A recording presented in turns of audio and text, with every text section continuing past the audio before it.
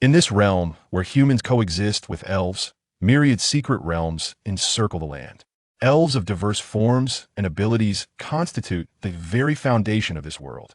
Humans forge partnerships with elves through the elf contract. Humans assist in their evolution while elves fight on behalf of humans. Reborn, Xiao Jing stands before the shimmering screen, aware that his life is on the cusp of transformation. Name, Xiao Jing. Optional talents: Celestial Blessing, Path of Return, Deep Blue Purification. Thus begins the legendary tale of a future Spirit King. Chapter 80. Divergent Choices in the Tower Challenge.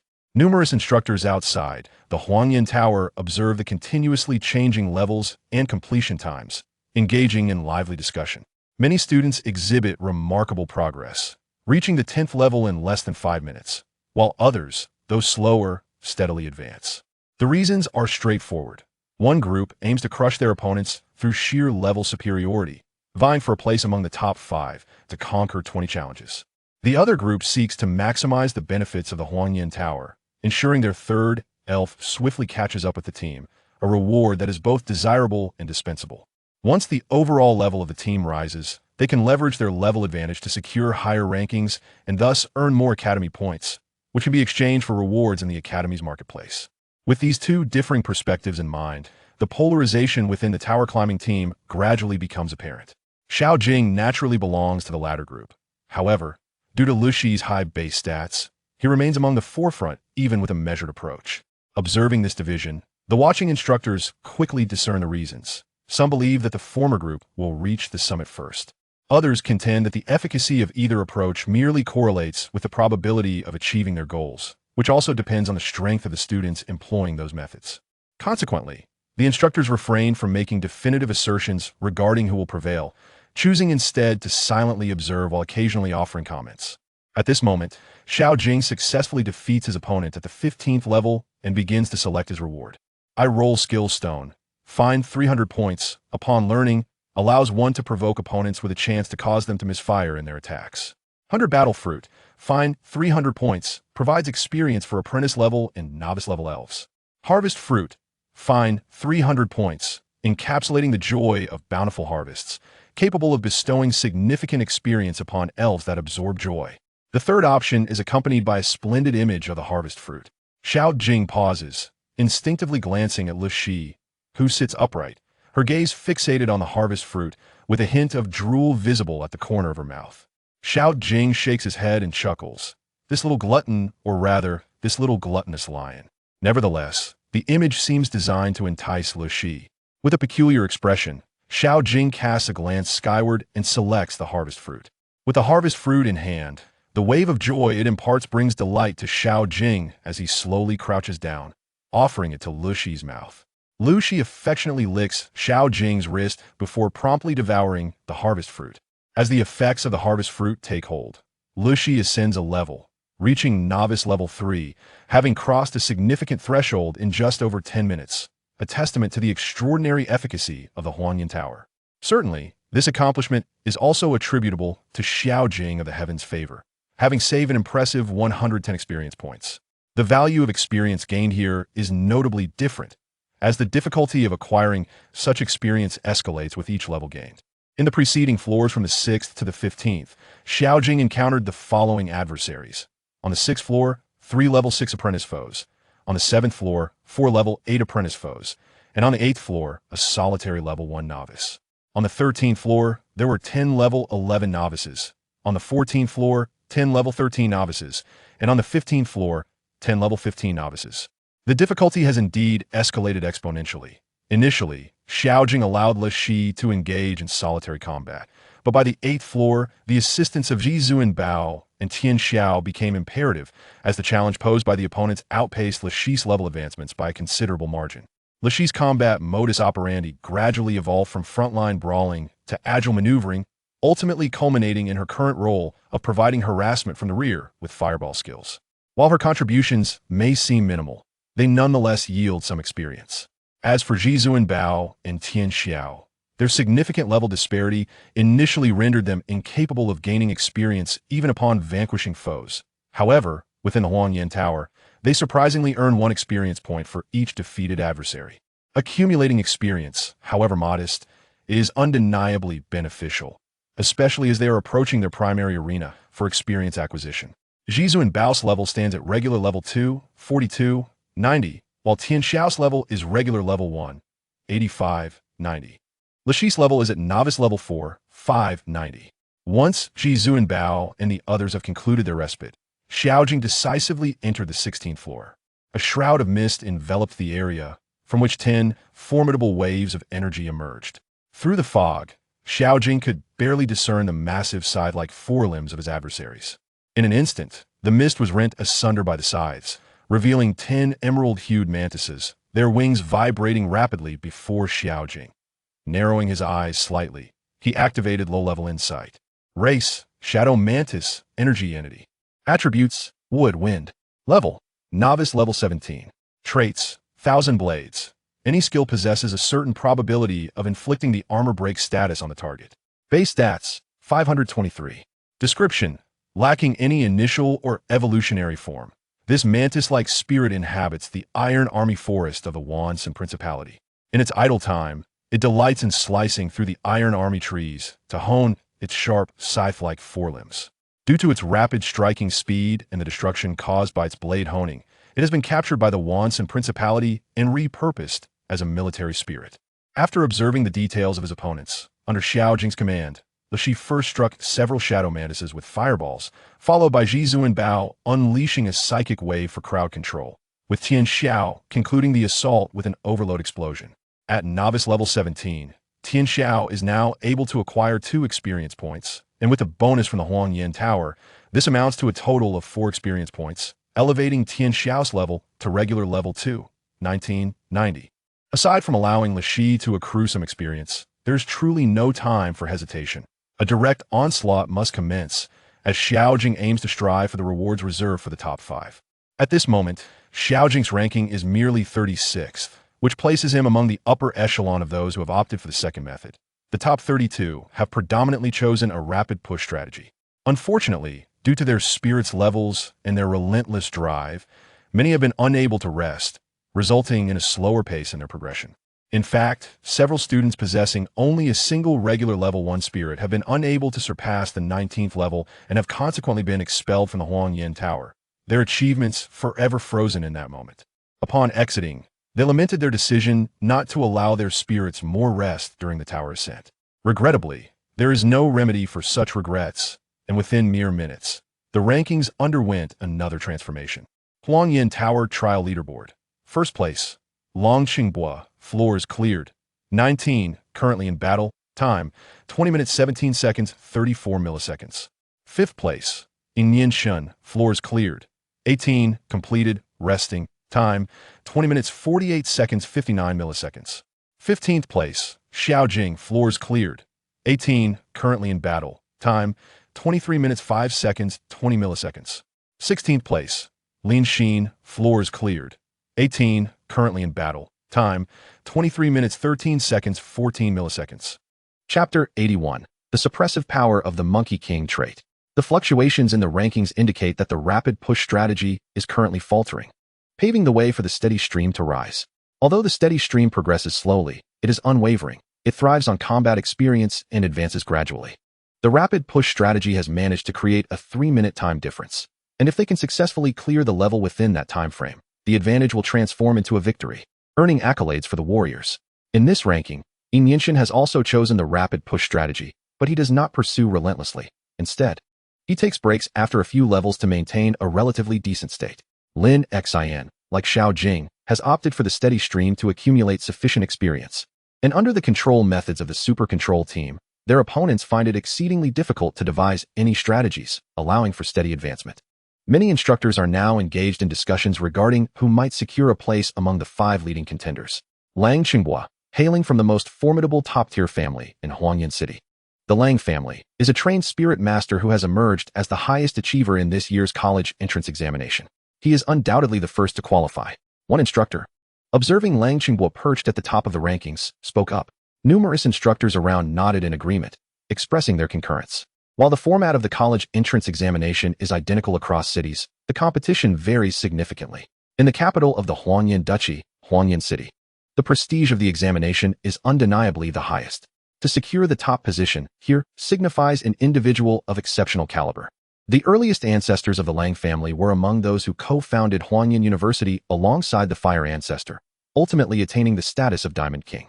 The Lang family has continued to produce numerous individuals who have contributed to the alliance. Presently, the head of the Lang family also holds the title of Diamond King, ranking among the strongest spirit masters in the alliance, second only to the Dragon Emperor and the 16 Glory Kings, making the designation of the Lang family as an esteemed lineage entirely justified. Okai also nodded in agreement, his gaze sweeping across the rankings until it paused at Xiao Jing's name. Xiao Jing is the only commoner champion this year, having been personally signed by the Flame Dragon Lord, Chen Jilai. Naturally, Okai is particularly attentive to him. Currently, none of the top 10 spirit masters in the rankings hail from commoner backgrounds. After all, the resources available to individuals of average or even above average talent are scant compared to those bestowed upon spirit masters nurtured systematically by prominent families. However, since Xiao Jing has managed to secure the championship, could this ascent grant him a miracle and place him among the 5 contenders? We shall wait and see. Unbeknownst to Xiao Jing, he remains oblivious to the instructor's speculations. He has now successfully passed the 18th level, and after a brief respite, he begins his advance to the 19th level. The 18th level features 10 regular level 1 spirits, while the 19th level introduces 10 regular level 2 spirits. Supreme Treasure and Tian Shao have each leveled up, while Lu Shi, who is merely gaining experience, has seen his gain halved and has only managed to level up twice due to limited encounters. Supreme Treasure, regular level 3, 32, 90. Tian Shao, regular level 3, 7, 90. Lu Shi, novice level 6, 25, 90. The spirits appearing at the 19th level are the Furious Rage Monkeys, renowned for their formidable strength. Species, Rage Monkey, Energy Entity. Attribute, Combat Type, Earth Type. Level, regular level 2. Trait, Iron Fisted Fury. When afflicted by a negative status, all attributes increase by 20% and critical hit rate doubles. Racial value, 540. Xiao Jing raised an eyebrow, amused by the irony. You call yourself a Rage Monkey? Apologies, but our Supreme Treasure happens to be the Monkey King. Regardless of your type of monkey, anyone bearing the name must answer to Supreme Treasure. With the Monkey King trait activated, let us invoke some fear. Supreme Treasure nodded enthusiastically, eager to witness the effects of the Monkey King trait. Upon activation, Supreme Treasure's already golden form became more radiant, adorned with a shimmering light akin to a golden crown surrounded by a throng of monkeys. Not far ahead, the Rage Monkeys, previously prancing about with an air of arrogance, their white auras billowing from their flaring nostrils in a condescending display, suddenly sensed an overwhelming pressure emanating from bloodlines as they beheld the illusory crown atop Supreme Treasure's head. Their expressions shifted from anger to sheer terror in an instant. One by one, they prostrated themselves on the ground, trembling as if paying homage to their ancestors.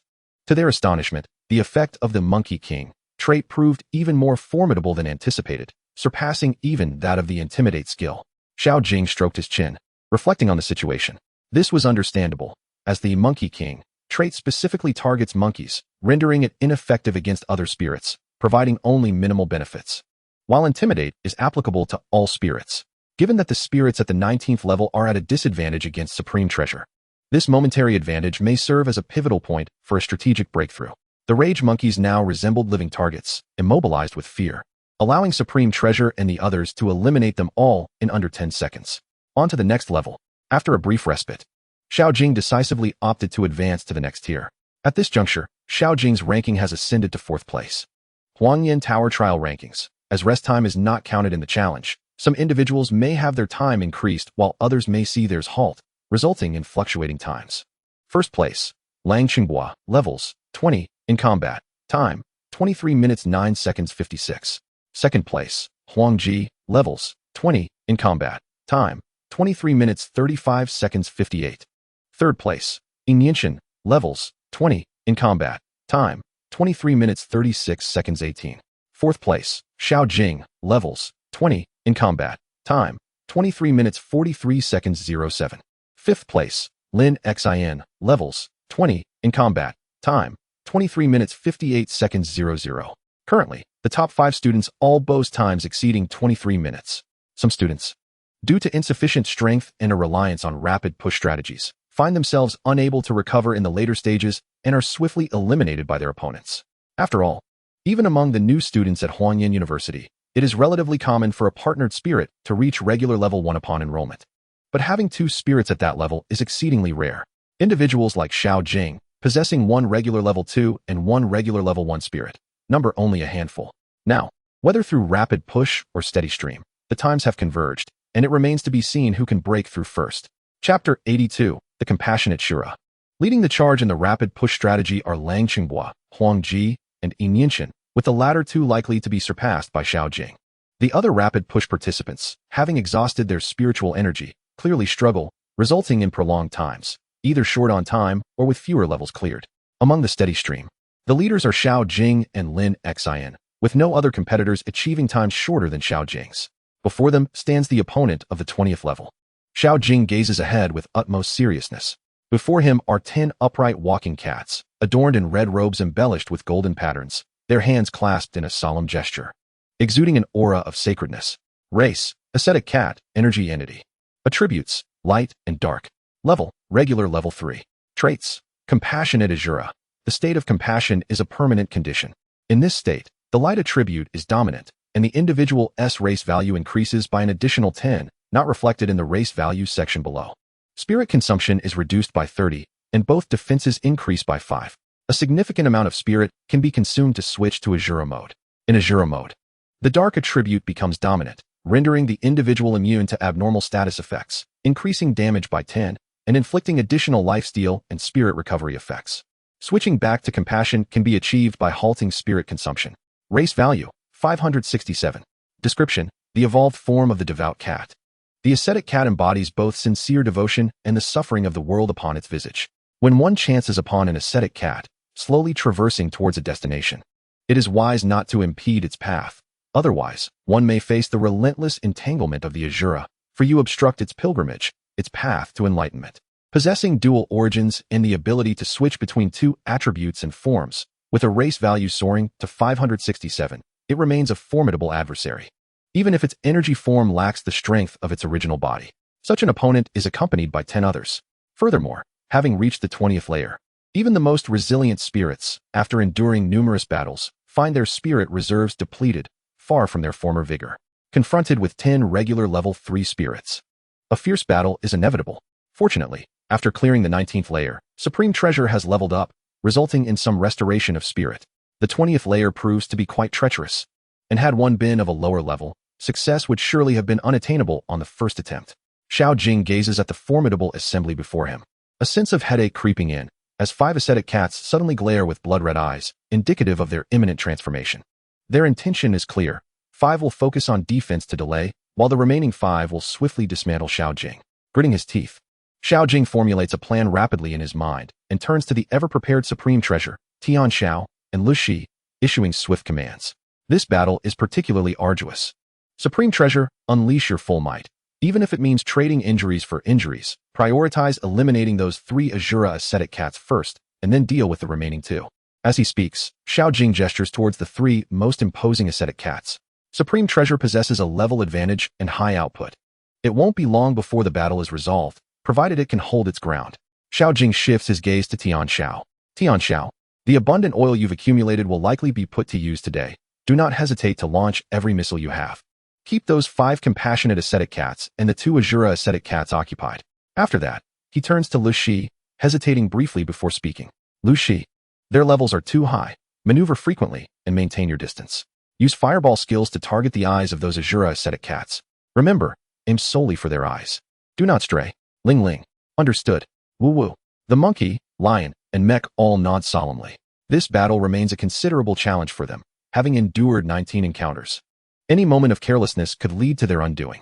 Supreme Treasure removes its silly hair and transforms it into the Rui staff, employing its augmentation properties and enlarging it before taking the initiative, striking before the Azura ascetic cats can launch their attack.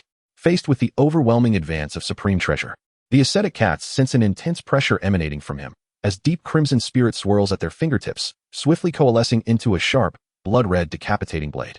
The 5 ascetic cats mirror the action, 5 blood-red blades resting upon their shoulders, surrounded by a crimson aura, reminiscent of a spectral presence during the Qingming festival. The 5 Azura ascetic cats charge towards Supreme Treasure, only to be met with an onslaught of missiles and bullets, raining down with pinpoint accuracy upon the 2 least imposing ones, forcing them to slow their advance to contend with the barrage. This is Tian Xiao initiating an overload bombardment and rapid-fire shooting, effectively distracting and delaying the adversaries. Even though a single strike could sever multiple missiles, the sheer volume of projectiles is overwhelming, akin to a swarm of locusts, relentlessly firing, while fireballs occasionally chase towards their eyes.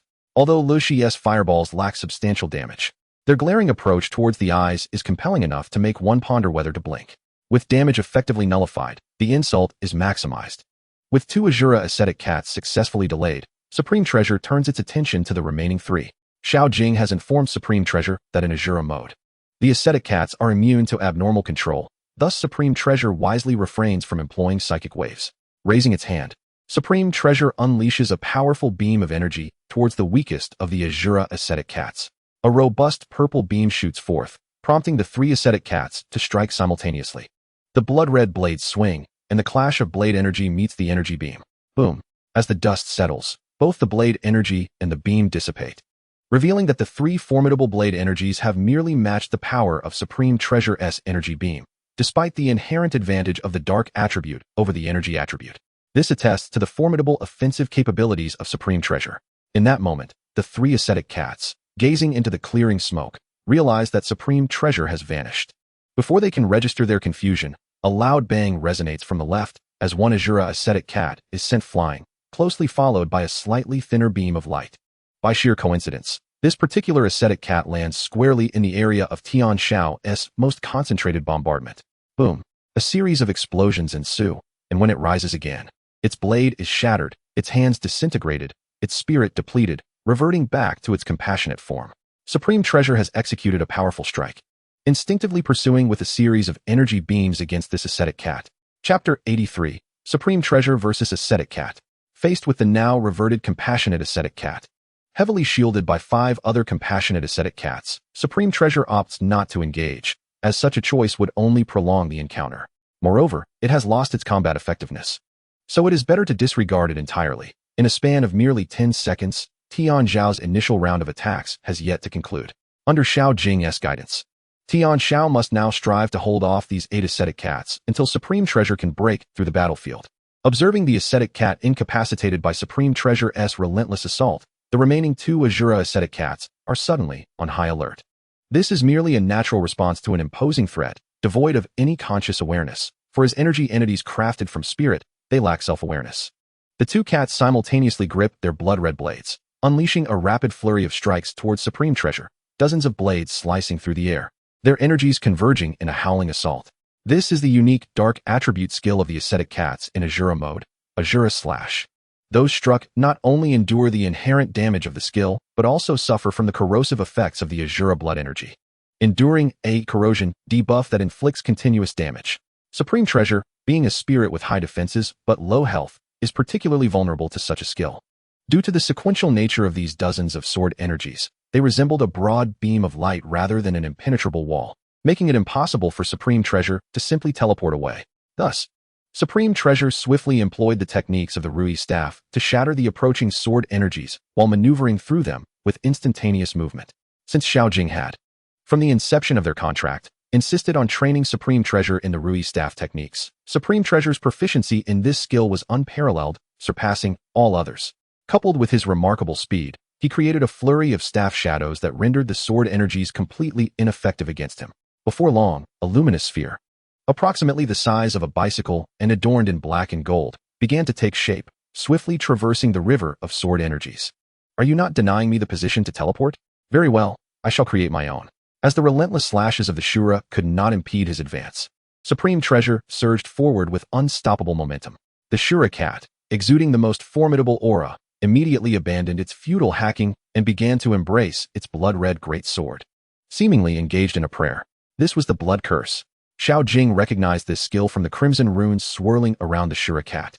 The blood curse, a signature move of the Shura cat in its ascetic form, drew dark energy into the target, causing a continuous drain on the enemy's health. This drain was a supercharged version of the corrosion state, inflicting a loss of 10 of maximum health per second for 5 seconds.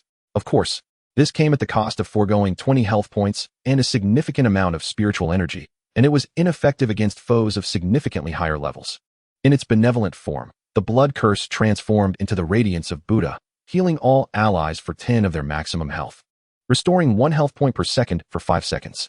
Xiao Jing frowned, astonished that these Shura cats had even mastered this skill.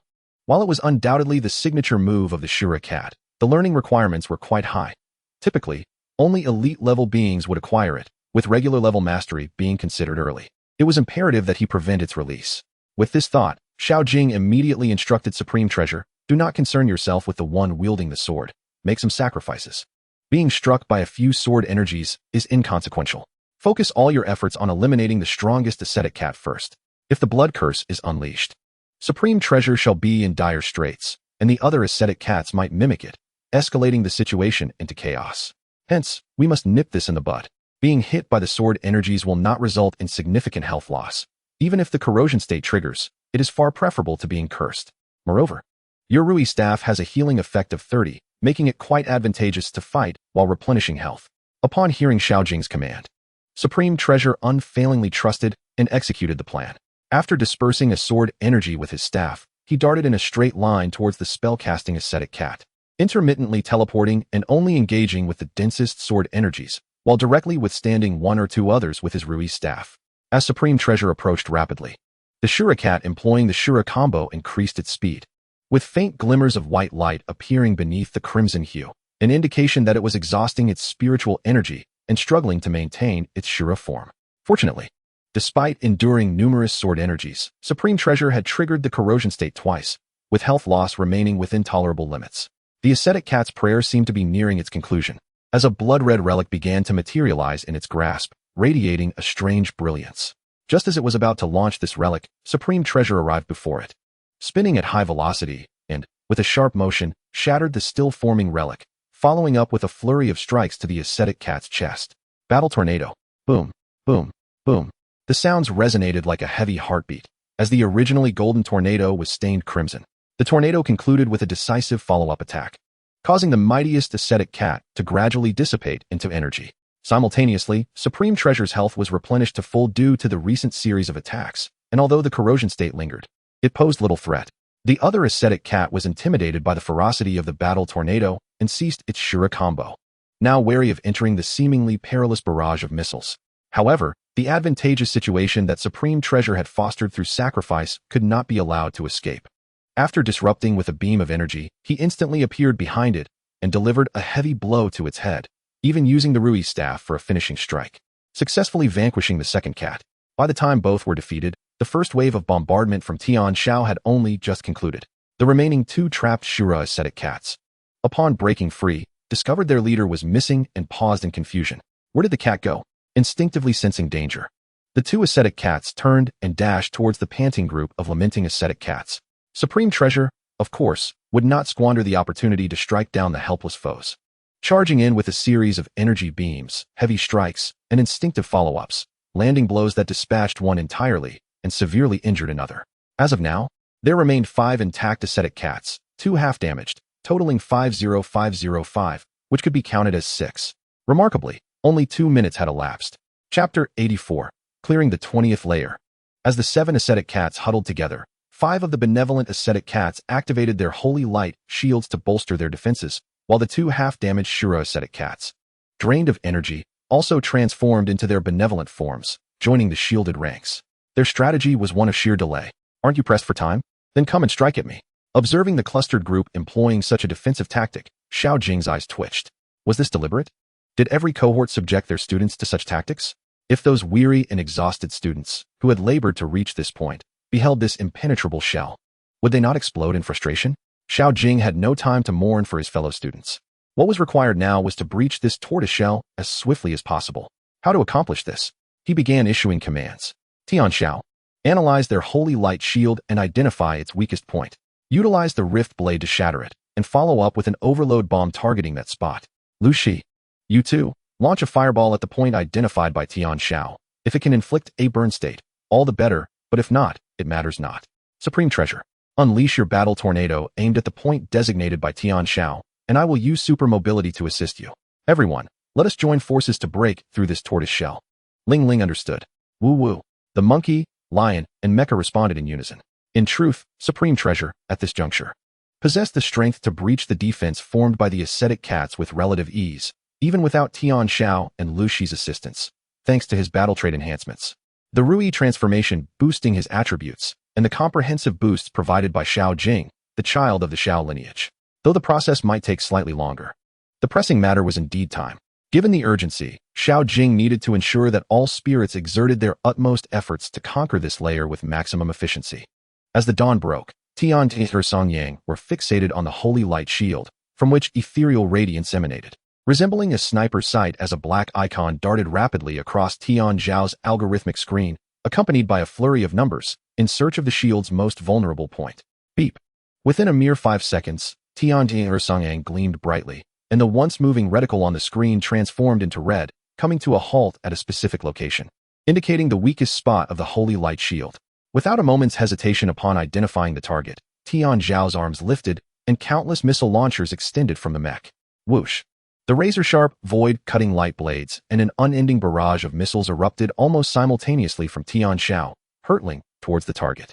Observing Tian Zhao's actions, Xiao Jing, through their contractual connection, discerned the location of the weak point and promptly shared it with Zhizun Bao and Lu Shi. Lu Shi hurled a fireball towards the target, already prepared, while concentrating another in her mouth. Zhizun Bao executed a series of instantaneous movements, spinning at high velocity, forming a small golden tornado. Witnessing this, Xiao Jing summoned the Dengeng Sir to Zhizun Bao Ying once again, channeling waves of Dengeng lead into it, activating Zhizun Bao's super agile state. As two light blades struck the upper portion of the holy light shield, they shattered with a resounding crash, barely creating a ripple. The faint golden gleam from the shattered magic overshadowed by the already resplendent holy light shield, seemingly leaving it unaltered. Subsequently, a multitude of missiles followed suit, causing continuous explosions, akin to countless pebbles thrown into a still lake, generating extensive ripples. Within, the Kuxing Mall felt as though an earthquake had struck, relentlessly jolting and swaying. Had they possessed consciousness, several might have succumbed to nausea. The small fireball struck the shield with negligible damage, merely imparting a faint red hue, reminiscent of a flickering flame. Zhizun Bao's battle tornado arrived silently in the next moment. Having undergone trials during this period, Zhizun Bao's level surged rapidly, and with the enhancement of super agile, the battle tornado unleashed now represented its strongest form to date. As the formidable tornado first impacted the holy light shield, which had previously only produced ripples under Tian Zhao's influence, it now splintered, numerous cracks racing across its surface, expanding with each successive strike of Zhizun Bao's tornado. In scarcely 3 seconds, the holy light shield, which had consolidated the spiritual energies of Seven Kuxing Mall, was shattered. Following the breach, Zhizun Bao seized the momentum, broadening the battle tornado's range, ensnaring the Kuxing Mall within the attack zone before they could flee or retaliate. Thud, thud, thud. The heavy sounds of impact resounded. In but a second, the Seven Kuxing Mall were reduced to mere wisps of spiritual energy, akin to fruit pulverized in a juicer. Thus, Xiao Jing officially surpassed the 20th level. Simultaneously, Zhizun Bao, Tian Xiao, and Lu Shi received corresponding experience rewards, culminating in their level advancements. Zhizun Bao level, regular level 5, 6, 90. Tian Xiao level, regular level 4, 78, 90. Lu Shi level, novice level 10, 26, 90. Sensing the aura radiating from Zhizun Bao and the spiritual feedback from their upgrades, Xiao Jing nodded in satisfaction. Initially, there had been a noticeable level gap between Tian Xiao and Zhizun Bao, but after the trials of the Huangyan Tower, this disparity had diminished significantly. As for Lu Shi, who had been the last to form a contract, she had now achieved novice level 10 after this trial. Such a rate of advancement would have been unimaginable to Xiao Jing in the past. Through this experience, he surmised that a primary objective of the Huangyan University in establishing the Huangyan Tower trials was to reduce the level disparities between newly contracted spirits and those already within the team, facilitating a quicker alignment with the group's pace, with subsequent elite level and dojo level challenges to follow. This is precisely why a prestigious institution like Huangyan University possesses such exceptional resources available for student utilization.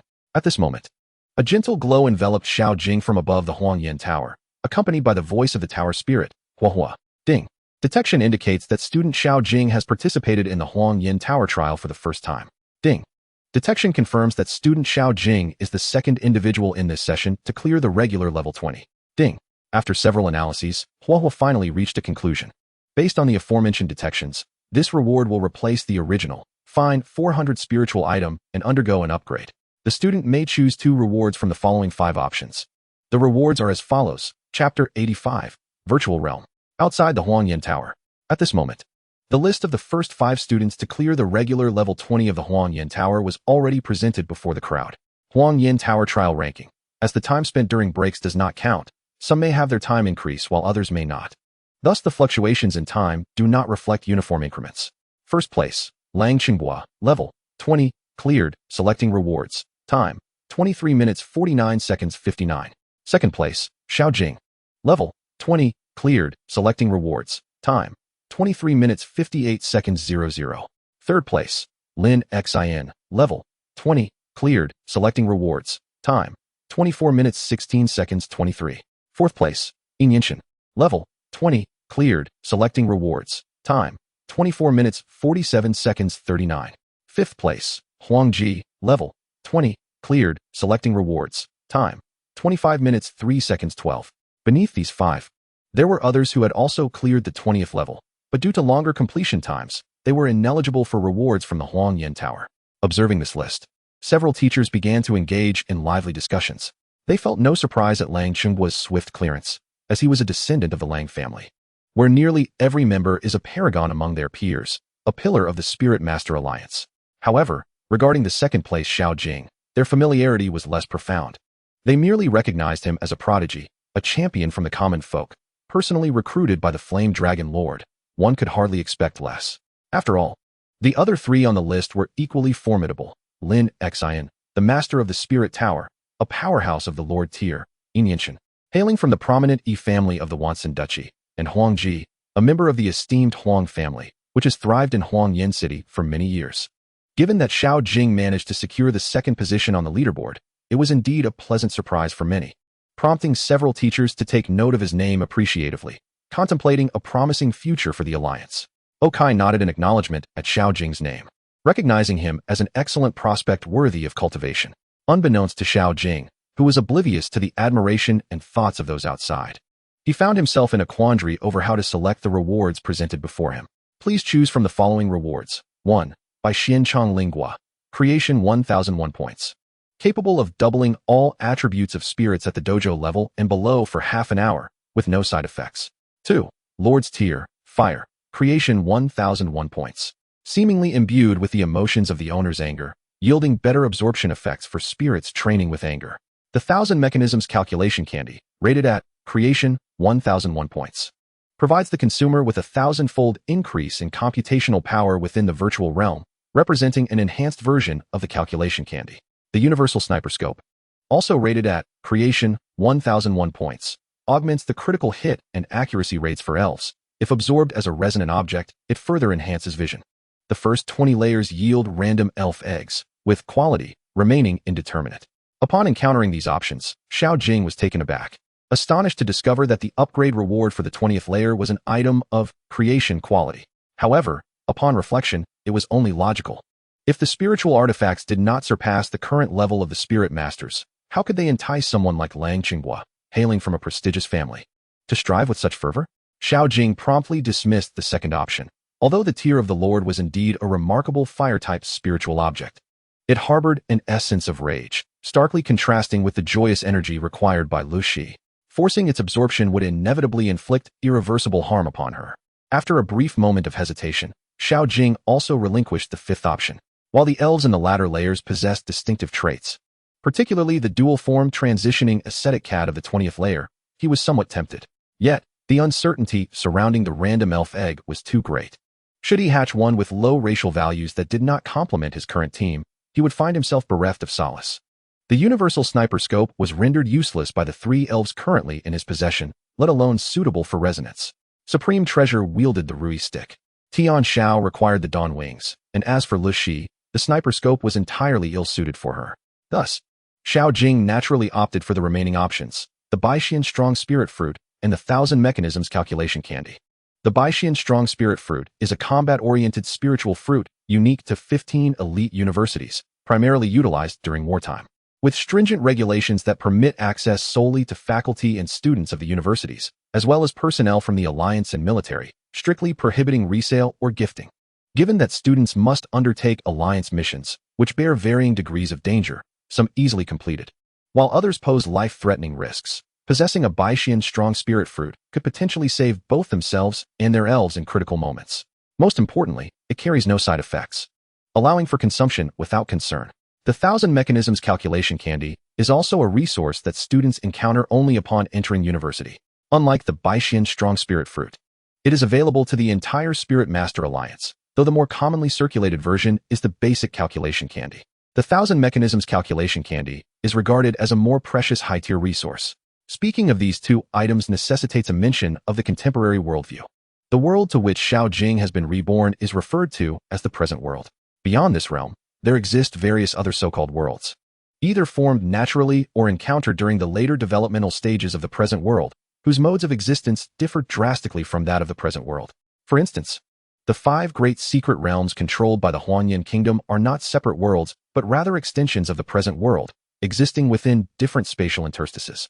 Over the past 2 centuries, the Spirit Master Alliance has experienced a technological explosion, with burgeoning advancements in high technology, AI, and digital technology. However, a century ago, it faced a crisis that nearly overturned the entire alliance and the present world. All digital and electronic devices, from the smallest mobile phones to various strategic weapons, became uncontrollable once connected to the global network. This situation plunged the entire alliance into unprecedented panic, with even illicit organizations bewildered, mistakenly believing the alliance had targeted them, leading to their retreat. Amidst this turmoil, the then leader of the alliance, the Dragon Emperor Ing, along with the 16 honor kings of that era, undertook a thorough investigation and ultimately uncovered the root of the problem. As humanity's global network rapidly developed and expanded, it collided with a world composed entirely of virtual, coded, and digital information. This world would later be referred to as the virtual realm. In the early days, when human digital information technology was relatively weak, the global network served merely as a tool for interconnectivity and communication. Following its rapid development, the global network's comprehensive enhancement transformed it into a passageway, a conduit to a world whose existence defied human expectations, the virtual realm. No one knows when the virtual realm came into being. When the Dragon Emperor and his contemporaries discovered the truth, they were equally astonished. The collision of the 2 worlds presented both an opportunity and a crisis. The Honor Kings united in their efforts, analyzing the uncontrolled devices to deduce the fundamental composition and methods of entry into the virtual realm. They leveraged strategic devices that remained unaffected by the global network, including the Huanyan Tower, as well as the assistance of various elf species from the Alliance, such as the Dragon Palace. In a remarkably short time, they developed a device enabling entry into the virtual realm via the global network, the Virtual Reality Egg. Due to a complete lack of understanding of the virtual realm, to prevent unnecessary sacrifices among their military and other combat forces, the exploration of the virtual realm was solely conducted by the Dragon Emperor and the 16 Honor Kings, the strongest combatants of the human race. The battles were exceedingly fierce, resulting in the deaths of 4 Honor Kings. To protect the remaining kings, the Dragon Emperor himself sustained grave injuries, ultimately establishing the connection between the global network and the virtual realm within the domain of elves advocating for peaceful coexistence. The subsequent century heralded a new era of development. Upon entering the virtual realm, both body and spiritual energy undergo digitization, rendering computational power immensely significant within this realm. Resources such as Calculation Candy and 1,000 Mechanisms Calculation Candy were subsequently developed through the continuous exploration of the Spirit Master Alliance. After finalizing his selection, the Baishian Strong Spirit Fruit, pulsating with intense spiritual energy, and the 1,000 Mechanisms Calculation Candy, flashing with binary code, emerged from the screen before Xiao Jing. He had finally achieved his objective. With a sigh of relief, Xiao Jing acknowledged his rank, according to the Tower Spirit's detection. He was the 2nd student to conquer the 20th layer. Observing the relatively rested Supreme Treasure, Tian Xiao, and Lu Shi by his side, Xiao Jing chose not to exit immediately. Instead, after a brief 1-minute respite, he resolved to proceed with the trials of the 21st layer. Having come this far, he was determined to challenge his limits, for the next entry would incur a fee. Of course, Xiao Jing was not alone in this sentiment. All those who had cleared 20 layers and had elves capable of continuing the fight opted to persist in the trials. When the day's Huanyan Tower trials officially concluded, the rankings were as follows. Huanyan Tower Trial Rankings. First, Lang Qinghua, layers, 27, cleared, time, 33 minutes 29 seconds 17 milliseconds. Second, Xiao Jing, layers, 27, cleared, time, 33 minutes 35 seconds 03 milliseconds. Third, Lin Xin, layers, 27, cleared, time, 34 minutes 6 seconds 00 milliseconds. Fourth, Ing Yinshan, layers, 25, cleared, time, 34 minutes 48 seconds 59 milliseconds. 5th, Huangji, layers, 25, cleared, time, 35 minutes 12 seconds 32 milliseconds. In the later stages, although their levels might not surpass that of the trial elves, the likes of Xiao Jing and others, all of whom were prodigies, found it difficult to predict who could overcome whom in combat. However, facing the energy entities of the trial elves, engaging in battles beyond their levels was still quite feasible. After this trial, all the trainee spirits gained a wealth of experience from the Huangyan Tower, with the levels of Zizunbo, Tianxiao, and Lexi experiencing remarkable advancements. Under the continuous enhancement of their burgeoning spiritual powers, Xiao Jing also adeptly broke through to the mid-level of a conventional spirit master. Zizunbo's level, conventional level 13, 46, 90. Tianxiao's level, conventional level 12, 88, 90. Lexi's level, novice level 18, 82, 90. With a sigh of relief, Xiao Jing emerged from the Huangyan Tower, finally concluding the ordeal. He had already glimpsed the rankings and was not surprised to find himself in second place. After all, Zizunbo's War Command trait, coupled with its formidable dual attack-based stats, undoubtedly provided it with the capability to engage in battles beyond its level. Naturally, Xiao Jing had no shock regarding the first-place winner, Lang Xinghua, having arrived at Huangyan University. He expected to encounter more exceptional talents, especially considering Lang's illustrious lineage. Although he had taken a slight advantage, his growth was still in its nascent stages, requiring time to solidify, making it unrealistic to surpass years of accumulation in a short span. However, given sufficient time, he was confident that surpassing them would eventually be inevitable. Upon returning to the dormitory with Yin Yinshin, Xiao Jing began to explore the course selection requirements on the campus website. Huangyan University maintained a remarkably lenient course management policy, allowing students the freedom to attend classes as they pleased, provided they met the credit requirements. Nonetheless, the final assessments for each course were exceedingly rigorous. Failing even one course necessitated a retake, and accumulating failures in more than one subject could lead to expulsion. This was no trifling matter, as cases of expulsion occurred every few cohorts at Huangyan University.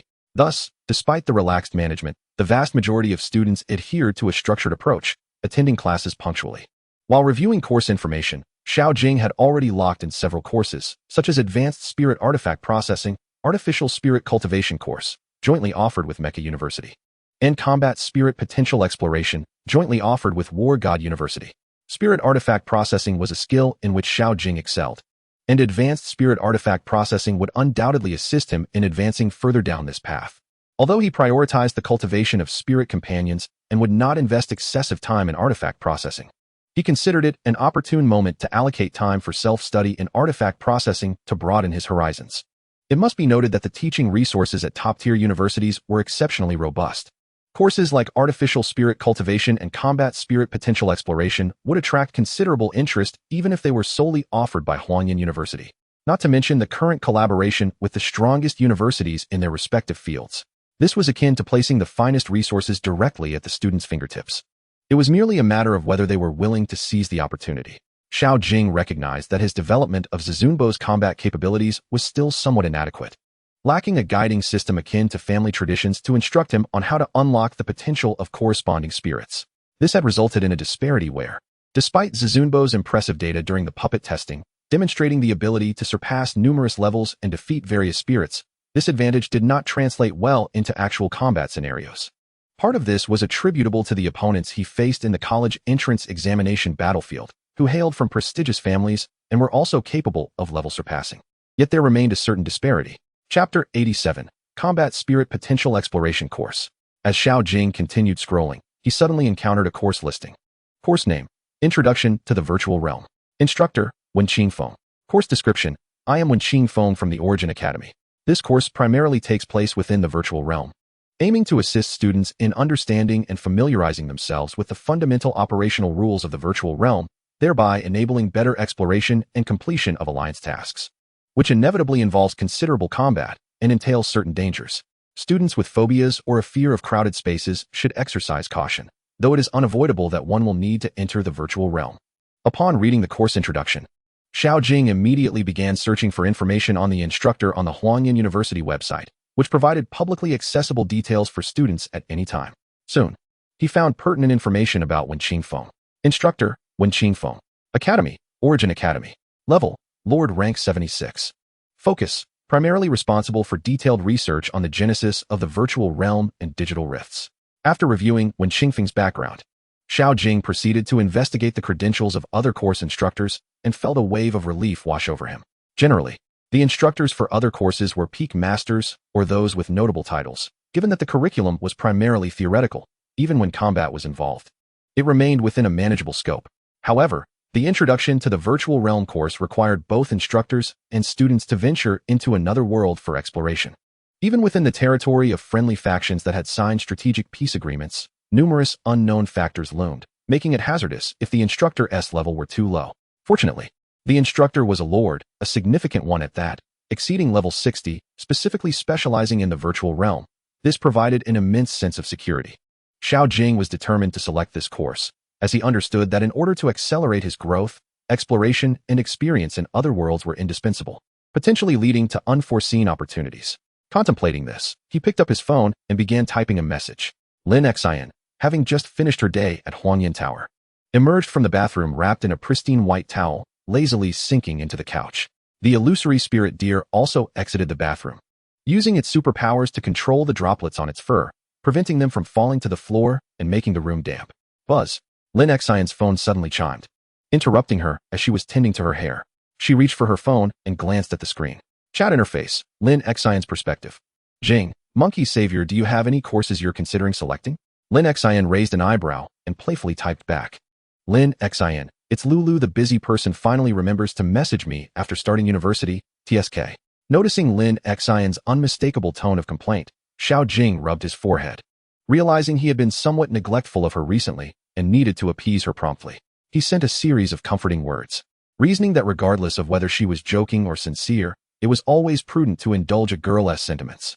Indeed, upon receiving Xiao Jing's earnest response, Lin Xian's lips curled into a smile.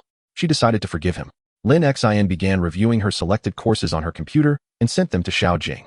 Control Team Development Fundamentals, jointly offered with Superpower University. Summary of Spirit Cultivation Techniques. Introduction to the Virtual Realm, Beauty Class. Upon seeing the beauty class, Xiao Jing thought to himself that it was indeed very feminine. Every girl cared about her appearance. However, when he noticed Introduction to the Virtual Realm, he quickly typed a response. Chat interface, Xiao Jing's perspective. Lulu, it's Lulu. Control Team Development Fundamentals, jointly offered with Superpower University. Summary of Spirit Cultivation Techniques. Introduction to the Virtual Realm, Beauty Class. Xiao Jing, the monkey savior, you are already so stunning. Do you really need to choose a beauty course? She chuckled, covering her mouth. Xiao Jing, the monkey savior, I also plan to enroll in Introduction to the Virtual Realm.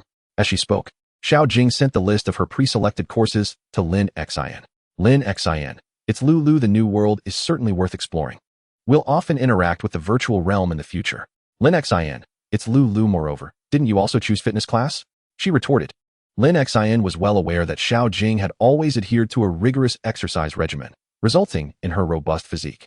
Coupled with the combat-oriented spiritual energy bestowed by Zhizun Bao, she likely only faced competition from those specializing in combat teams among her peers.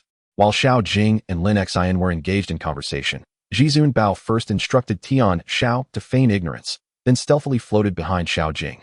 Wielding the spirit phone she had purchased for him, snapping photos and recording videos without a care, curious about what he was concocting. Current year, A.D. 2317, September 3rd. The first trial at Huangyan Tower took place on September 1st, followed by course selection on September 2nd, where many coveted courses required a scramble to secure enrollment. Fortunately, with Tian Zhao's assistance, although Xiao Jing could have likely enrolled through her computer, the opportunity to utilize a mech for internal course registration was a privilege unique to this lifetime. Thus, filled with excitement, Xiao Jing settled into Tian Zhao's cockpit to secure her classes, effortlessly obtaining all her pre-selected courses. September 3rd marked the commencement of formal classes, and Xiao Jing had 2 courses scheduled for the day. The morning featured a course titled Discovery of Combat Spirit Potential. This class was held in an expansive battle classroom, allowing students to bring their spirits into the lecture. Zhizun Bao, carefree, perched on Xiao Jing's shoulder, munching on spirit fruits, while the instructor, a title-level spirit master from War God University, animatedly discussed the characteristics of combat spirits, using the nearby war wolf as an example. Most combat spirits primarily focus on physical attacks, with a few specializing in special attacks. Indeed, Zhizun Bao was a dual-type combatant, predominantly excelling in physical attack skills. How does one unlock a spirit's potential? Engaging in battles is certainly the most common method, yet with a course established, a more detailed explanation was warranted. To genuinely unleash a spirit's combat prowess, a spirit master must emphasize mastery of spirit control techniques. The data displayed by a puppet serves merely as theoretical figures, while the true situation hinges on the spirit's level of self-control and the proficiency of spirit manipulation. Combat revolves around practice. Through extensive battles, a spirit's control can be refined, thereby enhancing its strength without any change in level. Chapter 88, Cultivating Spirit Fruit Trees. After the combat instructor concluded the theoretical portion of the lesson, he began to guide each student on how to improve their spirit control techniques. After all, each spirit is a unique individual, and the methods to enhance their control capabilities vary across different species. Naturally, the instructor's guidance was based on years of experience and theories validated by the League, boasting a feasibility rate of around 80 to 90%, though no one could guarantee 100%. Seated towards the front, it quickly became Xiao Jing's turn. She allowed Jizun Bao to emerge, eagerly awaiting the instructor's advice. "Little one, I didn't expect you to have contracted a stone spirit monkey," the combat instructor remarked with mild astonishment. Stone spirit monkeys, even within the ranks of War God University, where combat spirits are most abundant, were a rare sight due to their slow reproduction and the difficulty of encountering them even in Donghua. After a brief moment of surprise, the instructor scrutinized Jizun Bao, who was blissfully devouring spirit fruits, seemingly unfazed by the attention. "You've nurtured this stone spirit monkey remarkably well. It's evident that a profound bond exists between you," the combat instructor remarked with a smile. Xiao Jing looked on with eager anticipation, eager to hear the instructor's insights. "Planting spirit fruit trees," the instructor stated. "Huh." Xiao Jing was momentarily bewildered. "Planting spirit fruit trees?" The instructor nodded affirmatively. "The stone spirit monkey, or rather the spirit monkey clan, is said to gain strength by collecting and consuming spirit fruits. This is documented in the League's official introduction to the little spirit monkeys. However, many might assume that this notion fades once they transition beyond the juvenile stage, but that is not entirely accurate." Xiao Jing listened attentively as the combat instructor elaborated. She recalled the official Pokédex's mention of the benefits of spirit fruit consumption at the initial stage of a spirit monkey. In her basic insight, skill had also indicated this when she first encountered Jizun Bao. Thus, she frequently purchased spirit fruits for him, both to satisfy his cravings and to align with that assertion. To her surprise, this principle also applied to the stone spirit monkey stage. The instructor seemed to sense Xiao Jing's thoughts and continued. "Once beyond the juvenile form, it is no longer merely about consuming spirit fruits to enhance control. Such an approach yields limited results. Instead, the current method should involve human partners accompanying them in cultivating spirit fruit trees." As the instructor continued, Xiao Jing began to grasp why the spirit monkey clan's control abilities relied on the cultivation of spirit fruit trees. The spirit monkeys possess an inherent ability to plant spirit fruit trees and communicate with them, gradually maturing the trees. The vast array of spirit fruit trees on Spirit Fruit Mountain was indeed cultivated by those little spirit monkeys. However, since Jizun Bao had contracted with Xiao Jing, he had been focused on training to keep pace with his peers among the spirit masters, leaving little time for systematic planting of spirit fruit trees. Now that the instructor had pointed it out, it was clear that planning for the cultivation of spirit fruit trees would need to be integrated into their future schedule. Once the instructor concluded his guidance, students who had finished were permitted to leave. Xiao Jing, of course, did not linger and departed the classroom with Jizun Bao, heading towards the school's dedicated nursery to procure the necessary planting supplies. Inside the nursery, many pots, corresponding to flower pots, and fertilizers were specifically developed by the Elemental Academy or imported from the Kingdom of Wansen. While they may not represent the highest tier of society, they certainly ranked just below the top echelon. Xiao Jing primarily inquired about the types of spirit fruit trees Jizun Bao wished to cultivate, and together, they deliberated on purchasing several of the most expensive spirit fruit seeds, pots, fertilizers, as well as some of lesser quality, given that Xiao Jing had never planted before. Even though Jizun Bao had some experience and the nursery generously provided a planting manual, it was prudent to start with the less expensive options for their initial attempt to avoid any mishaps that could lead to wastage of their purchased credits.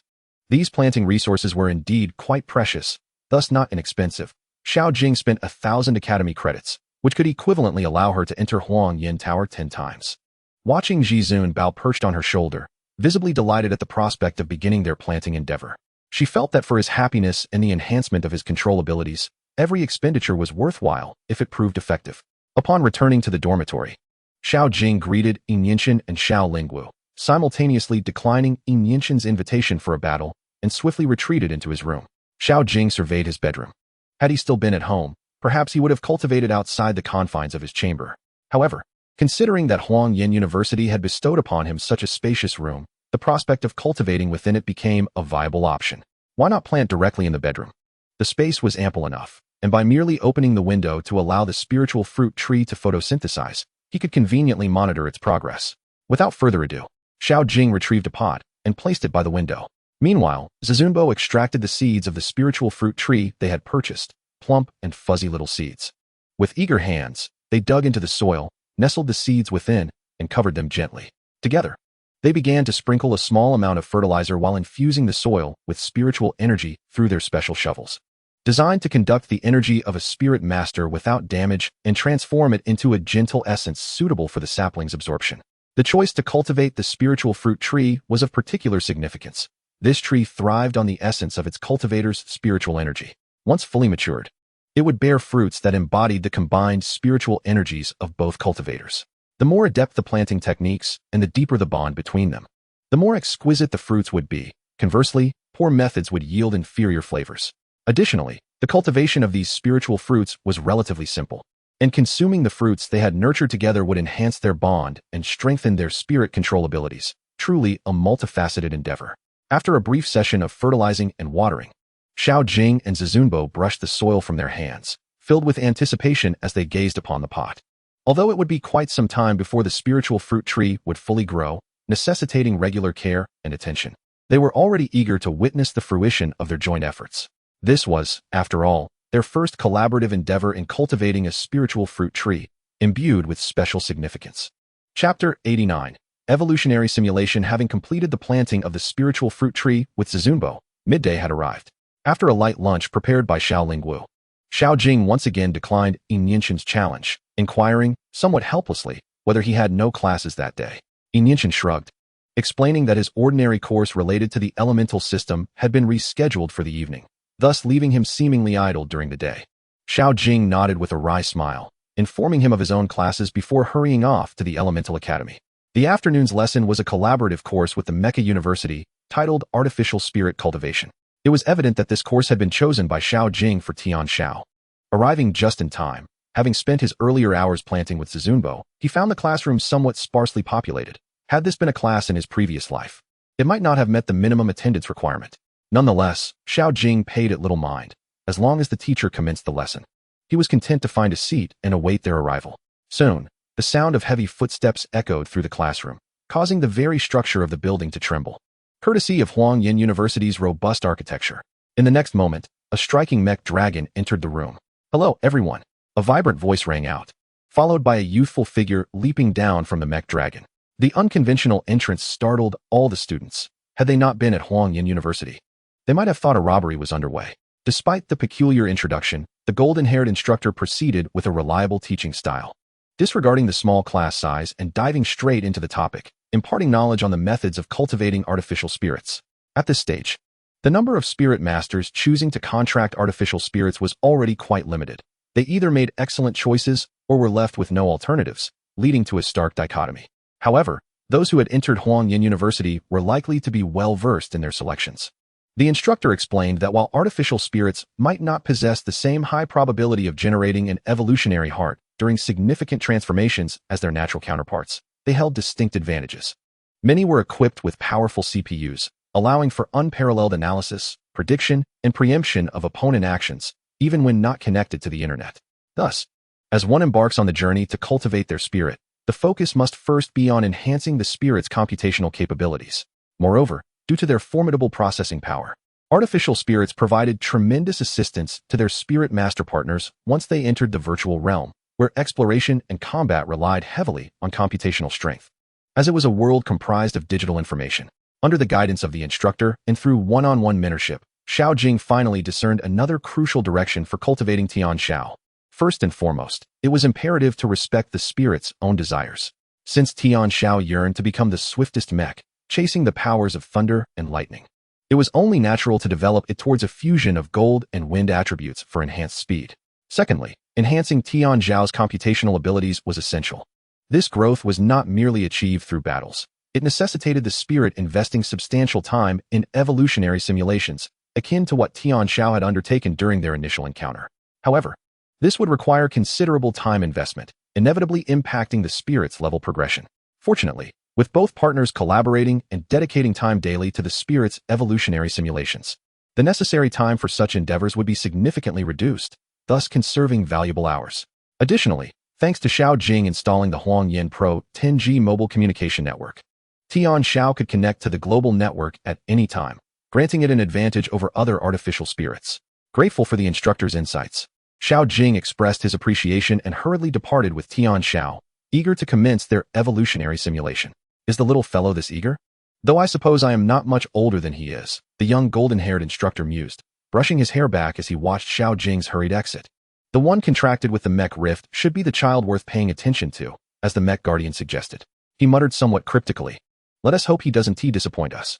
Unbeknownst to Xiao Jing, who had exited the classroom early, the young instructor's musings had gone unheard. He returned to the dormitory, preemptively declining Yinshan's words before they could be spoken, and led Tian Xiao directly back to his room. Yinshan, observing Xiao Jing's retreating figure, scratched his head in confusion. Strange, is the first day of class always this busy? Why do I see so few people returning to their dorms? Once back in his room, Xiao Jing first instructed Zizunbo to tend to the spiritual fruit tree before turning to Tian Xiao. Shall we begin the evolutionary simulation now? Yes. Tian Xiao's pale golden eyes sparkled with excitement at the prospect of the simulation, for before encountering Xiao Jing, it had remained in standby mode, contemplating its evolution post the mech rift. Xiao Jing and Tian Xiao recently learned from their young instructor about the necessary actions that a spirit master partner must undertake during the evolution of mechanized spirits. Upon entering the cockpit of the spirit, they would engage in programming. Yes, indeed, programming within the cockpit is essential. As Xiao Jing stepped inside, he was greeted by a series of programming software displayed across multiple screens, the lines of code and the keyboard immediately evoking memories of his previous life, particularly the programming courses he attended in university and the National Computer Level 2 examination that focused on Python programming. A torrent of complex emotions surged within him. Yet after calming himself, Xiao Jing resolutely embarked on his programming journey. During the Spirit Partner's evolution simulation, errors may arise. Thus, the so-called programming undertaken by the Spirit Master involves rectifying or eliminating erroneous code statements when mistakes occur. Fortunately, the Spirit Alliance had arranged for programming courses prior to the commencement of practical training in high school, albeit these courses did not count towards college entrance examinations. As a result, Xiao Jing was able to comprehend the lengthy strings of code that emerged following Tian Xiao's initiation of the evolution simulation. For instance, amidst a sequence of code, he swiftly discerned an error in the evolutionary direction. The code essentially queried whether the attributes would be evenly distributed post-evolution, with a return value of yes. Without hesitation, he selected this segment and altered yes to no. Chapter 90. Preparations before the virtual class.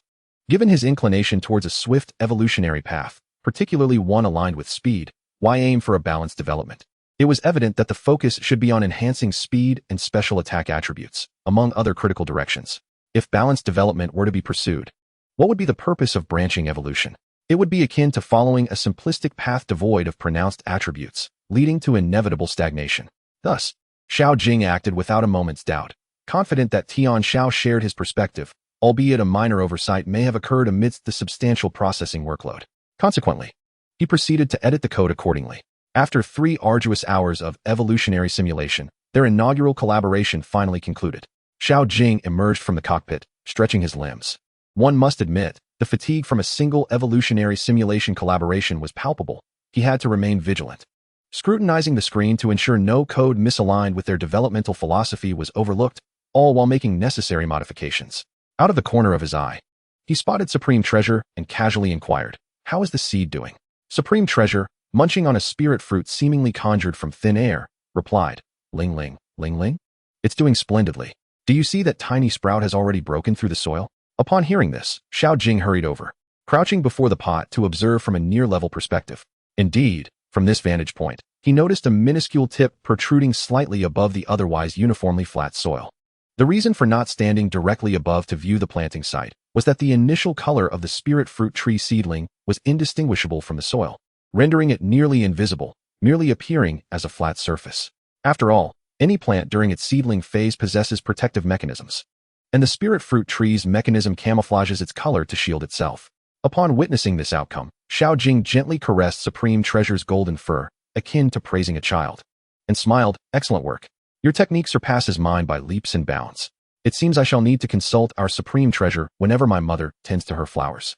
Supreme Treasure giggled heartily at Xiao Jing's compliment, contemplating whether to delete the photographs he had taken during their earlier conversation. At this moment, Xiao Jing also crouched down to snap a few pictures of the spirit fruit tree, sending them to Lulu. Observing Xiao Jing's actions, Supreme Treasure shook his head in resignation, but ultimately reaffirmed his internal resolve. "Never mind, perhaps I won't delete them after all." Current year, A.D. 2317, September 4th. The following day, Xiao Jing rose early, for it marked the commencement of the inaugural class in the initial virtual realm. He had made arrangements with Lin Xin to attend the class together. "Over here." Xiao Jing waved at Lin Xin from a distance. "Here is what you wanted." Lin Xin approached, retrieving a somewhat ethereal shield from her exquisite storage ring and handed it to Xiao Jing. "Thanks." Xiao Jing accepted the intangible shield, examined it briefly, and then stored it in his ring. Preparing for the virtual realm indeed requires some forethought. "But do you think you've perhaps overprepared?" Lin Xin inquired, looking at Xiao Jing with a hint of curiosity. The virtual realm, after all, is a world entirely distinct from the real one. Transitioning from reality involves converting humans and spirits into digital information that traverses a global network channel before entering the virtual realm. This process does entail certain risks. Should one perish within the virtual realm, it would equate to actual death. Therefore, meticulous preparation of safety provisions is imperative before each venture into the virtual realm. Yesterday, during a conversation with Lin Xin, Xiao Jing had discussed the necessary supplies for their journey into the virtual realm. To ensure safety, he even made a trip to the virtual realm supply store established by Huangyan University, acquiring items such as digitized clothing, data flash capsules, and computational candies, purchasing double quantities for both himself and Lin Xin. Lin Xin, evidently privy to some insider knowledge, elaborated, "Years ago, the esteemed Dragon Emperor and the 16 honorary kings collaborated to establish the virtual reality egg. Initially, only their group of 17 ventured into the realm, gathering preliminary insights about the virtual world and its logic before permitting high-level human combatants to enter." Xiao Jing nodded in understanding. It was indeed impressive how the Dragon Emperor and the honorary kings did not presume superiority to command others, but rather took the initiative to explore the unknown world themselves. As Xiao Jing reflected on this, other students began to arrive in droves. Ultimately, a serious-looking middle-aged man entered the classroom. Chapter 91, Journey to the Virtual Realm. The students admitted to Huangyan University were undoubtedly fearless, as even with the course introduction highlighting potential hazards, a considerable number still opted to enroll. Xiao Jing estimated there were around 50 to 60 students, a significant turnout for a class, especially one with inherent risks. The middle-aged instructor scanned the room, cleared his throat, and addressed the students. "Good morning, everyone. I am Wen Xingfeng. I trust that you have reviewed my credentials prior to enrolling in this course, so I shall refrain from further self-introduction. Before we commence, I wish to emphasize that while you will inevitably enter the virtual realm in due course, you are still at the beginning of your academic journey, and this course poses certain risks. There have been instances of students who did not heed instructions and met unfortunate fates. Thus, I encourage you to consider carefully. If anyone wishes to withdraw at this moment, feel free to do so without fear of reproach." As when Xingfeng's words echoed, murmurs filled the classroom, students seemingly engaging in hushed discussions. One particularly bold individual, speaking loudly to a nearby female classmate, remarked, "I initially thought Wen Xingfeng was a female instructor, but it turns out to be a male teacher. Not that it matters. But this name does suggest a relatively youthful teacher, doesn't it?" Xiao Jing's lips twitched slightly as he subtly maneuvered away from this outspoken individual with Lin Xin, wishing to avoid any collateral damage. Wen Xingfeng clearly caught wind of the remark, turning his gaze toward the speaker and responding, "Regrettably, reaching middle age has led to your disappointment." Brother Abstract hastily waved his hand, repeatedly asserting that the teacher still possesses an admirable charm, his grace undiminished from his younger years. Wen Xingfeng did not dwell on this point. After 3 minutes of waiting, seeing no student intending to withdraw, he nodded in satisfaction. "Excellent. This is the spirit of Huangyan University students, unwavering in your choices. I hope you will steadfastly uphold your decisions." Subsequently, before entering the virtual reality pod, Wen Xingfeng began to elucidate some dangers and precautions pertinent to the virtual realm. As this was their inaugural venture into the domain, it was imperative that all students adhered to strict regulations, and they were not to stray too far from their instructor without permission. He cautioned them to keep their distance from the digital maelstrom, which, although not a threat to individuals or spirits in the real world, could easily dismantle them into meaningless streams of information within the virtual landscape, consuming them in the process. Digital spirits within the virtual realm, while still spirits, could not be attacked or captured recklessly, as they possess a concept of community, particularly within the territories of the friendly faction. Should such incidents occur frequently, they could adversely impact the alliance between both parties. However, if the other party seeks to form a contract, then there would be no issue. In other words, coercion is not permissible. One may only adopt a more amiable approach. When Xingfeng warned that any entity exhibiting constant morphing, whether it be data streams or digital spirits, should be eradicated without hesitation, as they are classified as digital heretics.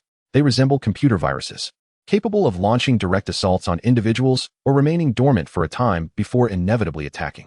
Furthermore, prolonged exposure to these digital heretics could lead to infection, resulting in considerable complications, with the direst outcome being complete infection, transforming one into a digital heretic. Moreover, thus far, neither the Spirit Alliance nor the digital spirits of the virtual realm possess any means to reverse this process. In other words, once one is irrevocably infected by a digital heretic, there is no turning back. Upon hearing Wen Qingfeng's litany of warnings and precautions, all students ceased their playful banter, adopting serious expressions as they regarded him, pledging to follow his directives. Observing their earnestness, Wen Qingfeng nodded, recognizing that their receptiveness was a positive first step. I will now activate the virtual reality pod for everyone. Once inside, please follow the instructions provided within. Wen Qingfeng proceeded to the front of the area, attending to a pod that stood approximately 5 meters tall, distinctly different from the others. With a series of clicks, around 60 virtual reality pods that had been leaning began to straighten, the upper halves of their shells gradually opening to reveal intricately designed chambers within. For the spirits of the students wishing to enter the virtual realm, they needed to first reside within their spirit balls, awaiting the activation of the virtual reality pods, which would subsequently transport both the spirit masters and their spirit balls. Xiao Jing and Lin Xian approached 2 adjacent virtual reality pods, where Xiao Jing smiled at Lin Xian and said, "Until we meet again."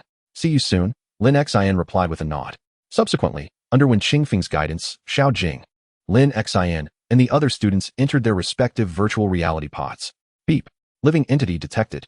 Upon examination, the entity was identified as Huanyan University student, Xiao Jing, commencing preparatory operations for entry into the realm. Following this, under the patient guidance of the virtual reality pod, Xiao Jing meticulously adjusted the equipment to suit his body and align with the global network channel coordinates, then reclined to await the next step. Beep. Student has completed personal settings and global network coordinates setup, now synchronizing with other transmission devices. Approximately a minute later, the pod emitted another announcement. All devices synchronized. Preparing to activate sleep mechanism. Wishing you a smooth journey in the virtual realm. Buzz. As the virtual reality pod vibrated uniquely, Xiao Jing's consciousness gradually blurred, succumbing to slumber. Sleep completed, consciousness digitized, global coordinates, launch. Swish. Instantly, all 60 virtual reality pods began to radiate with brilliance. Over 60 streams of consciousness projected into the mysterious and unknown digital expanse. Beep beep. In a space composed of countless colorful, varying-length wave lines. Over 60 orbs of light materialized. Within the silence punctuated by occasional beeps, Xiao Jing's consciousness gradually awakened, surveying his surroundings. Is this the global network? He marveled at the breathtaking vista around him. The previously dark expanse was now filled with innumerable undulating lines of diverse colors, resembling radio waves, stretching across immeasurable distances, traversing to an unknown destination, with countless lines even passing through their bodies. As all students regained consciousness, Wen Qingfeng spoke, "This is the global network. It is not without its dangers. Follow me as we proceed to the virtual realm's passage." Chapter 92. Endless Sequence, Organization. At the juncture where the global network connects with the virtual realm, a grand passage exists, delineated by various universities and organizations. The area we have just transported to is the global network and virtual realm passage established by the predecessors of Huanyan University. Wen Qingfeng began to educate the students on some fundamental knowledge regarding the virtual realm and the global network. The reason it is not deemed absolutely secure is due to the rare instances of hacking attacks from the endless sequence, which creates uncertainty regarding the passage's safety. Each attack tends to result in the demise of the operator. Upon hearing the mention of the endless sequence, the students' expressions turned somber, instinctively tightening their ranks behind Wen Qingfeng. Apprehensive of potential attacks, the endless sequence is a notorious illegal organization within the Spirit Alliance and the greater world, operating solely according to its whims, unpredictable in its actions, and responsible for numerous horrific tragedies affecting both humans and various spirit races, all of whom harbored deep animosity towards it. Among the incidents it has orchestrated, several diamond-ranked kings of the Spirit Alliance have met their demise. The founding date of the Endless Sequence is lost to history, with its successive strongest members referred to as the Supreme Sequence, representing the apex of diamond-ranked power. However, the current Supreme Sequence is a Soul System Honor King, noted as the most formidable in history.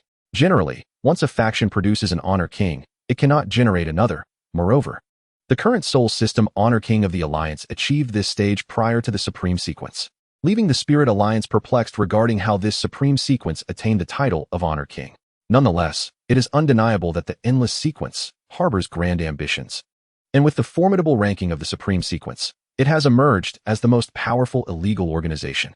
The spirit contracted by this Supreme Sequence is known as the Soul Crossing Shadow, said to be a fragment of the shadow of the ruler of the Shadow Realm. Endless Soul, one of its defining traits, Endless Shadow, allows it to resurrect as long as a trace of its shadow remains, and it can even temporarily bestow this trait upon others. This explains why, despite the relentless efforts of the Alliance to eradicate the Endless Sequence, it continues to persist. Fortunately, after years of intricate maneuvering, the Spirit Alliance has garnered some understanding of the organization known as the Endless Sequence, comprising a mere 10 individuals. It includes the Supreme Sequence alongside 9 other sequences. In times past, there were more members, but due to the relentless pursuit by the Alliance over the years, only these few remain. Moreover, this is the limit of the Endless Shadow's characteristic coverage. Exceeding this number would render it ineffective. Thus, as when Qingfeng previously mentioned, each activation of a hacking attempt results in a fatal consequence. Should one dare to attack, we can trace your position through the network and ensure your demise. Hence, members of the Endless Sequence would not foolishly operate from their stronghold, as that would be akin to an old man hanging himself, longing for a prolonged existence. Fortunately, the Endless Sequence has not exhibited any reckless impulses to assault the passage, allowing Xiao Jing and the others to traverse it safely and arrive outside the entrance to the virtual realm. We have arrived, when Qingfeng announced, gesturing towards a cascade of digital numerals ahead. Xiao Jing had initially believed that the entirety of the global network was sufficiently digitized, but upon witnessing the entrance to the virtual realm, it became apparent that it was but a mere shadow of the grandeur before him, rather than an entrance. It appeared as an infinite expanse of zeros and ones dissipating into the global network. This phenomenon was one of the reasons for the chaos during the initial collision of the two worlds. An overwhelming influx of incomprehensible low-level information caused a breakdown of commands and ultimately overwhelmed the memory of the global network servers. Today, the Spirit Alliance has established a series of capturing commands outside this passage, redirecting them into a smaller connection channel created with the assistance of the friendly faction, thereby reintegrating this dispersed data back into the virtual realm. Everyone, follow my lead. Remember, as we traverse the passage, hold on to your true selves and acknowledge that you are beings of the present world. Otherwise, you risk being homogenized into mere data. When Qingfeng's solemn words resonated in the ears of the trainees, fortunately, under his vigilant guidance, all the trainees successfully entered the passage unscathed. Virtual realm. Territory of the friendly faction, Omega City. Buzz, buzz, buzz. Radiant beams of light burst forth from a passage composed of radio wave-like luminescence. Is this the virtual realm? One trainee exclaimed, marveling at the sight before him. Vehicles of fantastical designs zipped overhead, while buildings appeared to float effortlessly, and in the distance loomed castles constructed of steel and glass. Above, the sky bore no clouds, replaced instead by colossal digital blocks and a dazzling orb of light, presumably the sun of the virtual realm. Aside from these differences, it seemed to bear little divergence from the present world, though the technology appeared far more advanced. The trainees from Huangyan University materialized upon a high platform resembling a plaza, granting them a panoramic view of the surroundings. When Qingfeng, my old friend, welcome back to Omega City, boomed a robust voice from the left as a humanoid-like sprite approached. This sprite's figure seemed somewhat ethereal, flickering intermittently like a faulty lamp, as if it could extinguish at any moment. Yet, the aura it emanated was suffocating, with intricate and enigmatic runes swirling around its limbs and neck. Xiao Jing promptly activated Base Insight for examination. Species, Holographic Shadow. Attributes, Soul-based, Wind-based. Level, Lord Stage 86. Characteristics, Endless Digital Repair, constructed through holographic projection technology. It cannot be killed unless struck down in a single blow, and will continuously accelerate its healing until fully restored. The time for recovery varies based on the damage sustained, with a maximum of 1 day for complete recovery. Even in death, it retains a chance to choose whether to resurrect. Species value, 570. Description: an ancient digital sprite born from holographic projection technology. It is one of the oldest and most orthodox species in the virtual realm, serving as the guardian of the fundamental theories of holographic projection. As long as it exists, the technology will neither vanish nor be lost. It is exceedingly amicable towards all sprite species, perhaps due to its benevolence, as the founding deity granted it the opportunity for rebirth. Chapter 93, Digital Heretics. The Holographic Shadow. An unexpected entity with such an extraordinary trait. From the previous description of its characteristics, it seems that the only means of defeating it is through overwhelming force. Poisoning would be virtually ineffective unless the toxin greatly exceeds its level and possesses substantial lethality. Otherwise, it could recover faster than one could inflict damage. In essence, it's akin to how I would recover from poison if I arrived at the hospital a little later. Furthermore, its level surpasses even that of their leading instructor, Wen Qingfeng, being at Lord Stage 86, which is alarmingly close to the King Stage. Brother Holographic, long time no see. After exchanging pleasantries with the Holographic Shadow, Wen Qingfeng articulated their intent to bring the trainees for practical training. Very well, Brother Wen, I wish you all success. Subsequently, Wen Qingfeng led the group towards the distant Omega City. Everything in Omega City is constructed upon data, so be mindful not to incite digital turbulence within the city, as it would provoke the ire of all digital sprites. At this moment, Xiao Jing recalled some of Wen Qingfeng's earlier remarks and posed a question. Teacher, you previously mentioned that digital turbulence is not uncommon in the virtual realm. How do these digital sprites ensure that it does not naturally occur within the city? Upon hearing this question, Wen Qingfeng regarded Xiao Jing with appreciation and explained, that is an excellent inquiry. In truth, digital turbulence is indeed generated randomly. However, when constructing such large cities for digital sprites, they adhere to specific spatial layouts. You may liken it to the concept of feng shui in our present world. As long as the feng shui is favorable, digital turbulence will not spontaneously arise.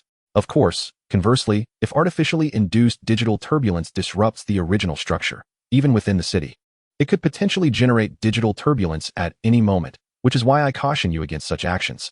Before long, Wen Qingfeng led the trainees to a region outside Omega City. We have arrived at our destination. Since we are to become acquainted with the virtual realm, it is essential that we engage in combat with digital heretics. As he spoke, Wen Qingfeng pointed towards a vast pit where digital blocks were constantly dissipating. This is a spawning point for low-level digital heretics that the digital sprites have refrained from exterminating, specifically intended for the training of their progeny and for us. Rest assured, there is no need for concern. These low-level digital heretics do not possess the capacity for viral transmission and are only capable of limited aggression. Wen Qingfeng's words bolstered the confidence of many trainees. Since there was no contagion, what was there to fear? Let us show them what we're made of. With sleeves rolled up, the trainees charged towards the pit. Xiao Jing exchanged a glance with Lin Xin before also making her way towards the pit. Wen Qingfeng smiled slightly and added, today's objective is for each of you to eliminate 20 digital heretics. The classroom assessment begins now.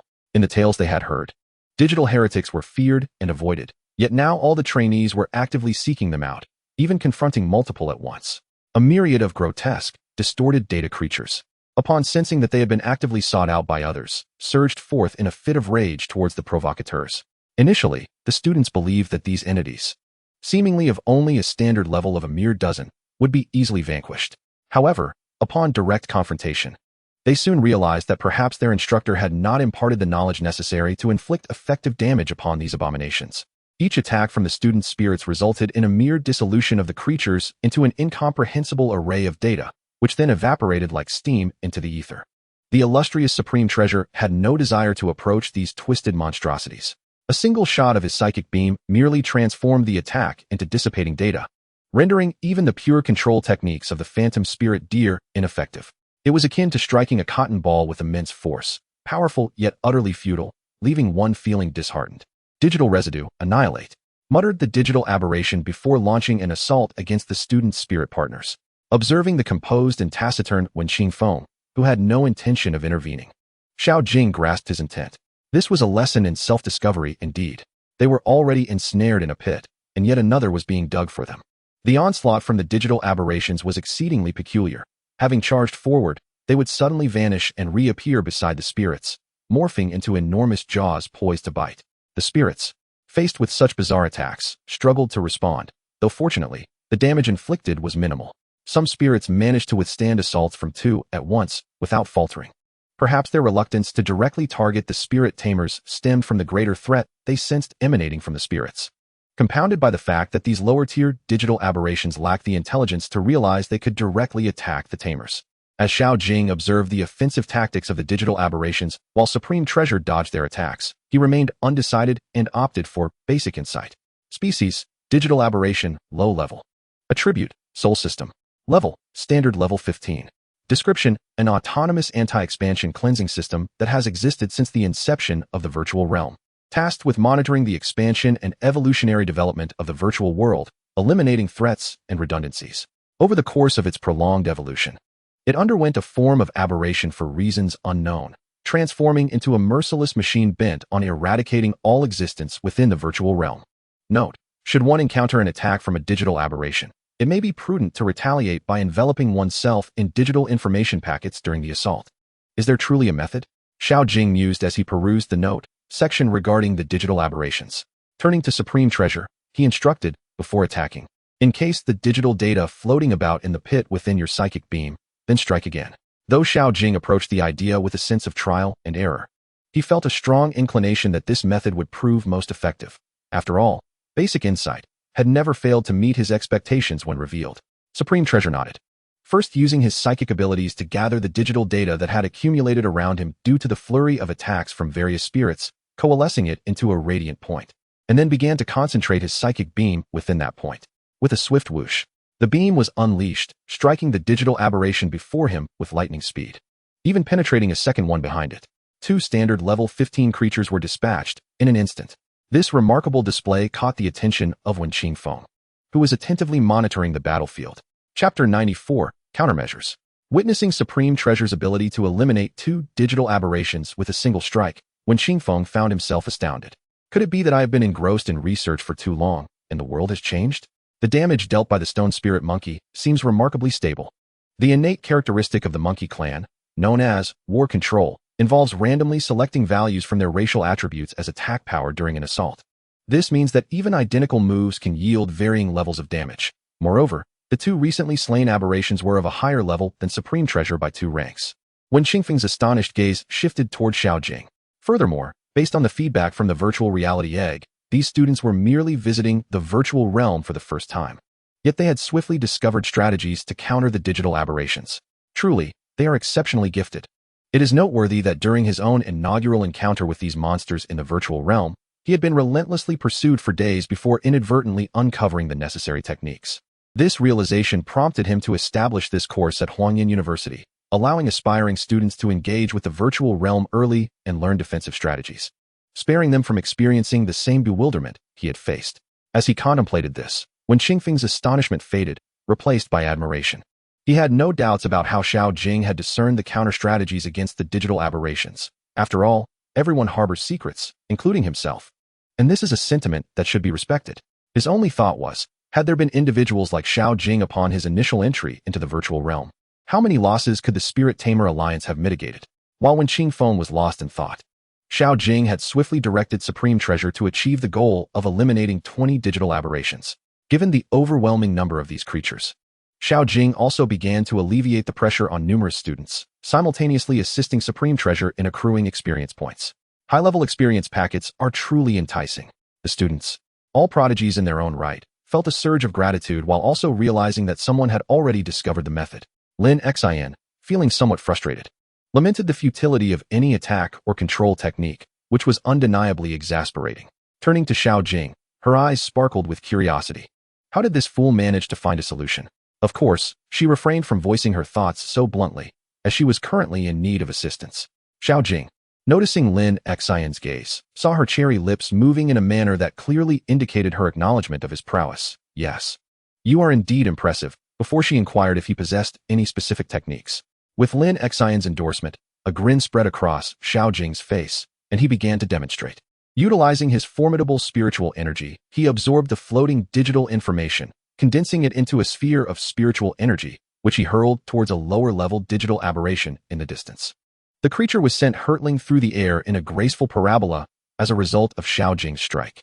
Evidently, this attack had proven effective. Lin Xin watched the spectacle unfold, her mind racing as she mentally replayed Xiao Jing's actions. Her bright, Clear eyes sparkled with excitement as she playfully winked at him before mimicking his techniques. Unsurprisingly, the phantom spirit deer successfully controlled 3 digital aberrations. Upon witnessing this, Lin Xin cast a triumphant glance at Xiao Jing, who responded with an approving smile. Meanwhile, Supreme Treasure, engaged in the ongoing battle, could sense Xiao Jing's actions through their bond. My partner is truly formidable. This is supposed to be a lesson. Yet you've managed to showcase some impressive skills while also indulging in a bit of romance, he mused. As time passed, none of the other students were able to devise a solution. They ultimately conceded, their gazes subtly shifting toward Xiao Jing. After all, the Alliance had paid a steep price to uncover these methods in the past. This time, when Qingfeng had intended for them to experience hardship, recognizing the dangers of the otherworldly realm, and to learn a lasting lesson. Yet, he had not anticipated the emergence of someone like Xiao Jing. Xiao Jing naturally noticed the increasingly numerous gazes around him. Without uttering a word, he promptly demonstrated once more the technique he had just shown Lin Xin. Following his demonstration, the other students swiftly grasped the concept and began to emulate his actions. The results were undeniably gratifying, as they pursued the digital anomalies with fervor akin to that of being invigorated by a potent elixir. Armed with the appropriate countermeasures, the students dispatched the digital aberrations with the ease of slicing through melons. In no time, they had cleared the vicinity of these anomalies. As a result of this exercise, Zhizun Bao successfully leveled up twice, reaching level 15, 52, 90, within the standard category.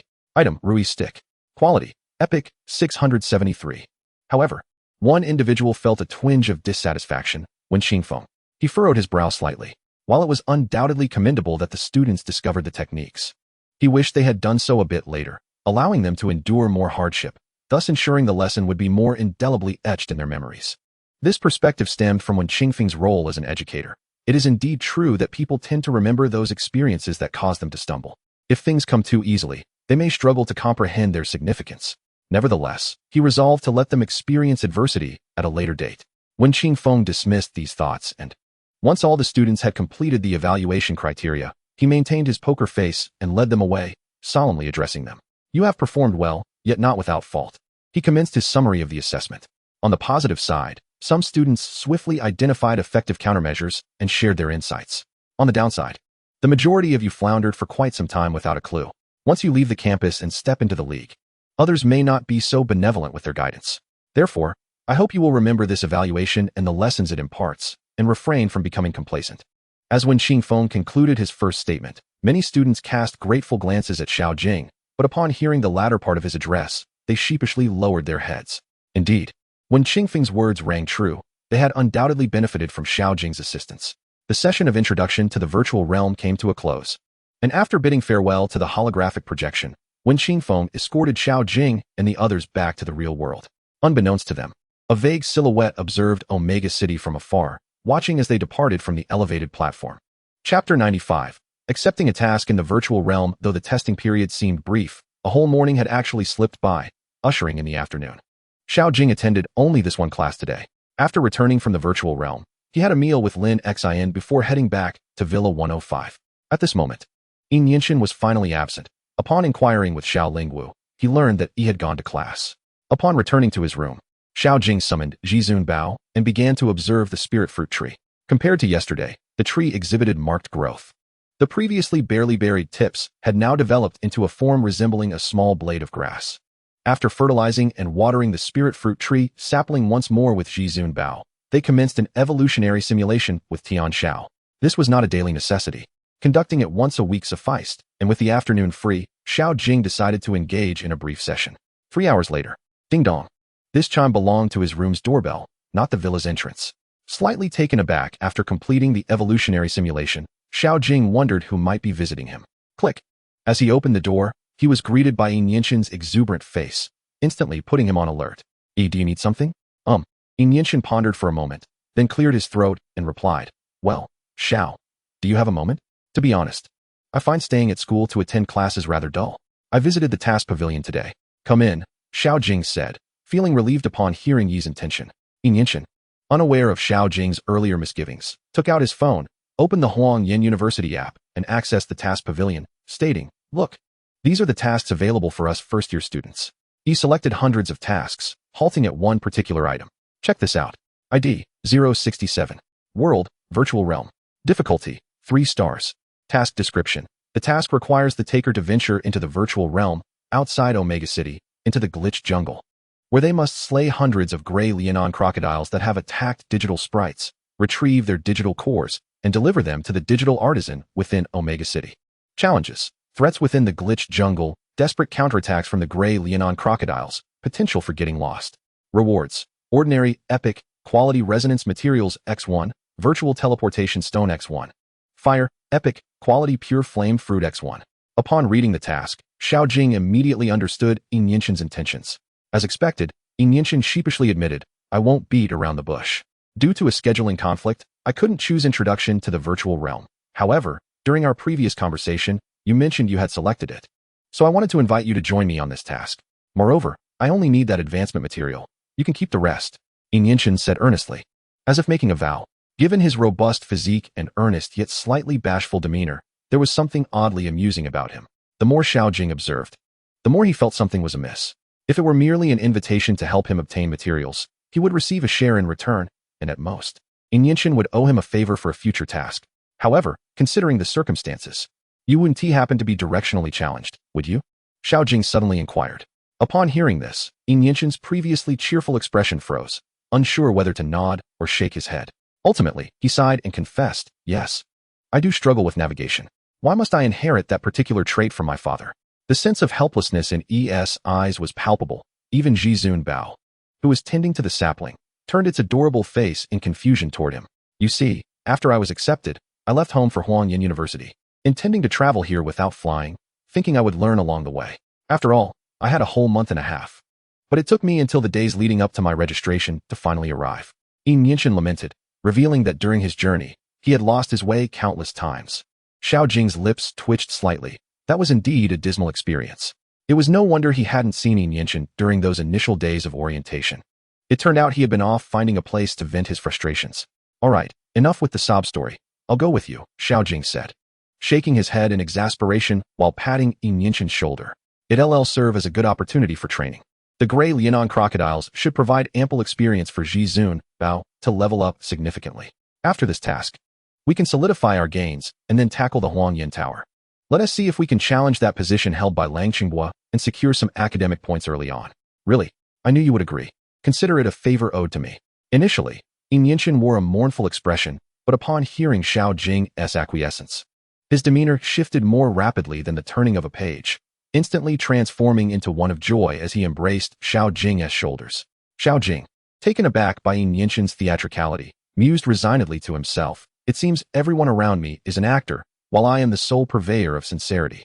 He deftly slipped out from under Yinshin's arm. "Why do things seem increasingly peculiar?" Current date, September 5th, 2317. The following day, Xiao Jing and Yinshin had arranged to meet after their morning classes to jointly visit the task pavilion for mission acquisition, venturing into the virtual realm.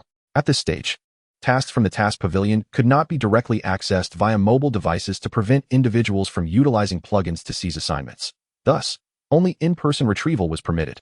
Xiao Jing's current course was a distinctive offering from Huangyan University titled The Glorious Path of Fire Elemental Spirits, a class he specifically selected for Lu Shi. As Huangyan University is renowned for its exceptional programs in both the fire and dragon disciplines. From the course description, Xiao Jing learned that the instructor was none other than Qin Zhilin, the esteemed Flame Dragon Lord. His presence ensured the course was exceedingly popular, and Xiao Jing had barely managed to secure a spot. As Qin Zhilin entered the classroom after all the students had settled in, he cast a warm glance around before nodding at Xiao Jing. "Good morning, students. I am your instructor for this course, and I will commence with the development of fire elemental spirits, detailing the characteristics of each fire elemental spirit identified by the Spirit Alliance. You may also use this as a reference for nurturing your own fire elemental spirits." After a brief pause, Qin Zhilin continued, "Furthermore, I will offer personalized training suggestions for each enrolled student's spirit after every class, following the order of the attendance list." Chapter 96, Cultivation Methods for Fire Elemental Spirits. As a master of the fire element, Qin Zhilin possessed profound insights regarding the cultivation of fire elemental spirits. He pointed out during the lecture that many spirit trainers often fall prey to a common misconception. They erroneously believe that the more flames a fire elemental spirit absorbs, the higher the quality of the flames, and thus, the better the results.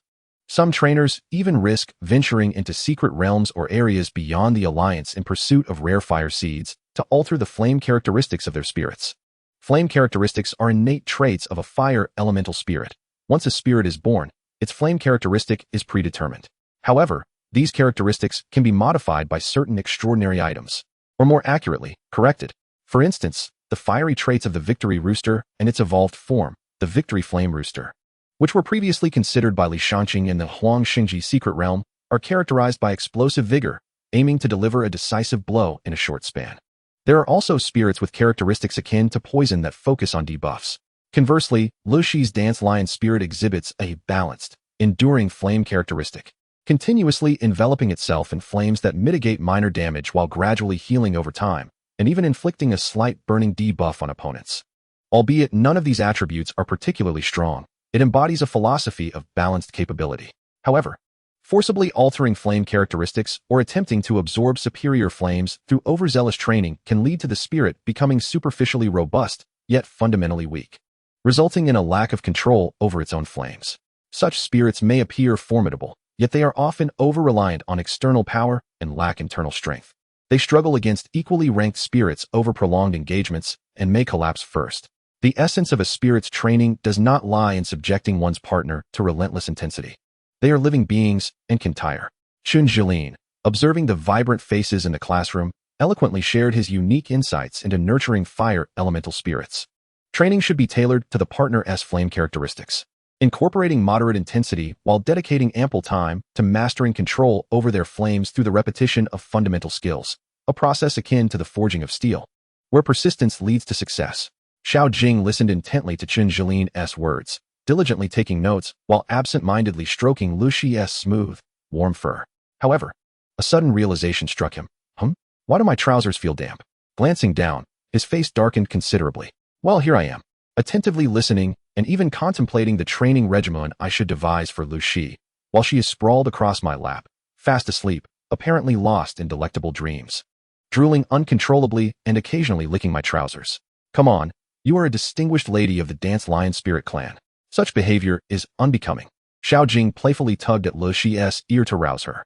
Upon waking, Luxi blinked up at Xiao Jing, still savoring the remnants of her dream. Clearly, she was still dazed from sleep. Pay attention in class. I'll quiz you later, and if you don't pass, I might have to suspend your culinary delights for a week. Xiao Jing feigned annoyance to tease her. The moment Luxi heard the threat to her beloved food, she straightened her posture and began to listen attentively to Chun Jilin's lecture, no longer resembling the sleepy creature she was moments ago. Xiao Jing found amusement in her sudden transformation, thinking, well, she is my spirit partner after all. Being a young lady, a little scare will suffice. I must devise the training plan myself, as they may not grasp the need for a tailored approach. Chun Jilin spoke at length during the class, offering guidance to each student and providing them with suggestions for their next steps. He devoted the most time to Xiao Jing. Recognizing that Xiao Jing was not solely a fire elemental trainer, Luxi was merely one of his many elemental spirits, warranting a more detailed discussion. As Xiao Jing made his way to the task pavilion after class, he reflected on Chun Jilin's words. The essence of Chun Jilin's message was clear. Given that Luxi was newly born, the focus should be on foundational skills, interspersing some moderate pressure training. And there was no immediate need to seek out rare fire seeds to enhance her flame characteristics. The priority was to enable Luxi to control her flames effortlessly, fully grasp her inherent characteristics, and instinctively apply them in battle. This was of utmost importance. Xiao Jing, you finally arrived. Yin Yinshin awaited him at the entrance of the task pavilion, his excitement akin to that of a compass guiding him home.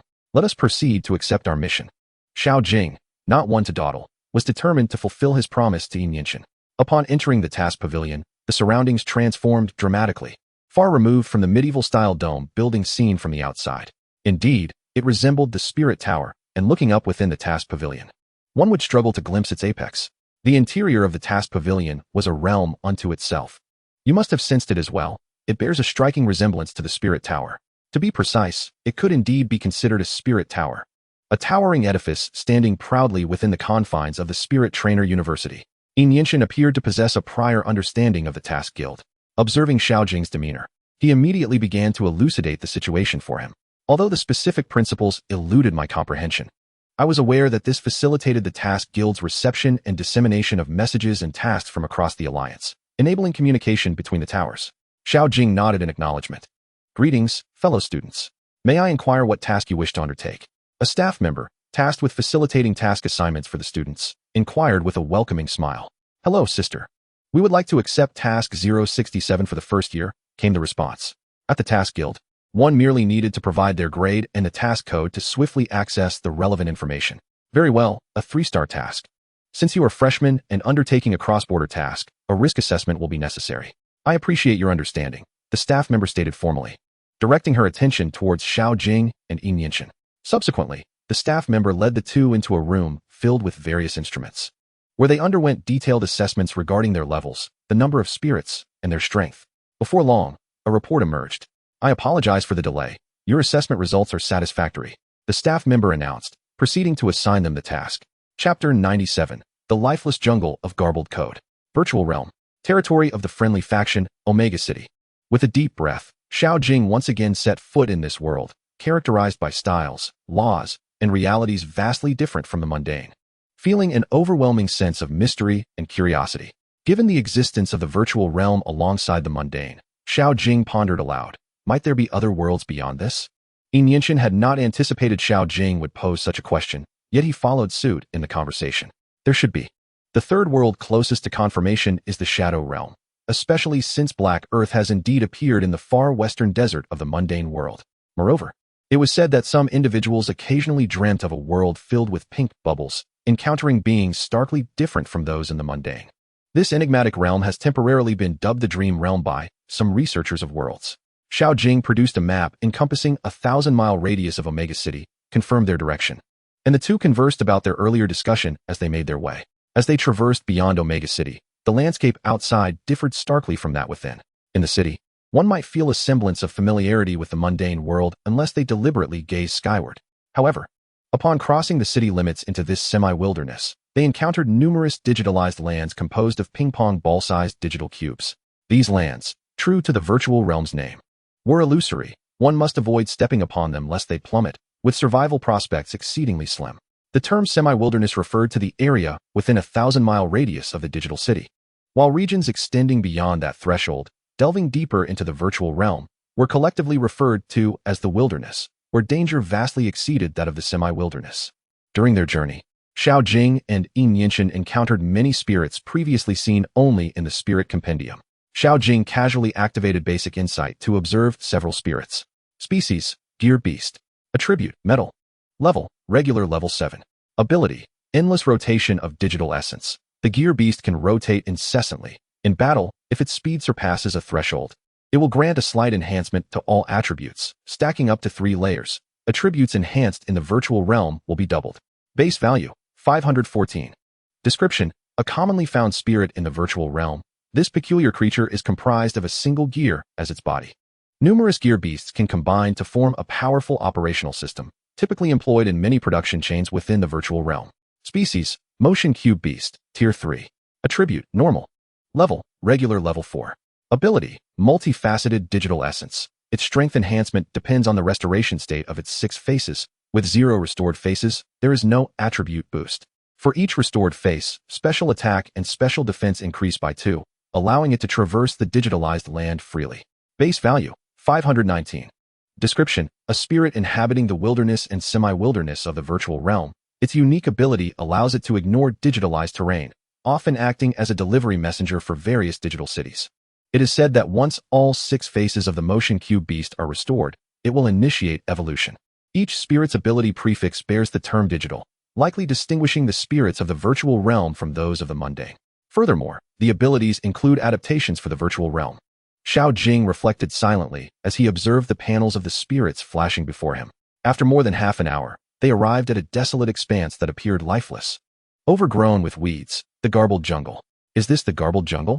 It truly is an unsettling sight, Xiao Jing remarked, furrowing his brow at the view before him. Countless towering trees should evoke a sense of vitality, yet all he saw was gray, interspersed with numerous green digital blocks covering branches, grass, and the ground.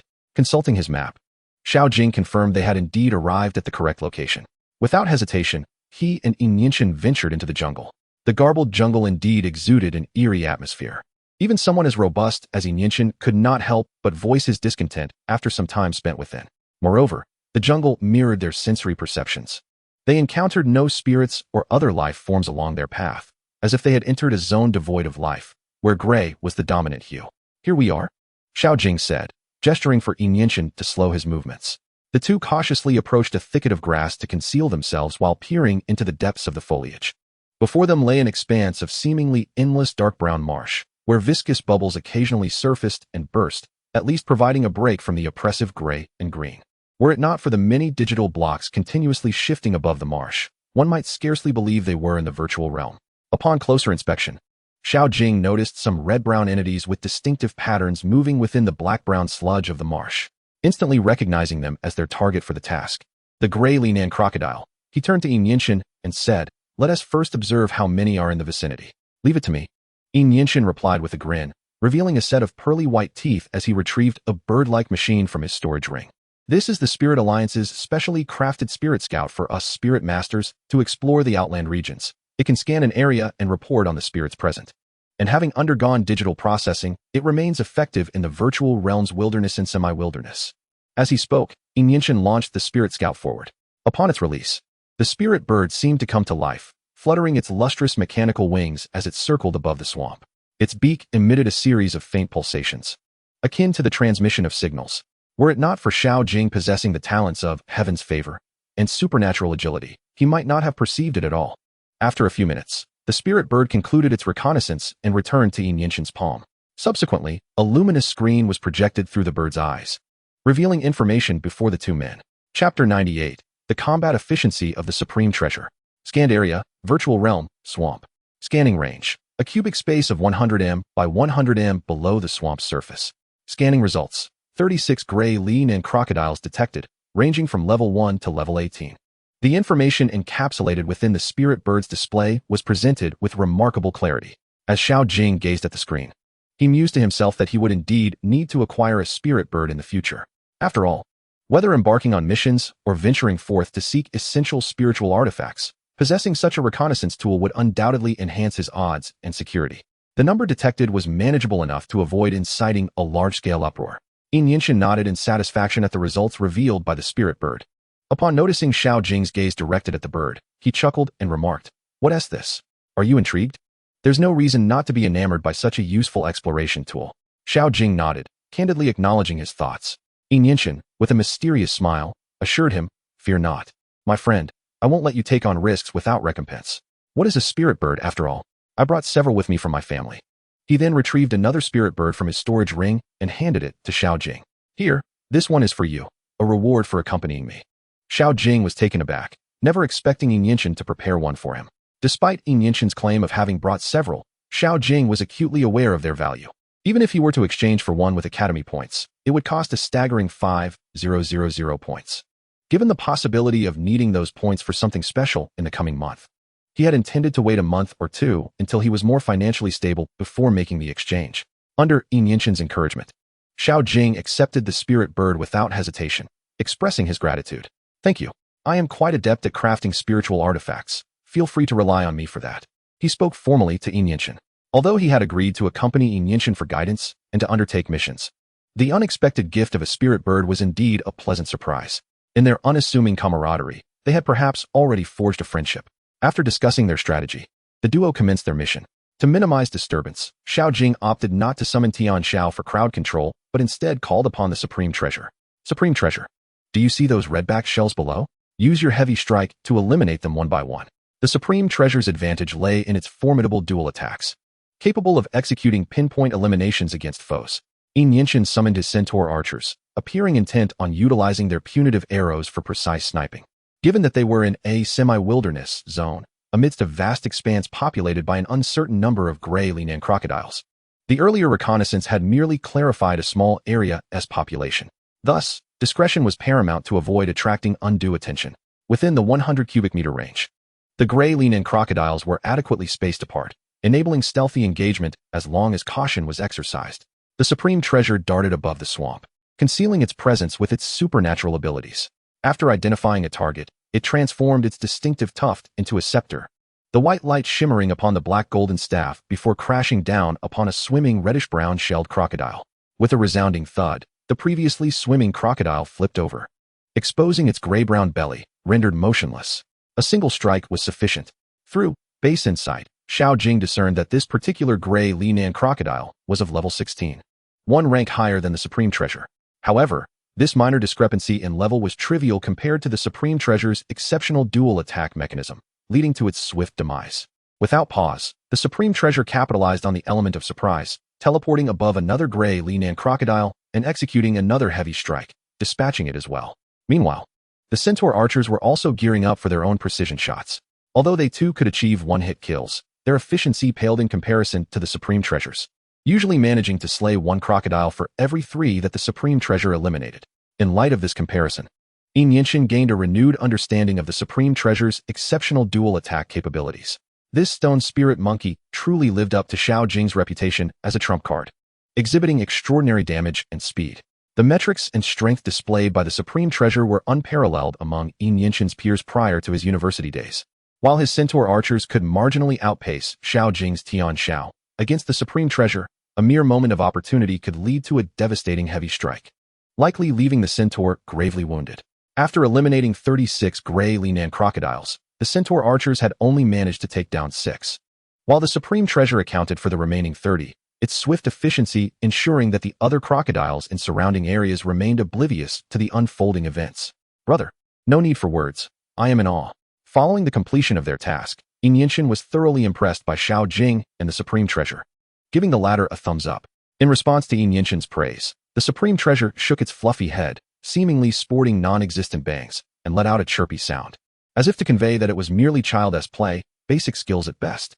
After slaying 30 gray Linan crocodiles, the Supreme Treasure successfully leveled up to level 16, 46, 90. As the defeated crocodiles began to disintegrate into digital particles and return to the virtual realm, Yinshin seized the opportunity to collect the floating digital cores of the crocodiles from his storage ring. These cores were guaranteed drops upon the demise of spirits in the virtual realm, containing valuable information regarding the creature and its species. Of course, spirits within the virtual realm could also absorb these digital cores to enhance their levels and strength, making it imperative to secure them promptly. Otherwise, prolonged exposure would attract distant gray Linan crocodiles, leading to yet another arduous battle. Chapter 99. The Counterattack of Gray Linan Crocodiles. All set.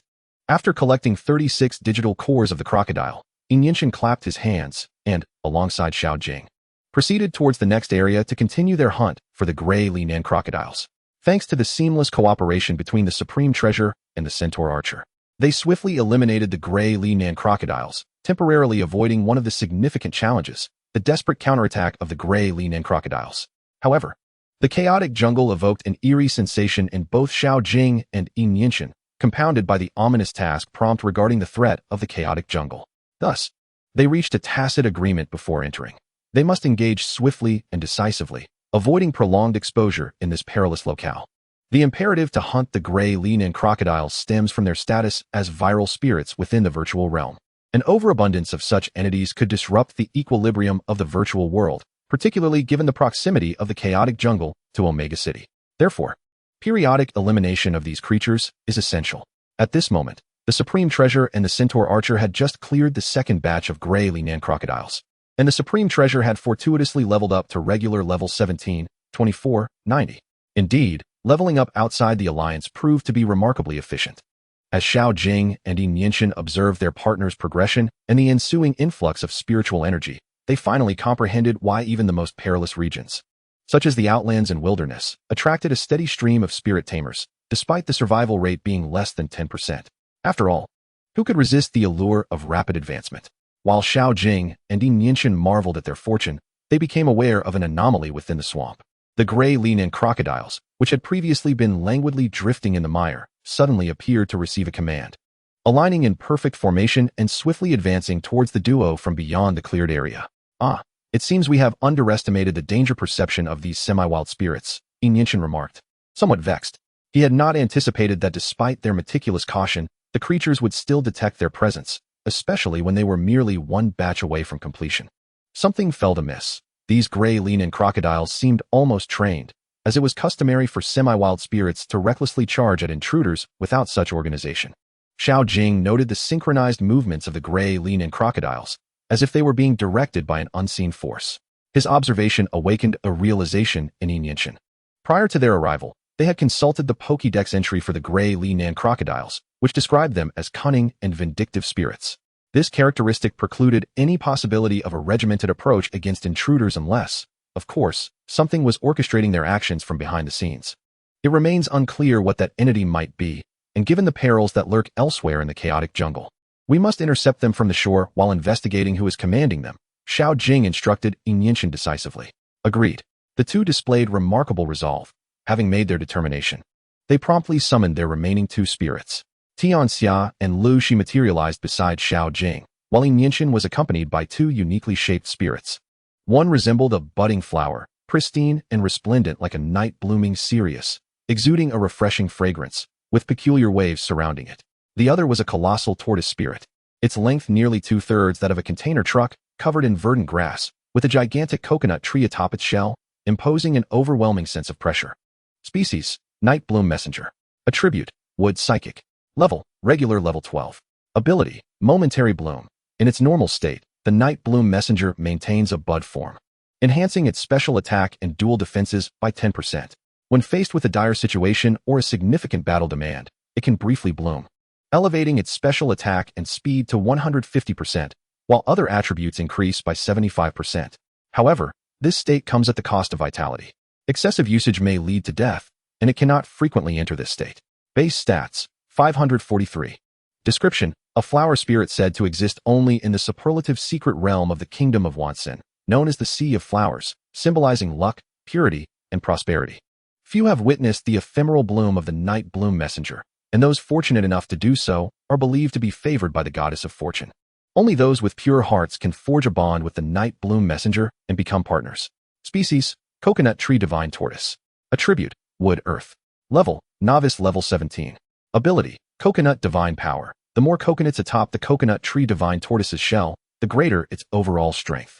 It can also choose to unleash all coconuts for a significant power surge, tripling the damage of the next 3 attacks. Coconuts deplete slowly over time. Base stats: 537.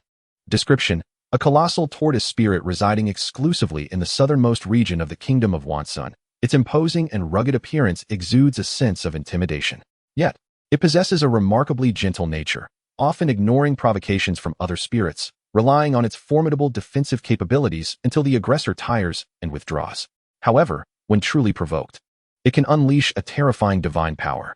Observing the two wood-based spirits that appeared beside Yinshin, Xiao Jing was not surprised. Considering Yinshin hailed from the Kingdom of Wansen, having wood spirits was entirely expected.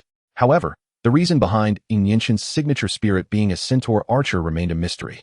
Perhaps a secret of his own that Xiao Jing would not pry into. Tianxia initiated an overload bombardment for firepower coverage, while the Supreme Treasure employed a psychic beam for pinpoint elimination, and Lu Shi utilized fireballs to create distractions. The centaur unleashed a rain of arrows in conjunction with Tianxia for firepower support, while the flower spirit employed an aromatic haze to incapacitate the adversaries. And the Coconut Tree Divine Tortoise solidified the swamp, hindering their speed. Xiao Jing and Yinshin simultaneously issued combat commands to their spirit partners. With their directives received, the 6 spirits commenced their blockade. I shall ascertain who is directing these gray Li Nan crocodiles, Xiao Jing declared, remaining vigilant as he activated super sensitivity and base insight, meticulously attuning himself to the distant fluctuations of digital energy. Should they fail to identify and halt this commander in time, they would face an unending onslaught of gray Li Nan crocodiles, raising the question of whether they could escape unscathed. Chapter 100. The Dominance of the Gray Li Crocodile. Given the overwhelming number of gray Li Nan crocodiles ahead, the target's position was undoubtedly far from them, prompting Xiao Jing to channel all his spiritual energy into perception. Yinshin retrieved a massive blunt weapon, positioning himself protectively beside Xiao Jing to guard against any sudden threats. Though Xiao Jing was of considerable height, standing beside Yinshin created an impression akin to a star being shielded by a bodyguard. The supersensitivity state was highly demanding on spiritual energy, and with the impending battle, the interference would be substantial for both perception and investigation. Sweat trickled down Xiao Jing's brow as his body trembled slightly. After barely perceiving the gray Li South crocodile swarm, no target was found. Thus, Xiao Jing opted to narrow the breadth of his spiritual perception, thereby enhancing its depth. If one were to visualize this perception, it would be observed that it transformed from a broad fan shape into a concentrated beam, akin to a laser, suddenly shooting forth into the depths of the marsh. As blood vessels surfaced in Xiao Jing's eyes, and he crouched down, panting heavily. A similar fluctuation finally resonated from the depths of his perception. A colossal crocodile, its body a striking mix of black and red, appeared within Xiao Jing's field of awareness. It bore a resemblance to the grayly south crocodile, but was significantly larger. Its color shifted from the original reddish-brown to a dark red and black. Sharp, serrated teeth adorned its lower jaw, and the ferocity glinting in its beastly eyes was far beyond that of the grayly south crocodiles. At that moment, it glided leisurely towards the battleground where Supreme Treasure and the grayly south crocodiles clashed. Species: Grayly Crocodile Overlord. Attributes: Water, Dark. Level: Elite Level 1. Ability: Virus Frenzy Jaw. The bite force of the grayly crocodile overlord's jaw is doubled, allowing it to enhance its physical attack and bite force through killing targets with its jaw, even outside of combat, with a maximum increase of 50%. Lasting for 7 days. Base stats: 527. Description: the second evolutionary form of the grayly south crocodile. This virus-type spirit resides in the polluted realms of the virtual world. It revels in tearing apart creatures with its jaws, drawing strength from the demise of others. It is said that once its bite force accumulates to a certain extent, it can even tear open digital rifts within the virtual world, unleashing chaotic digital currents. However, due to the limited potential of the grayly crocodile overlord species, it is difficult for it to withstand the damage inflicted by such rifts and currents, making sightings of such formidable grayly crocodile overlords exceedingly rare. Virus types and digital types are two opposing spirit categories within the virtual realm, analogous to the real-world species and abyssal species. However, unlike the abyssal species, which emerge from a realm not belonging to the current world, the virus and digital types are born within the virtual realm and must maintain a balance. An excess of either would disrupt the equilibrium of the virtual world. Upon witnessing the grayly crocodile overlord, Xiao Jing swiftly retracted his perception, ceasing super agility and fundamental insight, and addressed Yinshin. The grayly crocodile overlord. Yinshin responded, visibly astonished. They had speculated about this possibility, considering that the most likely commander of a swarm of grayly south crocodiles would indeed be its evolutionary form, the grayly crocodile overlord. Yet, there lingered a sliver of hope that it might merely be a more formidable grayly south crocodile. This is dire. The grayly crocodile overlord is at least an elite-level spirit. With our current lineup, can we truly contend with it? Yinshin expressed his agitation. At this moment, the duo's formation consisted of 2 individuals and 6 spirits, the highest level being Supreme Treasure, who had just leveled up to level 18, 52, 90. This already placed them at a significant disadvantage, being over 10 levels below the grayly crocodile overlord, with the other spirits' levels being even lower. Noticing the hesitation in Xiao Jing's expression, Yinshin inquired, could there possibly be more than one grayly crocodile overlord? Xiao Jing shook his head, offering a wry smile. I only sensed one within that range. He paused before continuing, but as you know, the grayly crocodile overlord is more ferocious and bloodthirsty than the grayly south crocodile. It is unlikely it could organize such a structured group, at least. I don't believe an elite-level grayly crocodile overlord possesses such high intelligence. Xiao Jing's words doused Yinshin with dread, making him shudder. Despite being the cream of the crop from their respective duchies and cities, this was their first venture into the half-wilderness for training. And at merely 18 or 19 years of age, their panic in the face of an unexpected situation was understandable. Nevertheless, Xiao Jing, being seasoned, remained far calmer in the face of this unforeseen development. Regardless of whether there are more lurking nearby, let us feign ignorance. We must not alert them. However, we must remain vigilant. As Xiao Jing reassured Yinshin, he outlined their strategy. Initially, he had ordered their spirits to engage in targeted strikes, hoping to test whether they could manage against a higher-level grayly south crocodile. Now, however, they were confronted with the grayly crocodile overlord. Moreover, should they retreat, the grayly south crocodiles would undoubtedly accelerate their pursuit, and Xiao Jing wished to avoid falling into further peril within the chaotic forest. It seems we must withdraw swiftly. Keep an eye on the markers. I've already marked our path on the way here. Supreme Treasure and the others had worked efficiently, completing a portion of the task by eliminating several grayly south crocodiles and retrieving their digital cores. Communicating through their contract, Xiao Jing instructed Supreme Treasure upon their return, make a hasty retreat, and be cautious not to fall into the digital soil. With that, Xiao Jing ascended into the cockpit of Tian Xiao, launching into the air. The blue-purple flames erupted from its boosters, propelling it swiftly along the path they had taken. Yinshin stood atop the back of the giant tree coconut divine turtle, which, bolstered by the coconut's explosive power, reached a speed rivaling that of Tian Xiao's boosters as they sped away. Sensing the escape of its potential prey, the distant grayly crocodile overlord roared in fury, causing the orderly swarm of gray Lee South crocodiles to stir, rushing forward in pursuit of Xiao Jing and Yinshan. Deep within the chaotic jungle, a vague silhouette observed their fleeing figures, a wicked smile curling upon its lips. Chapter 101. The Angered Supreme Treasure, Nanoblades? In the perilous unknowns of the chaotic jungle, Xiao Jing dared not allow Tian Xiao to ascend too high, maintaining a near-ground altitude of 4 to 5 meters to avoid attracting unwanted attention. After all, flying too high in the jungle could easily draw the gaze of other predators, marking one as a target for concentrated attacks. Thanks to the enhancement from the return talent, Xiao Jing's speed surged, swiftly leaving the gray Lee South crocodiles far behind. What caught Xiao Jing's eye during the flight was the sudden explosion of speed from the giant tree coconut divine turtle, its forelegs resembling miniature motors, propelling it forward with surprising speed, managing to keep pace with him without falling too far behind. Previously, through fundamental insight, Xiao Jing had gleaned the stats of the giant tree coconut divine turtle, but had not anticipated such a significant augmentation from the coconut's explosive power. Prior to today, Xiao Jing had only viewed the giant tree coconut divine turtle as a tank-type spirit, never imagining he could tap into its potential in such a manner. However, this understanding would need to evolve. With the right strategy, it could potentially deliver a devastating blow to an opponent in battle. Nevertheless, this was not the time for such contemplations. The turtle's heightened explosiveness would surely not last long, and Xiao Jing could not abandon Yinshan to flee alone. Supreme Treasure. Utilize Psybeam to eliminate those gray Lee South crocodiles at the forefront. Understood. Upon receiving the command from Xiao Jing, Zhizunbao instantly focused his gaze upon the frenzied and vociferous gray Linan crocodiles, his large and nimble eyes ignited with fury. After all, anyone would be displeased when relentlessly pursued by such a horde of grotesque creatures.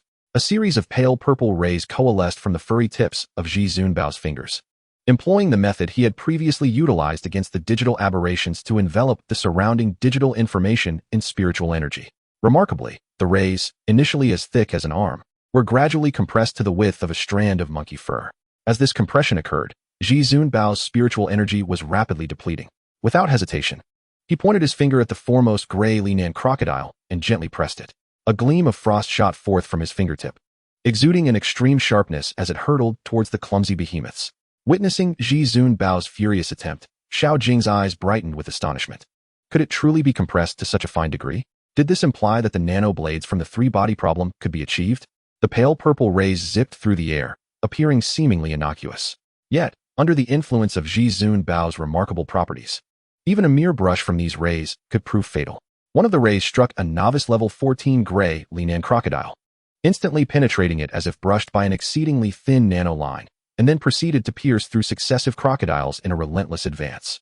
In that fleeting moment, a glimmer of confusion appeared in the eyes of the gray Linan crocodiles, yet they failed to sense any anomaly within their bodies. They continued their ferocious charge towards Xiao Jing and Yinshan. However, in the next instant, their bodies began to split vertically, the severed end smooth as a mirror, betraying no trace of a cut, subsequently dissipating without so much as a scream. Initially perplexed by Zhizunbao's seemingly ineffective energy rays, Yinshan was invigorated by the grand spectacle of slaughter unfolding before him, splendidly executed. Yet, upon reflection, he considered it prudent to avoid confronting Xiao Jing in future battles, lest he himself experience such a brutal fate. The subsequent beams of energy mirrored the earlier ones, indiscriminately obliterating any crocodiles whose levels were beneath Zhizunbao's or exceeded it by no more than 3 levels, reducing them to naught but ash. Yinshan was equally industrious, commanding the centaur archers and the ephemeral flower emissary to unleash skills to fend off the gray Linan crocodiles. He even took to the fray himself, retrieving a colossal iron hammer from his storage ring, its surface adorned with glimmering wolf-tooth barbs. Dare to challenge me? If I don't smash your heads open, I shall write my name backward. Yinshan bellowed angrily, swinging the enormous hammer that even made Xiao Jing shudder. As he did so, the colossal coconut tree guardian swiftly extended several vines to ensnare Yinshan, preventing him from being thrown off by the immense recoil. From the guardian's reaction, it was evident that Yinshan was no stranger to such outrageous antics.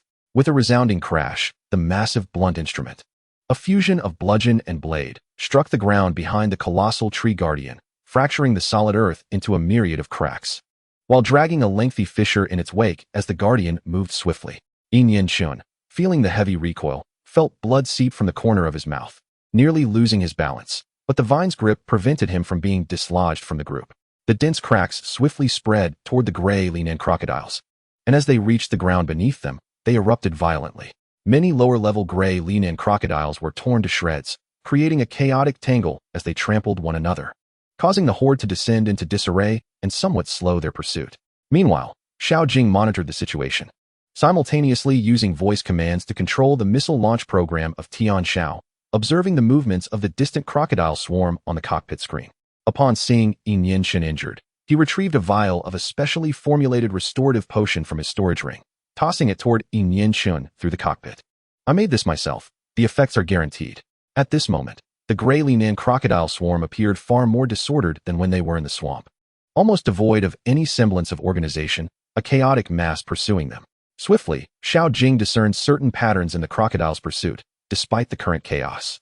They deliberately avoided the digitalized ground and maintained a distance from it. Xiao Jing's eyes flickered with insight. I've got it. He commanded Jizun Bao. Use the energy rays to attack the digitalized soil. Ling Ling. No problem. At the same time, Xiao Jing operated within the cockpit, initiating preparations for an overloading bombardment. Target, all digitalized soil. Immediately, dozens of red targeting markers appeared on the screen before Xiao Jing, all indicating the digitalized soil locked onto by Tian Zhao's radar. Fire. Boom. The digital rays erupted as thousands of missiles were launched towards the digitalized soil. Chapter 102, The Roar of Malice. Boom. The resounding explosion echoed instantaneously. Strangely, the gray trees surrounding the chaotic landscape were unaffected, swaying gently as if merely brushed by a breeze, leaving no trace behind. Nonetheless, the objective of the attack was achieved. As the dust settled, the digitalized soil trembled violently, unstable turquoise digital particles flickering ominously as they rapidly expanded outward, even merging with one another to form larger digital pits. Many of the overzealous gray lean-in crocodiles, unable to evade in time, fell into these pits as if swallowed by the sea, vanishing without a trace, leaving no sound behind, seemingly meeting a fate of utter obliteration. The surviving gray lean-in crocodiles gazed apprehensively at the enormous digital pits devouring one another, yet dared not advance a step closer, fearful of sharing the same fate as their fallen comrades. This was precisely the outcome Xiao Jing had desired. By disrupting the stability of the digitalized soil in a specific direction, a perilous boundary emerged between the gray lean-in crocodiles and their pursuers, affording them precious time to escape. Now's our chance. Let us hurry. Although the newly spawned gray lean-in crocodiles were confined by the expanding pits, the threat was far from over, as the formidable gray lean-in overlord was yet on the approach, along with any potential hidden masterminds. Xiao Jing increased the power of Tian Zhao's boosters, while the colossal coconut tree guardian, urged by Yin Shun, galloped forward, its legs resembling those of a four-wheel drive racing car, sparking as it raced across the ground. Just as Xiao Jing and Yin Shun accelerated their escape, widening the distance from their pursuers, a deafening roar, resonating with malevolent intent, surged from behind them, creating a wave of sound that reverberated through the air. Roar. It seemed as though a demon were whispering malevolently in their ears, plunging Xiao Jing and Yinshin into a dizzying stupor, rendering even their thoughts and actions sluggish. The colossal tree coconut divine tortoise, akin to a giant wheel of fire, experienced a drastic deceleration in its steps, almost rolling away due to its immense inertia. Even the mech, Tian Xiao, found its propulsion rapidly diminishing under the resonance of the fearsome roar, teetering precariously in midair. Why on earth could this grayly crocodile king even unleash a roar of malevolent intent? This bellow struck a sensitive nerve within Yinshin, prompting an immediate outcry. Xiao Jing's gaze sharpened. How could this be? The roar of malevolence is a quintessential dark-type attribute attack, capable of inducing a temporary state of dizziness in targets of equal or lower level, slowing their actions while simultaneously inflicting a debuff known as Demon's Whisper. The potency of this skill is closely related to distance. The farther away one is, the weaker the effect becomes. Yet, the most crucial point is that the roar of malevolence can only be mastered by spirits possessing a primary dark attribute. Any spirit tamer with a modicum of knowledge would know that the primary attribute of the grayly crocodile and its king is water, with darkness as its secondary attribute. Could this grayly crocodile king be an expert? Impossible. Absolutely impossible. The academic circles of the Spirit Tamer Alliance have thoroughly studied such phenomena. Skills requiring specific primary attributes cannot be learned by wild spirits, as there is simply no avenue for them to acquire such abilities. Experiments conducted within the academic realm have shown that only through very specific means can a spirit be made to master these skills. Thus, The fact that this grey crocodile king employed the roar of malevolence further corroborated Xiao Jing's earlier conjecture. Perhaps something was indeed watching them from the shadows. A profound sense of crisis jolted Xiao Jing from the stupor induced by the roar of malevolence, and he turned to the screen displaying the scene ahead. A crocodile, resplendent in hues of black and crimson, was finally laid bare before the eyes of Xiao Jing and Yinshin. This grey crocodile king was titanic, its size rivaling that of a tyrannosaurus skeleton from Xiao Jing's past life, while the grey crocodile's size paled in comparison, being merely 1/5 of the king's stature.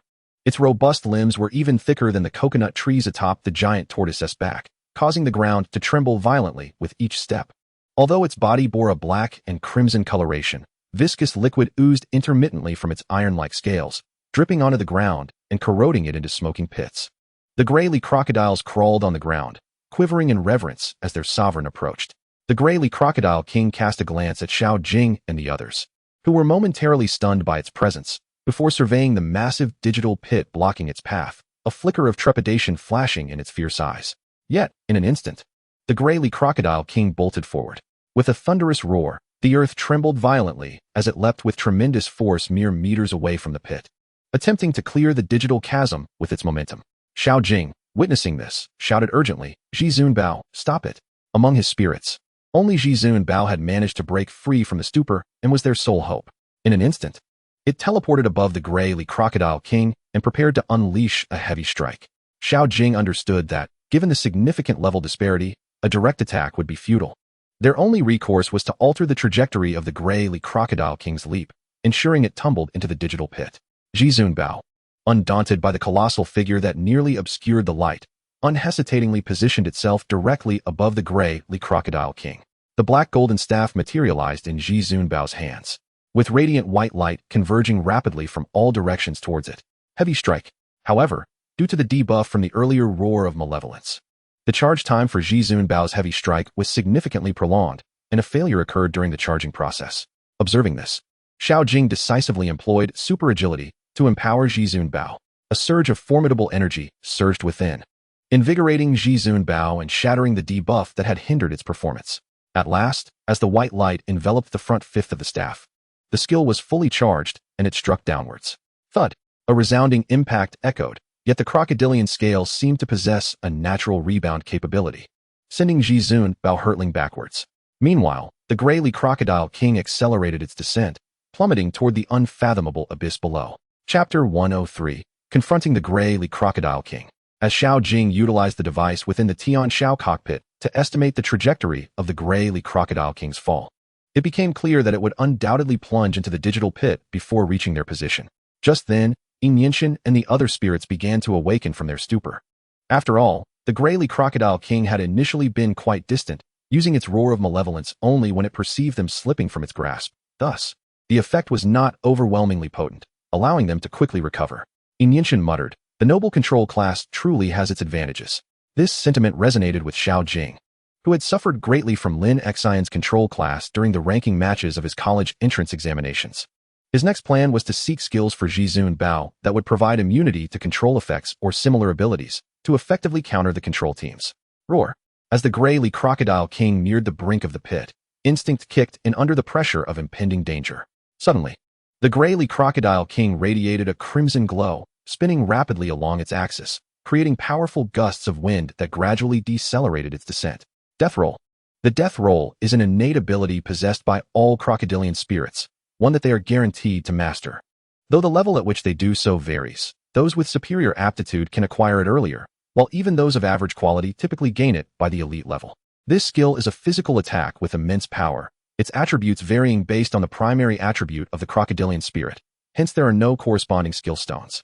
For the grey crocodile king, whose primary attribute is water, the Death Roll's attribute is likewise water. However, the drawback is that its combat effectiveness will diminish for a period following its use. Nevertheless, many spirit tamers from less affluent backgrounds opt for crocodilian spirits, as the Death Roll can often turn the tide in early battles. At this moment, due to the grey crocodile king's massive size, its leap was already a challenge, and Zhizun Bao's strike only exacerbated the situation. Consequently, the Death Roll would not suffice to ensure a safe landing. As its hindquarters neared the pit, the grey crocodile king's fierce gaze revealed its ferocity, and it channeled its spirit energy into its tail, which swelled rapidly under the chaotic surge of power. Boom.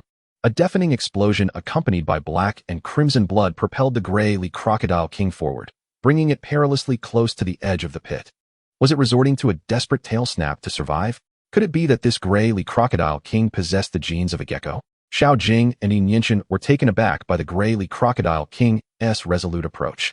However, they were not about to let the formidable creature advance unopposed. After all, their very survival depended on it. They promptly commanded all their Pokémon to launch an assault against the gray crocodile king. Regrettably, their efforts were in vain. The powerful gusts generated by the deathly roll were insurmountable for their conventional Pokémon, all of whom were below level 20.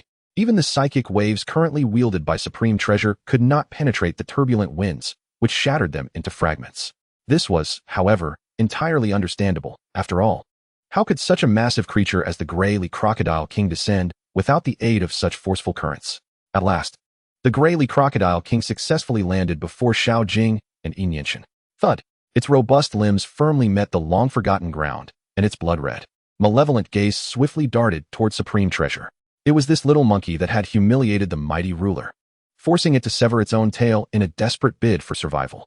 Such an affront demanded retribution, and it thirsted for the monkey's blood to cleanse its shame. With a furious roar, it charged toward Supreme Treasure, its gruesome, sticky jaws widening ominously as if intent on tearing the monkey to shreds.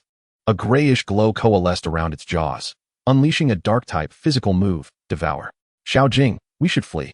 Yinshin observed that Tian Xiao, carrying Xiao Jing, remained motionless, believing that Xiao Jing had been daunted by the gray crocodile king's imposing presence.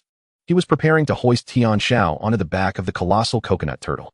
Xiao Jing had initially contemplated fleeing as well, but given that the gray crocodile king had successfully crossed their defenses, escape appeared futile. After all, with a hard control move like Roaring Malice at its disposal, who could predict when the creature might unleash another? Moreover, through his basic insight, Xiao Jing discerned that the gray crocodile king's condition was markedly deteriorated compared to earlier. It seemed the loss of its tail had inflicted far greater damage than anticipated. Rather than retreat, it would be prudent to seize the opportunity to confront the wounded gray crocodile king while it could not use Roaring Malice again in the immediate future. As the saying goes, strike while the iron is hot. Xiao Jing shared his thoughts with Yinshin. Initially, Yinshin suspected that Xiao Jing had been rendered speechless by fear, but as he absorbed Xiao Jing's analysis, he gradually shook off his trepidation as an elite-level trainer. Well then, shall we give it a try? With their minds aligned, Xiao Jing and Yinshin decisively ceased their retreat and prepared to face the gray crocodile king. Supreme Treasure, maintain your distance and utilize your psychic waves.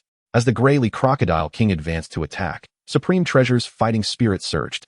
As a combat-type Pokémon, his zeal for battle far surpassed that of other types, though he seldom displayed this when in the company of his partners. In a flash of violet light, Supreme Treasure ascended to a higher altitude, his agile eyes momentarily enveloped in a purple aura as he glared at the gray crocodile king. A gentle wave of energy quickly radiated outward, contrasting sharply with the earlier Roaring Malice, as it surged toward the gray crocodile king. The Devour attack missed its target, only for the gray crocodile king to be struck by Supreme Treasure's psychic waves in midair. Pain flickered in the once raging crimson of its eyes as it let out a pained howl. Xiao Jing and Yinshin, of course, would not squander such a prime opportunity and promptly commanded their Pokémon. Tian Xiao, aim for its severed tail with your cutting air blade. Renma, unleash your piercing arrow at its left eye. Hua Huan, target its wound with your corrupt spirit parasite. Two sharply cutting dark golden blades formed on Tian Xiao's backhand, which it flung with great force, spiraling toward the gray crocodile king's severed tail. Renma, the archer, drew his finely crafted bow, summoning a torrent of golden light from all directions to coalesce into a dangerously charged golden arrow aimed at the massive left eye of the gray crocodile king.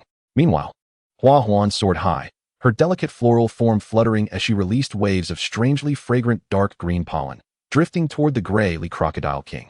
As the battle raged on between Xiao Jing, Yinshin, and the gray crocodile king, a stooped figure lurked not far off, concealed behind a grayish-white tree, casting a cold gaze upon the fray. It seems I overestimated the capabilities of the gray crocodile king.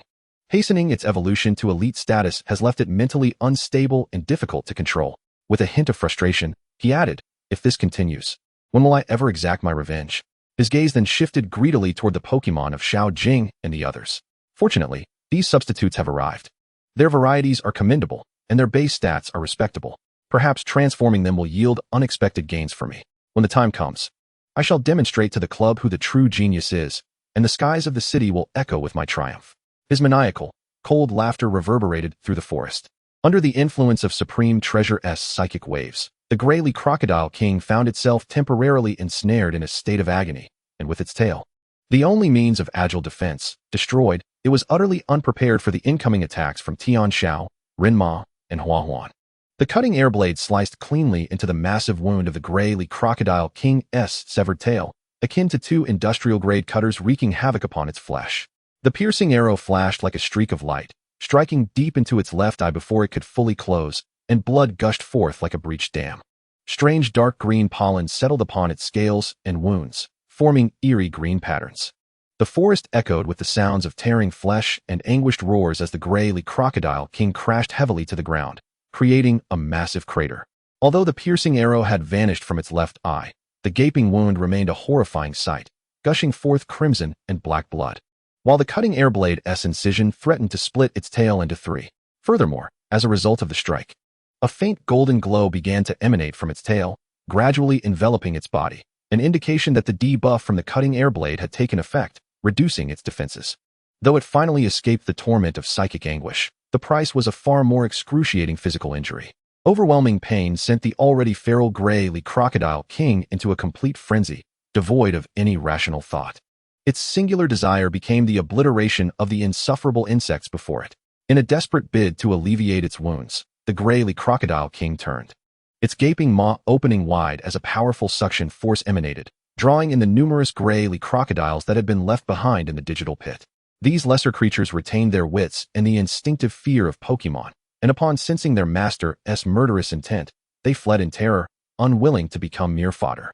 Certainly, those unfortunate Greylian crocodiles at the forefront were swiftly ensnared by a terrifying force, drawing them in despite their desperate struggles in midair. Their frantic efforts were futile in the face of the immense disparity in power and the overwhelming suction. Ultimately, many Greylian crocodiles were consumed, their eyes filled with despair as they were drawn into the belly of the Greylian Crocodile King amidst a flurry of dark green pollen. The chilling sound of bones being crushed echoed ominously as it devoured its prey. The Greylian Crocodile King's biting strength and ferocity escalated sharply with each target it tore apart, its body glowing ever more vibrantly red. What manner of creature is this? How can it slaughter its own kin?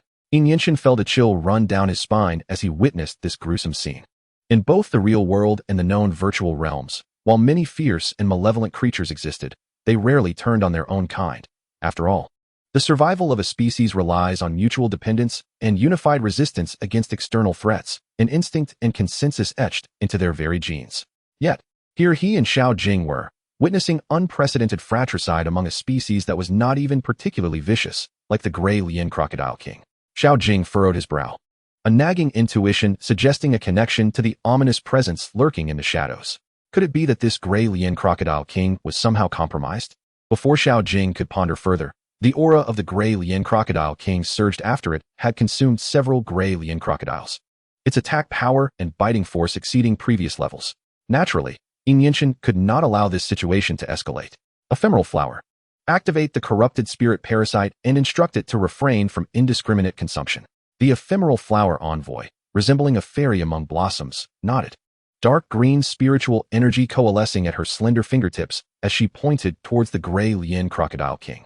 Instantly, a series of dark green light spots were activated, just as the Greylian Crocodile King was about to complete its digestion and prepare for another assault. It suddenly felt discomfort in its abdomen and noticed an unusual green hue overtaking its body. Unfortunately, it had no mirror to see its reflection. At that moment, the Greylian Crocodile King resembled a nutrient-rich soil, as vibrant mushrooms and lush green moss began to sprout from the gaps in its scales, its left eye, the wound from its severed tail, and even from its mouth and belly. Within moments, its body was nearly engulfed in a verdant and violet shroud. "Brother, I'm so green," it seemed to lament. However, this seemingly vibrant scene concealed a deadly peril. The emergence and growth of these plants were siphoning off the Greylian Crocodile King's abundant life force.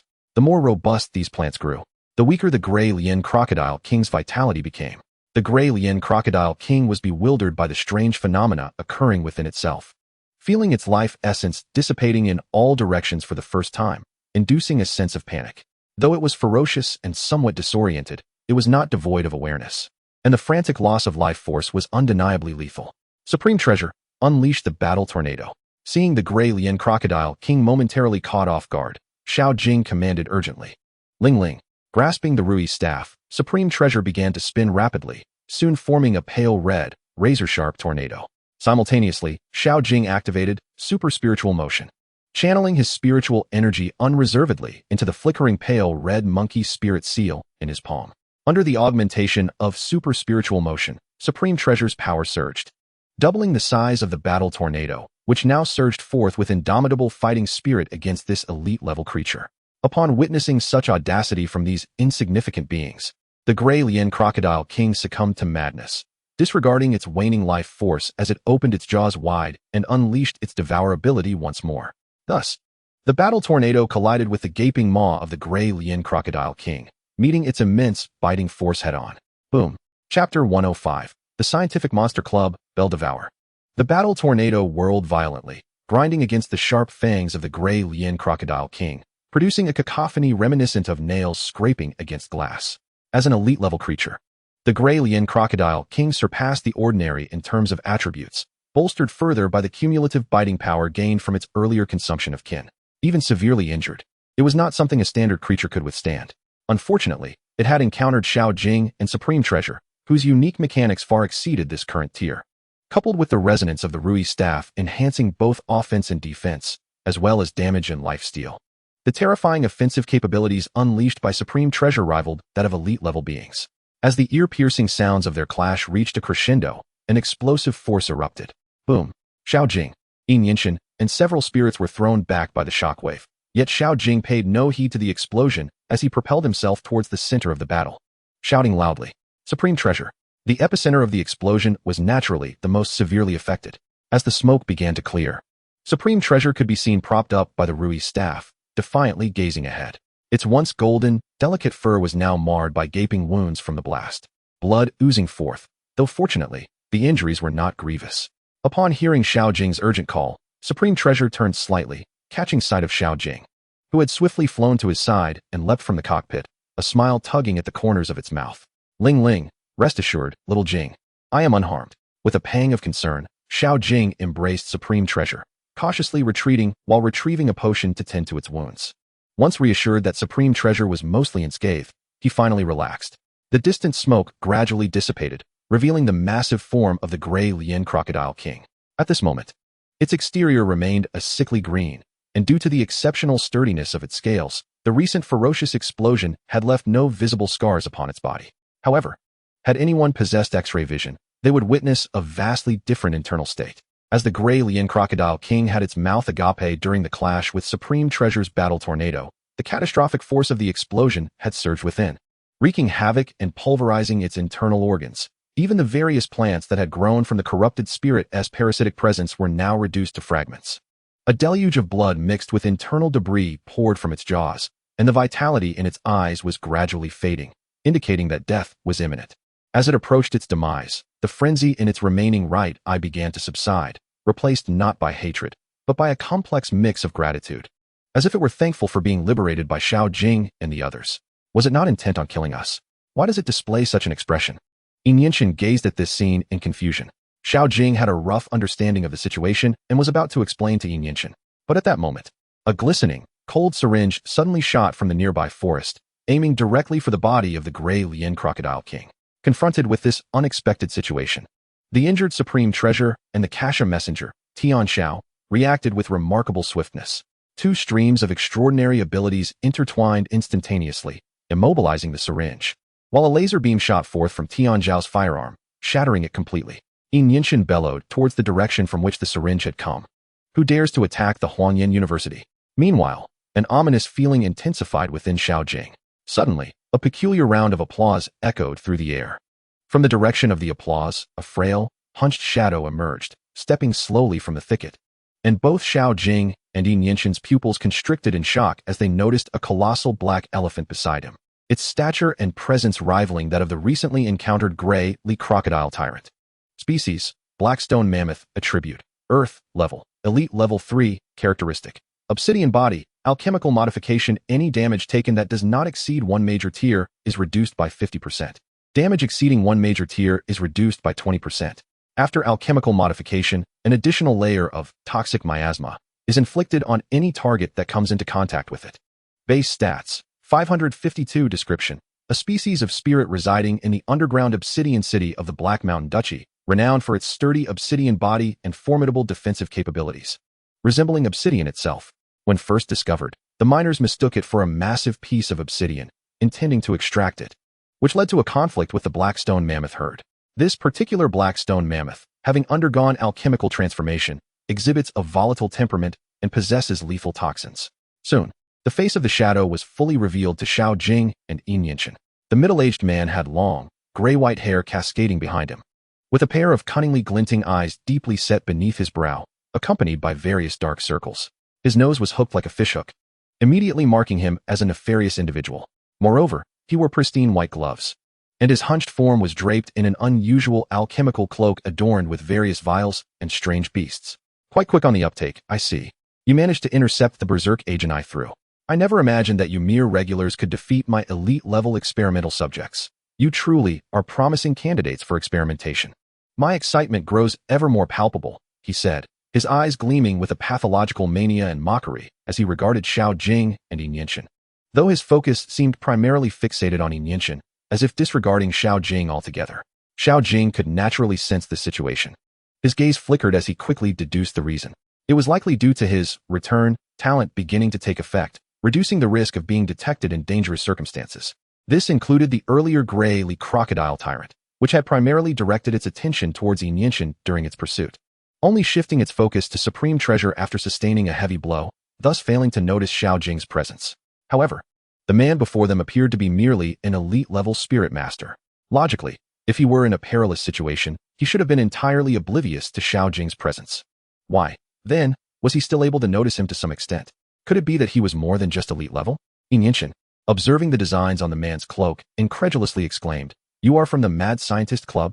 With a mocking smile, the middle-aged man responded, "Ah, a pleasure to make your acquaintance, my experimental subjects. I am Zhong Shi, a member of the Mad Scientist Club."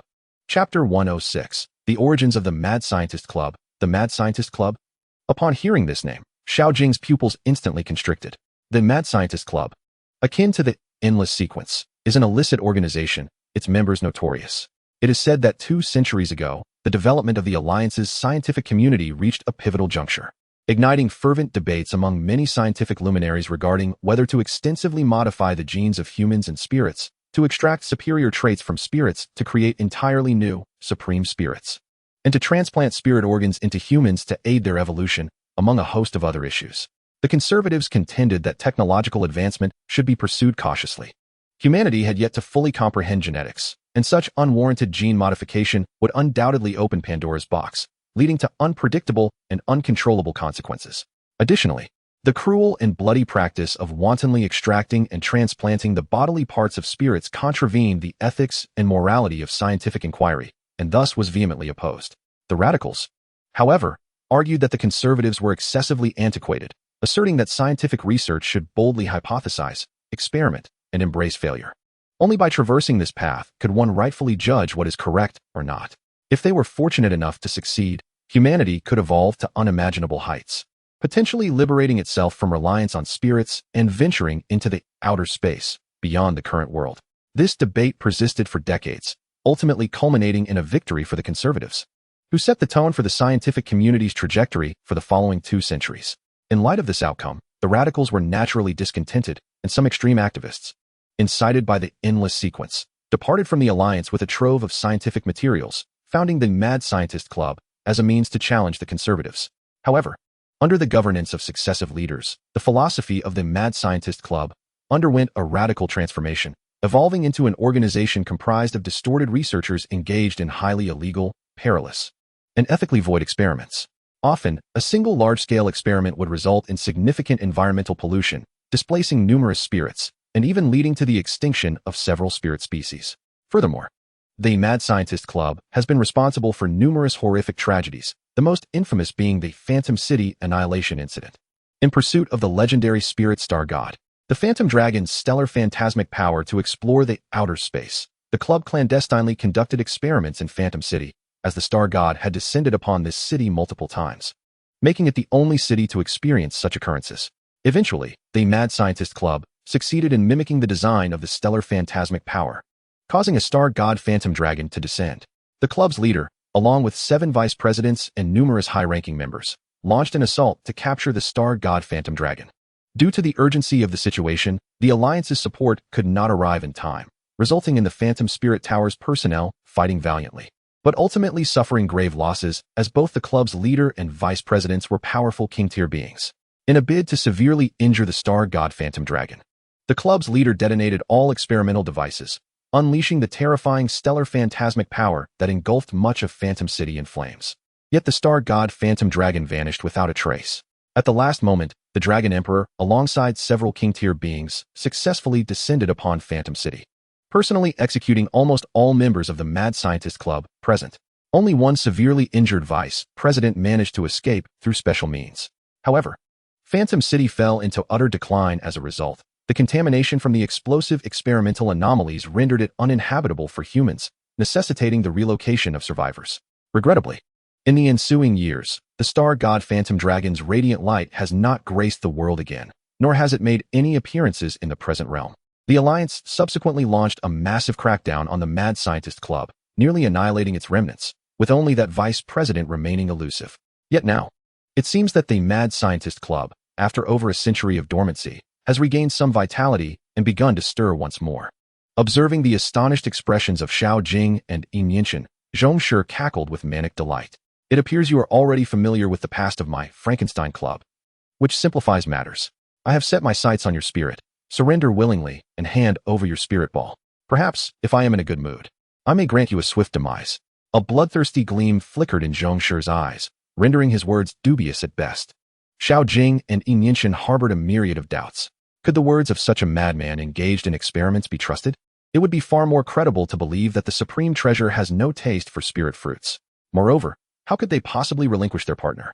Yet, what course of action should they take now? Xiao Jing had discreetly pressed the distress button moments ago.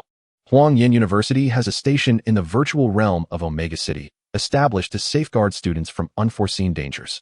However, they now found themselves in the semi-wilderness zone, where even a title-level spirit master stationed there would require some time to arrive, all the while needing to avoid drawing out other threats lurking in the chaotic jungle. As Xiao Jing contemplated their predicament, the Supreme Treasure tugged at his collar, signaling him to sense its essence. Upon careful inspection, Xiao Jing discovered that the Supreme Treasure had already reached the standard level of 19, while his own level had ascended to the peak of the mid-tier standard Spirit Master. It seemed that with just a few more levels for his spirit, he could attain the late standard tier. This is the advantage of having Heaven's favor. In fact, the Supreme Treasure had already leveled up after defeating the Grey Crocodile King across multiple tiers, though its aura had diminished due to injuries. And Xiao Jing had been more focused on the Supreme Treasure's wounds than on observing its ascent. Xiao Jing comprehended the Supreme Treasure's intent. It was unafraid of battling that cumbersome black elephant. However, having just emerged from a fierce battle, even with its newfound strength and the presence of other spirits, Xiao Jing did not believe they had much of a chance.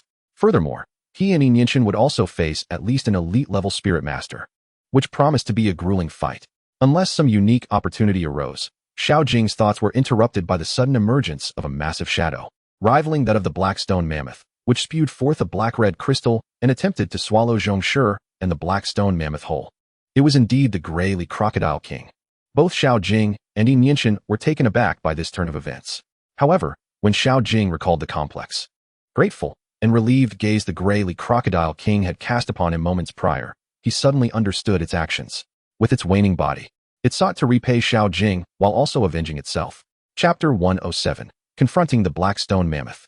After locking eyes once more with the nearly lifeless gaze of the Grey Crocodile King, Xiao Jing made a resolute decision. Every being possesses a spirit, even viral entities. Though he dared not make sweeping assertions about the tone of the Alliance's research community, yet he could not condone the brutal practices of the Frankenstein Club, nor could he stomach Zhongshi's reckless modifications of spirits, especially his attempts to manipulate the Supreme Treasure and its companions, which crossed Xiao Jing's line. It was the first time he felt the urge to kill someone. However, it was a pity about the recently acquired Bai Xianqi Lingua. Without hesitation, Xiao Jing retrieved the Bai Xianqi Lingua from his storage ring and handed it to the Supreme Treasure. Supreme Treasure, I must trouble you once more. After this battle, feel free to indulge in whatever you desire. Xiao Jing spoke with a hint of concern for the Supreme Treasure and Tian Xiao. Engaging in 2 consecutive battles against an elite-level spirit would be immensely taxing, particularly since the Supreme Treasure had taken the brunt of the pressure. After all, the tank-like Luxi had yet to mature, having been captured in a spirit ball since their escape began. While the spirits with Tian Xiao and Yin Yinshan were unable to bear the burden of confronting elite-level spirits, leaving the Supreme Treasure to shoulder the weight alone. Ling Ling.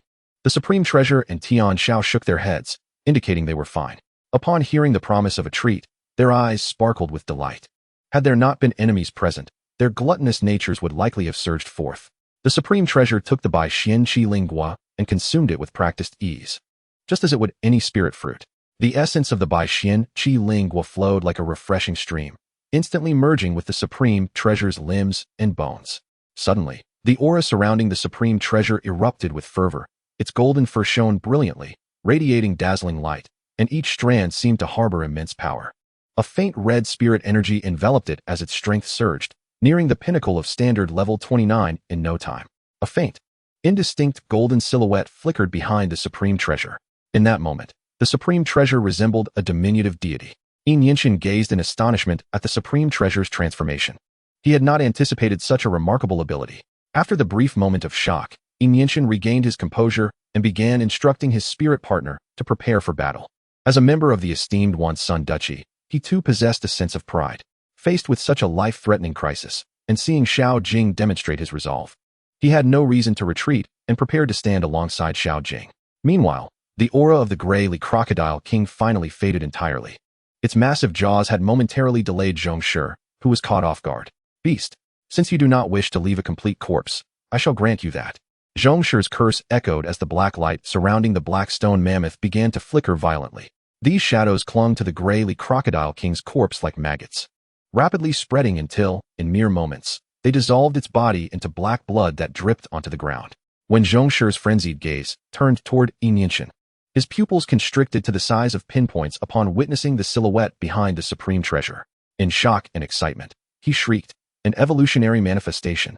The evolutionary manifestation is a blessing that may arise when a spirit's comprehensive strength approaches the next evolutionary opportunity amidst significant crises and other intricate factors.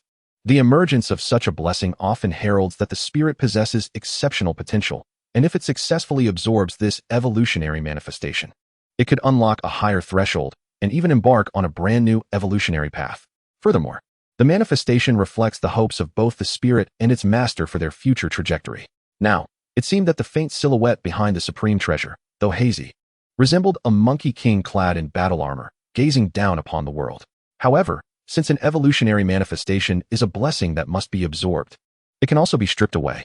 Should a spirit lose its evolutionary manifestation, it would be forever confined to its current level and form, with no prospects for advancement. A fate the Frankenstein Club often inflicted. Ha ha ha. Fate has not forsaken me, Zhongshi. At last, I have the opportunity to avenge myself. Zhongshi howled in delight, perhaps overwhelmed by his excitement, as his hunched frame trembled, a hint of crimson rising to his pale countenance. Mammoth, incapacitate that stone spirit monkey for me. I intend to strip it of its evolutionary manifestation. Yet, Xiao Jing paid no heed to Zhongshi's ecstatic cries. He directly commanded Tian Xiao to launch a cruise missile at the black-red crystal that the gray crocodile king had expelled before its demise. That was the digital core of the crocodile, the repository of all its information and final strength. The reason for this was to incite Xiao Jing to detonate the core, thereby creating an opportunity for them to escape or to weaken the Blackstone Mammoth, thus thwarting the plans of this demon that brazenly transformed itself. A supersonic missile was suddenly unleashed from the arm of Tian Xiao, striking the core with lightning speed before Zhongji had the chance to divert his attention from Jizun Bao. Whoosh! Boom! The cruise missile struck the crocodile's digital core, igniting an explosion that unleashed a torrent of orange-red energy, engulfing Zhongji and the Blackstone Mammoth, who were too close to react. Xiao Jing and Yin Yinshan swiftly retreated with their elven partner, not daring to rejoice prematurely, for they understood that while this elite-level digital core possessed considerable power, it could at most inflict some damage on Zhongji. To believe that victory could be achieved solely through a single core was nothing short of fanciful.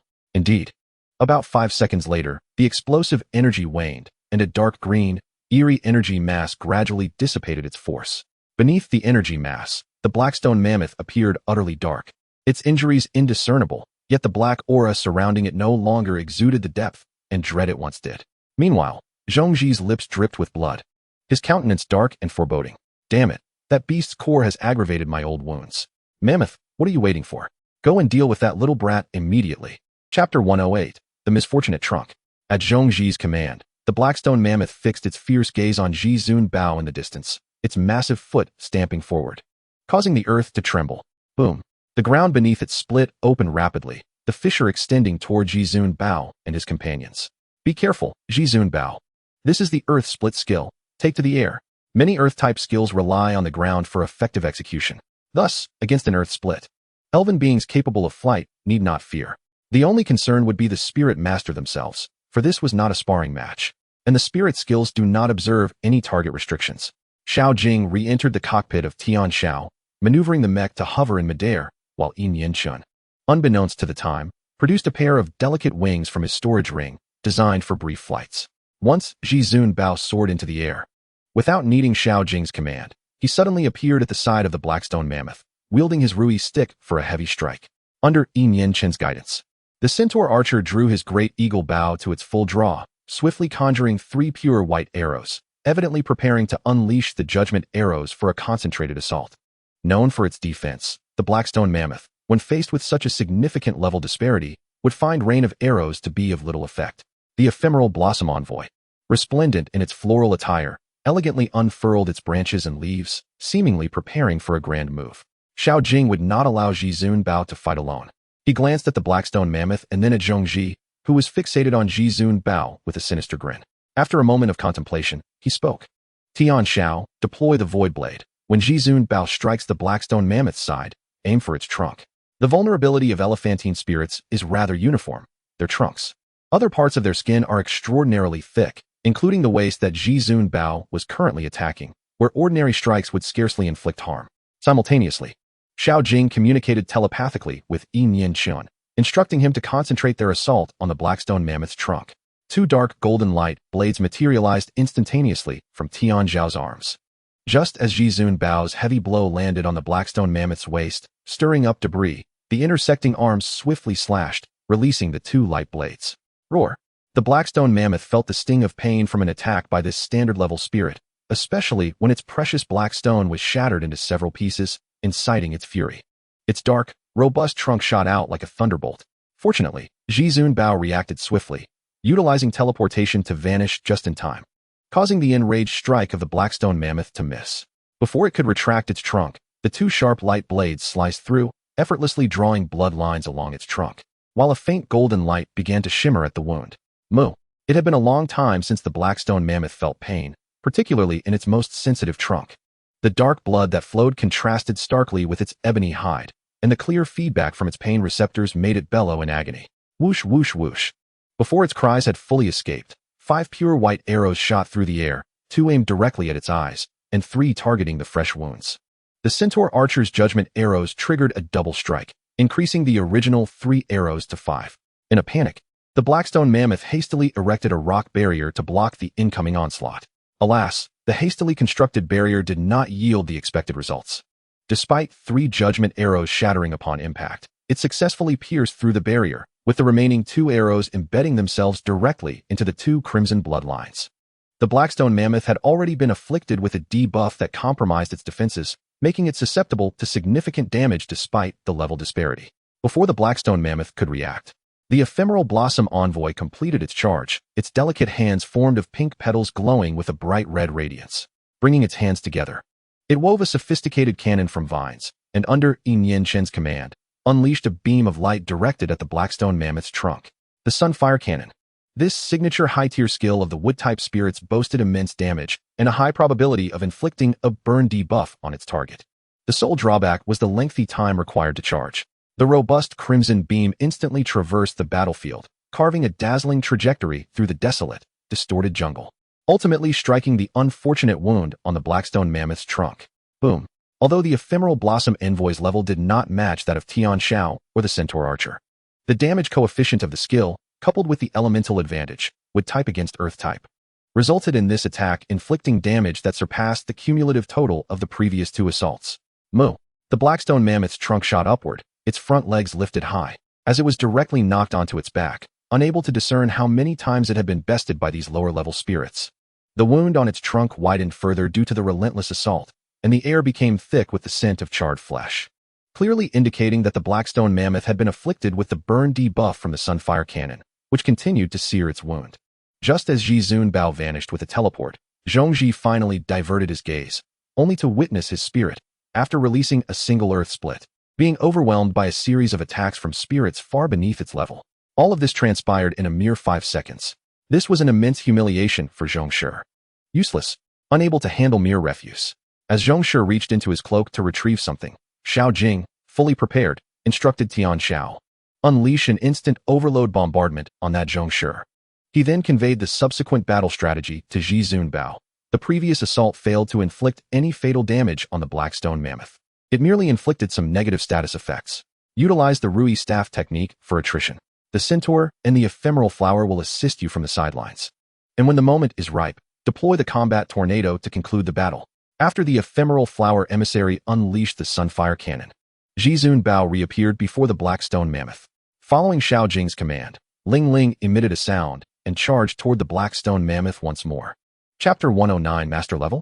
Upon hearing Xiao Jing's directive, countless barrels emerged from beneath Tian Zhao's metallic exterior, and numerous missiles were launched without any preparation or build-up.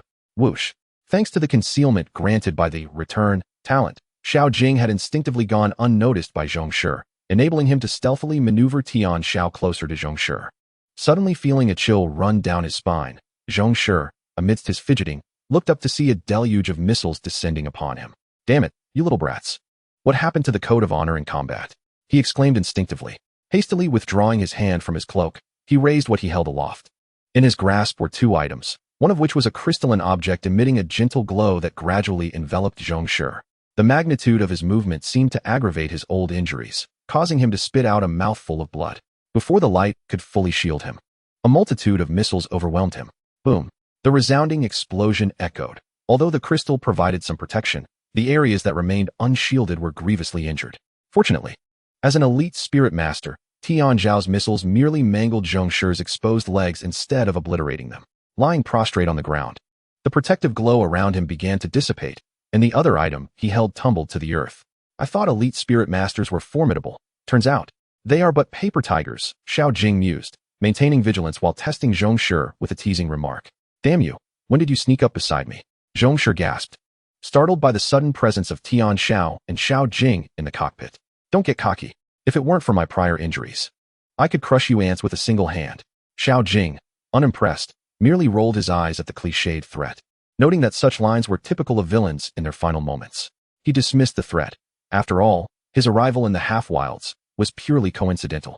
And even if the Frankenstein Club sought vengeance, they would have to contend with Huangyan University first. Xiao Jing noticed a heart-shaped, multicolored object that had landed at Tian Zhao's feet. What is this? He inquired, prompting Tian Xiao to retrieve it while activating Basic Insight. Item: Artificial Spirit Heart, incomplete. Quality: Sacred Grade, Grade 1, 3147. Attributes: Earth, Water, Fire. Description: A spiritual item developed by the Frankenstein Club, capable of extracting and storing the evolutionary power of spirits. The attributes of the spirit heart represent those of the spirits it has previously absorbed. When its attributes are 3 or more, it can be used to extract the evolutionary method of spirits. The more attributes it has, the lesser the loss, and the higher the efficiency. The ultimate purpose of the artificial spirit heart is to facilitate rapid, damage-free upgrades for corresponding attribute spirits or to assist spirit masters in swiftly healing injuries and restoring their original levels. Damn it! Stop right there. That is beyond your reach. Zhongshi shouted frantically, but the outburst exacerbated his injuries, causing him to cough up another mouthful of blood. Ignoring Zhongshi's warning, Xiao Jing focused intently on the last line of the panel. Rapid restoration to original level? His suspicions were confirmed. No wonder Zhongshi noticed him upon his emergence. He was not an elite spirit master at all. He must have sustained grievous injuries that had gone unhealed for an extended period, resulting in a continuous decline in his level. Xiao Jing's gaze flickered as he began to calculate his next move. Meanwhile, on the battlefield, as the Blackstone Mammoth rose from the ground once more, it was filled with frustration. It should have had the advantage against melee spirits, as contact would allow it to stack debuffs on its opponents. Unfortunately, it faced Ji Zunbao, armed with a resonant artifact, which severely limited its abilities. In defiance, it roared skyward, and dozens of massive stones materialized above Jizun Bao and the Centaur archers, plummeting downward. Stone Rain, a classic Earth-type skill, one of the few that did not directly rely on the ground for its execution. The Centaur archers, having established a tacit understanding, immediately unleashed a rain of arrows to clear the path for Jizun Bao and the ephemeral flower emissary. Jizun Bao teleported in front of the black stone mammoth, which retaliated with skills such as Stomp and Whirlwind Strike. Unfazed by the onslaught from the black stone mammoth, Jizun Bao followed Xiao Jing's instructions and employed the Rui staff technique for attrition. Behind him, the ephemeral flower emissary utilized a series of wood-type skills to inflict additional damage on the black stone mammoth, attempting to create an opportunity for Jizun Bao to counterattack. Having consumed the Baixian's strong spirit fruit, and with the assistance of wood-type spirits that countered earth types, Jizun Bao found himself able to stalemate against the elite level 3 black stone mammoth. It was worth noting that the black stone mammoth likely, like Zhongshi, had once been more than just elite. At a crucial moment, when the ephemeral flower emissary unleashed the Sunfire Cannon once more, striking the wound on the black stone mammoth's trunk, it let out a pained howl. Seizing the opportunity, Jizun Bao no longer hesitated, releasing the remaining effects of the Baixian's strong spirit fruit and spinning rapidly. In an instant, a colossal pale red tornado took shape, rising to the height of the surrounding withered ancient trees, marking the largest combat tornado Jizun Bao had ever conjured. Witnessing Jizun Bao's formidable assault, the Blackstone Mammoth refused to be outdone. It stomped its feet heavily on the ground, its earthy aura enveloping it, forming a spiked armor, and charged toward Jizun Bao with all its might. Thorn Charge. As the combat tornado was about to collide with the Thorn Charge, a surge of spiritual energy flowed into Jizun Bao. It was Xiao Jing activating super spiritual movement. With all enhancements in effect, the tornado collided with the Blackstone Mammoth. Boom. The explosion far surpassed the destruction caused during the battle with the Greyly Crocodile. Countless debris erupted, and the ground appeared as if struck by a small meteor, creating a massive crater. Within the crater, Jizun Bao lay bloodied, crouched and fixated on what lay ahead. Before them lay the Black Stone Mammoth, now feebly prostrate on the ground, its body shattered into countless fragments, not a single piece of intact black stone remaining. The long, dark trunk bore a severe wound, nearly severing it in half. A little more force could render it completely detached. It appeared to have lost consciousness entirely. Impossible. Zhongshi gazed incredulously at the scene before him, utterly astonished that a standard-tier spirit could defeat his Black Stone Mammoth by transcending a significant stage. What is impossible? You are merely an early-stage elite spirit master, and it is only an elite level 3. A glimmer of brilliance flickered in Xiao Jing's eyes as he deliberately emphasized the levels, attempting to extract information from Zhongshi. Nonsense, I was once a master. Chapter 110, Zhongshi's Laboratory. A master? Xiao Jing's heart sank. He had considered that Zhongshi's level might exceed that of an elite, possibly reaching the dojo level, but never anticipated that it was indeed the higher master level. What puzzled Xiao Jing further was what calamity had befallen Zhongshi to reduce him to this state. Not only had his level plummeted, but he had released only one spirit so far, which was merely an elite-level Black Stone Mammoth. Or could it be that he had only this single spirit left? Naturally, these thoughts flitted fleetingly through Xiao Jing's mind. He would never be foolish enough to inquire directly of Zhongshi, nor would Zhongshi divulge such information. Do you have any last words? Xiao Jing, piloting Tian Xiao, raised his right hand, from which a gun emerged, a faint orange glow coalescing at its muzzle. In the face of an adversary, Xiao Jing would show no mercy. Should he allow the tiger to return to the mountain, it would be he who suffers the consequences, especially when dealing with a former master-level member of an illegal organization. Zhongshi sensed Xiao Jing's murderous intent, a bitter smile curling at the corners of his mouth. His previously frenzied gaze now filled with resentment and hatred. I never imagined that I, Zhongshi, would ultimately fall to the hands of a mere standard tier. Cursed be that blackberry dragon. My vendetta remains unavenged.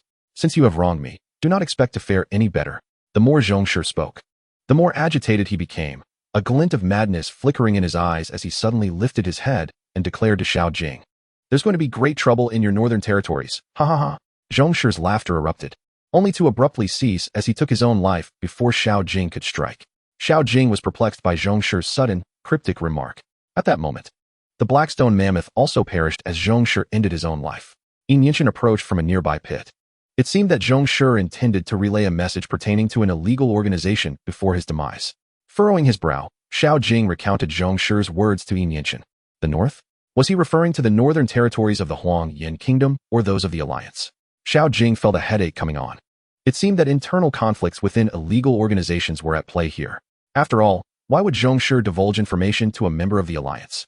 Moreover, these illegal organizations certainly know how to stir up trouble, wreaking havoc in the real world while even extending their reach into the virtual realm. Now, they were surfacing in the north. Never mind. It would be best to inform the school's faculty about these matters. They are likely beyond my capacity to address. Better left for those in power to contend with. After confirming that Jizun Bao was out of danger, Xiao Jing administered some medicine and kept him close. He gazed at Zhongshi's corpse, checking to ensure the man was truly dead before allowing himself to relax. Suddenly, Xiao Jing discovered 2 location maps on Zhongshi's body. Item: Location map, laboratory. Description: a map for pinpointing locations within the virtual realm. Used by Zhongshi to document the location of the laboratory where he recuperated and evaded pursuit. Item: Location map, City of Glory. Description: a map for specifying locations within the virtual realm, detailing a digital city brimming with entertainment and combat, inhabited by peculiar spirit species resembling minions. Possessing remarkable resilience to death. Zhongshi had intended to investigate further once his injuries healed.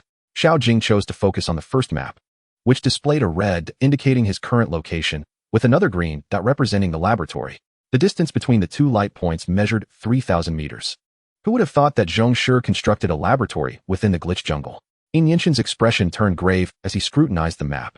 This revelation explained the desolate appearance of the glitch jungle. It was likely that Zhongshi had exploited the jungle's resources and spirits for experiments, releasing copious amounts of pollutants that gradually tainted the forest, resulting in its current ghastly state.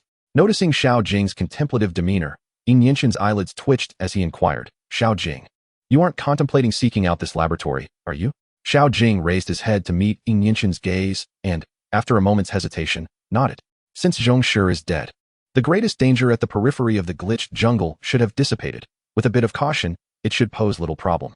After all, this was once the laboratory of a master-level spirit master, and many of the techniques employed by the Scientific Monster Club can be regarded as a branch of spirit material processing. I must explore it, regardless.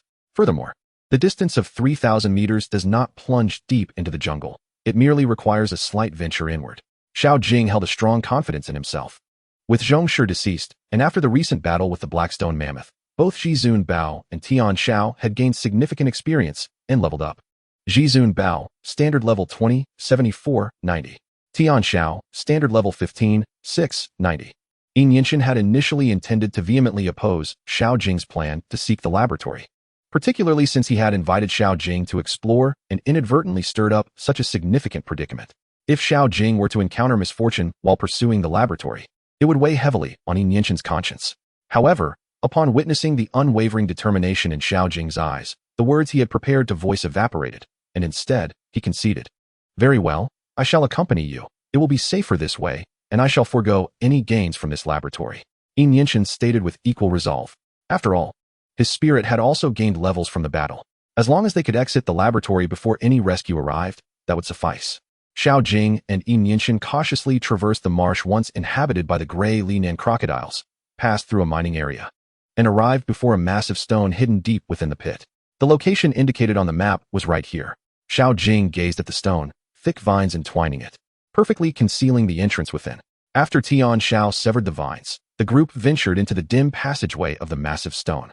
At the end of the passage lay a grand mechanical door, yet the absence of its owner's defense system posed no threat to Xiao Jing or Yinshin, who shattered the door with ease. What greeted their eyes was a vast expanse akin to a plaza, lined with numerous cages at the periphery, imprisoning various listless virtual realm spirits.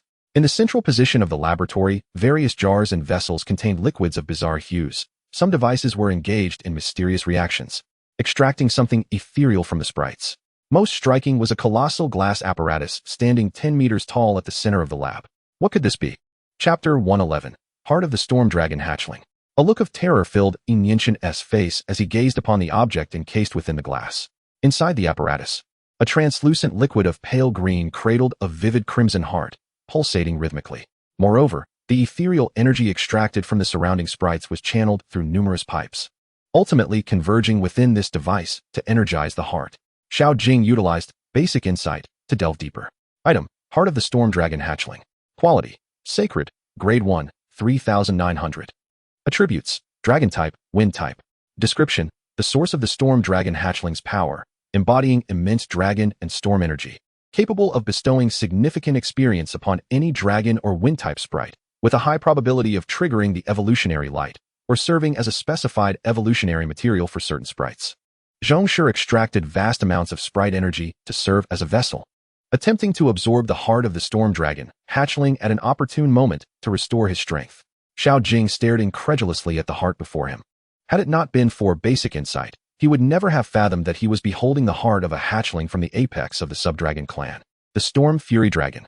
Gulp. Xiao Jing swallowed hard, his gaze burning with desire as he beheld the object. Though he had only just begun his studies, he had felt the pressure from his peers at Huangyan University since the Huangyan Tower, if he wished to avoid being left behind. The most effective method was to rapidly elevate his sprite's level and facilitate their evolution as much as possible. This journey through the glitched jungle had further solidified his resolve to seize every opportunity to enhance his power. Clearly, the heart of the Storm Dragon hatchling could assist Tian Xiao in advancing swiftly, and perhaps even catalyze the evolutionary path he had previously glimpsed. Upon returning, he was determined to expedite the elevation of Supreme Treasure and the others to elite status.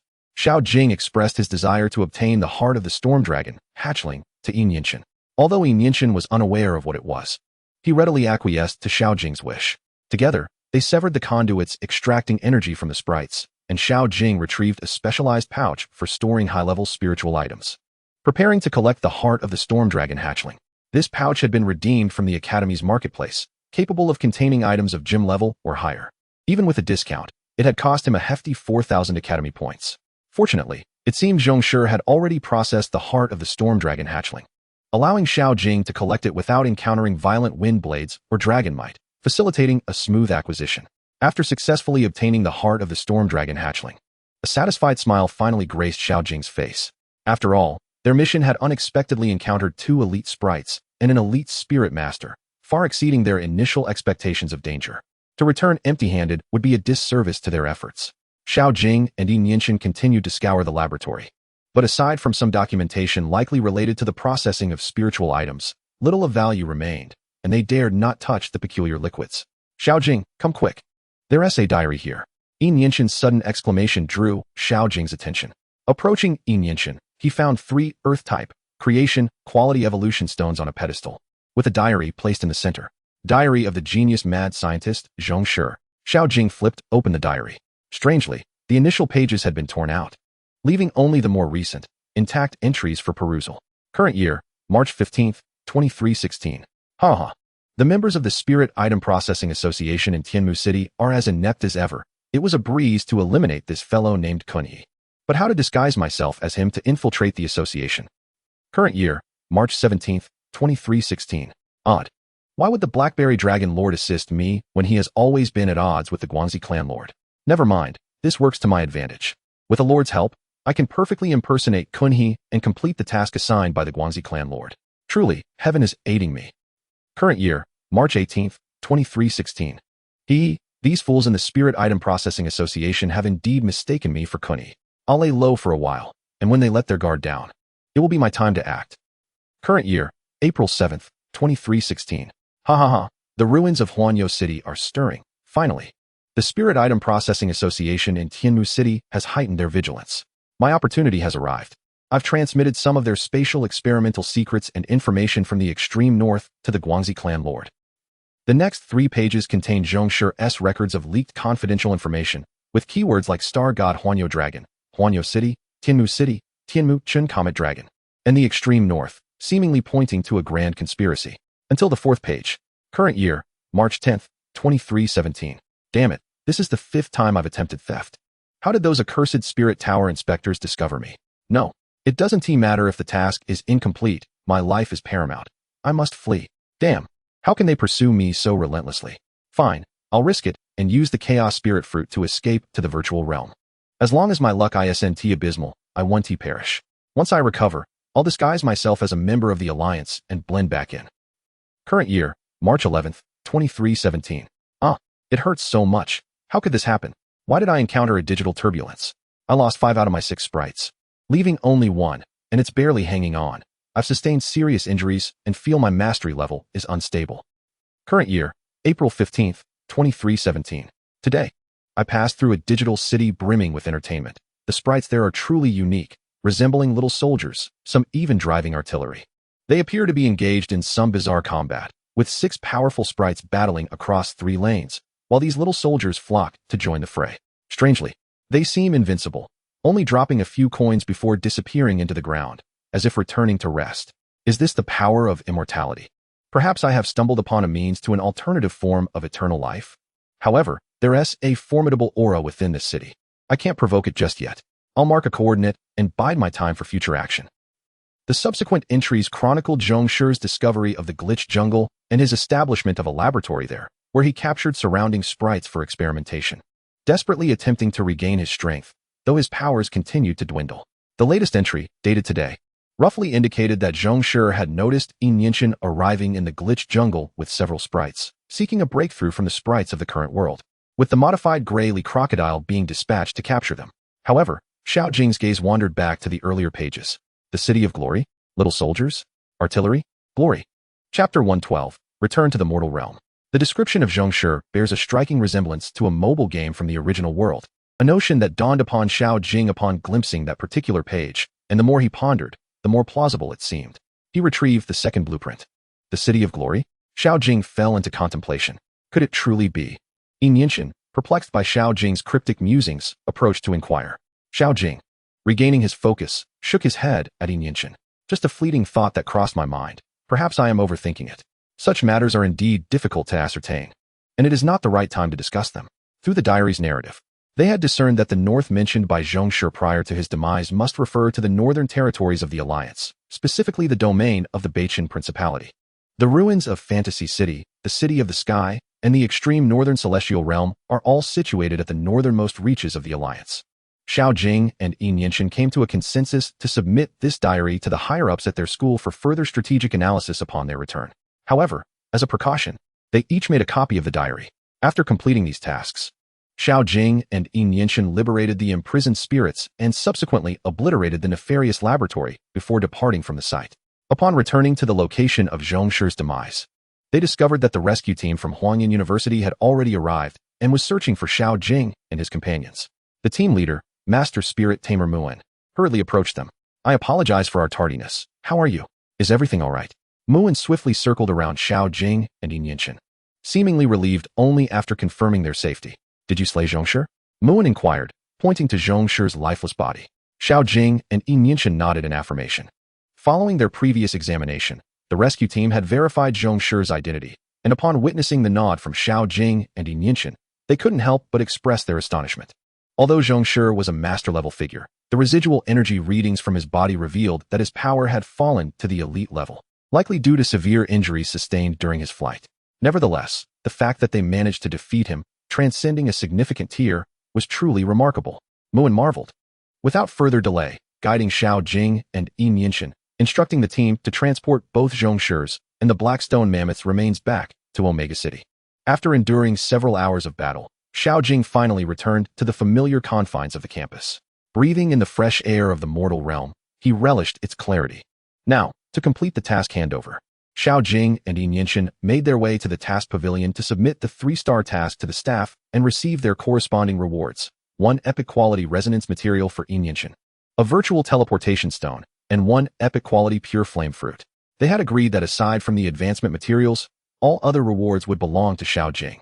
Following the completion of the task handover, Xiao Jing and Yinshin retreated to their respective rooms in the villa, collapsing into a deep slumber. Mortal Calendar, Year 2317. September 6th. Ding dong, ding dong. The doorbell of the villa rang, prompting Xiao Lingwu to rush to answer. Lord Fire Dragon. Teacher Okai, what brings you here? Xiao Lingwu hurriedly ushered Chunjili and Okai to take a seat. Apologies for the early disturbance, but are Xiao Jing and Yinshin present? We need to discuss something with them. Yes, of course. I will summon them right away. Saying this, Xiao Lingwu dashed upstairs to fetch the drowsy Xiao Jing and Yinshin. Good morning, Uncle Chun, Teacher Okai. Greetings, Lord Fire Dragon, Teacher Okai. Xiao Jing rubbed his eyes, not surprised by the visit from Chunjili and Okai, especially since they had just slain Zhongshi, who had previously pilfered confidential information from the Spirit Craftsmen's Association in the City of the Sky. As expected, they were met by a counselor and a director from the education office. You likely understand our purpose for visiting. It's concerning Zhongshi, Okai stated directly, cutting to the chase. First and foremost, we must apologize for the earlier misjudgment regarding the difficulty of that task. After a reassessment by the Education Office, the task's difficulty has been elevated to 4 stars, with new rewards added. Additionally, as compensation, the school will grant you each 2,000 Academy points. Okai produced 2 spirit fruits from his storage ring, each 100 Xian strong spirit fruit, 1 for each of them. Xiao Jing's lethargy instantly dissipated as he accepted the 100 Xian strong spirit fruit with delight. This is splendid. I had previously given my only 100 Xian strong spirit fruit to Supreme Treasure for the battle against the Blackstone Mammoth, thus losing a means of self-preservation. Now, I have replenished it from another source. With the extra 2,000 Academy points, he could redeem more resources for upgrading and evolving Supreme Treasure and the others. Seeing the smiles on Xiao Jing and Ying Yinshan's faces, Okai knew the school's compensation had struck the right chord. Once Xiao Jing and Ying Yinshan happily accepted the compensation, Qinjili transitioned to the next topic. There is one more matter. With Zhongshi's demise, many pieces of information remain elusive. We wonder if you discovered anything noteworthy on him, or whether he uttered anything peculiar before his passing. Qinjili inquired with a gentle smile. Rest assured, the school will not shortchange you. We will reward you according to the value of the information provided. Of course, if you need time to consider what to share, there is no rush. After exchanging glances, Xiao Jing and Ying Yinshan spoke in unison. Uncle Chun, before Zhongshi died, he mentioned that we in the north would face great trouble. A peculiar diary was produced from Xiao Jing's storage ring and placed on the table, sliding it toward Qinjili and the others. They then recounted their thoughts. This is a diary of Zhongshi that we accidentally discovered. It may hold vital clues. Based on its contents, we believe the Science Monster Club might be plotting something in the City of the Sky. Qinjili took the diary, leafing through it briefly before his expression shifted slightly upon confirming its contents. Nodding to Okai, he rose and addressed Xiao Jing and Ying Yinshan. We are immensely grateful for the information you have provided. It is of great significance to the Alliance. Rest assured, I will endeavor to secure more suitable resources for you. As Okai followed Qinjili out of the villa, he turned to Xiao Jing and Ying Yinshan. Remember to explore the Huanyan Tower more, and strive to do well in the upcoming freshman ranking competition in a month. Chapter 113. The Heart of a Hero, Supreme Treasure Evolves. After returning to the mortal realm, Xiao Jing resumed a highly structured life, attending classes, training spirits, ascending the Huanyan Tower, competing for rankings, delving into spirit crafting skills, and nurturing his bond with the spirits. In the blink of an eye, 10 days had passed. Mortal calendar, year 2317, September 16th. After a period of intensive leveling, Zhizun Bao and his companions made remarkable strides, particularly Lu Shi, who, under rigorous training, rapidly closed the gap between himself and Zhizun Bao. This was largely thanks to the epic, quality pure flame fruit and the abundant fire attribute spiritual energy contained within Zhongxi's artificial spirit heart. Naturally, Xiao Jing could not indiscriminately channel the internal fire attribute spiritual energy into Lu Shi's body, as it was a saint-grade spiritual item. Consuming it recklessly would undoubtedly overwhelm the spirit. Xiao Jing's intention was to gradually allow Lu Shi to absorb this spiritual energy throughout his growth, thus accelerating his development. Even to this point, Lu Shi had not utilized even a fifth of the internal fire attribute energy. With the spirits leveling up one after another, Xiao Jing, benefiting from substantial spiritual energy feedback, successfully advanced to the late stage of a regular level spirit master, while his spirit partner's level also soared. With Zhizun Bao reaching the impressive regular level 29, now very close to breaking through to the elite level. Name, Xiao Jing. Level, late stage regular level spirit master. Regular level spirit item artisan. Talent, Heaven's Blessing, Return Journey, Cheerful, Super Spirit Movement, Child of the Element. Luck, 67. Skills, Basic Insight, Affinity, Staff Technique, Spirit Item Crafting. Name, Zhizun Bao. Race, Stone Spirit Monkey. Attributes, Combat, Psychic. Level, Regular Level 29, 8490. Feature 1, Battle Fighter. Feature 2, Monkey King. Racial Value, 501. Resonance Item, Rui Staff. Skills, Heavy Strike, Peak Mastery 23, 100. Spirit Fruit Set, Peak Mastery 25, 100. Instant Teleportation, Peak Mastery 34, 100. Rui Staff Technique, Peak Mastery 40, 100. Rui Transformation, Peak Mastery 37, 100. Mental Wave, Peak Mastery 12, 100. Combat Tornado, Triple Skill Combination, Peak Mastery 20, 100. Instinctive Chase, Peak Mastery 10, 100. Psychic Beam, Peak Mastery 3, 100. Item, Rui Staff. Quality, Epic, 850. Attributes, Combat, Psychic. Effect, the innate resonance item of the little monkey. When used, it can freely change in size, reducing the consumption of all skills, enhancing both defenses by 15%, increasing attack damage by 15%, and 30% of the damage dealt is used for self-healing. Name, Tian Xiao. Race, Mecha Rift. Attributes, Metal Wind. Level, regular level 26, 36, 90. Feature, Mecha Heart. Racial value, 523, first form. Skills, Overload Bombardment, Peak Mastery 31, 100. Steel Charge, Peak Mastery 10, 100. Armament, Peak Mastery 21, 100. Targeting, Peak Mastery 27, 100. High-Speed Shooting, Peak Mastery 29, 100. Rift Lightblade, Peak Mastery 32, 100. Cruise Missile, Peak Mastery 28, 100. Name, Lu Shi. Race, Dance Little Lion. Attributes, Fire. Level, regular level 23, 52, 90. Feature, Beyond Years. Racial value, 571. Skills, Great Firecracker, Mastery 90, 100. Flash Flame Charge, Mastery 97, 100. Fireball, Mastery 10, 100. Light Shield, Mastery 92, 100. Scratch, Mastery 89, 100. Villa number 105, Huang Yan. Xiao Jing, this is your package, please sign for it. Thank you. Xiao Jing excitedly accepted the item from the delivery person, bringing it back to his room to unwrap it. A round, translucent, pale red sphere immediately appeared before him, astonishingly pulsating as if it were breathing. The moment this sphere was exposed in the room, it instantly attracted Zhizun Bao, who had been guarding the spirit fruit tree. In a flash, he appeared before the sphere, with Tian Xiao and Lu Shi curiously gathering around to examine it. Xiao Jing gently patted Zhizun Bao's fluffy head, smiling as he spoke. This is the heart of the hero I exchanged for you, the last spiritual material you will need for evolution. Indeed, Xiao Jing had been closely monitoring the Academy's shop lately, and upon seeing the heart of the hero available, he promptly utilized the privileges granted by the contract he signed before enrollment, allowing him to redeem a creation-grade spiritual item worth around 1,200 points free of charge. The rating of this heart of the hero was 1,246 points, fitting perfectly within the contract's allowable fluctuation of 50 points.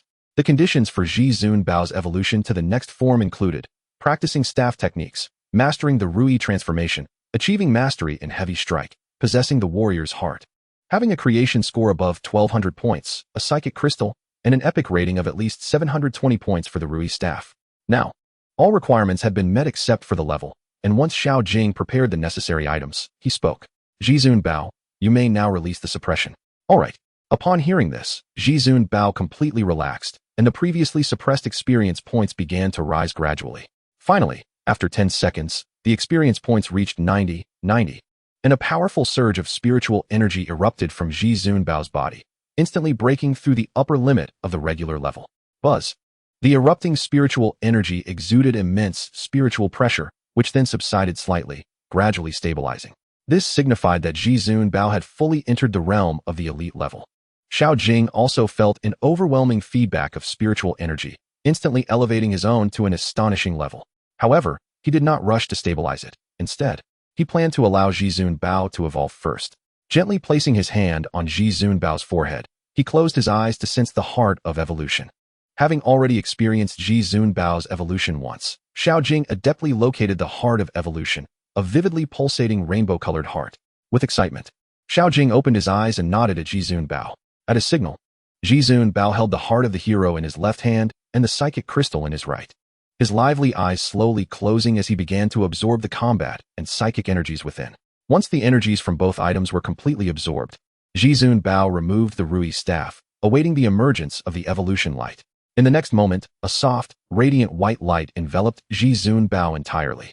This luminescence persisted for a full minute, doubling the duration of Zhizun Bao's previous evolution. As the white light gradually faded, a brand new figure emerged before Xiao Jing. Xiao Jing, I have successfully evolved. Chapter 114. The Spirit Monkey of the Unified Path. The brand new panel of Zhizun Bao. As the glow receded, Zhizun Bao's new form appeared before Xiao Jing. His resplendent golden fur shimmered with a molten gold-like radiance, as if draped in brocade woven from clouds of the highest heavens. Standing tall, the young Monkey King radiated with brilliance, each hair reflecting a dazzling aura akin to liquid gold in the dawn light. The once diminutive figure, akin to the size of a backpack, has now burgeoned into a majestic half-adult stature, with sinewy muscles undulating beneath a gossamer-thin layer of silvery scales, resembling waves upon the ocean. The golden shoulder guards glisten, casting reflections upon the mane at the nape of the neck, reminiscent of fragments of a sun ablaze. Grasping a black and gold scepter, Xiao Jing beheld the awe-inspiring silhouette of a youthful war deity, rendering him momentarily speechless. Name: Supreme Treasure. Race: Transcendent Martial Monkey. Attribute: Combat, Psychic. Level: Elite Level 1-1. 90. Trait 1: Battle Spirit. Through prolonged training, the Spirit Monkey has cultivated an indomitable belief in combat, transforming its dual attack values into a sum of its dual defense values. Trait 2: Monkey King. The Spirit Monkey acts as the leader among its kind within a designated area, reducing damage and control effects inflicted upon itself by 20, while enhancing damage and control effects it inflicts upon other monkeys by 20. If the target is not a monkey, the aforementioned effects are halved. Racial value: 501. Resonating object: Scepter of Supreme Treasure. Skills: Heavy Strike, Peak Mastery 23, 100. Spirit Fruit Set, Peak Mastery 25, 100. Teleportation, Peak Mastery 34, 100. Scepter Technique, Peak Mastery 40, 100. Scepter Transformation, Peak Mastery 37, 100. Psychic Wave, Peak Mastery 12, 100. Combat Tornado, Tri-Skill Combination, Peak Mastery 20, 100. Instinctive Pursuit, Peak Mastery 10, 100. Psychic Beam, Peak Mastery 3, 100. Fiery Eyes, Initial Insight 1, 100. Body of the Great Sage, Initial Insight 1, 100. Introduction: The second evolutionary form of the Little Spirit Monkey, the Young Monkey King, is a pillar of the Spirit Monkey clan. Its superior speed and defensive capabilities empower the transcendent martial monkey to exhibit remarkable combat prowess and resilience in any environment. Moreover, the emergence of its evolutionary form appears to have altered its mastery of skills somewhat. Item: Scepter of Supreme Treasure. Quality: Creation 1001. Attribute: Combat, Psychic. Effect: the innate resonating object of the Little Spirit Monkey, which, when wielded, can change in size and length at will, reducing the consumption of all skills. Enhancing dual defenses by 20%, increasing damage dealt by 20%, and converting 40% of the damage inflicted into healing for itself. Indeed, the Scepter of Supreme Treasure has also successfully attained the creation quality under the influence of its evolutionary radiance. The enhancements to both attack and defense have reached 20, while the lifesteal effect has escalated to 40, significantly improving Supreme Treasure's sustainability, alleviating concerns over its frail health. However, Xiao Jing's attention suddenly shifted to the skill section of Supreme Treasure. He recalled that the Spirit Monkey clan seemingly did not possess the skill body of the Great Sage. Could it be that this skill was indeed a result of the influence of its evolutionary form? He immediately focused on the two newly acquired skills. Fiery Eyes, Psychic. Capable of piercing the illusions and domains of spellcasters whose level does not exceed its own by 5 levels, while reducing control effects and durations by 30, non-stacking, and can inflict a burning status upon the target. Rating: 90. Evaluation: useful for identifying weaknesses in combat, can also serve as a means of amusement during idle moments, chuckles. Body of the Great Sage. Combat: upon use, instantly removes current control effects and grants immunity to any control effects for the following minute. Rating: 95. Evaluation: this skill compensates for the only flaw of the monkey, no need for gratitude. Indeed, this lively father has returned to comment.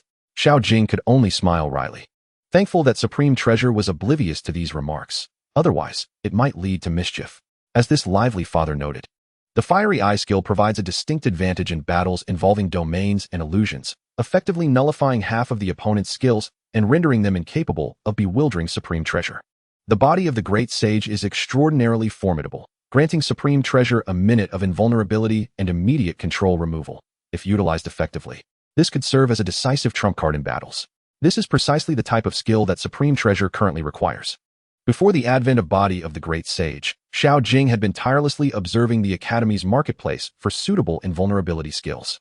This certainly rectifies the most critical flaw in Supreme Treasure's capabilities. Moreover, the traits have been further enhanced, marking a transformative evolution akin to shedding one's skin. Supreme Treasure's combat prowess has significantly surpassed its pre-evolutionary level. Should it confront the Blackstone Mammoth now, it could easily overpower them even if faced by two at once. Gazing at Supreme Treasure's revamped profile, Xiao Jing felt elated, as if he were about to soar. He immediately scooped up Supreme Treasure and showered its fluffy visage with affectionate kisses. Supreme Treasure, you are splendid. Blushing slightly at the unexpected affection, Supreme Treasure, with its originally heroic countenance, turned a shade of crimson and bashfully nudged Xiao Jing away. Ling Ling, Ling Ling, I am no longer a child. If Tian Xiao and Lu Shi see this, they will mock me. At that moment, Tian Xiao and Lu Shi were stealthily tucked away nearby, stifling giggles and trembling with mirth, clearly enjoying the spectacle. Let them laugh. After Supreme Treasure's successful evolution, Xiao Jing promptly settled into a meditative posture, intent on solidifying his own spiritual energy to prevent it from breaching the barrier between the conventional and elite levels. Given Supreme Treasure's successful evolution, a surge of spiritual energy, rivaling its previous levels, surged into his being. Indeed, he needed to restrain it, for if he were to break through now, his subsequent entry into the Huangyan Tower would commence at the elite level's difficulty. Yet, he had yet to fully reap the rewards from the conventional level. During his recent return, he had only reached the 39th floor, leaving 11 floors yet to conquer. With great effort, Xiao Jing finally managed to suppress this influx of spiritual energy, experiencing a slight swelling within his meridians. He was acutely aware that this state could not be sustained for long. Time was of the essence, and he needed to hasten through the challenges. Without pausing for rest, he promptly led Supreme Treasure and the others back to the Huangyan Tower, poised to conquer the conventional level once and for all. Huangyan Tower, 40th floor. 39th floor has been cleared. Observing the multitude of figures materializing ahead, Xiao Jing paid them little heed. After all, with Supreme Treasure at elite level, none would pose a challenge. Within 3 seconds, Supreme Treasure had dispatched the entire group effortlessly. Congratulations on clearing the stage. Please select one of the following rewards. 1000 turns Spirit Forging Gold. Epic. 750 points. Capable of enhancing the rating of an epic quality resonating object. With limited effect on the enhancement of creation quality. Battlefield Mecha Oil. Epic. 750 points. Can lubricate critical components of mecha-type spirits, leaning future evolution towards an increase in speed attributes. Fire-type Evolution Stone. Epic. 750 points. A wondrous stone that assists fire-type spirits in their evolution. Given that this was merely the conventional level's difficulty, the rewards were all of epic quality. Moreover, from the very first day of the semester when he began scaling the tower, the initial rewards offered were of fine quality. Xiao Jing surmised that the elite level would likely start with epic quality items as well. Gazing upon these ethereal entities, the enhancement brought forth by the celestial refinement of the golden essence upon the current Rui stick appears to be negligible. There exists no necessity for selection, as the resonant objects of Tian Xiao and Lexi are, after all, not innate companions. Thus, the baseline quality cannot ascend to the epic standard, rendering the selection redundant. Lexi's evolution does not require a fire-type evolution stone, prompting Xiao Jing to make a decisive choice.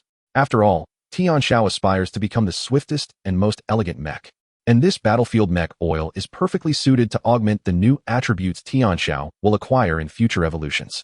Upon completing his selection, Xiao Jing, alongside Jizun Bao and others, embarked on the challenge of the 41st layer. When Xiao Jing returned for the third time to ascend the tower, the leaderboard outside the Huangyan Tower was undergoing rapid transformations. After several days of persistence, many other students had already attempted the Huangyan Tower a second time, significantly improving their scores, yet none had dared to initiate a third attempt.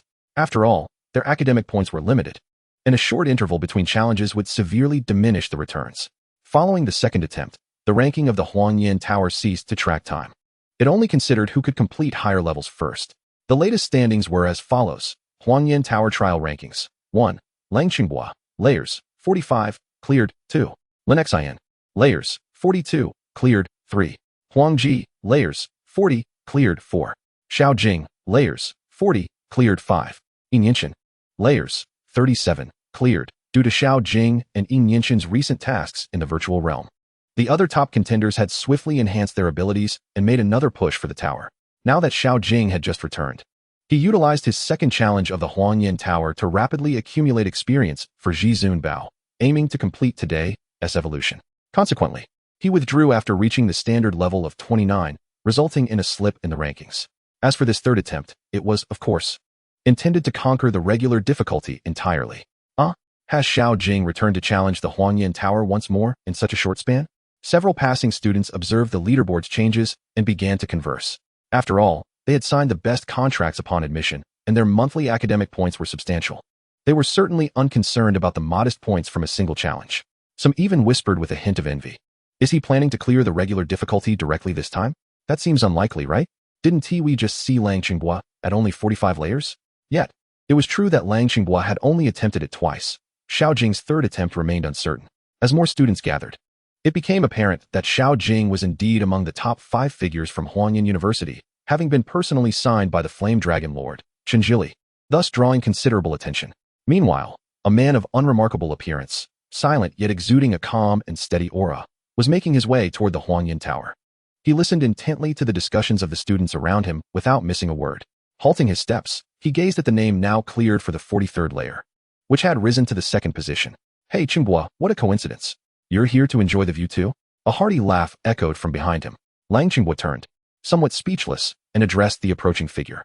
Teacher Okai, I'm not that bored. Besides, are you sure you've come to the Huanyan Tower for sightseeing rather than to observe Xiao Jing? Not at all embarrassed by Lang Qinghua's revelation of his intentions, Okai adopted a serious demeanor and inquired, what do you think of Xiao Jing? His approach was one of nonchalance, as if to suggest that if he was at ease, then the awkwardness lay with others. That's a peculiar question, Lang Qinghua remarked, casting a glance at Okai. Those who can contract with the little spirit monkey are all destined once. There's no need for my evaluation. He then shifted the conversation. However, judging by his performance during his first tower attempt, his strength should be quite commendable. I eagerly anticipate the upcoming freshman ranking competition in October and the chance to face him. Okai nodded, observing Lang Qinghua with a newfound look of surprise. Are you on the verge of breaking through to the elite level? Lang Qinghua confirmed with a nod. Both of my spirit partners have already ascended to the elite level, and the feedback of spiritual energy is becoming overwhelming. Once I clear the Huanyan Tower's regular difficulty today, I'll be ready to break through. Okai nodded, his astonishment undiminished. Truly, the Lang family of Huanyan City was renowned for their rapid ascension in levels. It had only been 16 days since the semester commenced, and already 2 of his spirits had reached the elite level. Had he not been suppressing his own progression, he too would have attained the elite spirit master rank by now. It is noteworthy that Huanyan University evaluates whether first-year students can advance to the second year based on whether their spirit master level reaches the mid-elite stage. Should Okai have known that Xiao Jing's situation mirrored Lang Qinghua's, with only 1 spirit reaching the elite level to trigger a breakthrough, he would surely have been flabbergasted and joyfully elated. After all, having such an outstanding student would significantly enhance his own rewards. Moreover, many upcoming important events, both on campus and off, would rely on their capabilities. Unbeknownst to Xiao Jing, who was oblivious to the discussions surrounding him, he had successfully completed the challenge of the 45th layer. He was presented with the following rewards. Intimidation Skill Stone, Epic, 900 points, upon use. It allows a spirit to learn the intimidation skill, significantly reducing the target's physical attack attributes in battle. An Angry Monkey Spirit Egg, Epic, 900 points. It can hatch into an initial form of an angry monkey. A Blade Mantis Spirit Egg, Epic, 900 points. It can hatch into an initial form of a Blade Mantis.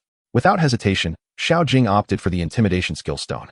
It was not that he lacked interest in the Spirit Eggs. After all, he was on the brink of breaking through to the elite level, which would grant him an additional contract slot, but the latter 2 options did not align with his aspirations.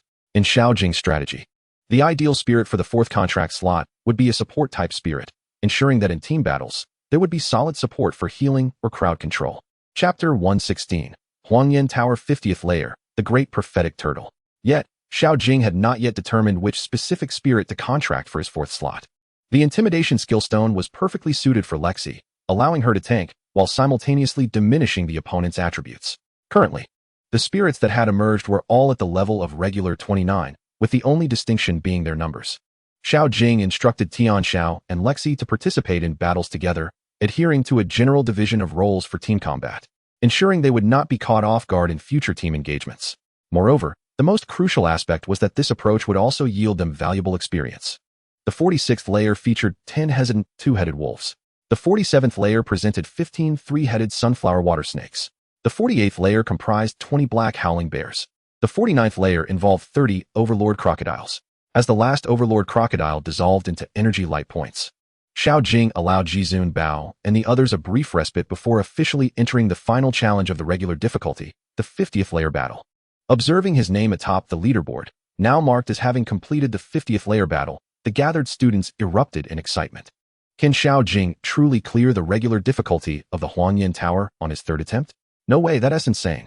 Lang Qinghua is only at the 45th layer, right? He has only attempted it twice. A multitude of trainees engaged in fervent discussions, completely oblivious to the presence of Okai and Lang Qinghua, who were deliberately concealing their auras amidst the crowd. Okai observed Xiao Jing entering the combat on the 50th level, a mixture of satisfaction and surprise flickering in his eyes. After all, he was a student of Chun Jili's attention, and his prowess was indeed extraordinary. He then raised an eyebrow at Lang Qinghua and remarked, "Are you truly allowing Xiao Jing to be the first to conquer the 50th level?" Since their earlier encounter, Lang Qinghua had been fixated on the leaderboard, seemingly uninterested in competing for the honor of being the first to clear the level. In Okai's recollection, Lang Qinghua was not typically one to be so easygoing. After all, even for the well-established Lang family, the resources an individual could acquire depended heavily on fierce competition. Without ambition, one would inevitably face elimination. There is no necessity for that. Whether Xiao Jing can clear the 50th level remains to be seen. Moreover, my rivalry with him does not lie within the confines of the Huang Yin Tower's standard levels, nor even within the tower itself. Lang Qinghua shrugged nonchalantly. Unbeknownst to both him and Okai, Xiao Jing's supreme treasure had already ascended to the elite tier. The upcoming ranking matches, the national competition, and even the World Youth Championships will serve as our true battlegrounds. If he lacks such strength, perhaps he is unworthy of being my rival. Lang Qinghua undeniably harbored a sense of pride. Not just anyone could stand as his competitor. Okai nodded in agreement, recognizing that historically, in any cohort of Huang Yin University, whenever a member of the Lang family was present, they were typically a cut above the rest, often placing in the top 3. Given the current circumstances, it seemed likely that this trend would continue, with Xiao Jing as the only potential variable. Perhaps Lang Qinghua was also looking forward to the prospect of having a worthy competitor during their 4 years of university, to add a touch of excitement. Okai, I too shall ascend the tower. Lang Qinghua waved at Okai and, shrouded in concealed energy, strode directly into the Huang Yin Tower, unaware of the external dynamics. Xiao Jing focused intently on the shimmering apparitions materializing before him. 3. He queried, albeit with a burgeoning seriousness. Indeed, there were 3 entities before him. Yet the aura they exuded far exceeded that of the standard level. He was astonished that the final challenge of the standard level was, in fact, elite tier. What astonished him further was the nature of the 3 elite creatures that had appeared: a thunder-fire saber-toothed tiger, a sword-shield mecha, and a great oracle turtle. All at elite level 1. The trio exhibited a perfect balance of offense, defense, and support. Xiao Jing's gaze fixated on the last figure to emerge, and he activated Base Insight. Species: Great Oracle Turtle, Energy Entity. Attribute: Water. Level: Elite Level 1. Traits: a turtle yearning for enlightenment. Its lifespan, stamina, and spiritual power are quintuple that of ordinary turtle entities. Healing includes an additional 30 points of health, along with a continuous recovery of 1 health point every 30 seconds, reducing the next damage taken by 10. It can briefly foresee the future, with the cost varying based on the significance of the prediction, requiring a minimum of 1 second of lifespan and a maximum of 100 years, with a cooldown of 1 day. Lifespan can be replenished by consuming spiritual substances, and each evolution demands overcoming a heavenly tribulation, which increases in intensity with level. Base stats: 564. Description: Xiao Jing stared intently at the great oracle turtle's energy form, his gaze seemingly intent on devouring it. Were it not for the emotionless nature of this energy entity, it might have contemplated an escape. The great oracle turtle was indeed a formidable support-type entity, boasting high stamina and spiritual power, alongside healing abilities that provided percentage-based recovery and additional sustained effects. When combined with his supreme treasure, the potential strength was almost unfathomable. As the thunder-fire saber-toothed tiger and sword-shield mecha charged toward him, the great oracle turtle raised its magical staff, muttering incantations in a hushed tone. 3 pale blue halos descended upon the trio of energy entities, amplifying their energy fluctuations and enhancing their speed, as if bestowing a blessing. Supreme treasure. Employ the Rui staff technique. While Xiao Jing could have commanded his supreme treasure to swiftly eliminate the great oracle turtle, he was curious to observe its supportive capabilities, contemplating if it could become his next companion. With the supreme treasure's capabilities having undergone a remarkable transformation, even utilizing the Rui staff technique would prove overwhelming for the 2 elite energy entities. The first strike landed upon the sword shield mecha's circular shield, shattering it instantly and sending the mecha careening several dozen meters away. The thunder-fire saber-toothed tiger, sensing the difficulty of confronting the supreme treasure, leapt high into the air, enveloped in a tempest of raging thunder and searing flames. Its claws swelled to monstrous proportions as they descended upon the supreme treasure's head. This was the thunder-fire saber-toothed tiger's signature move, Thunderstorm Inferno Claw. Unperturbed by the fierce assault, the supreme treasure evaded the seemingly lethal strike with a swift teleportation. Boom! The tiger's claws struck the ground with tremendous force, leaving a massive paw print. Although it appeared to have dealt considerable damage, it had lost its target. The thunder-fire saber-toothed tiger frantically scanned its surroundings, attempting to locate the supreme treasure's position. Suddenly, a shadow obscured the light above it, and as it looked up in terror, it beheld a sharp black gold staff descending upon it. The speed was such that even with the great oracle turtle's blessing, evasion was futile. In that critical moment, a surge of azure energy unexpectedly manifested between the Rui's staff and the Thunderfire saber-toothed tiger's head. Pop! A crisp sound, akin to a droplet falling into water, resonated as it deflected the supreme treasure's strike-off course. The Thunderfire saber-toothed tiger hastily dodged, sustaining only a minor injury as the Rui staff broke one of its legs. Chapter 117. Wishes fulfilled, the spirit egg secured. Oh, Xiao Jing squinted at the distant great oracle turtle, which was now emanating a color identical to the wave it had just manifested, clearly having saved the Thunderfire saber-toothed tiger's life. Azure Wave Surge. This was a classic water-type support skill when executed adeptly, as witnessed earlier. It could indeed save a life. The Thunderfire saber-toothed tiger limped away from the supreme treasure, aligning itself alongside the now defenseless Sword Shield Mecha. Simultaneously, the Sword Shield Mecha's heavy sword began to split apart, revealing a cannon barrel that aimed directly at the supreme treasure, igniting ominously within.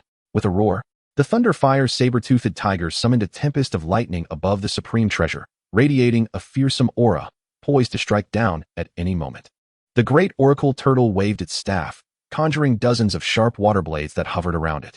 Recognizing their disadvantage in close combat, the trio resolved to employ ranged attacks to wear down the supreme treasure. Supreme treasure, unleashed the psychic beam. Observing the impending storm of lightning, the supreme treasure merely smirked, diving into the clouds. Within 3 seconds, it had dispersed the cloud cover entirely, then pointed casually at the incoming cannon blasts and water blades, unleashing a beam of light as thick as an arm. The delicate lavender light collided with the fierce beam of energy, the latter being utterly consumed in an instant, surging forth relentlessly towards the location of the energy entity. The collision transpired in a mere heartbeat, leaving the Sword Shield Mech and the Thunderfire saber-toothed tiger standing in the front with no means of evasion, thus enduring the full brunt of the supreme treasure strike. Boom! The Thunderfire saber-toothed tiger was instantly obliterated, while the long sword employed by the Sword Shield Mech to deflect the light shattered explosively, limbs bursting apart, and energy core leaking, rendering it devoid of combat capability. The Great Prophecy Turtle, positioned at a considerable distance, was merely sent flying by the residual shockwave, sustaining no severe injuries. Slowly rising from the ground, it gazed at the Sword Shield Mech and began mumbling incantations once more. Subsequently, a massive bubble emerged from the deep blue crystal at the center of its staff, drifting towards the Sword Shield Mech and enveloping it within. Under the bubble's protective embrace, the Sword Shield Mech underwent rapid healing, even regenerating the lost sword and shield. Pop! The bubble burst, revealing the Sword Shield Mech in pristine condition before Xiao Jing's eyes. What? Xiao Jing was taken aback, incredulous at the scene unfolding before him. Could this be the water returning to the boat? The water returning to the boat is an exceedingly advanced water-type restoration skill, known only to a few legendary water elementals. Its effect is such that even if the elemental is gravely wounded, it can instantly restore them to full health, a veritable divine technique of healing. Of course, there is a period of resistance, during which all healing effects are significantly diminished. Moreover, legend has it that if this skill is perfected, as long as the individual or elemental possesses even a breath of life, they can be immediately restored to full condition. Such a miraculous skill is truly astonishing. How could this Great Prophecy Turtle possess it?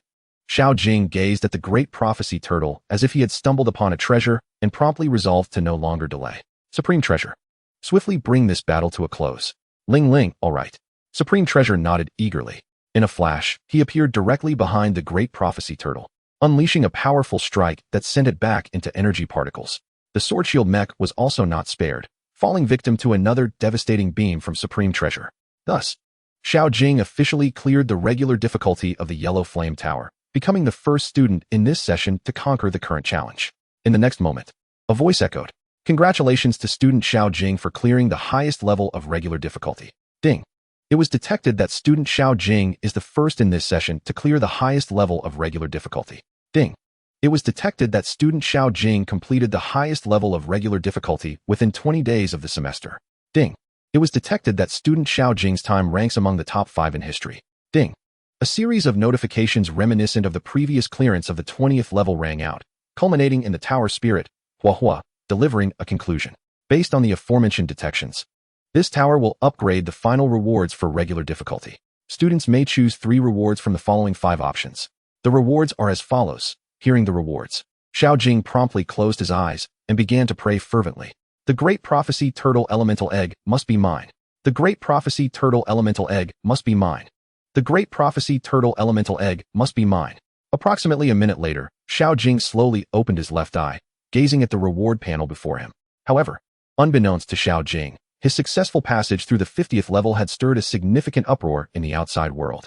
Yellow Flame Tower Trial Leaderboard. First place, Xiao Jing, having cleared the highest level of regular difficulty in 16 days.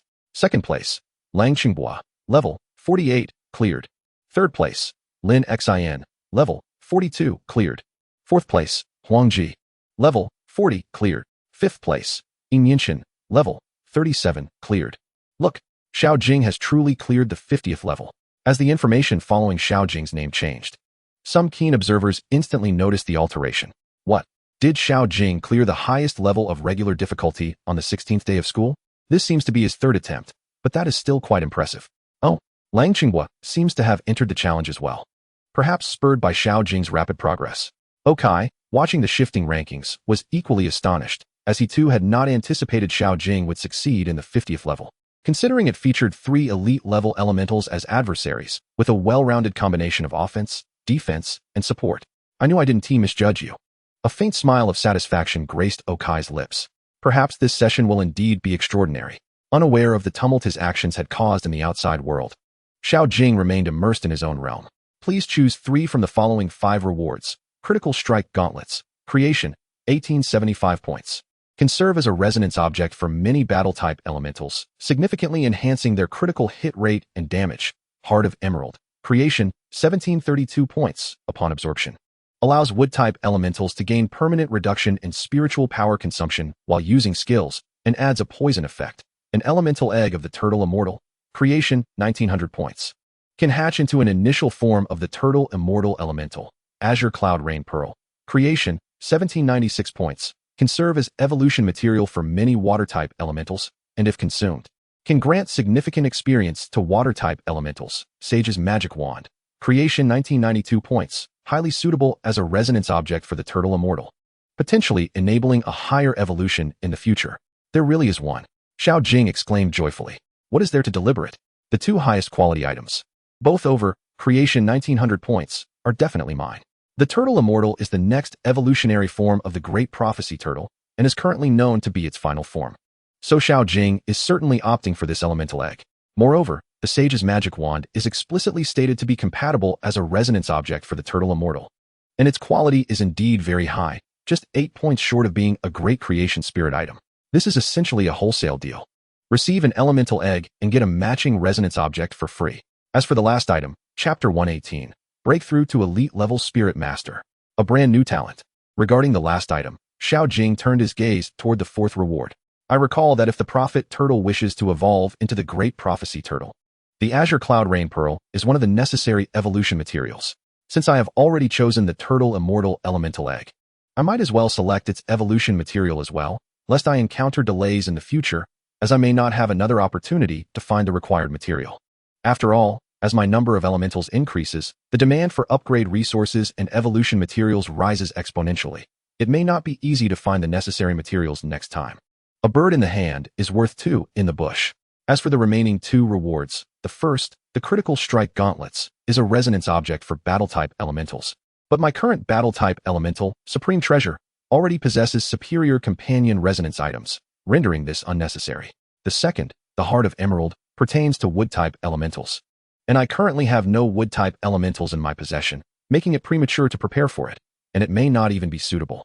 With a resolution in mind, Xiao Jing raised his head and addressed the space above the yellow flame tower. Hua, I choose the rewards. Please confirm your selection, as once confirmed. The rewards cannot be changed. Confirmed. Confirmation of student rewards. The rewards are being distributed. In the next moment, 3 luminous orbs gradually materialized in the space before Xiao Jing. With exhilaration, Xiao Jing raised his hand to grasp these 3 rewards. Item, Tortoise Sage's Spirit Egg. Quality, Creation, Minor Creation Spirit Object, 1900. Attribute, Water. Description, a spirit egg from the tortoise sage that can hatch into its initial form, the Mystic Tortoise. It requires a continuous infusion of water attribute spiritual energy for hatching. Please nurture it well. Item: Sage's Magic Wand. Quality: Creation, Minor Creation Spirit Object, 1992. Attribute: Water. Description: Crafted from the tidal magic stone and a branch of the ancient sage tree by Huang Yin, this creation spirit object possesses formidable water attribute energy manipulation abilities, as well as capabilities for predicting the future. It seems specifically tailored for the tortoise sage lineage. As a resonance object, it also exhibits excellent growth potential. Item: Azure Cloud Rain Pearl. Quality: Creation, Minor Creation Spirit Object, 1796. Attribute: Water. Description: A meteorological spirit object formed from the power of torrential rain condensed in the high skies. When placed, it can maintain rainfall for several years and is often required as an evolution material by various water, ice, wind, and meteorological spirits. All items possess the water attribute. Xiao Jing, brimming with joy, stored the 3 rewards in his storage bag, eager to ponder over them later. The student rewards were successfully claimed, and he was about to be sent back to the entrance of Huang Yin Tower. As Firefire's voice rang out again, Xiao Jing was enveloped in a gentle glow. When he opened his eyes once more, he found himself teleported back to the entrance of Huang Yin Tower, where it seemed quite noisy outside. What on earth is happening? Why is it so loud out there? Puzzled, Xiao Jing stepped out of the entrance, fully revealing himself to the gaze of the crowd. Upon seeing Xiao Jing emerge, the murmurs escalated, and he finally overheard snippets of their discussions. Look, Xiao Jing is out. Incredible, he cleared it so quickly while I'm still struggling on the 20th floor. Indeed, I saw Lang Qingbo was also inside. Are they competing against each other? Perhaps. Xiao Jing couldn't help but chuckle. How should he put it? There was indeed a hint of backhanded praise in their words. Although competition is inevitable in such a competitive environment, he never intended to compare himself to Lang Qingbo. It seemed utterly pointless. Just as Xiao Jing was at a loss and preparing to slip away, a stern voice came from the distance. What are you all doing here in broad daylight, gossiping? If I have to note your names, don't be surprised if your rankings in the upcoming month's competition aren't satisfactory. Just wait for me to add more to your plate. Okai immediately ceased concealing his aura, allowing those nearby to feel his presence. Upon seeing Okai, the gathered students shrank back, intimidated by his previous statement. They promptly closed their mouths and fled, fearing that Okai would remember them, for it would lead to dire consequences later. Once most of the crowd had dispersed, Okai approached Xiao Jing, his previously stern demeanor softening into a warm smile. Congratulations. You are the first in your cohort to clear the regular level of Huang Yin Tower. Just lucky, Xiao Jing replied, scratching his head. Okai was about to say something when he suddenly sensed the aura emanating from Xiao Jing, his expression shifting slightly. Your aura, are you about to break through to the elite level? As a title-level spirit master, Okai could not overlook the exceptionally abundant and almost uncontainable spiritual energy radiating from Xiao Jing. Yes, teacher, Xiao Jing nodded, then inquired. Do you think there are others in our cohort who will also break through? Okai was still processing the fact that Xiao Jing was about to make a breakthrough. If Xiao Jing was advancing to the elite level, it implied that he must have spirits that were also ready to ascend, though he was uncertain how many. Upon hearing Xiao Jing's question, Okai regained his composure and gestured toward the second position on the Huang Yin Tower leaderboard. I just encountered Lang Qingbo. He plans to break through after clearing it as well. Okai's expression was filled with joy mixed with complexity. Naturally, he was delighted that his students were exceptional, with 2 of them poised to break through to elite level within just half a month. Yet it was also complicated, as he himself had not achieved such a breakthrough so swiftly. In some sense, he felt overshadowed. Xiao Jing's expression turned thoughtful. If it were the enigmatic Lang Qingbo, it would not be surprising, as few truly understood the extent of his abilities. After bidding farewell to Okai, Xiao Jing hurried back to his dormitory. The spiritual energy within him was nearing a threshold that he could no longer contain, compelling him to break through immediately. With a soft pop, as Xiao Jing sat cross-legged to channel his internal energy for a few seconds, a crisp shattering sound echoed, signifying his official entry into the ranks of elite spirit masters. Name: Xiao Jing. Level: Early Elite Spirit Master, Regular Level Spirit Object Processor. Talent: Heaven's Favor, Return Journey, Cheerful, Super Spiritual, Child of the Elements, Lucky Star. Lucky Value: 70. Skills: Basic Insight, Affinity, Staff Techniques, Spirit Object Processing. Lucky Star can consume lucky value to randomly enhance the quality rating of spirit objects, or summon random means to deal with danger at the cost of lucky value, with success rates proportional to the amount consumed, capped at 100. Rating: 92. Evaluation: The first effect is quite practical, while the second relies purely on luck. Chapter 119. The Initial Bond with Spirits, Emerging Connections. What a splendid talent. Upon seeing the effect of Lucky Star, Xiao Jing's eyes lit up. just as his father had remarked.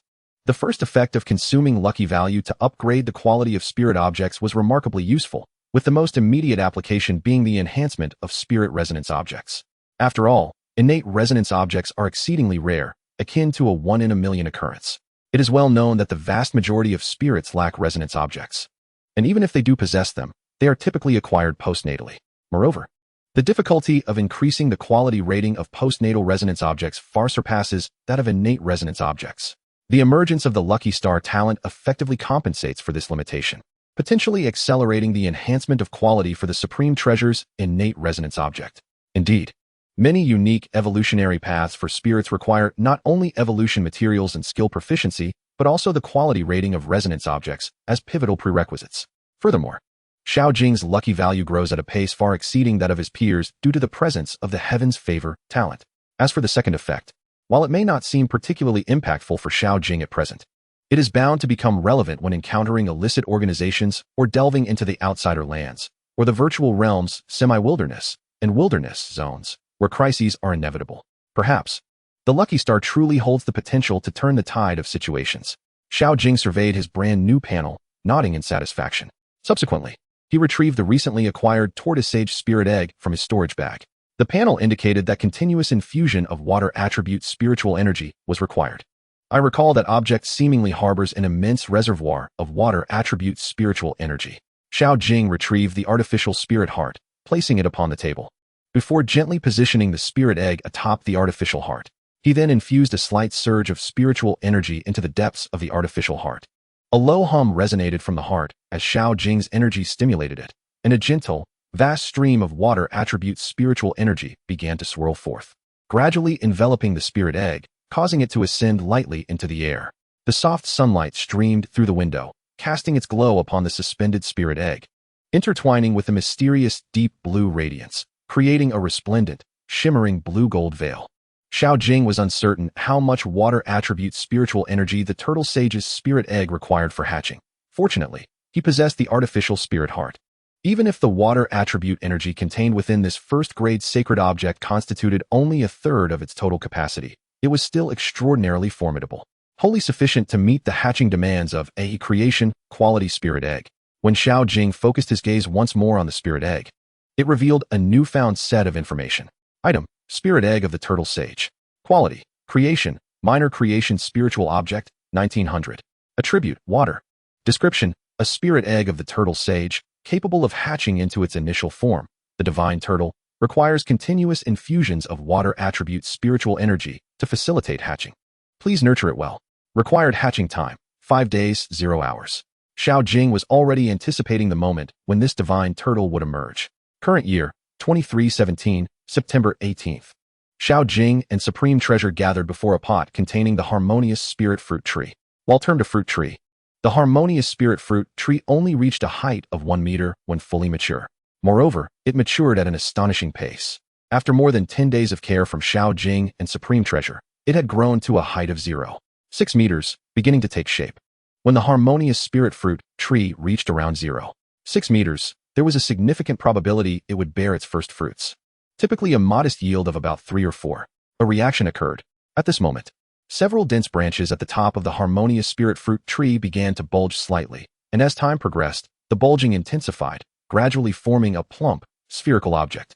After approximately 10 minutes, for crystal clear, glimmering fruits radiating a verdant glow silently coalesced upon the harmonious spirit fruit tree, manifesting before Xiao Jing and Supreme Treasure.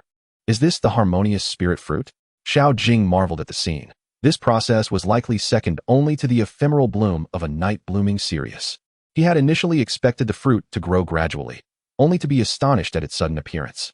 Supreme Treasure, Tian Xiao, and Lu Shi also observed the budding fruits with great curiosity, especially Supreme Treasure, whose eyes sparkled with extraordinary brilliance. This was the fruit tree he had cultivated alongside Xiao Jing, a testament to their shared efforts, making it something he cherished deeply. Gazing at the initial fruits, Xiao Jing turned to Supreme Treasure with a smile, saying, "Supreme Treasure, the fruits are ripe. You should harvest the first fruit."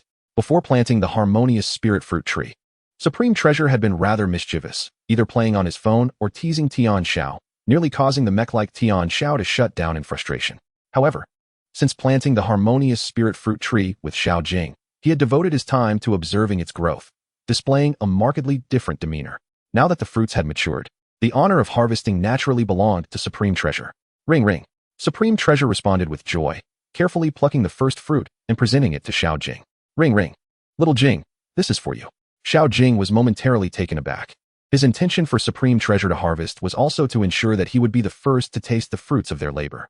Unexpectedly, Supreme Treasure had shown humility. Such commendable Chinese traditions truly befit one destined to become the great sage. Supreme Treasure felt a bit shy under Xiao Jing's gaze, yet having evolved further, his mindset had matured and steadied. He gently urged Xiao Jing once more, "Silly boy, you have invested so much effort. You must be the one to savor this first fruit." Xiao Jing smiled and returned the fruit to Supreme Treasure, observing that Supreme Treasure was still inclined to refuse. He then stated resolutely, "Supreme Treasure, I am serious. Do not be modest about this first fruit. It is the result of your hard work. The second one can be for me." Seeing Xiao Jing's determined stance, Supreme Treasure ceased to argue further, gazing intently at Xiao Jing, seemingly imprinting his figure deep within his heart. Subsequently, Xiao Jing and the three spirits began to taste the harmonious spirit fruit. The delicate flesh exploded with sweet juices upon their tongues, its cool, refreshing texture flowing down their throats like jelly. Perhaps due to the personal cultivation involved, Xiao Jing found this exquisite flavor far surpassed any spirit fruit he had previously tasted. After Xiao Jing and Supreme Treasure savored the harmonious spirit fruit, a faint crimson light formed a delicate thread connecting the palm of Xiao Jing's left hand to the chest of Supreme Treasure's silver-scaled armor. Through this subtle crimson thread, it seemed that Xiao Jing and Supreme Treasure could delve deeper into one another's hearts, traversing greater emotional distances. Chapter 120. An Evolution Path Never Before Achieved, Limit-Breaking Evolution. The miniature monkey spirit seal representing Supreme Treasure on Xiao Jing's left hand erupted with a brilliant radiance, and the evolution manifestation behind Supreme Treasure reappeared. However, unlike the previous occasion, this time the evolution manifestation, though still ethereal, was no longer merely a faint illusion. Concurrently, a celestial voice resonated within the hearts of Xiao Jing and Supreme Treasure. "Spirit Master, the bond between the spirit partner and you is one of complete trust and profound ties, fulfilling the conditions to unlock the path of limit-breaking evolution. The evolution manifestation can reveal the progress of the limit breaking." "What is this?" Xiao Jing appeared bewildered, and Supreme Treasure was equally perplexed. Xiao Jing glanced at the ethereal evolution manifestation behind Supreme Treasure and promptly employed basic insight to investigate, as suggested by the voice. With their bond elevated to new heights, Xiao Jing could now perceive Supreme Treasure's past, present, and future evolution paths. Evolution path: Little Spirit Monkey, Stone Spirit Monkey, Harmonious Martial Spirit Monkey, Resonance Evolution. Immortal Martial Spirit Monkey, Limit Breaking Evolution. Evolution Manifestation: Limit Break Progress. 1. When the progress reaches 10, 20, or 30, one can choose a race value for the spirit to break its current upper limit. For every additional 10 progress beyond 30, the 3 race values will be further enhanced. When progress reaches 100, the spirit can undergo limit-breaking evolution. Xiao Jing had long been aware that Supreme Treasure's next form was the immortal martial spirit monkey, a powerful spirit recorded in history. However, due to the scarcity of accompanying resonance items like the Rui staff, it was often the case that nearly all members of the Spirit Monkey clan remained stuck at the harmonious martial spirit monkey stage, unable to achieve their final evolution. Yet now, it appeared that even beyond the final form, further evolution was possible. One could only wonder if other spirits might also ascend to new heights. A seed of curiosity was sown deep within Xiao Jing's heart. He sensed that this might be a profoundly significant avenue for exploration in the future. As he gazed once more at the panel beneath the evolution law aspect, he fell into contemplation. 1%. This was indeed a progress indicator. Yet it offered no guidance on how to enhance this so-called limit-breaking progress. Presently, Xiao Jing was aware of approximately 4 types of evolution. Level evolution, wherein a spirit reaches the corresponding level and completes its evolution using the appropriate materials. Evolution through evolution stones, which some spirits or artificial spirits, unable to evolve on their own, must utilize when certain conditions are met. Resonance evolution, a specific evolutionary route completed by binding a spirit to its corresponding resonance object. And creative evolution, which entails independently discovering an entirely new evolutionary path for a spirit. In truth, creative evolution could encompass the aforementioned 3 types as a broader category. However, this so-called limit-breaking evolution was entirely unfamiliar to Xiao Jing. He wondered if Teacher Okai and Uncle Chun were aware of this evolutionary path. Xiao Jing resolved to seek an opportunity to inquire with Chun Jilai and the others. He retrieved his phone, located Chun Jilai's contact information, and sent a message. Ding. To his surprise, a reply from Chun Jilai arrived just 3 seconds later. Chat interface, Xiao Jing's perspective. Xiao Jing, monkey savior Uncle Chun. Do you have a moment? Uncle Chun, Chun Jilai, I have time. What's the matter? After pondering for a moment, Xiao Jing felt that discussing this matter over the phone might not be very secure, so he decided to arrange a meeting with Chun Jilai in person. Observing Xiao Jing's caution, Chun Jilai promptly suggested they converse in Xiao Jing's dormitory. Ding dong.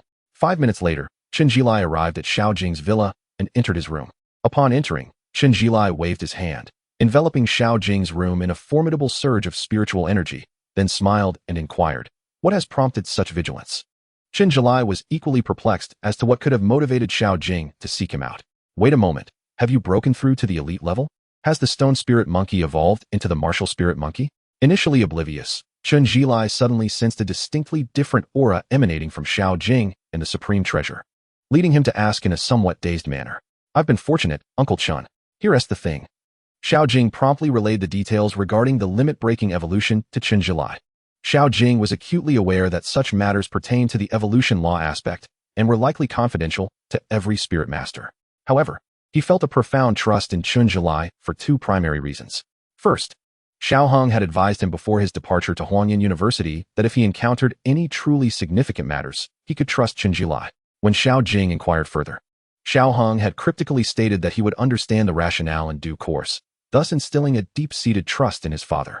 Secondly, through their interactions thus far, whether it was Chun Jilai personally escorting him to the Firelight secret realm or advocating for his rewards, his actions had consistently demonstrated a genuine concern for him as a friend and junior, leading Xiao Jing to regard Chun Jilai as a highly trustworthy teacher and elder. Therefore, Xiao Jing did not hesitate to divulge his secret, believing that if the higher-ups at Huanyan University were not trustworthy, there might be few in this world deserving of trust. As Xiao Jing recounted his experience, Chun Jilai gradually emerged from his reverie regarding Xiao Jing's breakthrough. Upon hearing that the supreme treasure had activated the evolution law aspect, his expression turned to one of astonished delight, albeit tinged with a hint of concern. When Xiao Jing then mentioned the initiation of the limit-breaking evolution path, Chun Jilai could no longer maintain his composure, his eyes betraying an unmistakable blend of shock and elation. After a few moments of silence, he asked Xiao Jing, "Can the supreme treasure still unleash the evolution law aspect?" In truth, Xiao Jing was uncertain. After defeating Zhong Shi, the evolution law aspect had vanished automatically, and thereafter, the supreme treasure was unable to summon it. Now, having consumed the spirit fruit, the evolution law aspect re-emerged, but its repeatability remained unclear. Xiao Jing instructed the supreme treasure to attempt it, and he observed a slight fluctuation in the space behind the supreme treasure, a golden light flashing fleetingly. Yet, as a leader-class powerhouse, Chun Jilai, with utmost concentration, keenly detected the subtle change. It appears to be summonable again, though currently, it may only manifest momentarily due to insufficient progress. A spark of brilliance flickered in Chun Jilai's eyes as he slowly articulated, "It would be prudent not to disclose this matter to others, and to refrain from revealing it publicly. The more who know, the greater the danger." Chun Jilai understood that Xiao Jing's revelation was an expression of trust, yet he felt it necessary to clarify the associated risks. "Rest assured, I shall safeguard this secret for you." Xiao Jing nodded, sharing the same sentiment. He believed that disclosing it to Chun Jilai was already at the threshold of his trust. Satisfied that Xiao Jing had absorbed his words, Chun Jilai proceeded to elucidate the path of limit-breaking evolution. Limit-breaking evolution, he began, is an evolutionary path that has never been successfully traversed by anyone. Chapter 121, Limit Break and Destined Once. This is an evolutionary path that has eluded all success. Since the establishment of the Spirit Master Alliance until now, a saying has circulated among the circles of leaders and above. As he spoke this, a glimmer of aspiration and intensity flickered in Chun Jilai's eyes. Should Limit Break come to fruition, it would transcend the holy beasts and rival the eternal. Limit Break? Holy beasts? Eternal? Xiao Jing listened, somewhat bewildered, as these 3 suddenly emerged terms were unfamiliar to him. Limit Break today should refer to this limit-breaking evolution path. Holy beasts are easily understood. They refer to spirits whose composite racial values exceed 600 points, legendary entities that guard exceptional secret realms or uphold certain laws and orders in the present world, with the vast majority of people never having the fortune to behold one in their lifetime. As for the final term, eternal, Xiao Jing had no inkling. Noticing the expression of confusion on Xiao Jing's face, Chen Zhilai smiled gently. At your current level, you need not concern yourself with the specifics of the latter two. However, since you have now initiated the limit-breaking evolution path, it is indeed essential to delve deeper into the concept of limit break. I am not a practitioner of the limit break path and possess limited knowledge. I can only share what little I know for your reference. Chen Zhilai began to patiently introduce the concept to Xiao Jing. Limit break is an evolutionary path that cannot be unlocked by just any spirit master or spirit. Only the corresponding destined ones possess a minuscule chance to unlock it through serendipity, and any method of unlocking is non-replicable. A spirit master who gains the recognition of the monkey clan and forges a contract with them is one such destined one. They bear the mission of revitalizing the monkey clan. Chen Zhilai cast a warm glance at the supreme treasure before continuing. The colossal spirit fruit tree within the Donghua secret realm, which you have undoubtedly encountered, sustained immense damage during ancient wars. Our alliance is certainly aware of its existence. The spirit fruit mountain appears only when the opportunity for a destined one approaches.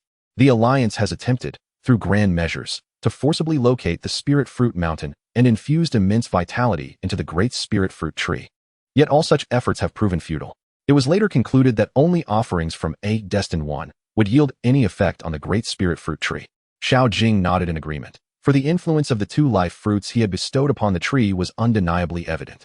The notion of deliberately supplying destined ones with entities rich in life force to restore the great spirit fruit tree was nothing short of a pipe dream, destined to end in failure. The reasons for this ineffectiveness remain elusive to this day.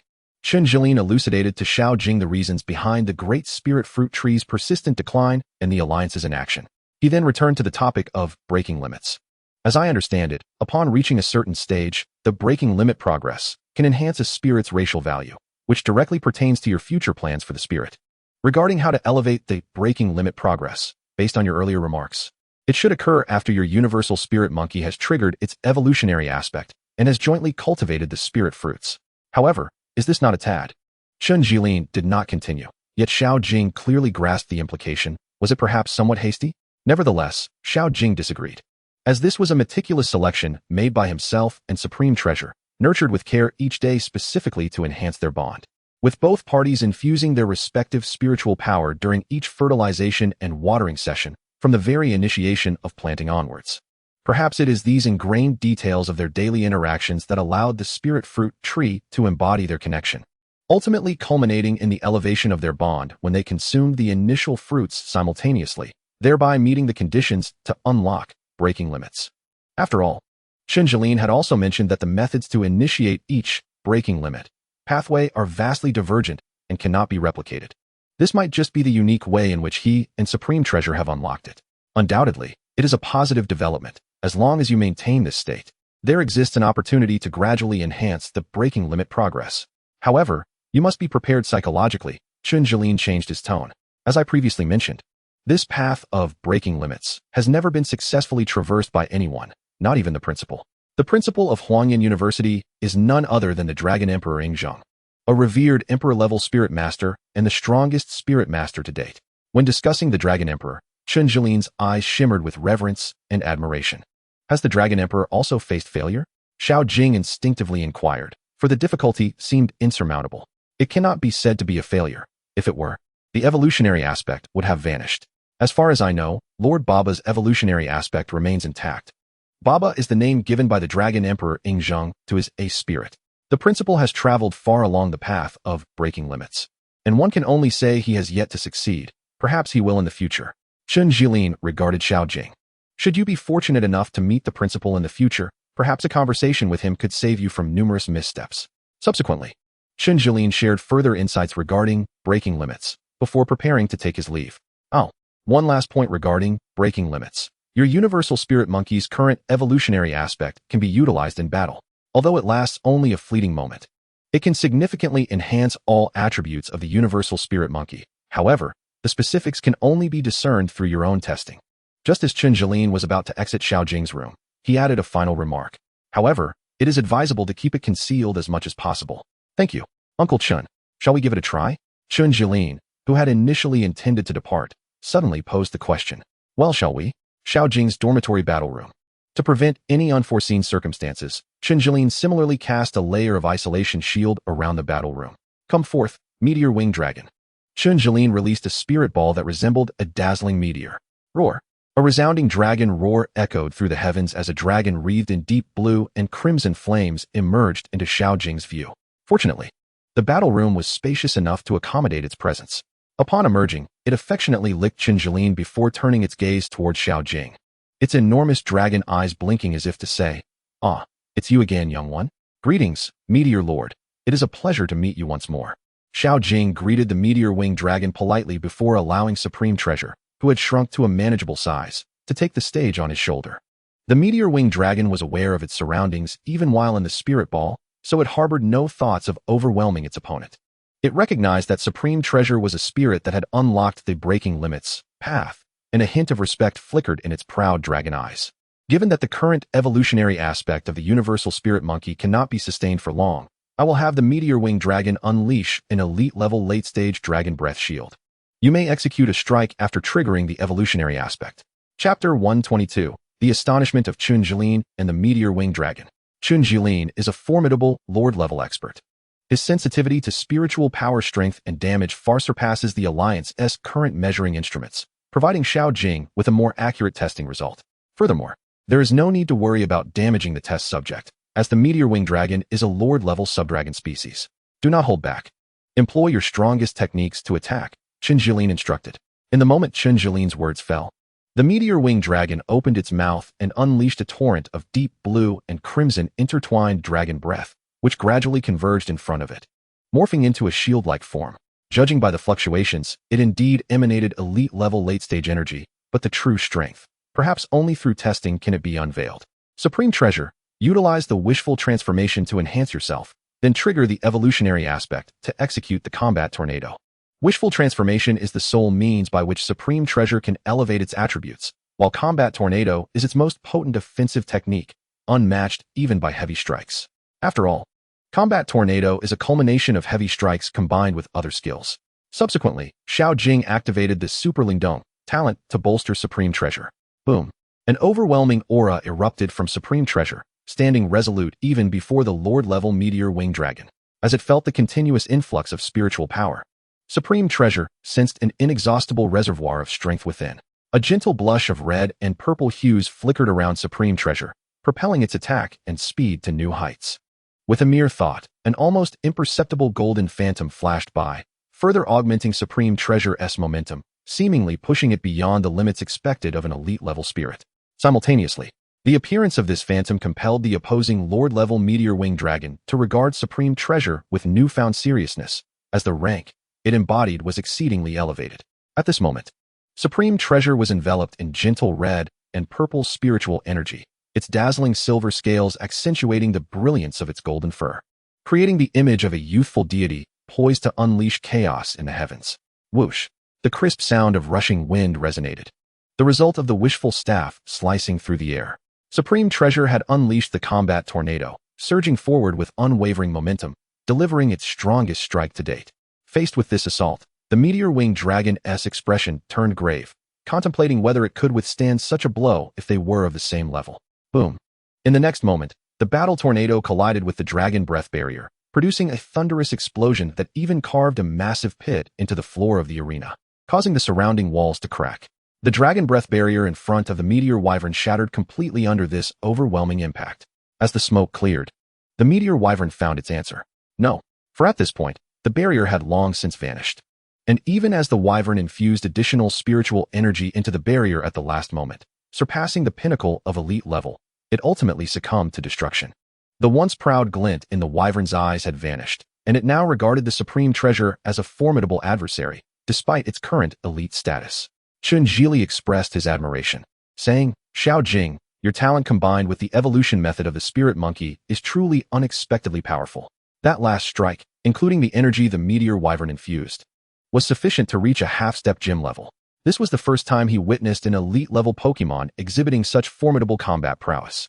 Qinjili gazed at Xiao Jing and the Supreme Treasure with eyes full of appreciation, generously bestowing his praises. "Uncle Chun, you flatter me," replied Xiao Jing. Before departing, Qinjili reminded Xiao Jing of some confidential matters regarding the evolution method, breaking limits, and assured him that in a few days, the school would address the diary of Zhongshi, as well as the bounty from Tianmu City concerning Zhongshi. The bounty from Tianmu City was a delightful surprise for Xiao Jing, He had not anticipated the alliance's reward. But given that it was a criminal organization with a history of theft of sensitive information, a bounty was not unexpected. After bidding farewell to Chinjili, Xiao Jing lay in bed, with the supreme treasure beside him, both staring at the ceiling, lost in their thoughts. To be honest, today's conversation with Chinjili had been quite impactful. At the very least, he had gained insight into the arduousness of this path and recognized his fellow travelers. Perhaps after the Dragon Emperor's success, I will have a case to reference. Xiao Jing consoled himself, then shifted his gaze to the spirit fruit tree. I wonder if you will bring me more surprises once you are fully matured, enhancing the breaking limits progress. 3 days later. Current year, 2317, September 21st. Today was a splendid day, for it marked the hatching of Xiao Jing's fourth Pokemon, the Mystic Tortoise.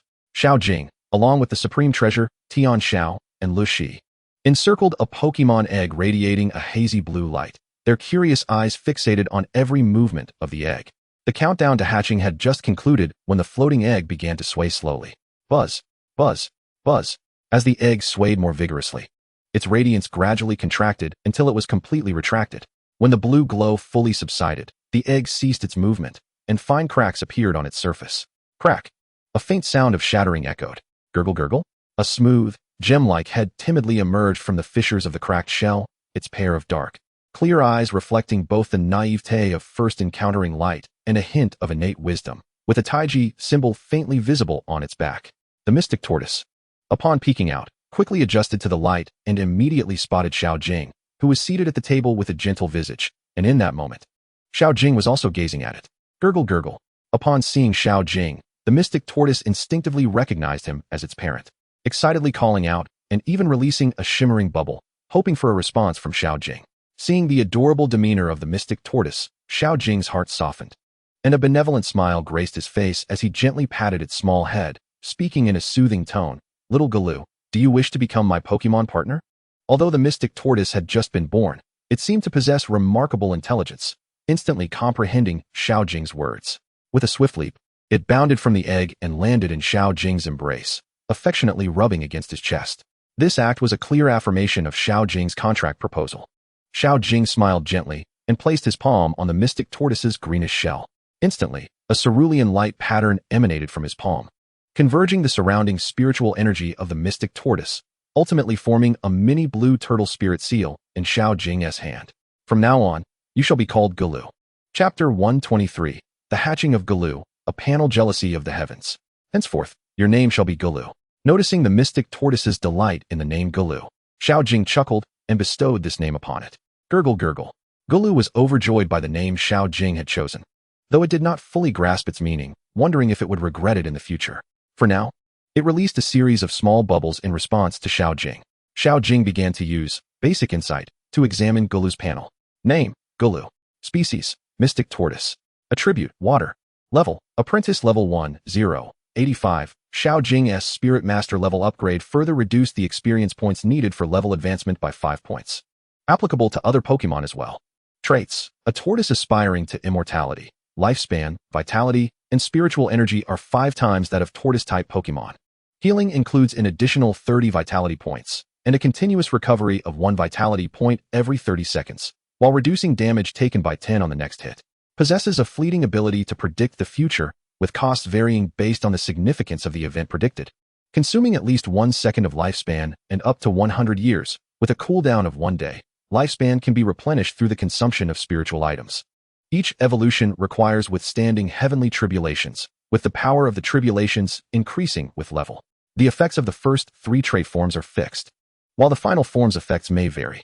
Rating, 94.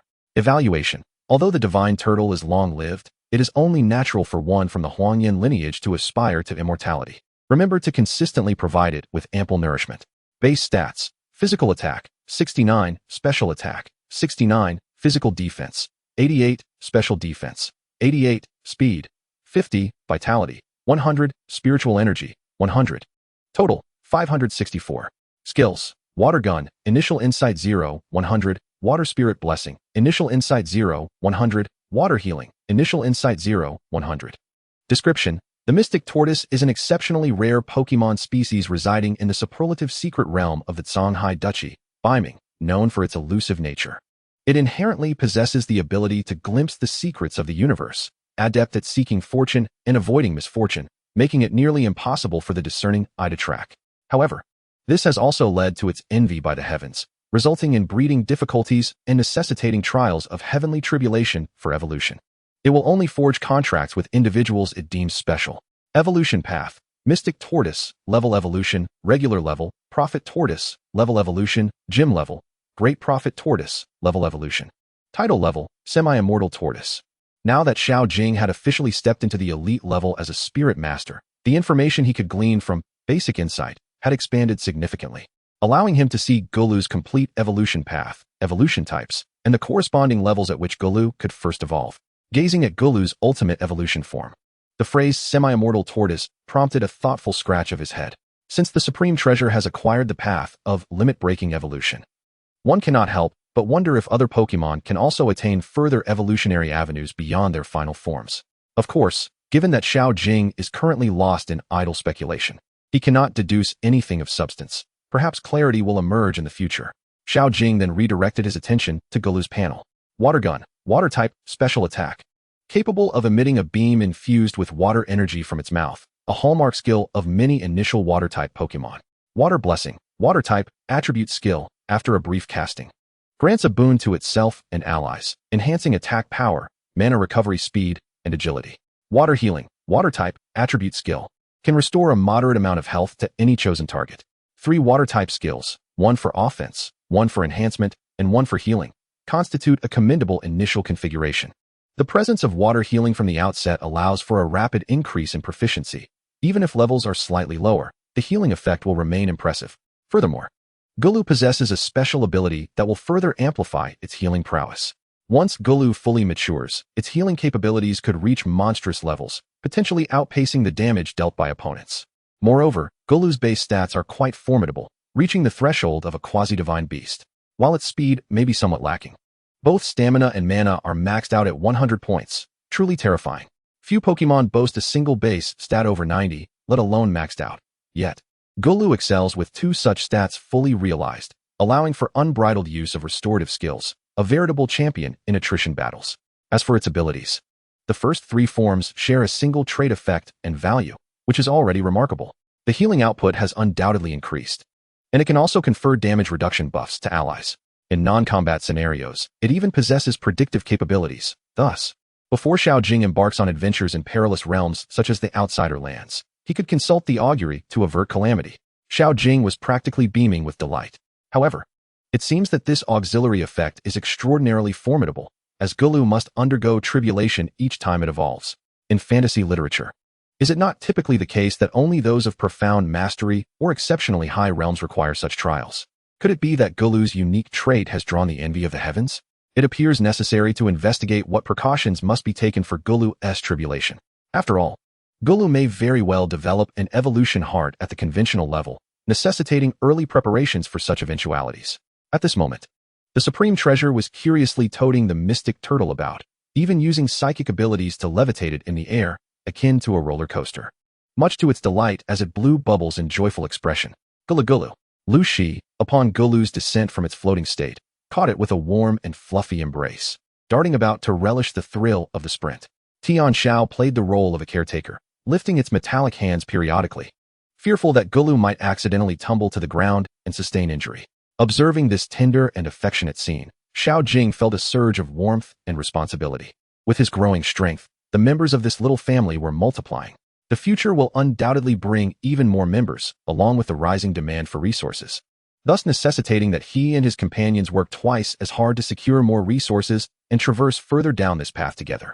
After indulging in playful antics with the 4 Pokemon for a while, Xiao Jing spoke up. Let us proceed to test little Gulu's skills. Ling Ling, Ling Ling, all right. I shall be the referee. I will be responsible for recording and analyzing the data. Tian Xiao Wu Wu. Then I shall accompany Gulu for the test. Gulu Gulu? Am I to battle you as an apprentice? Gulu. Gulu Gulu. I refuse. Do not come near me. Chapter 124. Testing Little Gulu. The newborn ranking tournament approaches. In Xiao Jing's villa training room, despite Little Gulu shaking its head like a clapper, it was eventually coaxed into testing. However, the notion of battling was merely a jest. This freshly hatched creature possessed no combat prowess whatsoever. Even running a few steps would likely prove challenging, especially as it is not a battle-type Pokemon. The testing of little Gulu's attack power was quite straightforward. The training room was equipped with specialized testing apparatus. After Gulu unleashed a barrage of water guns upon the device, a large number gradually materialized. 50. Not bad. Considering its dual offensive base stats, the damage output is expectedly moderate, as long as at ISNT alarmingly low. It is entirely acceptable. Next, Xiao Jing adjusted the apparatus for a healing capability test, transforming it into a visibly battered version. Surprisingly realistic. Gulu, use water healing on that device, Xiao Jing commanded. Gulu. Gulu's innocent gaze turned serious. As a support healer-type Pokemon, it became earnest when engaged in its area of expertise. Gulu's turquoise shell emanated a soft, radiant glow, with the Tai Chi symbols shimmering mysteriously. Gulu, with a youthful cry, a vibrant green light descended, enveloping the testing apparatus in an instant. Buzz. 160. Seeing the number before him, Xiao Jing's eyes sparkled. This data is quite impressive. Exceeding 100%, indicating that Gulu's healing talent is remarkably strong. Even higher-level Pokemon will experience substantial healing effects under its care. Well done, Gulu, Xiao Jing praised. But suddenly recalled something.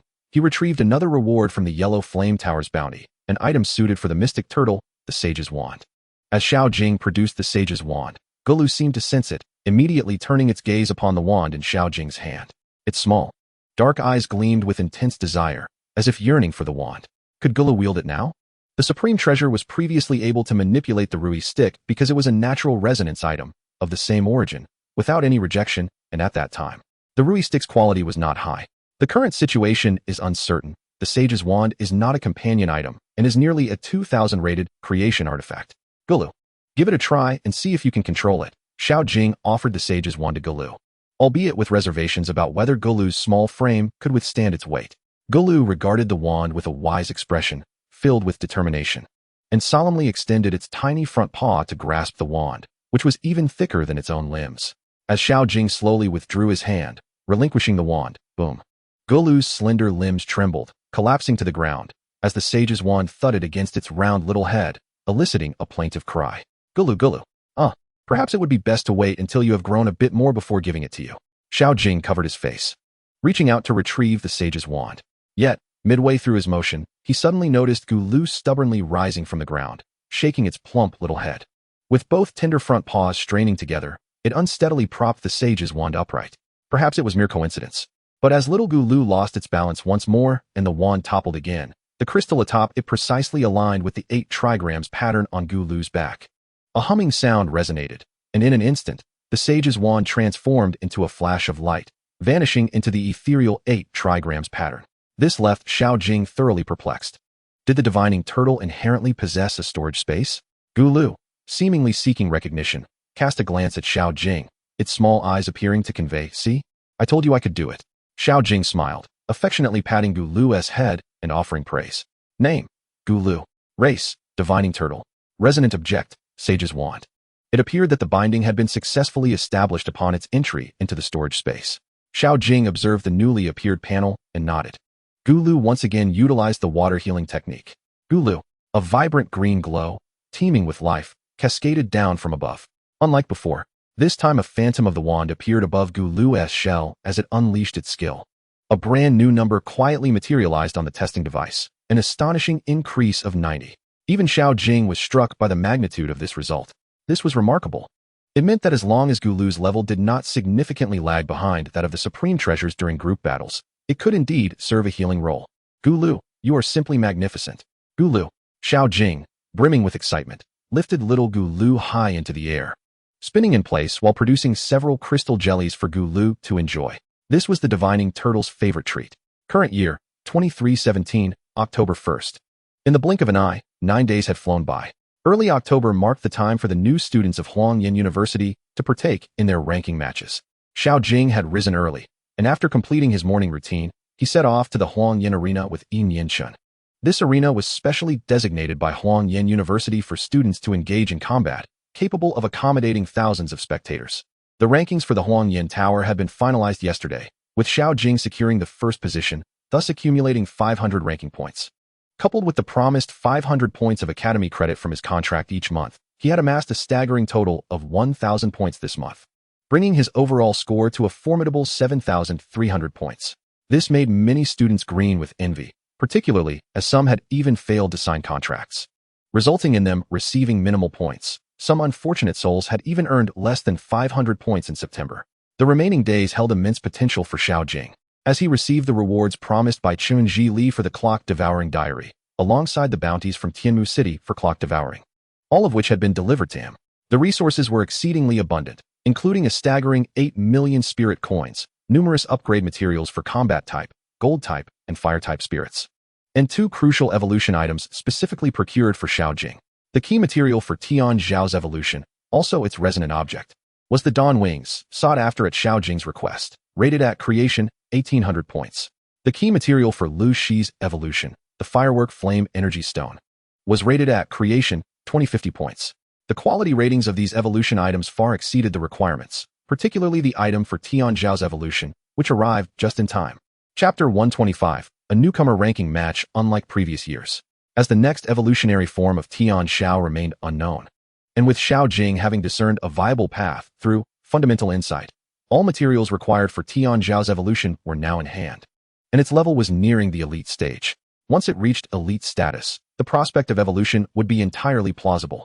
Were it not for Xiao Jing, Tian Xiao would have faced almost zero chances of evolution, even upon reaching the elite level, as no spirit masters had thus far uncovered the second stage evolution form of the first-generation mecha spirits. Even the creator of the first-generation mecha spirits, Tu Tian Wang, had not succeeded. However, Xiao Jing possessed the awakened, fundamental insight. As long as he maintained a strong bond with the spirit, he could glimpse its next evolutionary path. The upcoming evolution for Tian Xiao was indeed a resonant object evolution, necessitating the use of the Dawn Wings to complete the process. Fortunately, Xiao Jing had acquired the Dawn Wings through the Academy's rewards, and after raiding the clock-devouring laboratory, he unexpectedly obtained the Storm-Wormling Heart, a vital spirit material for this evolution. In Xiao Jing's view, its most crucial role was to significantly increase the probability of the spirit generating the evolution light ahead of schedule. Additionally, it could provide a substantial amount of experience. Absorbing even a fraction would instantly elevate Tian Xiao to the elite level. This was practically tailor-made for Tian Xiao. During this period, Xiao Jing focused on stabilizing Tian Xiao's spiritual energy, ensuring it was sufficiently grounded, while they collaboratively deduced the details of the evolutionary route revealed by fundamental insight, aiming to refine the process and eliminate potential errors. It was important to remember that Tian Xiao was an artificial spirit. Its evolutionary heart was inherently less stable than that of a natural spirit, and as a mecha spirit, the unknown evolutionary path required careful deduction. Thus, Xiao Jing willingly dedicated time to accompany Tian Xiao through this meticulous process, fully aware that a single misstep could render all previous efforts fruitless. Xiao Jing estimated that during the first 5 battles, he and Tian Xiao would conclude their deductions, at which point it would be time for Tian Xiao to evolve once again. With this thought in mind, a faint smile graced Xiao Jing's lips. Once Tian Xiao broke through to the elite level and completed an evolution, the chances of success in this tournament would be significantly enhanced. Moreover, with the presence of the artificial spirit heart, Lu Shi and Gu Lu's upgrade speeds were also remarkably swift, having risen to level 25 in the regular tier and level 10 in the novice tier during this time. Soon, his lineup would consist of 2 early elite spirits, 1 late regular spirit, and 1 mid-novice spirit. Xiao Jing was confident that such a configuration would be unparalleled by anyone else at the end of the first month. As for why he wasn't absolutely certain that no one else would match this, there remained the enigmatic Long Chung Bo. His abilities, talent skills, and spirits were still shrouded in mystery to Xiao Jing, who had no knowledge of how many spirits had achieved elite status under his command. However, Xiao Jing was certain that Long Chung Bo had at least 2 spirits that had reached elite status. He would undoubtedly be a formidable competitor in this ranking match and beyond. While Xiao Jing pondered, many students had already begun to arrive at the Huang Yin arena. A strikingly tall figure, adorned with a light touch of makeup, gracefully entered the arena, instantly capturing many gazes. Yet, this cool and composed figure paid no heed to the attention. Instead, she scanned the spectator's stance, seemingly searching for something. Suddenly, her gaze paused, as if she had found her target, and she moved with light steps toward it. Have you been busy this past month? Aside from virtual classes, I haven't seen you at all. Lin Xian elegantly seated herself beside Xiao Jing, casually inquiring. Originally engaged in a serious, yet humorous conversation with Xiao Jing, Yin Yinshan chose to silently observe the surroundings, closing his mouth as Lin Xian arrived. The towering figure of this 2-meter-tall man resembled a quiet, well-behaved child. Not uttering a single word, Xiao Jing noticed Yinshan's demeanor and felt a slight twitch at the corners of his mouth. Truly, what a good buddy he was. However, this was not the time for jesting about Yinshan. He had to quickly defend himself. Fortunately, the recent preparations for the evolution of Zhizun Bao and Tian Xiao had consumed considerable time. This was indeed a fact, as Zhizun Bao had completed his evolution, while Tian Zhao's process was somewhat more complicated. Seeing that Lin Xian merely responded with a mild "Oh, Xiao Jing," despite being a straightforward man with little knack for comforting others, since the atmosphere was becoming somewhat awkward, he hurriedly conveyed a message to Zhizun Bao through their bond. Zhizun Bao, come to my rescue. Quickly, help me console your sister Lin. Zhizun Bao, while nibbling on a spirit fruit within his spirit ball, observed Xiao Jing's predicament. Nevertheless, he was still willing to step in when needed. In a flash of white light, Zhizun Bao, clad in form-fitting battle armor, shrank in size and appeared on Xiao Jing's shoulder, addressing Lin Xian with warmth. Sister Lin, the gentle and kind-hearted, it has been a while since we last met. Upon seeing Zhizun Bao's new form and his handsome appearance, Lin Xian immediately disregarded Xiao Jing, her eyes curving into delightful crescents as she reached out to embrace Zhizun Bao. You have grown even more handsome during our time apart. Lin Xian and Zhizun Bao exchanged playful banter, seemingly oblivious to Xiao Jing's presence. Fortunately, Zhizun Bao spoke highly of himself in front of Lin Xian, which somewhat eased her demeanor. All students, please take your seats promptly. The freshman ranking matches are about to commence. Just as Xiao Jing was preparing to say something further to Lin Xian, a resonant and authoritative voice echoed throughout the Huangyan arena.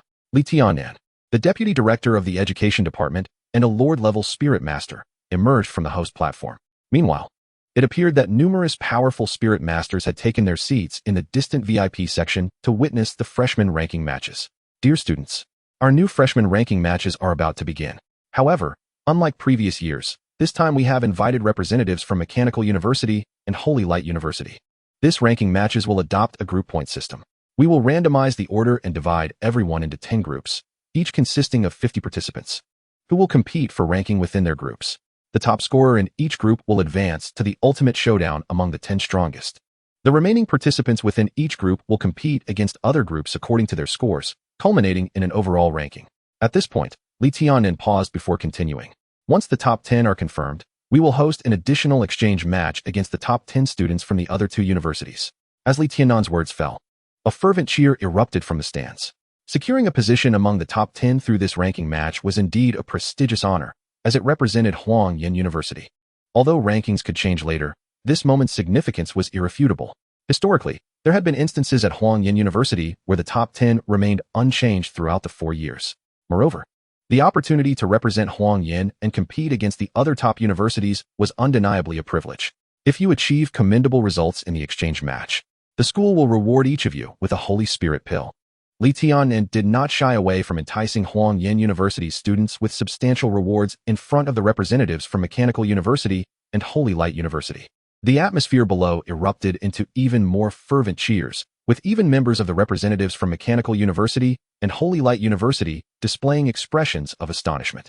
The Holy Spirit pill could significantly enhance the level-up speed for spirit masters below the Lord level, doubling their experience gain within a year, thus illustrating its preciousness. Furthermore, due to the stringent manufacturing process and the scarcity of raw materials, the production of Holy Spirit pills was limited, making them exceedingly rare and practically unavailable in the market. Goodness, did you just make such a promise? 10 pills at once. One could not help but commend Huangyan University for this bold declaration. Moreover, doing so in front of Mechanical University and Holy Light University was a clear display of strength, challenging their students as well. In response, the leading instructors from the 2 universities also engaged in a round of persuasive encouragement, making grand promises that ignited a fierce competitive spirit among their students. As the rarity of their rewards likely rivaled that of the Holy Spirit pill, the atmosphere in Huangyan Arena was instantly ignited by the interplay among the higher-ups from these 3 top universities. Next, they proceeded to the drawing of lots. Buzz from massive light screens descended from above, clearly visible to all participants and spectators in the Huangyan Arena, displaying the distribution details. Xiao Jing spotted his name amidst the display. Xiao Jing, 312. This indicated that he had been assigned to Group 3, with the number 12 within that group. Lin Xian's group was 2-7, while Yinshan's was 9-46. With a sigh of relief, Yinshan, who had refrained from speaking for a long time, finally voiced his thoughts. Fortunately, we are not in the same group. Otherwise, I doubt I would make it through. After their time of sparring and the previous mission together, Yinshin had clearly recognized the gap between himself and Xiao Jing. Moreover, Xiao Jing was now an elite-level spirit master, far beyond Yinshin's current capabilities. Additionally, with Jizun Bao having advanced to the elite level and undergone a successful evolution, even summoning all of his spirits might not suffice against Jizun Bao. Although Yinshin was not entirely aware of Lin Xine's situation, he knew she had cleared the Huang Yin Tower 6 days before him, and her spirits were focused on control, while his spirits lacked any skills to negate control effects. Should they truly face off, it was very likely that his spirits would merely serve as sturdy training dummies for her to practice her skills. Of course, aside from those two, Yinshin felt that his chances of advancing were still quite favorable, provided he did not encounter the other two in the top 5. As Yinshin lost himself in thought, the light screens in the sky changed once more. Each student's name now bore a group number and a specific number, undoubtedly indicating their first opponents and the venue for their initial match. All students, please proceed to the battle platforms as indicated on the screens. The first match will commence in 5 minutes. Li Tiannan's booming voice resonated in the ears of every student. Then, may we all advance and represent Huang Yin in the exchange match, Xiao Jing said with a smile. With that, the 3 of them rose to seek their respective battle platforms. The battleground for Group 3 awaited. In the inaugural match of Xiao Jing, his opponent was a male student clad in an unusual long robe. Xiao Jing had a faint recollection of him, as they had attended Chen Jilin's course on the glorious path of fire-type spirits together. The other student appeared to be named Qi Pei. Greetings, classmate Qi. I am Xiao Jing. I look forward to your guidance, Xiao Jing said. Hello, classmate Xiao. I am Qi Pei. I too anticipate your counsel, Qi responded, both nodding in acknowledgement. Following the referee's signal, they each summoned their respective spirits. Although the freshman ranking competition did not involve direct combat by spirit masters, it permitted them to utilize their talents and skills in this points-based match. Buzz. 2 beams of white light flashed, and 2 imposing spirits materialized on the battlefield. The spirit on Xiao Jing's side shimmered with a steady dark silver hue, exuding an aura of majesty. It was Tian Xiao. In response to Xiao Jing, Qi Pei exhibited utmost caution, summoning his strongest spirit, the Lava Tyrant. A towering creature composed of magma, with 4 arms and 4 legs, emerged onto the battlefield, instantly raising the surrounding temperature by several degrees. Species, Lava Tyrant. Attributes, Fire Earth. Level, Standard Level 26. Ability, Infernal Monarch. The more fire and earth-type spirits that accompany the Lava Tyrant, the stronger its overall prowess becomes. Should it enter into a contract with a spirit master, the strength of the Lava Tyrant will amplify with the number of contracted fire and earth-type spirits. Base stats, 543. Description, the Lava Tyrant is the first evolutionary form of the Flame Warrior, thriving in high-temperature environments. Most of its kind prefer to slumber deep within volcanoes, fiercely protective of their territory. Typically, a Lava Tyrant is accompanied by several Flame Warriors, but it will not tolerate another Lava Tyrant within its domain, or it will incite a catastrophic battle. Upon examining the Lava Tyrant's profile, Xiao Jing deduced that Qi Pei was likely pursuing a pure fire-type strategy, given the appealing nature of the Lava Tyrant's ability within that classification. However, Xiao Jing remained unfazed. After all, Tian Xiao had already reached standard level 28. And with the enhancement of his talent, Child of the Element, Tian Xiao's overall attributes were formidable. Furthermore, Tian Xiao was on the brink of evolution, necessitating more practical combat to master its capabilities. Tian Xiao, employ high-speed shooting. Lava Tyrant, unleash lava missiles. Countless projectiles erupted from Tian Xiao's arms, hurtling towards the Lava Tyrant, while the Lava Tyrant slammed its robust arms into the ground, instantly melting the surface and hurling massive fireballs towards Tian Xiao. Boom. The dense barrage of bullets collided with the enormous fireballs, resulting in a cacophony of explosions and a thick cloud of smoke enveloping the arena. Chapter 127. The swiftly concluded points match. The splattering flames and scattered shells rapidly marred the battlefield, while the dense smoke obscured the vision of both combatants. At this moment, Tian Zhao's advantages as a mech became evident. It gradually ascended into the air, shifting its position, and its pale golden eyes emitted an extraordinary glow, scanning the gray-white mist before it in a vast fan-shaped range. This was the mech's built-in infrared thermal imaging analysis. Buzz. A colossal silhouette suddenly appeared in Tian Zhao's field of vision, radiating an exceptionally strong signal. The figure, being a magma-based spirit, possessed an extremely high temperature. It could be likened to a sun rising in a winter night, blinding in its brightness. Were it not for Tian Zhao's mech nature, it might have been dazzled by the brilliance. At that moment, the Lava Tyrant cautiously shifted its form, altering its position. Lacking any means to locate its opponent amidst the dense fog, it was not foolish enough to remain stationary and await its fate. Detecting its target, Tian Xiao required no commands from Xiao Jing. It immediately unleashed 2 razor-sharp void blades, aimed directly at the lava tyrant, even coordinating a cruise missile attack. The 2 blades and the missile attacked from 3 cunning angles. Roar! Instantly perceiving the threat, the lava tyrant intensified its fiery glow, exuding an aura of impending combustion. This was the lava tyrant's signature ability, Flame Body, which significantly enhanced its offensive and defensive capabilities while applying a burning debuff. Through its instinctive perception of danger, the lava tyrant thrust its 2 arms forward to counter the incoming threat, while the remaining 2 arms addressed the other dangers. Boom! The cruise missile detonated under the crushing force of the lava tyrant's palms, with a few drops of magma cascading to the ground, indicating that its arms had sustained some damage. As for the void blades, with their greater power than the cruise missile, the lava tyrant could only fend off 1 with each arm, leading to a predictable outcome. With a pained roar, the void blades swiftly severed the hands of its 2 remaining arms. A faint golden hue began to spread from the wounds, clearly indicating the application of a defense-breaking debuff. Lava Tyrant. Hearing its spirit's agonizing cry, Chi Pei was immediately thrown into disarray. After all, he was facing Xiao Jing, the first to clear the Huangyan Tower, and his spirit's level surpassed that of the Lava Tyrant. The anguished cry surely foretold an unfavorable outcome. Boom, roar, boom, roar, boom. Before Chi Pei could devise a countermeasure, the fog reverberated with a series of colossal collisions and the lava tyrant's enraged roars. However, as the commotion escalated, the lava tyrant's roars grew fainter, ultimately leading to silence.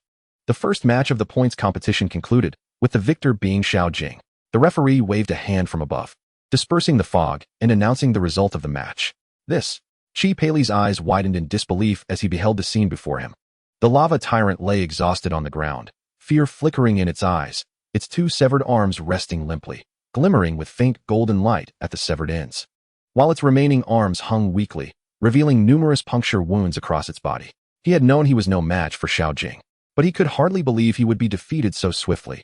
After all, not even a minute had elapsed since the match began. Yet, upon witnessing the lava tyrant's dire condition, he had no choice but to accept the truth. Seeing was believing. Moreover, he had never encountered anyone capable of reducing his notoriously temperamental lava tyrant to such a pitiful state. Resigned to the reality of his rapid defeat, Chi Pei approached to comfort the lava tyrant, administering a healing potion for it to consume. The lava tyrant's injuries were not severe. Tian Xiao had shown restraint, and with the healing potion, it would recover within minutes, ready for the next battle, yet it had indeed been thoroughly subdued. Tian Xiao performed admirably, Xiao Jing remarked, affectionately stroking the magnificent and striking dark golden exterior of the mech, lavishly praising its prowess. Chi Pei, with a complex expression, approached Xiao Jing. Classmate Xiao, you truly are remarkable. Xiao Jing replied, in truth, your lava tyrant is formidable. If it were an ordinary level 26 spirit, it would likely have been defeated by Tian Xiao within just a couple of moves. Xiao Jing did not deceive Chi Pei, given Tian Xiao's current prowess. Aside from the superior level compared to his opponent, he also possesses various innate talents and a prestigious high school championship badge, making him undoubtedly one of the top contenders below the elite tier. Were it not for the substantial power boost granted by the lava tyrant's characteristics, he would have been defeated long ago. After bidding farewell to each other, Xiao Jing returned to the battlefield of Group 3 to take a brief respite. With 500 students in this year's cohort at Huangyan University, the points competition needed to be completed within a single day, leaving little room for rest. Typically, a mere 10-minute break preceded the next match. Xiao Jing's upcoming opponent was not as formidable as Chi Pei, who had ranked 15th in the first month. Though he remembered Chi Pei, this next combatant left no impression whatsoever. The elf's level was even below the standard 25, inferior even to Luxi's level. Tian Xiao dispatched his opponent with a single maneuver, a cruise missile, pursuing them as they fled, concluding the battle with ease. By the end of the first month, Tian Xiao's level had risen significantly, nearly overwhelming 98 of the competitors. The remaining matches were won with an overwhelming display of strength, with no opponent surpassing the lava tyrant. It seemed that the second-ranked competitor in Xiao Jing's group was indeed Chi Pei. At 3 in the afternoon, Xiao Jing's points competition officially concluded. The points competition required him to battle each of the remaining 49 participants in succession, earning 3 points for a victory, 1 point for a draw, and no points for a loss or withdrawal. Xiao Jing successfully qualified with a perfect score of 147 points, while Chi Pei secured second place with 144 points, having lost only to Xiao Jing. After finishing his matches, Xiao Jing proceeded to the battlefield where Lin Xian was located and encountered a gentleman along the way. He exuded an air of refined elegance, his eyes twinkling like the vast cosmos, a subtle smile gracing his lips, and Xiao Jing could keenly perceive the restrained fluctuations in his level, far beyond the ordinary. When their gazes met, the gentleman's lips curved into a slight smile as he spoke. "Hello, classmate Xiao Jing. It is a pleasure to meet you. I am Lang Qinghua." Chapter 128. The First Encounter with Lang Qinghua. "Hello, classmate Xiao. It is a pleasure to meet you. I am Lang Qinghua." Lang Qinghua? Xiao Jing was taken aback to discover that this elegantly charismatic individual was the most enigmatic student of their cohort.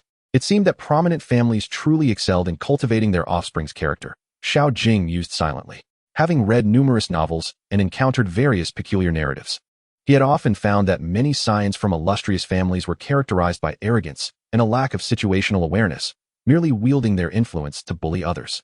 However, it appeared that those emerging from genuinely prestigious families were indeed well-mannered. Xiao Jing responded with equal courtesy. "So you are Lang Qinghua. What a pleasure to meet you. I am Xiao Jing." The more he observed Lang Qinghua, the more he found him agreeable. Upon closer inspection, even employing fundamental insight, he realized that Lang Qinghua had indeed advanced to the elite tier of spirit masters. The flicker of surprise in Xiao Jing's eyes was fleeting. This was to be expected.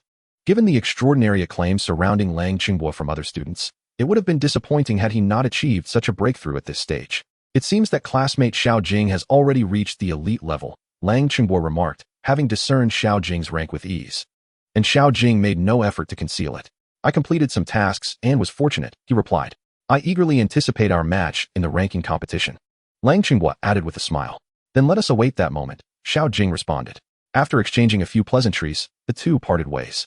As the only two individuals in this cohort to have advanced to the elite level, Lang Qinghua naturally felt inclined to forge a connection with Xiao Jing. In this brief encounter, Xiao Jing was left with a favorable impression of Lang Qinghua. Perhaps they could become friends in the future. Current year, 2317, October 3rd. Today, the Huangyan Arena was noticeably more crowded than the previous days, with not only this year's students in attendance, but also senior students and numerous professors from Huangyan University. The matches for the 10 groups that did not qualify had taken place yesterday, featuring intense battles as everyone sought to elevate their rankings, which ultimately impacted their academic points and resource acquisition. The day prior, Xiao Jing had specifically come to observe the matches at the Huangyan Arena, where he witnessed many peculiar elves. Notably, Chi Paley had impressively secured the 13th position, improving his rank by 2 places from the previous month. The other students in the top 20 hailed from the 5 major noble families, their ace elves typically at or above the standard level of 25, representing some of the most elite individuals among their peers. In the rest area for the top 10 competitors, Xiao Jing remarked, "It's quite lively today." He gazed at the throngs of people, unable to suppress a whistle of admiration. "Of course, everyone is here to see us showcase our skills," replied his companion, Yinshin. "Do you feel confident about securing first place?" Lin Xian directly inquired of Xiao Jing. After his matches concluded 2 days prior, Xiao Jing had waited for her at her competition venue, which had softened Lin Xian's demeanor, and she had not sulked further. Moreover, she had learned of Xiao Jing's successful breakthrough to the elite level yesterday. However, she seemed unsurprised, having always believed in his talent and strength since their time in Lingjiang City. Arriving at Huangyan University, she initially thought Xiao Jing might face a temporary setback due to resource limitations, but she was confident he would ultimately rise above. From the very beginning of the first month, Xiao Jing had consistently remained at the forefront of their cohort, overshadowing many talented and illustrious students, with the gap between him and Lin Xian widening quietly. In her view, only 2 students among this cohort stood at the pinnacle, Xiao Jing and Lang Qinghua. After a moment's contemplation in response to Lin Xian's question, Xiao Jing slowly replied, "The other students are manageable, but Lang Qinghua remains elusive to me. Both his talents and his elves are shrouded in mystery. Perhaps only through actual combat will I be able to gauge him accurately." This was indeed the case. Xiao Jing had received word from Kai that thus far, only he and Lang Qinghua had advanced to the elite tier of spirit masters, while others like Lin Xian and Yinshin, who were also among the top contenders, remained at the peak of the standard level, yet to achieve their breakthroughs. However, the elves were not necessarily in the same situation. For instance, Lin Xian's illusionary spirit deer had already reached elite level 1, due to Xiao Jing's heaven's favor. The experience required for leveling up was significantly reduced compared to others of the same rank, allowing him to break through after the supreme treasure had evolved once, resulting in a substantial accumulation of spiritual power. Others would typically require 2 or 3 elves to reach the elite tier before they could hope to advance. As for Lang Qinghua, he had already achieved breakthroughs with 2 of his elves, thus naturally ascending to the elite tier himself. Esteemed teachers and students from our university and guest institutions, we welcome you, announced Li Tiannan, the deputy director of the education department, as he took to the podium at the Huangyan Arena. Today, we shall conduct the ranking competition to determine the top 10 freshmen of Huangyan University. Despite being in his 40s, Li Tiannan's enthusiasm was palpable, visibly excited by the fervor of such a youth-oriented event. In the realm of Huangyan, the question of who will rise and who will fall is about to be unveiled today. Let us warmly welcome the contender emerging from the battlefield of Arena 1. Lang Qinghua. The crowd erupted in a cacophony of cheers and applause as a seemingly unremarkable, yet extraordinarily charismatic young man stepped forth from the resting area. Is this truly Lang Qinghua? The pressure on this cohort of newcomers has intensified, as he hails from the illustrious Lang family. His unique aura is indeed befitting of one born into a prominent lineage. I had anticipated a dashing figure, yet here we are. In a lavish viewing box somewhere within the Huangyan Arena, a middle-aged man wearing crescent moon-shaped sunglasses remarked with a hint of envy, Lord Chun. It seems your cohort has once again welcomed a scion of the Lang family, although they are longtime rivals. It would be disingenuous to claim that Chen Zhili does not feel a twinge of envy. For it is a well-known fact that most Lang family members who attend Yuling University invariably choose Huangyan University. It appears that the outcome of this year's freshman ranking matches is all but predetermined. Another voice chimed in, a knowledgeable woman adorned with gold-rimmed glasses. They were none other than Xiao Wenkai and Dai Iran, representatives from the Mechanical University and Holy Light University, respectively, who had participated in the admissions process for Lingjiang City. Upon hearing their words, a peculiar smile crept across Chun Zhili's face as he slowly replied, not necessarily. Oh, Dai Iran's interest peaked at Chun Zhili's statement, her gaze sharpening with curiosity, for she knew he would not speak without reason. Is there someone who possesses extraordinary abilities? Xiao Wenkai, equally intrigued, directed his attention toward Chun Zhili. The top 10 students from the Mechanical University and Holy Light University, who had previously been engaged in light-hearted banter, now leaned in attentively, eager to grasp the unfolding situation. If I were to reveal it, it would no longer hold any mystery, Chen Zhili said enigmatically, observing Xia Wenkai's curious yet composed demeanor. Suddenly, he proposed, how about we make a wager, Lord Xia? The moment Xia Wenkai heard the word bet, a sense of caution washed over him. We are both lords. You cannot possibly be aiming for something from me, can you? Chen Zhili was taken aback, perplexed by Xia Wenkai's peculiar thought process. Meanwhile, Dai Iran appeared to be quite entertained, her gaze flitting between the two, as if she could discern an underlying current. Could it be that you two have something going on? Unable to contain himself, Chen Zhili promptly clarified, enough, enough. Lord Xia, doesn't your Mechanical University open the Lingji Relic every 2 years? If I win this bet, I would like a slot for this year's opening of the Lingji Relic. Ah, so you have your sights set on our Lingji Relic. Xia Wenkai's eyes widened in astonishment, and he immediately rejected the proposition. Impossible, absolutely impossible. The slots for the Lingji Relic are exceedingly limited, with only the top 10 students from our school qualifying for entry. How could we possibly allow an outsider? Xia Wenkai was not naive. He recognized that both Lang Qinghua and another yet-to-be-revealed mysterious contestant were undoubtedly from Huangyan University, and they were acutely aware of the circumstances. Moreover, it would be unthinkable to collude and sabotage oneself in a prearranged match. However, Xia Wenkai knew that such a scenario was implausible. Should such a situation arise at Huangyan University, it would face severe repercussions from the Lang family and the esteemed alliance of highest academies. Do not be so quick to dismiss my offer. Are you not aware of the prowess of those from the Lang family? It would not hurt to observe a few matches before making a decision. I can also offer our Huangyan University Xinshai path as an equivalent bargaining chip. At this, Xia Wenkai's brow furrowed even deeper, and Dai Iran's interest heightened, eager to uncover what had garnered Chun Zhili's favor. After all, this wager was substantial, as both the Lingji Relic and the Xinshai path were crucial to the legacies of their respective universities, akin to the Shiha Chue Mang of Holy Light University. Of course, only those spirit masters of lesser ranks could not access the core secrets of these legacies. Typically, participants would acquire considerable rewards from the periphery, though some exceptionally fortunate individuals might receive the blessing of inheritance, paving a path of evolution tailored to their corresponding elemental spirits, and perhaps even beyond. Was Chun Zhili's wager motivated by the enigmatic contestant? At that moment, Li Tiannan had introduced the third contender. Xiao Jing emerged amid Li Tiannan's fervent introduction, eliciting another round of cheers from the audience. Who is this? So handsome. I know him. He is the champion of Linjiang City's college entrance examination and the only commoner champion of this cohort. It is said that the Flame Dragon Lord personally sought him out for a contract. He was the first to conquer the Huangyan Tower, and his strength is unfathomable. Wait, Lang Qingbo was not the first to conquer the Huangyan Tower? As the cheers and discussions swelled, Xiao Jing reached the center of the battle zone and exchanged nods with Lang Qingbo. Finally, Li Tiannan's impassioned introduction came to a close as the last contestant ascended to the battle stage, leading into the draw for the matches. A massive crystal orb swept across the bodies of the 10 contestants, subsequently projecting 10 beams of light toward them. Each contender extended their hands, and the lights transformed into crystal plates bearing a series of numbers. With 10 participants, the first round would consist of 5 matches, each involving pairs of fighters.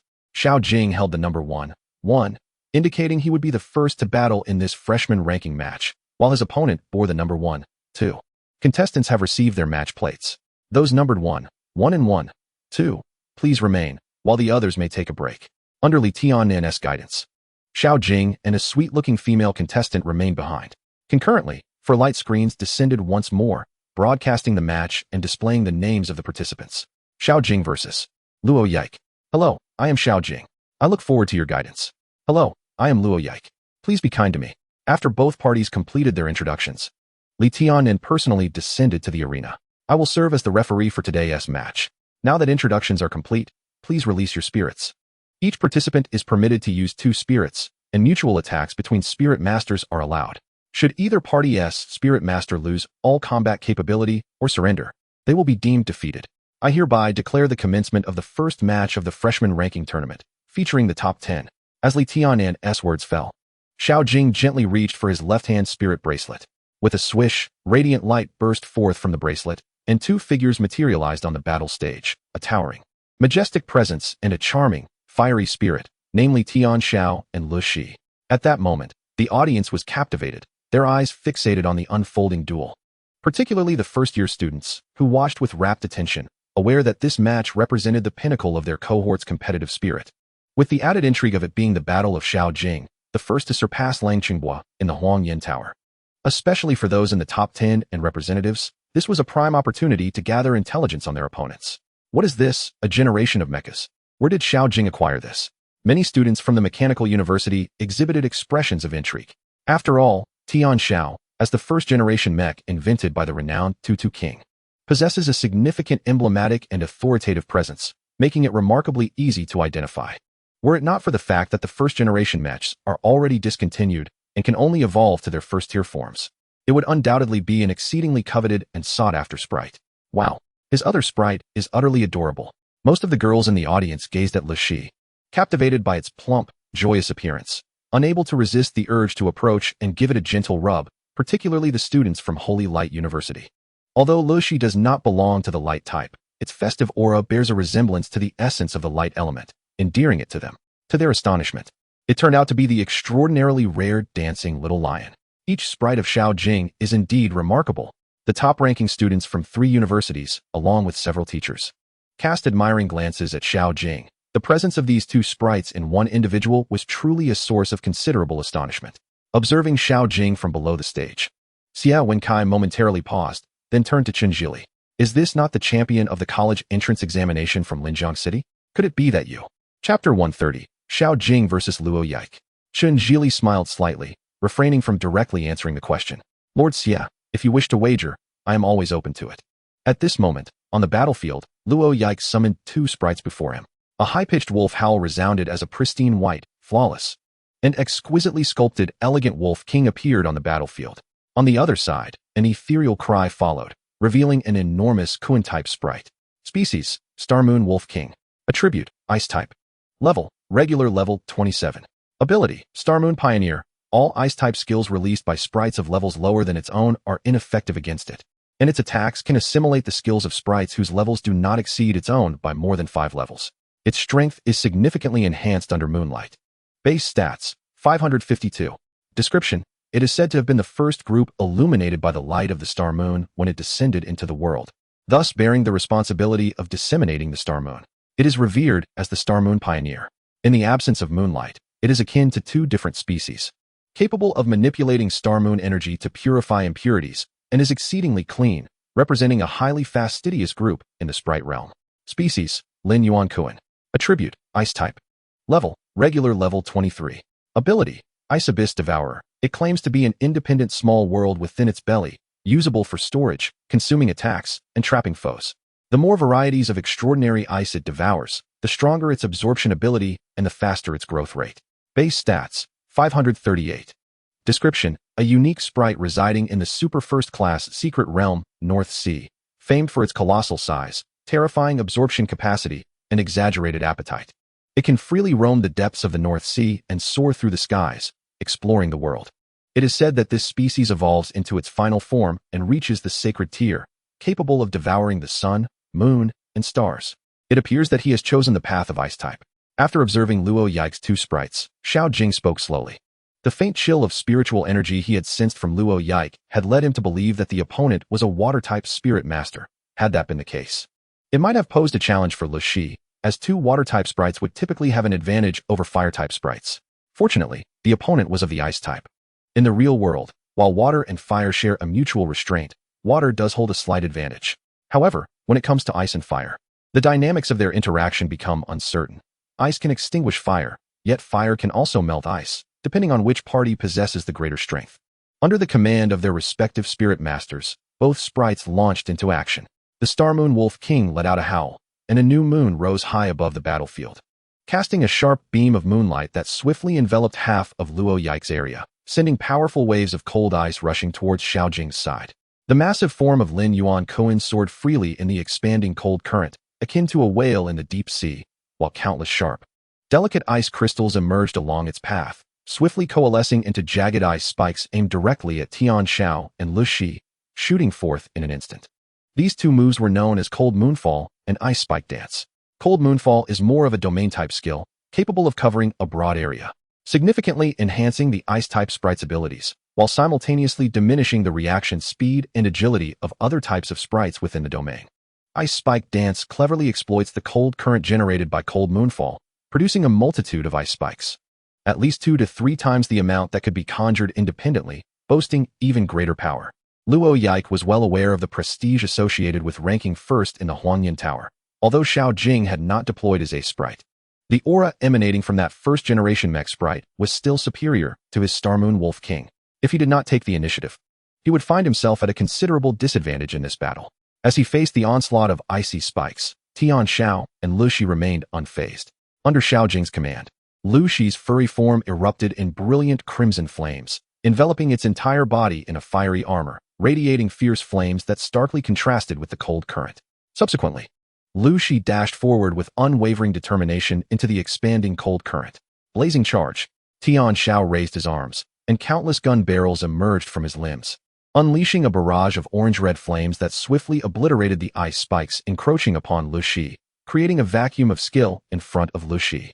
With a piercing sound, as Lu Shi plunged into the cold current, the sharp noise of melting ice filled the air, momentarily halting the expansion of the cold current. Although the Star Moon Wolf King was of a higher level than Lu Shi, it seemed incapable of exerting effective pressure on Lu Shi. The fiery armor enveloping Lu Shi did not diminish upon entering the cold domain. Instead, it grew increasingly vibrant, as if it intended to burn through the cold current entirely. Howl. Witnessing a fire-type sprite daring to challenge its authority within the domain, the Star Moon Wolf King was instantly enraged, charging toward Lu Shi while surrounding itself with a continuous influx of cold air, forming a sleek silver-blue armor. Extreme Cold Charge. This was an ice-type skill corresponding to the fire-type Blazing Charge. Unfazed by the Star Moon Wolf King's charge, Lu Shi, clad in its blazing fiery armor, collided head-on with it. Boom! The lion and the wolf clashed fiercely. The Star Moon Wolf King, with its sharp icy fangs, lunged at Lu Shi's neck, piercing through the fiery armor and even into the flesh. However, Lu Shi was designated as a tank with exceptionally high defenses. This was the frostbite. While the Star Moon Wolf King's fangs had managed to penetrate Lu Shi's flesh, it had only grazed it, meaning it might not have even pierced through the fat. Nonetheless, being restrained by a sprite was immensely displeasing for Lu Shi, a quasi-sacred beast. It did not enjoy being on the receiving end of such an attack. The originally petite and delicate tail suddenly ignited in a brilliant blaze, extending further as Lu Shi propelled herself forward with a powerful thrust of her front legs, swiftly pivoting her body to face the Starry Moon Wolf King. With a vigorous kick of her hind legs, she unleashed a fiery tail, now lengthening and accompanied by the sound of wind being sliced, striking directly at the starry Moon Wolf King. The explosive impact. Xiao Jing had long contemplated that a skill like the Great Firecracker, which functions both in close combat and delivers multiple hits, would achieve its optimal effect when executed unexpectedly. Thus, based on Lu Shi's current skill repertoire, the most effective strategy was to seamlessly connect these skills in melee. Hence, the combination of Flame Charge and Great Firecracker was born. Crack. Chapter 131, Lu Shi's Combo. During this time, under Xiao Jing's guidance, Lu Shi had been rigorously training in agile combat with the Supreme Treasure, striving for the Great Firecracker to strike its target with precision and timeliness. The speed stat of the Supreme Treasure ranks among the top in all known Pokemon species. Thus, if she could successfully land a hit, this skill combination's accuracy against other Pokemon would significantly increase. At last, the synergy between the two skills bore fruit. Boom. Crack. The dull thud of a stomp resonated alongside the sharp crack of the whip. Two massive bursts of flames erupted from the starry Moon Wolf King, resembling fireworks blooming in the night sky, creating a visually stunning spectacle. However, the starry Moon Wolf King, caught in the midst of it all, could not appreciate such beauty. Once towering over Lu Shi and biting at her neck with its frost fang, the impact shattered its silver armor, leaving the ruptured section melted and spreading outward. With singed fur curling blackened and charred, the searing heat and intense burn rendered it exceedingly uncomfortable, instinctively causing it to release its grip and retreat.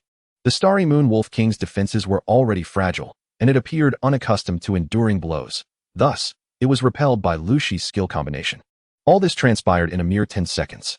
Behind, the Renyuan Kuan finally reacted, opening its abyssal maw and unleashing a tremendous suction that instantly engulfed Lu Shi's blazing armor, consuming the flames within. Lu Shi had intended to follow up with an attack, but the sudden, terrifying pull caused her to stumble, nearly lifting off the ground, forcing her to abandon her offensive and struggle to regain her balance. Well done, Renyuan Kuan, Luo Yike praised. Starry Moon Wolf King, create distance and maintain a long-range assault. Had it not been for Renyuan Kuan's timely intervention, the Starry Moon Wolf King might have been subjected to a relentless onslaught from Lu Shi. Indeed, distant consumption was more advantageous. Yet, Luo Yike's gaze instinctively darted towards the opposing Spirit Master, only to find Xiao Jing absent. Where is he? Her brow furrowed, and an ominous thought began to take shape in her mind. As expected, in the next moment, a shadow suddenly appeared overhead, obscuring even the blazing sun. It was Xiao Jing piloting the Tian Xiao, now hovering in the sky. This battle permitted the Spirit Masters to engage.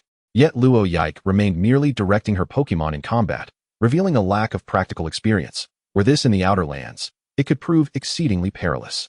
With the Cold Moon's descending domain disrupted by Lu Shi's flame charge, coupled with the fact that the caster, the Starry Moon Wolf King, had been suppressed and failed to maintain it, the domain was now rendered untenable. Activate armaments and initiate rapid fire. Breach this domain. Buzz. The Tian Zhao's entire body began to reconfigure and upgrade, while two Gatling guns were mounted on its shoulders, the brand new dark silver armor radiating a menacing aura. Boom. In the next instant, a torrent of bullets erupted from the Tian Xiao, raining down indiscriminately upon the domain. Below, the Starry Moon Wolf King and Renyuan Kuan could only instinctively raise a shield to defend against the sudden onslaught. The thunderous explosions echoed as the once snow-laden scene dissipated, and the Starry Moon Wolf King, as the caster, was once again injured in the barrage, blood trickling from its lips. On the observation platform, Chun Zhili and the others frowned slightly, not out of discontent with Xiao Jing. His method of countering was impeccable, but rather at Luo Yike's unexpectedly inadequate response, especially given her status as a top 10 student. In a confrontation where both Spirit Masters could participate, it was clear that neither could afford to be idle. Luo Yike's current reaction speed, if encountered by members of a criminal organization outside, could lead to dire consequences.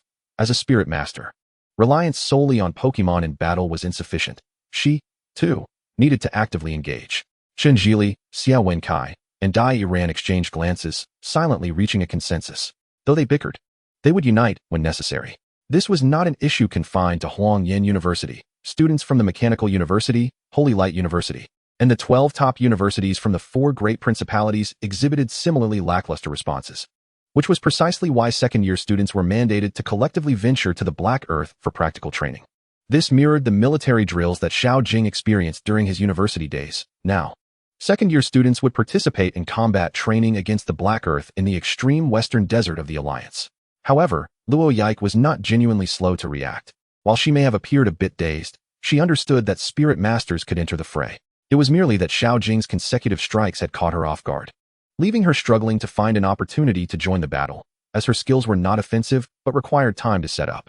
At this moment, the Starry Moon Wolf King, having sustained injury, found itself at the mercy of Li Shi, who seized the chance to unleash her combo of Flame Charge and Great Firecracker, leaving the Starry Moon Wolf King overwhelmed. Even as it retreated to a distance, fireballs continued to rain down upon it. Seeing this, Renyuan Kuan attempted to open its massive maw once more to thwart Li Shi's advance, but alas, it was struck away by a shadow diving from above. Thud! Renyuan Kuan's colossal form fell like a massive tank from the sky, creating a tremor that reverberated through the ground, even causing the observation platform to shake. The Tian Xiao, too, felt the backlash from Renyuan Kuan's massive size. Despite its reinforced steel armor, it was momentarily halted for 2 to 3 seconds. This brief delay provided Luo Yike the opportunity she needed. A sky blue light gathered in her palm, and moments later, a beam of azure radiance shot skyward, unleashing an endless wave of icy clouds that obscured the blazing sun above, causing the surrounding air temperature to plummet and snowflakes to drift down once again. Heavenly Ice Snow Realm. This spectacle resembled a magnified version of the Starry Moon Wolf King's cold moons descending, and with the empowerment of the Heavenly Ice Snow Realm, both the Starry Moon Wolf King and Renyuan Kuan regained their vigor, their previously lethargic state revitalized. Was this a domain-like talent similar to Cold Moon's descending? Xiao Jing frowned. He had not anticipated that Luo Yike possessed a personal domain skill to ensure her Pokemon had an optimal combat environment. Intriguing. Xiao Jing remained unfazed. After all, from the recent clash, he had gauged the proficiency of the Starry Moon Wolf King and Renyuan Kuan. Although both Pokemon possessed commendable stats, their training levels did not match those of Tian Xiao and Li Shi. Should a battle ensue, Li Shi could likely defeat the Starry Moon Wolf King single-handedly. The disparity remains quite substantial. However, regrettably, it is too late to unleash one's potential now. Xiao Jing has no intention of delaying any further. Tian Xiao, conclude this match with an overload bombardment. Chapter 132, Lang Chenggua's Spirit. Buzz. Countless barrels emerged from within Tian Xiao, replacing the previous gun barrels. And even the Gatling guns on his shoulders were exchanged for 2 formidable cannons. A dangerously radiant orange-red light flickered from the cannon mouths. This is bad. Luo Yike's pupils constricted sharply. The aura emanating from Tian Xiao signaled a lethal threat, prompting her to command urgently. Star Moon Wolf King, utilize Star Moon Fall. Lin Yuan Kuan, activate Ice Abyss Devour. The Star Moon Wolf King dashed forward at high speed, leaping into the air, radiating a divine brilliance as if it had transformed into a new moon in the high sky, absorbing the surrounding snowflakes and descending with an unmatched force. Meanwhile, Lin Yuan Kuan slowly rose from the massive pit, preparing to unleash its skill, but was abruptly struck by Li Shi, who charged at its colossal form with a fiery assault. Just as Li Shi was about to be repelled by the recoil, a powerful cannon blast followed suit, resulting in a double explosion that sent Lin Yuan Kuan crashing to the ground, its body marred with charred marks, clearly showing signs of burns. Despite its formidable size, it was the lowest in level among the 4, and under the relentless onslaught from Tian Xiao and Li Shi, it ultimately lost its combat ability and succumbed to unconsciousness. In the next moment, Tian Xiao's overload bombardment was launched, colliding with Star Moon Fall. Countless missiles surged forth, colliding with the descending moon. Boom. The moon diligently absorbed the power of the domain, emanating a bright glow in an attempt to neutralize the incoming missiles. Yet, the barrage seemed inexhaustible. As one wave was barely deflected, another rushed in. In this pure contest of spiritual energy, the moon finally could no longer withstand the assault, its radiant brilliance waning as numerous missiles pierced through the moonlight, impacting its surface and leaving countless craters. Ultimately, the moon fell. As the Star Moon Wolf King descended to the ground, it signified Xiao Jing's victory in this match. The first match concluded with the announcement from Li Tiannan, proclaiming the victor, Xiao Jing. The audience erupted in cheers and applause. Incredible. I never anticipated such an effortless victory over the daughter of the Luo family. Indeed, and Xiao Jing's ace spirit has yet to make an appearance. Goodness, this mech, Rift Breaker, is already so formidable. How powerful must his ace spirit be? It seems my spirits would stand no chance against his Rift Breaker. Upon returning to the resting area, the top 10 students from Huangyan University were gathered there.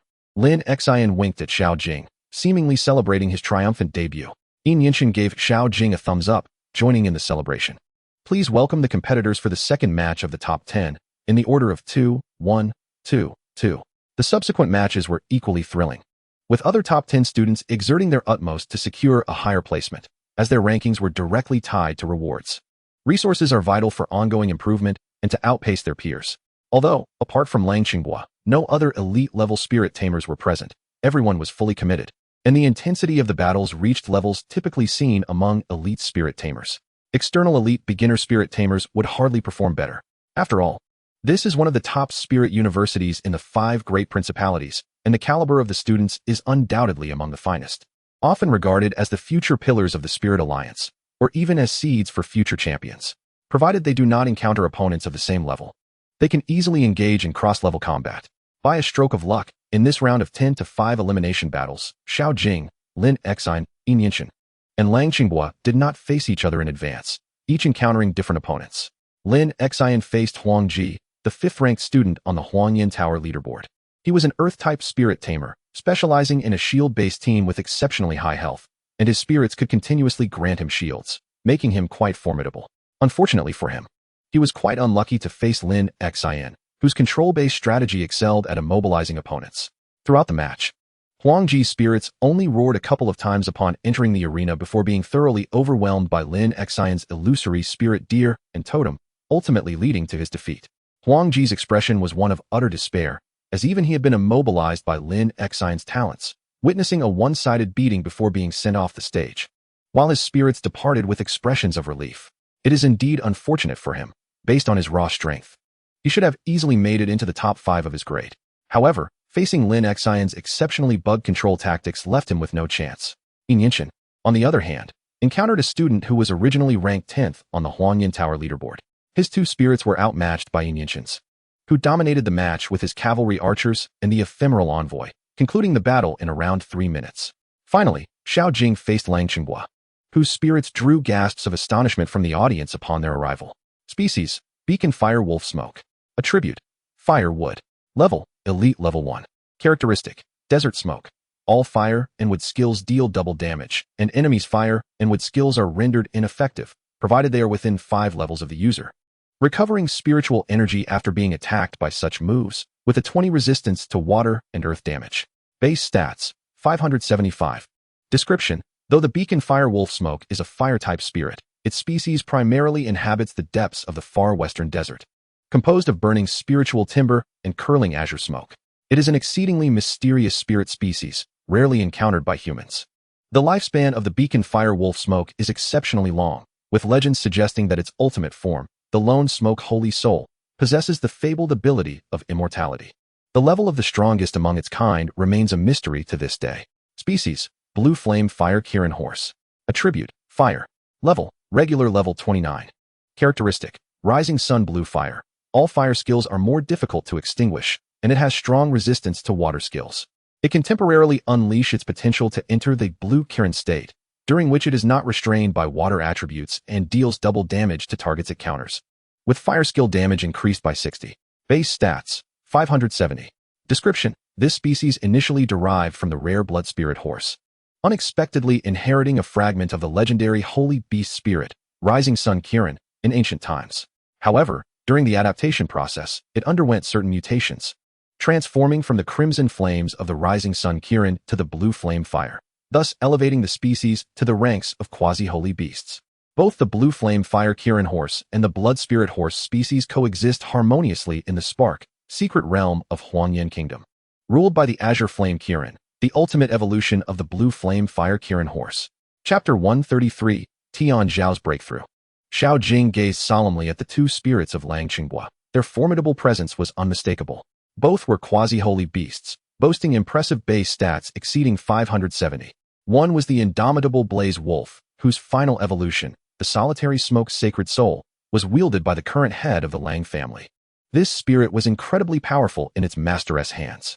During the infamous invasion of the present world by the Heaven Abyss and the illicit organization, Black Sand Society, the head of the Lang family single-handedly fended off 2 equally ranked monarchs from Heaven Abyss and a king-tier spirit from Black Sand Society, using only the solitary smoke sacred soul, ultimately vanquishing one of the monarchs.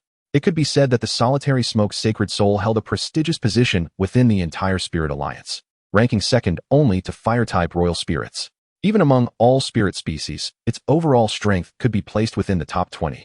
The other spirit, the blue flame fire unicorn, was imbued with the bloodline of the radiant Sun Qilin, the sacred guardian of flame fire, boasting an astonishing base stat of 610 and existing at the revered holy tier.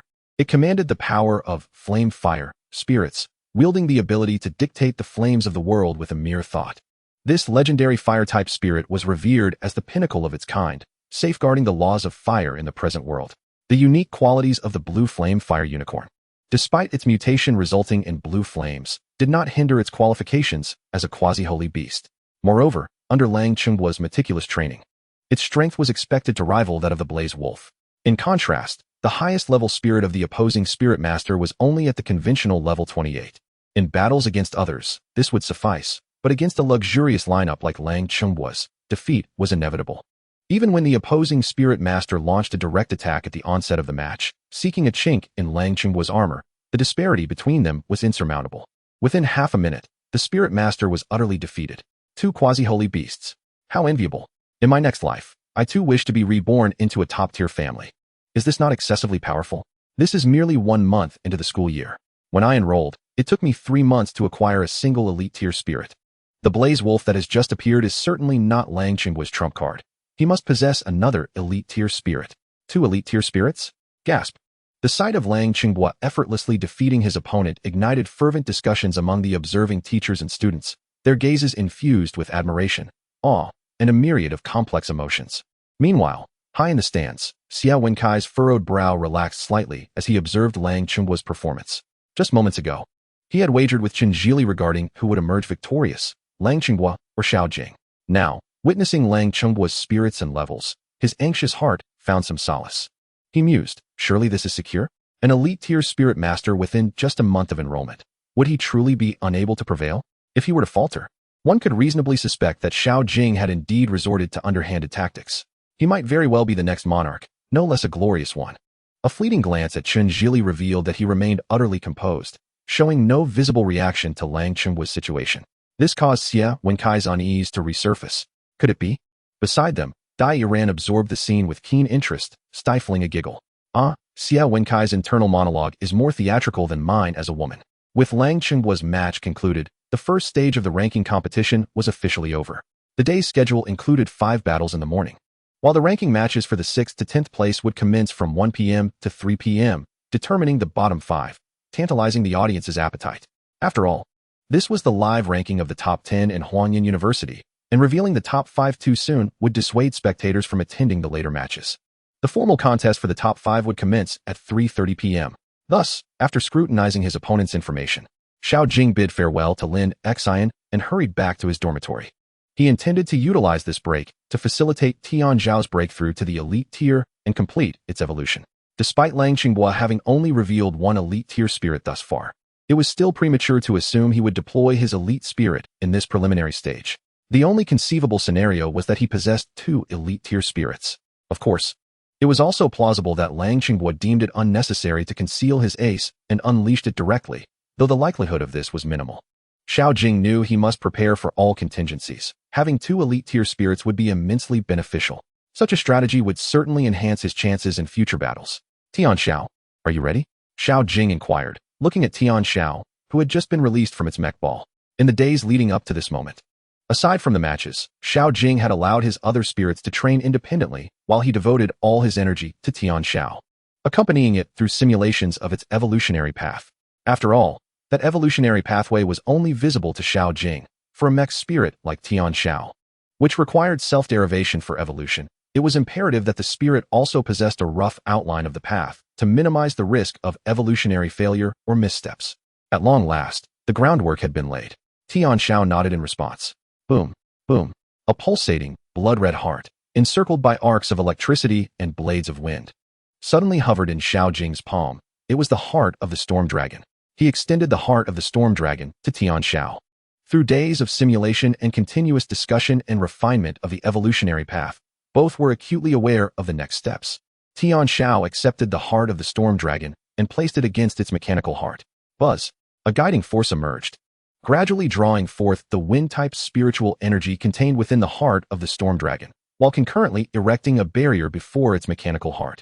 The heart of the storm dragon was known for providing substantial experience to dragon and wind-type spirits, and it held a high probability of stimulating the spirit to produce an evolutionary light, making it particularly well-suited for a synthetic spirit like Tian Xiao.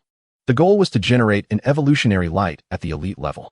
Gradually, wisps of spiritual energy floated toward Tian Xiao's chest, accompanied by electric arcs and wind blades striking against its chest and the barrier in front of its mechanical heart. The impact caused the mechanical heart to wobble slightly. After all, it was a holy grade artifact, and its tier was still relatively high for Tian Xiao. Should the mechanical heart be damaged, the mech spirit would be rendered utterly incapacitated, perhaps even face death. Fortunately, the protective barrier absorbed most of the shock, preventing significant damage to the mechanical heart. Tian Xiao's experience steadily increased as the spiritual energy flowed in. Chapter 134. A New Evolution, Dawn of the Starry Sky. The heart of the storm dragon had long been treated by the master-level Zhongshi, and the arcs and wind blades generated by its pulsations had diminished greatly in potency. The barrier established by Tian Xiao was more than sufficient to withstand the current forces. Were it not for this precaution, Xiao Jing would never have risked allowing Tian Xiao to absorb it. After all, while the competition was important, the well-being of his spirit partner was paramount. Level 28, 64. 85. Regular level 28, 74, 85. Regular level 28, 84, 85. Pop. In the blink of an eye, it ascended to regular level 29. Regular level 29, 25, 85. Regular level 29, 84, 85. With the final increment of experience, it officially reached the zenith of the regular level and commenced its transition to the elite tier. Pop.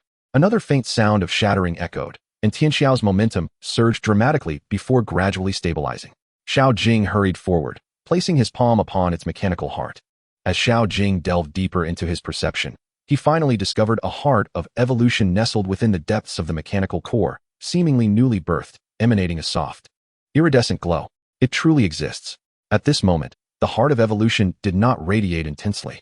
Xiao Jing realized it was undoubtedly a manifestation triggered by the heart of the storm WIRM, rather than a spontaneous occurrence during Tian Xiao's ascension to the elite level. Thus, the urgent task was to stabilize the heart of evolution and continuously stimulate it to achieve its normal luminosity before proceeding with the next stage of evolution.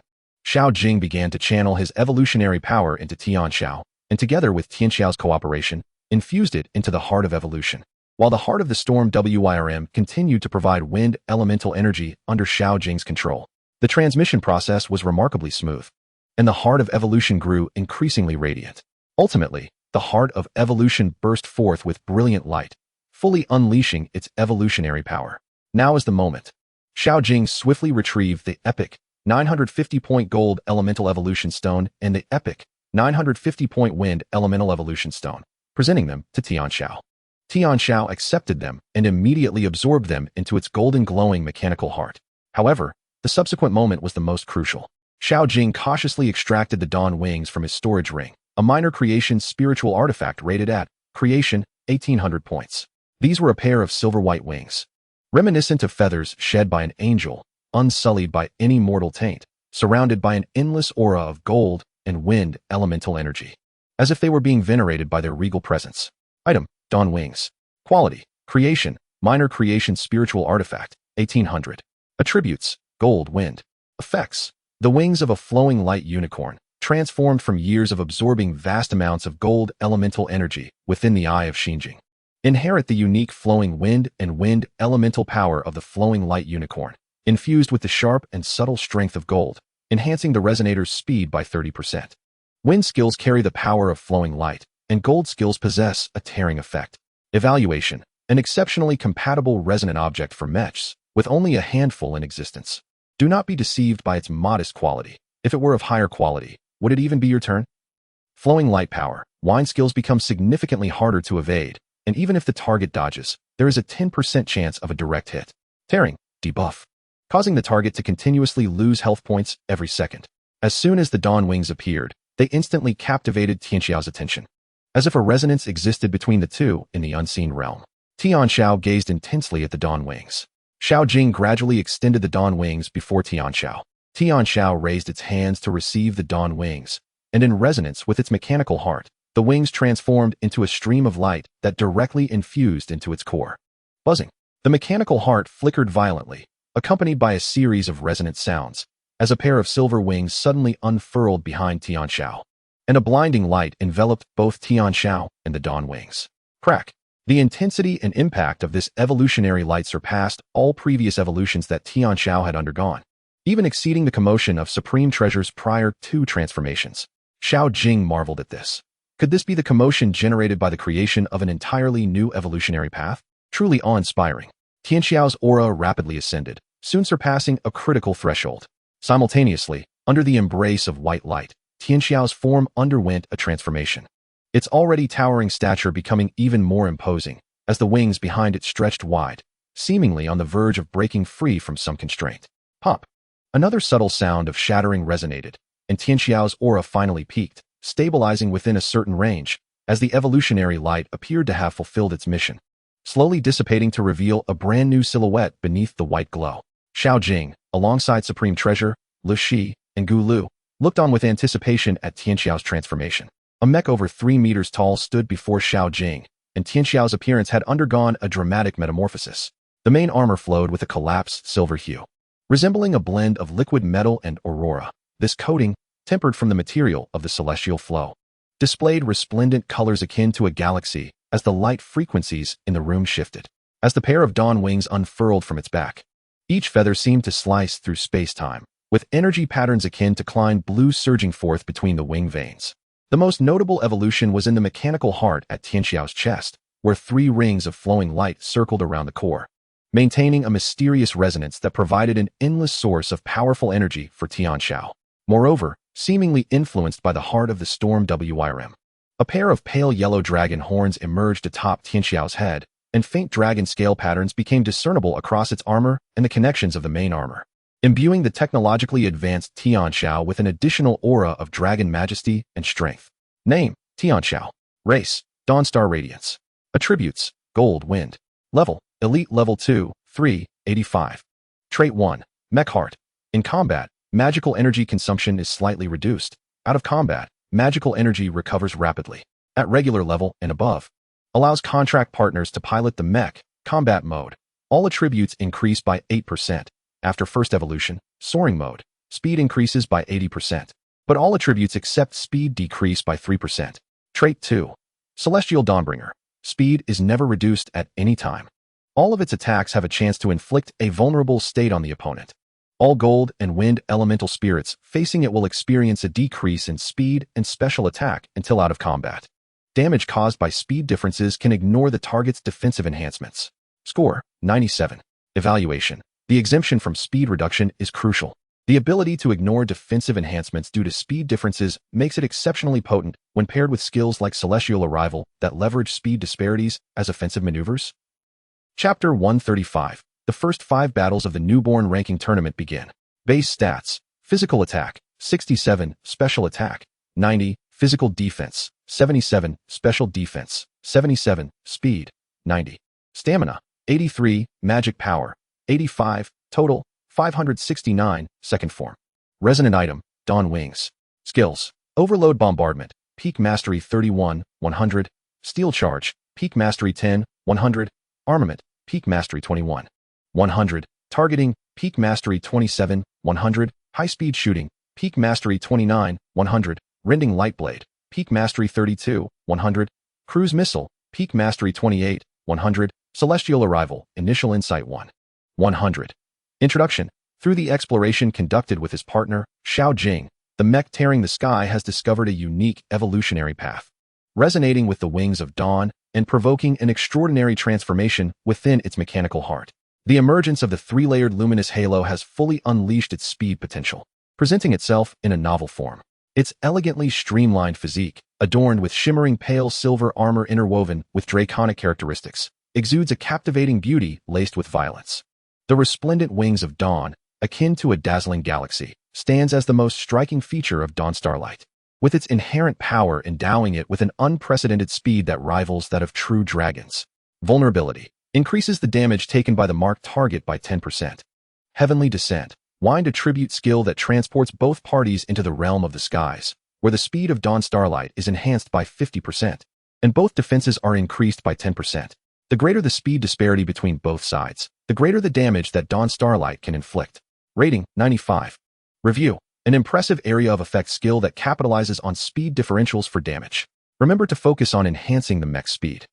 Xiao Jing, through fundamental insight, glimpsed the brand new panel of Dawn Starlight, leaving him profoundly shocked and exhilarated. Dawn Starlight, this newly emerged race, is quite extraordinary. Remarkably, it has also manifested a second characteristic. The original trait, Mechanical Heart, has seen an enhancement in its metrics due to this evolution, with speed augmentation in soaring mode escalating from 40% to 80%. The second trait, Skybreaker of Dawn, ensures that Dawn Starlight's speed attributes remain unimpeded under any circumstances, a concept of unprecedented magnitude. In other words, even if a king or a supreme emperor were to arrive, they could not diminish my speed. Of course, should I be firmly anchored in place by a formidable spiritual pressure, that would be an exception. However, as long as I can move normally, no debuff can diminish my speed. Furthermore, any attack from Dawn Starlight carries a probability of inflicting vulnerability on the opponent, thereby guaranteeing its damage output. Coupled with the suppression of adversaries of the same type during battles, it truly becomes a formidable nemesis for mechs. The final descriptor of the trait perfectly complements the newly acquired skills post-evolution of Dawn Starlight. My skill Heavenly Descent relies on speed differentials to inflict damage. With the enhancement of this trait, even when facing those capable of significantly boosting their defenses, the damage remains substantial, even lethal. After all, generally speaking, Pokemon with high dual defenses tend to be cumbersome, creating a stark contrast with their speed, except for the bug that is Supreme Treasure. Moreover, Xiao Jing was utterly astonished to discover that the race value of Dawn Starlight had risen to 569 points following its second evolution. It has unequivocally crossed the threshold into the realm of quasi-sacred beasts. Do not underestimate this 569 points of race value. Typically, Pokemon undergoing second evolution possess a final form, and the race values displayed correspond to that ultimate form. This implies that even a Pokemon as formidable as Fiery Smoke has a final form race value of only 575. And at this stage, its race value has yet to reach that pinnacle. Dawn Starlight's current race value can indeed overshadow nearly 98% of second-stage Pokemon. This will play a decisive role in Xiao Jing's impending showdown with Langqinghua. Indeed, Xiao Jing had never anticipated that his ranking would place him beyond the top 2. Considering the substantial merit of the elite-level Spirit Masters, he had never envisioned that a non-elite level student could surpass him. If that were the case, perhaps he would genuinely consider withdrawing from the academy. Additionally, as Dawn Starlight evolved, the Heart of the Storm WRM continuously provided it with spiritual energy, leading to a rapid accumulation of experience. Remarkably, during the course of evolution, Dawn Starlight achieved an additional level, reaching Elite Level 2. In terms of levels, Dawn Starlight has even surpassed Supreme Treasure, becoming the highest level Pokemon among all his companions. Gazing at the resplendent new form of Dawn Starlight, Xiao Jing began to envision the exhilarating experience of soaring through the skies, which would undoubtedly be thrilling. Xiao Jing could not help but exclaim, "My mech dream has finally come to fruition." At 3:30 in the afternoon, Xiao Jing arrived punctually at the competition venue. The battles among the 6th to 10th ranked students concluded at 3 o'clock, yet it was only now that the atmosphere within the arena was fully charged. They understood that the most spectacular and pivotal moment of the Huanyan University freshman ranking tournament was about to commence. These were the top 5 students, and the victor of this battle would likely be the strongest student of this cohort in the entire Huanyan Principality. Witnessing the emergence of such a student was truly an honor. Thank you for your patience. After a brief half-hour intermission, Li Tianin reappeared before the audience. Everyone was undoubtedly eager for the forthcoming matches. Next, the top 5 students of Huanyan University's ranking tournament would face off. The matchups would be determined by a drawing, with one contestant receiving a bye. Now, let us invite the participating students to draw lots to determine the order of their battles. Xiao Jing and the others stepped onto the competition stage. Xiao Jing surveyed the group. The top 5 comprised 3 males and 2 females: Xiao Jing, Langqinghua, Yinshin, Lin Xin, and Situ Shengnan. In Xiao Jing's recollection, Situ Shengnan was ranked 8th in the Huanyan Tower, and her prowess was not to be underestimated. The 5 participants grasped the luminous tokens, which formed battle plates in their palms. Xiao Jing held a plate displaying 2-1. When he looked up, he noticed that Situ Shengnan was also glancing in his direction, her battle plate revealing the numbers 2-2. This indicated that the second match would be between Xiao Jing and Situ Shengnan. Meanwhile, Yinshin, upon seeing the numbers on his battle plate and his opponent, instantly turned as dark as a pot. His adversary was Langqinghua, as both held plates displaying 1, indicating that their match would be the first. In other words, it would be a performance of being thoroughly trounced. Lin Xin, on the other hand, held a battle plate showing 3, with no subsequent number, signifying that she would receive a bye and advance directly to the semifinals. Xiao Jing cast a sympathetic glance at Yinshin, patting his shoulder and offering words of encouragement. Just give it your best shot. Chapter 136, Titan of the Giants. It was uncertain whether Xiao Jing's words of comfort had resonated or if Yinshin's mindset had swiftly adjusted, but in an instant, he transformed into a figure brimming with determination. His primary reason for attending Huanyan University was to become stronger and prove himself. Now, facing a formidable opponent, perhaps the strongest among his peers, he should feel exhilarated rather than intimidated. He would give it his all. With this mindset, he and Lang Qingbo retreated to opposite edges of the arena. Seeing the contestants ready, Li Tianan announced loudly, "I declare the first match of the top 5 students to commence now." With a resounding cheer, the 4 spirit orbs sprang open, revealing 4 Pokemon of varying forms on the battlefield. Centaur Archer, Blooming Messenger versus Fiery Smoke, Blue Flame Fire Unicorn. Yinshin, brimming with spirit, declared to Lang Qingbo, "Blooming Messenger, use Paralysis Powder." Centaur Archer, unleash Rain of Arrows. Yinshin was acutely aware that this battle would be fraught with difficulties, especially as his ephemeral messenger was of the wood element, which was severely countered by the 2 fire-type spirits facing him. Notably, the Fiery Wolf could completely disregard wood-type skills, making it almost an understatement to say he had effectively rendered one of his spirits useless. The situation was dire beyond measure. Thus, the only glimmer of hope for victory lay in taking the initiative. At the very least, he aimed to eliminate one of the opposing spirits. His hope for breaking the deadlock was pinned on the yet-to-reach elite-level Blue Flame Fire Unicorn on the other side. His strategy was to first distract the 2 opposing spirits with a rain of arrows, then use Paralysis Powder to immobilize the Blue Flame Fire Unicorn, and afterward, combine all means of attack from his 2 spirits to secure its defeat, which would be a considerable gain. After briefing his spirits on their tasks, Yinshin did not remain idle. With a resounding thud, a massive wolf-tooth hammer materialized in his grasp, accompanied by a peculiar wave of energy that surged forth, causing his form to swell to nearly 3 meters in height. The heavy wolf-tooth hammer appeared as a mere toy in his hands, rushing forth like a heavily armored truck, propelled by a fierce gale toward the position of Lang Qingbo. This was a manifestation of Yinshin's innate skill, specifically designed to enhance the combat capabilities of a spirit master. Oh, is that the giant spirit body talent? This child belongs to the E family of the Wansan Duchy? Dai Iran immediately recognized the innate skill demonstrated by Yinshin, her voice laced with surprise. Chen Jilin nodded in affirmation. Indeed. However, Xiao Wenkai expressed some confusion. That raises a question. Logically, the Yi family of Wansan should be pursuing a path that synergizes wood-type abilities with the giant spirit body. So why did he come all the way to Huanyan University instead of attending Wansan University, which would be more suitable for him? Moreover, his trump card spirit is not wood-type, but rather a mundane centaur archer. While this may allow him to evade the full suppression of Lang Qingbo's fire-type, it also prevents him from fully utilizing his family's innate talent. Dairen added. They certainly did not believe that Yinshin would conceal his trump card spirit when facing Lang Qingbo. Once it was summoned, the spirit's level would be apparent to all the lords present, and they would easily discern which was his ace. It is because he has not awakened the giant spirit intent, which would enable a harmonious resonance between the giant spirit body and wood-type spirits. Chen Jilin explained with a slight sigh. As for why he chose a centaur archer as his first spirit, there are various factors involved, including family matters that I am not at liberty to disclose.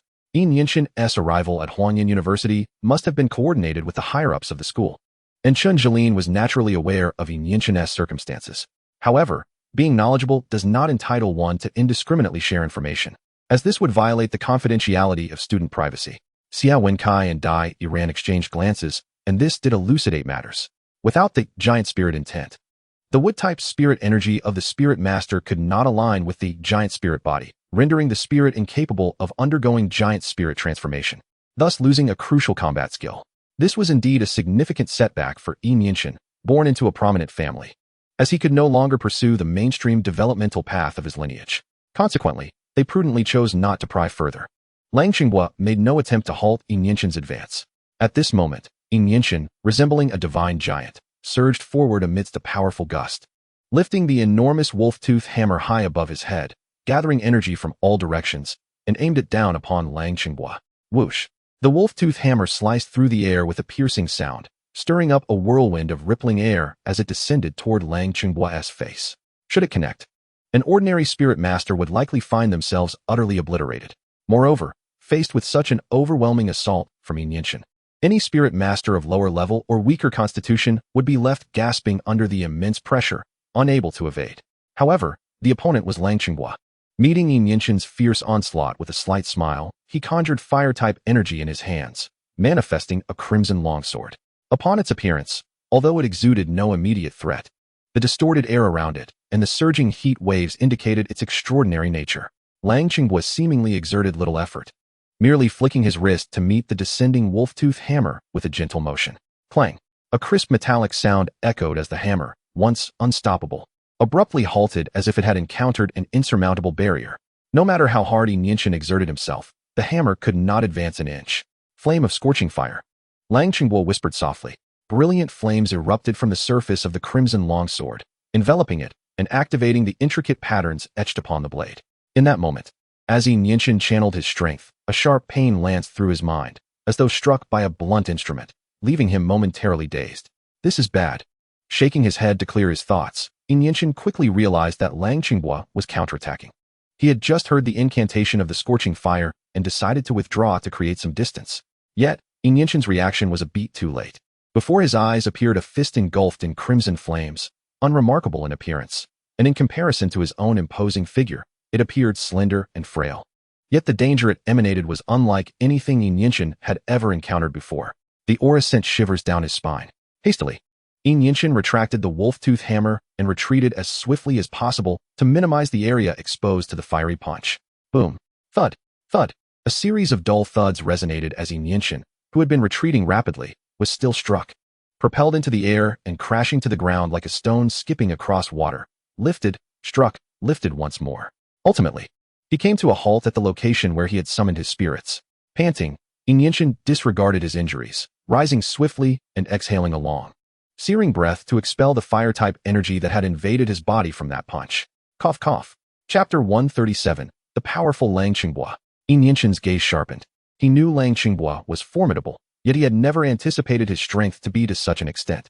He had effortlessly absorbed his full-force strike, and with a seemingly ordinary punch, had sent him flying. He felt an urge to scream. Is this truly a peer of my age? How could the gap be so vast? Is this reasonable? Suddenly, he began to understand the opinions of his peers from Sansang City before the college entrance examination. As he had previously overwhelmed them all, they would avoid him at all costs upon seeing him. Meanwhile, on another battlefield amongst the spirits, a torrential downpour of white arrows cascaded down like a deluge, sealing off all possible evasive maneuvers for the fiery wolf and the blue flame fire unicorn. With a pale yellow unknown powder drifting toward them, it seemed to create an inescapable predicament. However, in the face of this onslaught, the fiery wolf took action. With a billowing plume of green smoke, the fiery wolf formed a colossal hand capable of covering half the arena, reaching skyward. Sizzling sounds erupted as countless arrows struck the hand, accompanied by the crackling of flames. The arrows ignited as if they were mere sticks tossed into a bonfire, consumed to the point of invisibility. As the paralyzing powder drifted towards him, the blaze wolf merely inhaled lightly, and in an instant, countless particles were drawn into the burning flames, failing to create even the slightest ripple. Paralyzed? I beg your pardon, but I too possess a conceptual level of prowess. As long as it pertains to wood-based skills and meets the criteria, it becomes utterly ineffective. Yin Yinshan stands no chance. Xiao Jing observed Yin Yinshan's predicament, shaking his head with a sigh. Though he did not wish for Yin Yinshan to suffer a crushing defeat, the reality was as such. Lin Xian nodded in agreement, then turned to Xiao Jing and remarked, Lang Qinghua is exceptionally formidable. It appears you are under considerable pressure. Do your utmost. Xiao Jing, however, was not disheartened by Lang Qinghua's strength, responding casually, I can sense that you have grown stronger. Have you achieved a breakthrough? After a moment of scrutinizing Xiao Jing, Lin Xian suddenly inquired. She could perceive that his aura was significantly more robust than it had been earlier in the day, suggesting that it was not merely a trivial upgrade, but rather the result of a substantial leap in rank, facilitated by the feedback from his spirit. Xiao Jing nodded, bestowing Lin Xian a mysterious smile. Well, you shall soon find out. I'll keep you in suspense for now. Who wouldn't he want to know? Lin Xian retorted playfully. It seems that the child from the Yi family is no match for the one from the Lang family, Xiao Wenkai remarked. The spirit master was easily repelled by the opponent, and his spirit skills could not breach the adversary's defenses. Furthermore, one of his spirit skills was completely ineffective against the opponent's spirit. How could he possibly contend? If only he possessed the giant spirit's intent. With his ace spirit being wood-based, he might hold his ground among spirit masters, though defeat would still likely be inevitable. Unfortunately, such hypotheticals were futile. Many students gazed at Lang Qinghua with grave expressions, particularly those from the top 10 of Mechanical University and Holy Light University. He appeared far beyond their peers. His prowess was astonishing. Setting aside the spirits, the strength displayed by Yinshan himself was already formidable enough to contend for a top 3 position in their grade. Yet now, at Huangyan University, he was pinned down by Lang Qinghua's sword and sent flying by a single punch. How could they combat such a force? They were utterly at a loss. The Centaur Archer's assault, alongside the ephemeral flower envoy, was easily neutralized by the Blaze Wolf. Taking advantage of this, the Blue Flame Fire Unicorn launched its counterattack. A multitude of eerie blue fireballs rapidly coalesced around it, and when their numbers reached a staggering scale, they were shot towards the Centaur Archers with alarming speed. The sheer volume was far denser than a rain of arrows, apart from an absolute force to shield against. There were no opportunities to outmaneuver. Faced with such overwhelming firepower, the Centaur Archers promptly unleashed a rain of arrows as their sole means of collective defense. Their only skill capable of countering such fire. The remainder of the Centaur Archer's skills were single target, while dispatching a few blue flames was sufficient. Against such an alarming quantity, it would be tantamount to inviting disaster. Although the arrow rain could not match the blue flames in number, the closeness of their respective levels allowed the white arrows to extinguish many blue flames during the exchange. Typically, a cluster of blue flames would consume 2 or 3 arrows. And even if the arrows extinguished the flames, they would gradually dissipate due to the lingering heat. Thus, a single arrow rain could barely secure a vacuum around the Centaur Archer and the ephemeral flower envoy, yet new blue flames would soon fill the void. As the Centaur Archer executed the first wave of arrow rain to defend, the ephemeral flower envoy employed the falling leaf blade, enveloping itself in an endless swirl of fiery red leaves. At the beckoning of its will, it began to hunt down the blue flames that broke through the rain of arrows. The surface of the falling leaf blade seemed to be sheathed in a transparent energy membrane, allowing it to withstand the blue flames that would otherwise incinerate it instantly. Thus, the Centaur Archer, the ephemeral flower envoy, and the Blue Flame Fire Unicorn found themselves in a temporary stalemate, competing in a battle of spiritual power consumption. Alas, this was not a duel solely against the Blue Flame Fire Unicorn. A far more formidable Blaze Wolf loomed nearby. With a gentle wave of its smoke-like form, the Blaze Wolf summoned an immense torrent of fire-based spiritual energy, which swiftly coalesced into a dragon-shaped flame, suffused with red, blue, and gray hues. Blaze Dragon Flame. The Blaze Wolf pointed lightly towards the Centaur Archer, and the dragon flame surged forth with a roar. The Centaur Archer, fully engaged in battling the blue flames, suddenly felt an overwhelming sense of danger. Following the instinct, it looked up to see a massive 3-colored dragon charging towards it, causing its body to tremble. Surrounded by blue flames, evasion was futile. It had no choice but to confront the threat head-on. With a fierce glint in its eyes, the Centaur Archer unleashed another wave of arrows, swiftly drawing its bow into a crescent shape, pure white light coalescing as 5 judgment arrows materialized on its string. Whoosh! The 5 judgment arrows, slicing through the air, sped towards the blazed dragon flame. Yet the Centaur Archer felt it necessary to ensure its safety and conjured 5 more judgment arrows to release. The discharge of 10 judgment arrows drained the Centaur Archer of most of its spiritual energy, leaving it nearly depleted. Boom! The 10 judgment arrows collided with the 3-colored dragon. The first wave shattered 3 arrows upon impact, while the remaining 2 were consumed by the dragon's scorching breath. The arrival of the second wave proved to be scarcely a drop in the ocean. The dragon opened its maw wide and directly swallowed the 5 arrows, resulting in a thunderous explosion. The 10 judgment arrows only dimmed the dragon's brilliant form slightly, yet it remained intact and continued its relentless advance towards the Centaur Archer. At that moment, a vibrant green light beam struck from the side, immediately impacting the dragon's flank, veering its form askew. Boom. Chapter 138. Situ, Shangnan, Supplement 1, 4. The ephemeral flower envoy had even forsaken delaying the blue flames, expending considerable spiritual energy to shorten the casting time of the Sunfire Cannon. Unfortunately, the disparity in levels and the elemental disadvantage ensured that the ephemeral flower envoy's assistance would yield minimal effect. The 3-colored dragon merely paused for a second under the impact of the Sunfire Cannon before breaking through the light beam, charging towards the Centaur Archer once more. Just as the attack was about to connect, a figure leaped in front of the Centaur Archer. Talent, Virtual World Turbulence, activated. Talent, Giant Spirit Body, activated. 2 thunderous roars echoed as Yinshan's form swelled several-fold, nearing the size of the Centaur Archer, while ethereal shadows began to manifest around him. This audacious act elicited gasps of astonishment from all present. Had Yinshan lost his mind? Did he intend to withstand an elite spirit's attack with his physical body? How could a conventional spirit master possibly endure an attack of such magnitude? The depth of his bond with his spirit was enviable, but could he truly withstand such an assault? What were these phantoms? Even Li Tiannan felt a surge of terrifying spiritual energy in his palm, prepared to intervene should any student be in mortal danger. Under the anxious gazes of the spectators, the blaze dragon flame collided fiercely with the hammer-wielding Yinshan. Boom! The impact instantly shattered the ground around Yinshan, sending clouds of dust swirling into the air. After this maneuver, the conflagration of war swept through the arena. Yet the fierce fire wolf and the azure flame unicorn did not make any further attempts to pursue. They merely regarded the swirling dust with indifferent gazes. Following a moment of perception, the terrifying spiritual energy in Li Tiannan's hand gradually dissipated, for he ultimately refrained from striking. In his awareness, Yinshan was not in immediate peril, but that was the extent of it.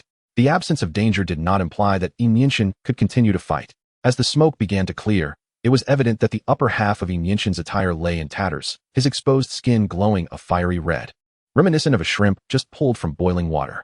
With labored breaths, Yinshan leaned heavily on his wolf-tooth iron hammer, half kneeling upon the stage.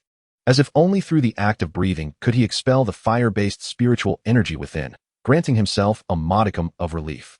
The centaur archers and the ephemeral messenger behind him appeared similarly drained of spiritual energy, lying feebly on the ground, though not unconscious. They had clearly lost the capability to continue the battle.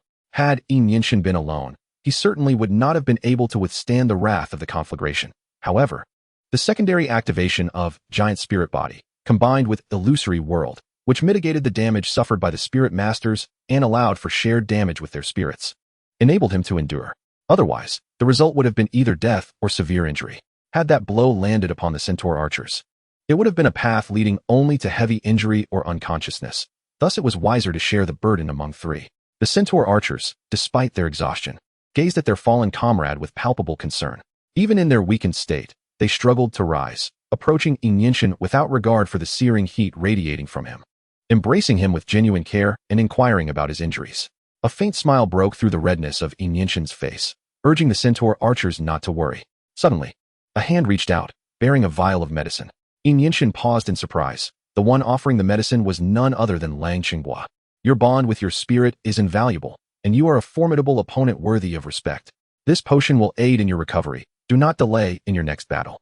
Although Yinshan had not managed to last even 5 rounds against Lang Qinghua, the unconditional trust and willingness to sacrifice for one another that he shared with his spirit earned Lang Qinghua's admiration, which was, after all, the original intent of every spirit master embarking on this path. Furthermore, how many among his peers could endure 5 rounds against him? Thus far, only 3. Seeing the appreciation in Lang Qinghua's eyes, Yinshan ultimately accepted the vial and was assisted to his feet. Observing this, Li Tiannan promptly declared the results of the match. The first match concludes, with Lang Qinghua emerging victorious. A surge of thunderous applause erupted from the previously silent stands, affirming the match's excitement. Incredible! Lang Qinghua truly lives up to his formidable reputation. Indeed, he dominated the entire match against Yinshan. If I were to compete, I doubt I could last even a single round. Yinshan is already exceptionally strong. In any other university, he would certainly contend for a top 3 position. Indeed, it is a pity he faced Lang Qinghua. This match showcased the might of the Lang family's Lang Qinghua, as spirit masters demonstrated that their physical forms could withstand the assaults of quasi-saint beasts above their own level, rekindling memories of their initial motivations for becoming spirit masters. Naturally, the competition was far from over.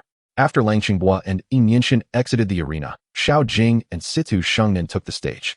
Following the previous display of Lang Qinghua's terrifying prowess, whispers began to circulate even before the second match commenced. Is that handsome fellow Xiao Jing? I heard he once outperformed Lang Qinghua during the Huangyan Tower trials. I wonder how strong he truly is. Did you not witness the match before? Have you forgotten so quickly? The intensity of that battle was far beyond what could be handled against Lang Qinghua. The murmurs continued unabated, yet Xiao Jing remained unperturbed. The image of Lang Qinghua's recent battle still flickering vividly in his mind. When Li Tiannan confirmed that the 2 contestants were prepared, he promptly announced the official commencement of the second match. As Li Tiannan's words resonated, Xiao Jing swiftly responded, summoning his spirits. With a flourish, 4 brand new spirits materialized before the audience. Wait, what is that? What? Is this a brand new species of spirit? How magnificent! Has the Lord of the Sky experienced another surge of inspiration? Upon the entrance of the evolved Tian Xiao, all eyes were irresistibly drawn to its radiant form. Even Lang Qinghua, who typically wore an expression as impassive as stone, betrayed a glimmer of surprise. Has it truly been only a few hours? This little one has already undergone such a transformation? Xiao Wenkai, observing the resplendent Tian Xiao, could not help but feel a spark of excitement. As the head of the Mechanical University's education department, the sight of a new mechanized spirit thrilled him more than anyone. Yet, recalling the wager he had made with Chun Jilin, he remarked with a hint of resignation, "It seems some individuals' positions are not as secure as they believed." Dai Iran stifled a chuckle, fanning the flames of excitement. This is. Chun Jilin's eyes narrowed as he beheld Tianxiao's new form. A smile creeping onto his face. "Little one, you truly know how to surprise me." With yet another spirit ascending to the elite level, it appeared that his wager was not without merit. At this moment, two spirits also materialized before Situ Shengnan. One, a pig adorned with 4 sacred wings, and the other, a fish crowned with a ruby tiara. Chapter 139, a similar move. Species, blazing sky pig. Attributes, fire light. Level, regular level 29. Ability, holy flame radiance. In the presence of the blazing sky pig, all fire and light spirits receive an enhancement to all attributes, including itself. Any attacks carry a purification effect, and resistance to debuffs from dark and evil types is increased. Base stats, 568.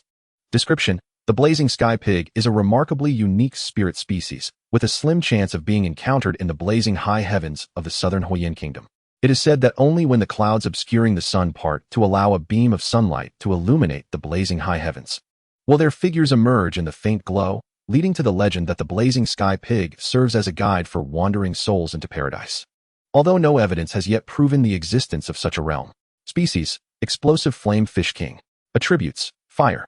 Level, regular level 27. Ability, wrath of the fish. Critical hit rate increases by 30, critical damage rises by 20, while the chance of being critically hit decreases by 10. Base stats, 553.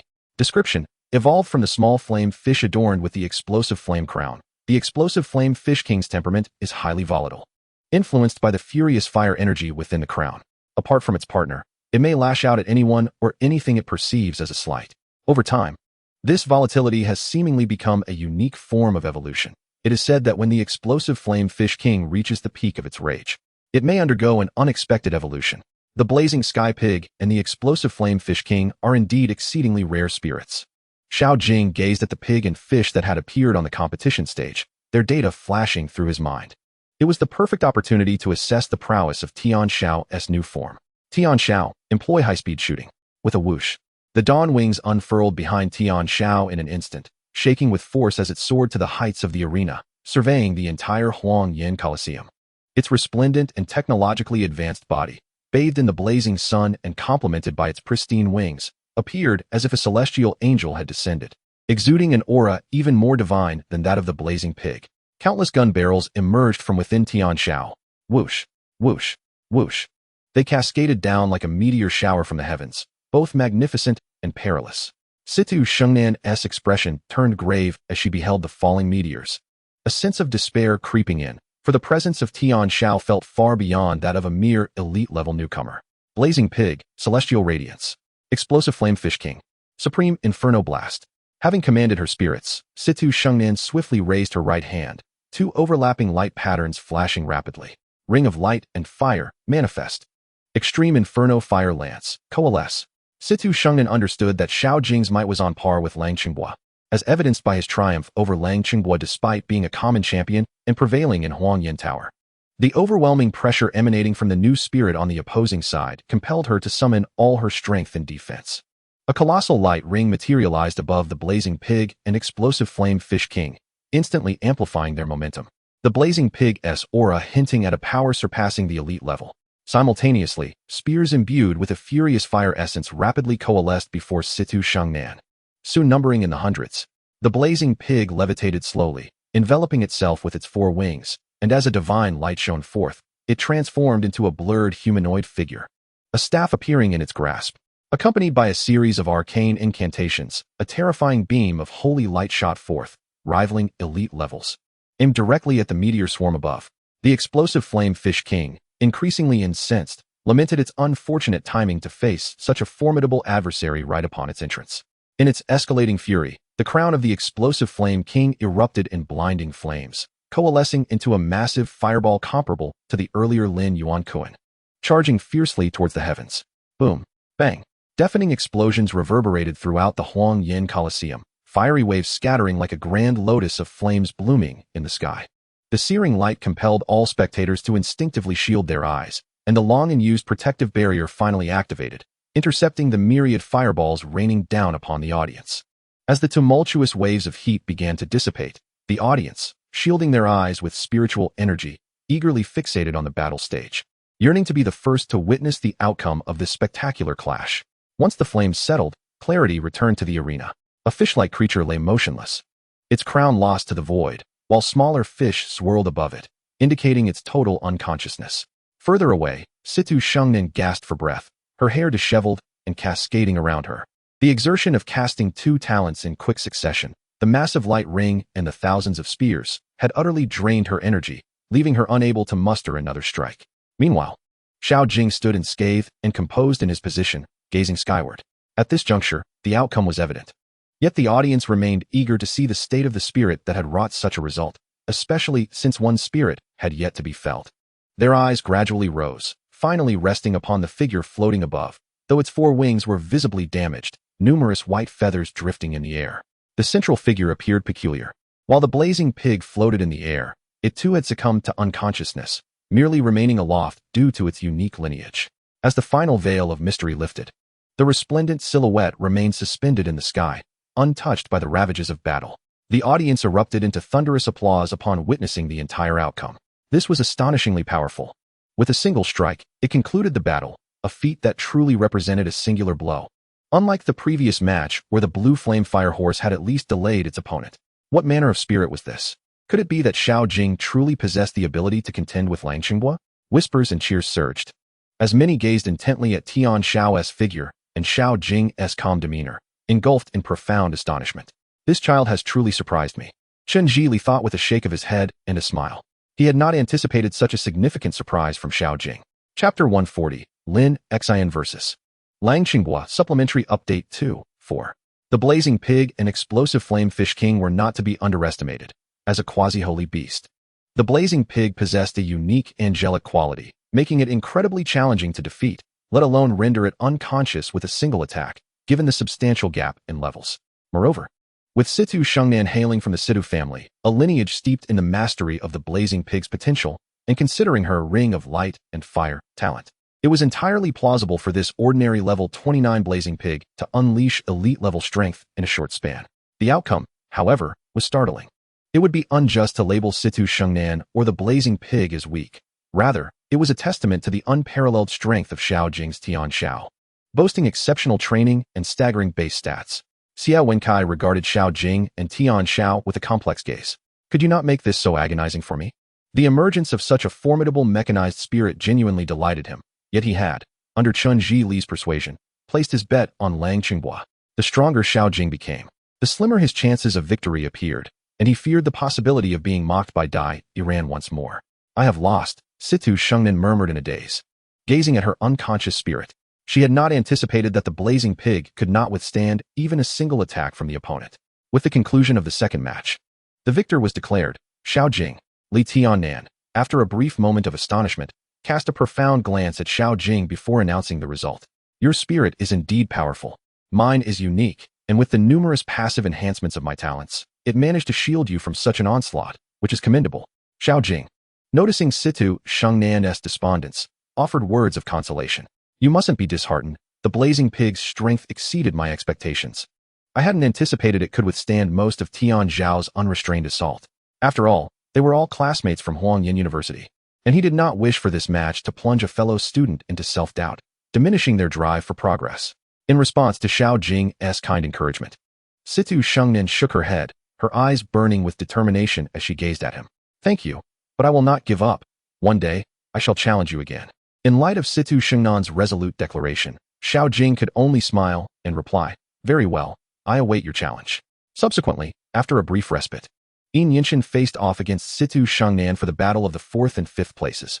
Ultimately, Situ Shengnan, utilizing the elite-level combat prowess of the Charred Sky Pig, narrowly secured victory, claiming the 4th position, while Yinshin naturally settled for 5th.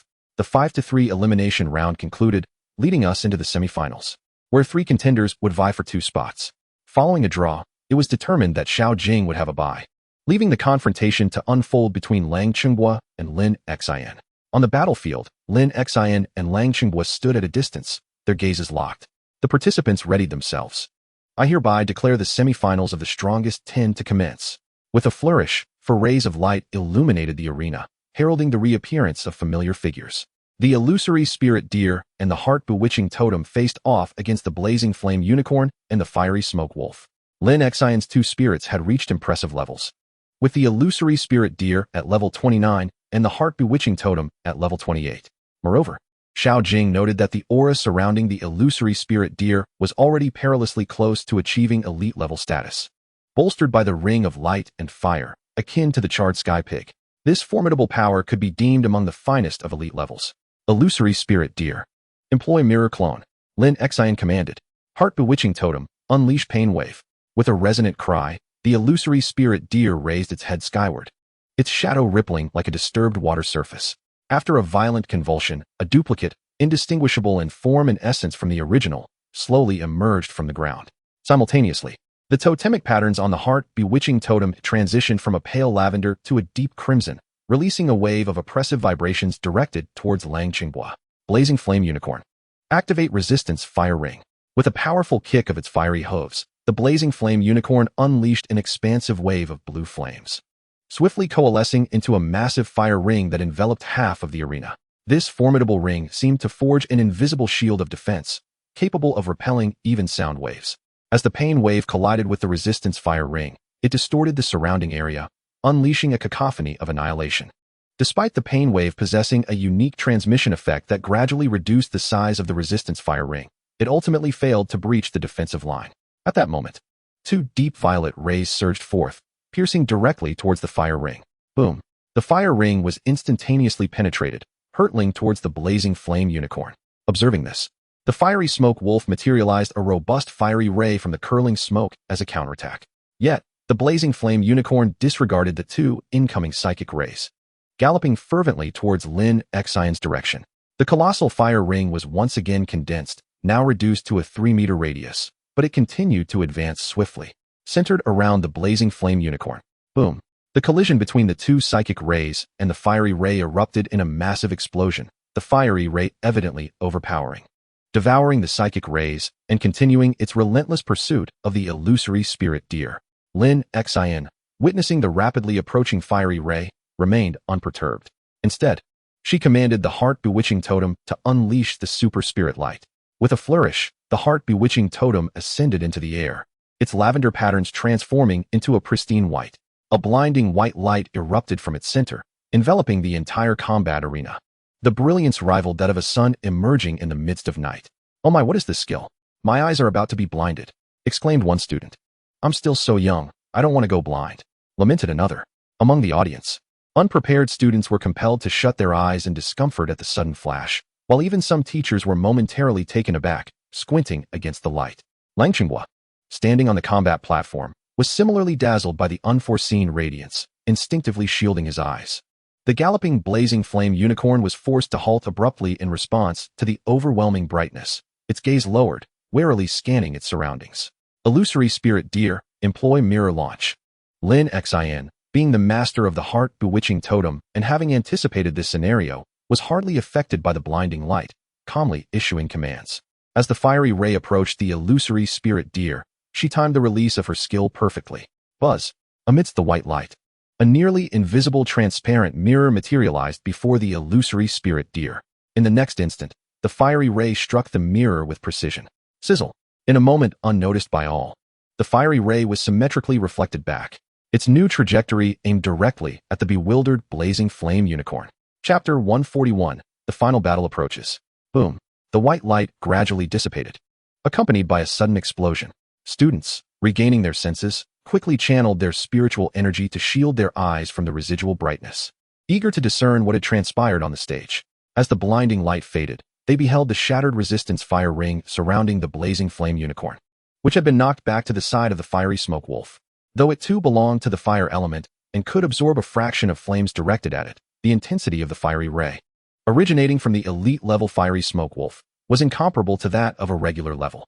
Struggling, the blazing flame unicorn slowly rose, yet the charred, prominent mark on its chest remained a grim reminder of its injury. It was not that Lin Xian wished to rebound the fiery ray directly at Lang Chenghua. The proximity of the fiery smoke wolf made such a reflection perilous, as the elite-level creature would surely sense it and neutralize the attack with a mere movement. Thus, it was more prudent to settle for wounding a regular-level spirit, and by the look of the blazing flame unicorn, it had sustained considerable damage. As the super spirit light concluded, the moment all eyes regained clarity, Lin Xian's gaze transformed to a pale violet. Fantasy realm, activate. Her lavender gaze fixated on Lang Chenghua, who, sensing her intent, instinctively turned towards her. Buzz. In the next heartbeat, Lang Chenghua's consciousness was ensnared within a realm woven from illusions. Indeed, Lin Xian's command for the heart-bewitching totem to unleash the super spirit light was not solely to rebound the fiery ray. The principal aim was to catch Lang Chenghua off guard, and upon regaining control, to initiate another command, rendering him temporarily incapable of directing his spirits. Alas, Lang Chenghua swiftly regained his composure, a light snort escaping him as he shattered Lin Xian's control. Ugh! Lin Xian felt the backlash from the illusion, shaken by the impact. However, Lang Chenghua, too, was momentarily delayed due to Lin Xian's diversion. With a determined stance, the illusory spirit deer raised its front legs high, an enigmatic energy pulsating between its majestic antlers. Lang Chenhua's expression sharpened. Now is the moment. Mind shock. The illusory spirit deer forcefully stomped its hooves upon the ground, the mysterious energy between its antlers dissipating, transforming into a colossal hammer of thunder, which struck heavily upon the minds of Lang Chenghua, the fiery smoke wolf, and the blazing flame unicorn. Clang! The weighty impact radiated through Lang Chenhua's consciousness like a tempest, momentarily stunning him. Seizing the opportunity, the heart-bewitching totem unleashed the flashing spirit sphere, targeting the blazing flame unicorn directly. Even the phantasmal spirit deer seamlessly unleashed two beams of superpower in conjunction with the phantom, resulting in a thunderous explosion that left many spectators on edge. Could it be? Why has Lang Chenghua been on the receiving end of attacks since the beginning? That shouldn't be the case. Do you think Lang Chenghua will lose? Alas, wild guesses yield no results. It is better to observe the outcome on the battlefield. As the smoke cleared, the situation on Lang Chenhua's side came into view once more. However, Lin Xian's pupils constricted sharply. Beneath the haze, the blue flame Firelin Ma stood unscathed, showing no signs of injury or disarray in its aura. Even the wounds it had previously sustained from the reflected flames had completely vanished. In the resting area, Xiao Jing narrowed his eyes at this sight. This is a formidable mark emanating a powerful aura slowly dissipated from Lang Chenhua's palm as he stepped forward, casting a slight smile at Lin Xian. Truly, you are the foremost controller of our year. Your recent control sequence nearly caught me off guard. Had my talent and level not exceeded yours, I might have found myself in quite the predicament. His words were laced with admiration. Indeed, Lin Xian's series of control maneuvers were remarkably fluid, encompassing everything from sprites to spirit masters, individual to group attacks. Nothing was lacking. Perhaps the only shortcoming lay in her level? It might be that Lang Chenhua's innate talent granted him some immunity to her control. In any case, Lang Chenghua had merely been experiencing the extent of Lin Xian's control capabilities from the onset until now. Curious to see if he would find himself ensnared should their levels be more comparable in the future. He had only made a single move thus far, and that was solely to mislead Lin Xian, preventing her from harboring doubts about his abilities. Now that he had grasped the sequence of events, Lin Xian pouted in dissatisfaction. This man is truly arrogant and infuriating. Shall we continue? Lang Chenghua inquired, glancing at Lin Xian. While Lin Xian's heart-confounding totem might allow her to swap out an opposing sprite at a critical moment with a parting gift, it would only be possible with the blue flame Firelin Ma, as a parting gift cannot take a sprite of a higher realm, and the odds were exceedingly low. Lang Chenghua was unlikely to grant her that wish. After all, the skills of the heart-confounding totem were well known among the top-tier students. Lin Xian pondered for a moment before sighing. Forget it, I cannot defeat you. Upon witnessing this, Li Tianen nodded in agreement. It was evident to everyone that Lin Xian had been diligently searching for or creating openings in her opponent's defenses, striving to defeat at least one of his sprites. Yet, Lang Chenghua was simply too powerful, exceeding all expectations of control, leaving no hope for breaking through. Rather than prolong the battle, it was better to conclude it. With that, the third match concluded, declaring Lang Chenghua the victor. Cheers erupted once more from the audience, celebrating Lang Qinggua's overwhelming strength while eagerly anticipating the next confrontation. That would be the pinnacle battle between the two strongest contenders of Huangyan University this year. Lin Xin, somewhat miffed, returned to the resting area. Xiao Jing, understanding the situation, approached to offer her comfort. "You must teach that insufferable man a lesson for me," Lin Xin said, her tone somewhat fierce. Xiao Jing suddenly found this side of Lin Xin rather endearing. Since awakening her talent, her demeanor had transformed from the previously indifferent and aloof to something more vibrant. Likely due to the training imparted by the spirit master of the Linjiang Tower, she had become increasingly lively. Though this was only true in the presence of those close to her, she remained distant with strangers. Xiao Jing nearly agreed instinctively. But could one truly reprimand Lang Qinggui so easily? Suddenly, Lin Xin burst into laughter, covering her mouth. "Look at your foolish expression, just do your best." The radiant smile that illuminated Lin Xin's face struck Xiao Jing like a traveler in the night catching sight of the moonlight, enchanting and deeply affecting. A smile tugged at the corners of Xiao Jing's lips. "Rest assured, I will certainly avenge you." Chapter 142. The Pinnacle Battle of the New Students at Huangyan University, Supplement 3-4. In the final match, the new student ranking tournament finals, I invite the combatants Xiao Jing and Lang Qinggui to the stage.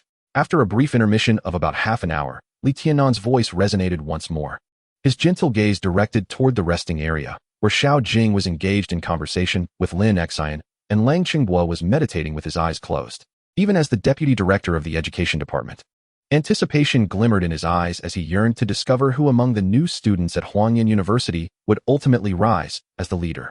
One was the heir of the illustrious Lang family, the strongest renowned lineage from the Huangyan Principality, and the top scorer of the college entrance examination in Huangyan City. The other was a destined one who had contracted with the Spirit Monkey clan, also a top scorer from Linjiang City, yet a champion from humble beginnings. On the surface, the two seemed incomparable, yet Li Tiannan, with his rich experience teaching at Huangyan University, understood that the emergence of each civilian champion signified the potential of a diamond-level talent.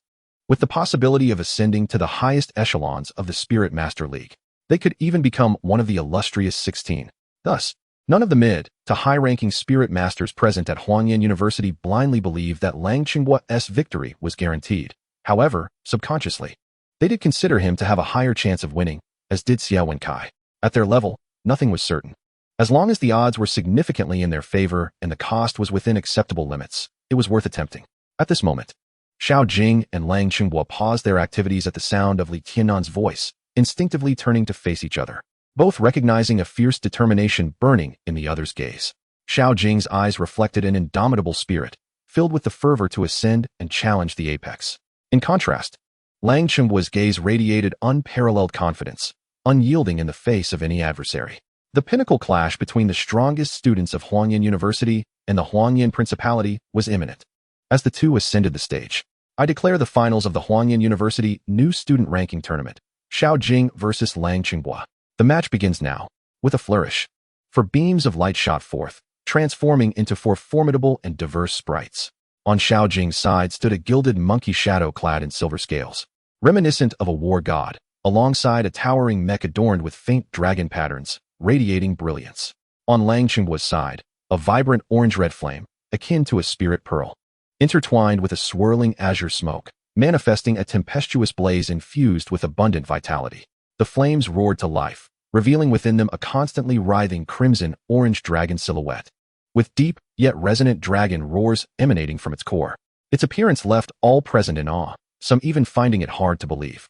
As Lang Qinggui's final mysterious sprite made its entrance, Xiao Jing narrowed his eyes slightly, perceiving a significant pressure emanating from the flames.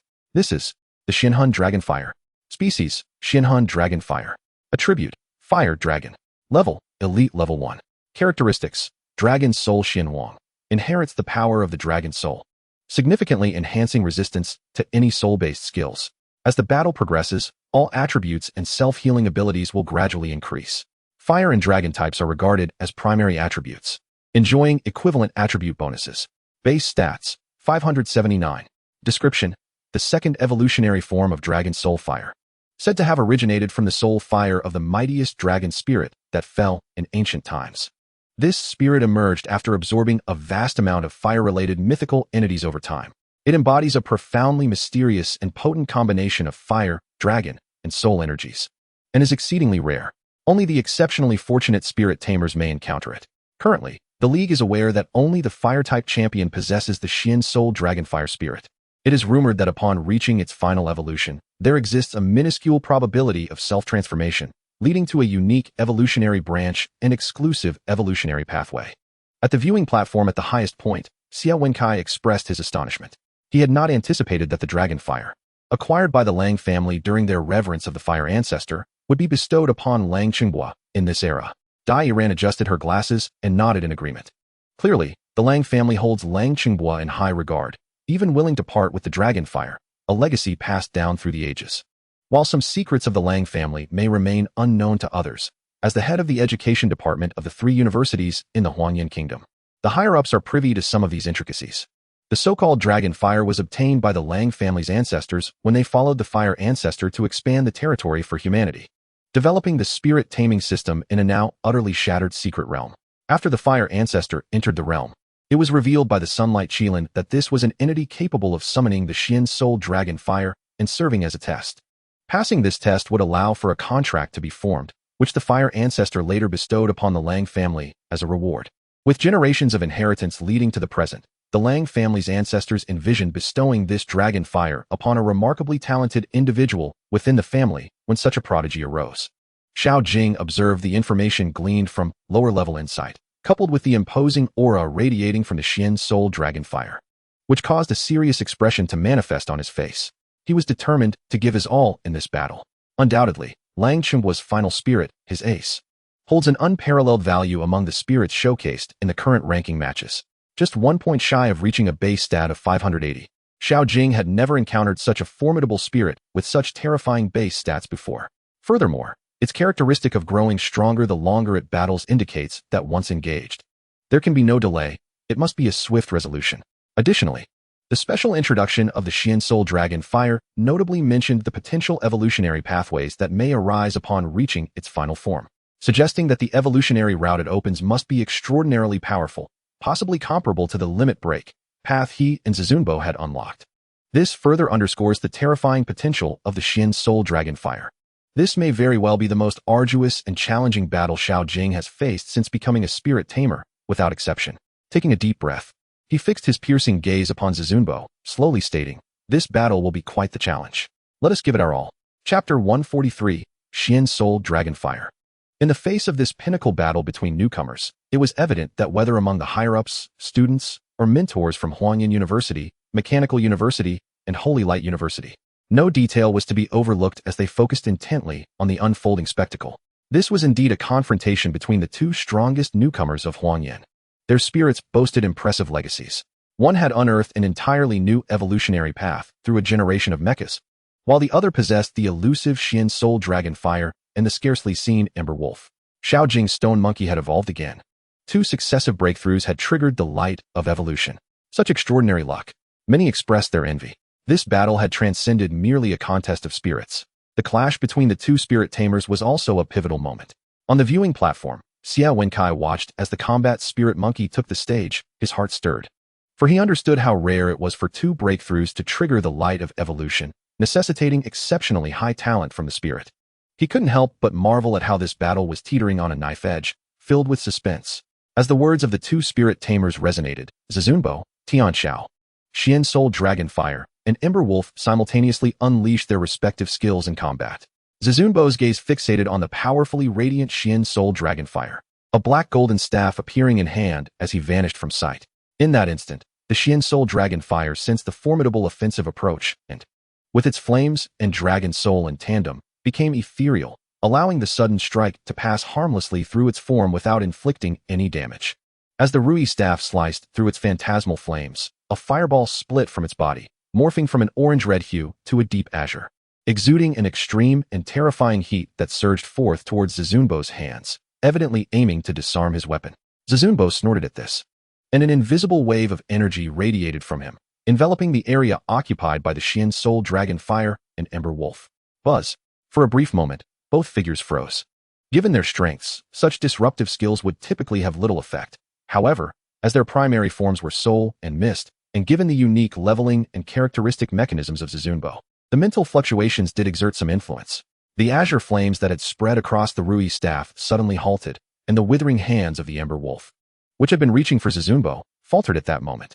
Seizing this opportunity, Zizunbo tightened his grip on the Rui staff, swiftly adjusting its position and spinning it at high speed. Whoosh! A sharp, pale red tornado materialized, and with Zizunbo's latest evolution, the previously single-person-sized battle tornado grew fiercer and more unpredictable, its size nearing a third of the height of the water tornado summoned by Kai Tianyu during the college entrance exams. Though not as tall as the water tornado, its power was immeasurably greater. Moreover, the flames enveloping it rendered the tornado a sight to behold, with its azure exterior and pale red core resembling a firestorm descending from the heavens, filled with sharpness and heat. Boom! In the next instant, the battle tornado engulfed the nearby Xian Soul Dragon Fire. Meanwhile, Tian Xiao was not idle. During the brief exchange between Zizunbo and the Xian Soul Dragon Fire, it had completed an armed skill, amplifying its special attack, and at that moment, a cruise missile was fired from its arm, targeting the withered hands. Boom! As the cruise missile collided with the hand of burnt fuel, its explosion ignited the fiery spiritual energy contained within, instantly giving rise to a magnificent blaze in that vicinity. Seizing the momentum, Supreme Treasure deftly executed a teleportation, retreating to evade the engulfing flames. The conflagration erupted swiftly, dissipating just as rapidly, with the heat waves sweeping past, gradually clearing the fiery spectacle. However, beneath the remnants of the flames, the two ethereal forms resembling soul fire and smoke emerged unscathed before the onlookers. Even after the enhanced attack from Supreme Treasure's combat tornado, the Xianhan Dragon Fire displayed no signs of injury, maintaining its formidable presence without any indication of diminished power. In the rear, Xiao Jing's gaze sharpened upon witnessing this scene. Was the defensive capability of the Xianhan Dragon Fire truly this formidable? He was aware of Supreme Treasure's damage potential, which, due to its inherent mechanics, was exceedingly stable.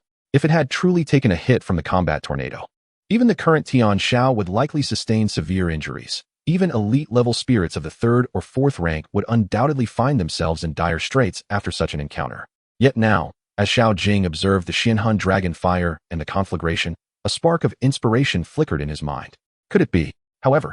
Before Xiao Jing could articulate his thoughts to Supreme Treasure and the others, another figure, Lang Qinghua, noticed that the mental wave previously employed by Supreme Treasure had significantly disrupted the offensive momentum of the Xianhan Dragon Fire and the conflagration. His brow furrowed slightly. As a spirit master, he was acutely aware of his spirit's vulnerabilities.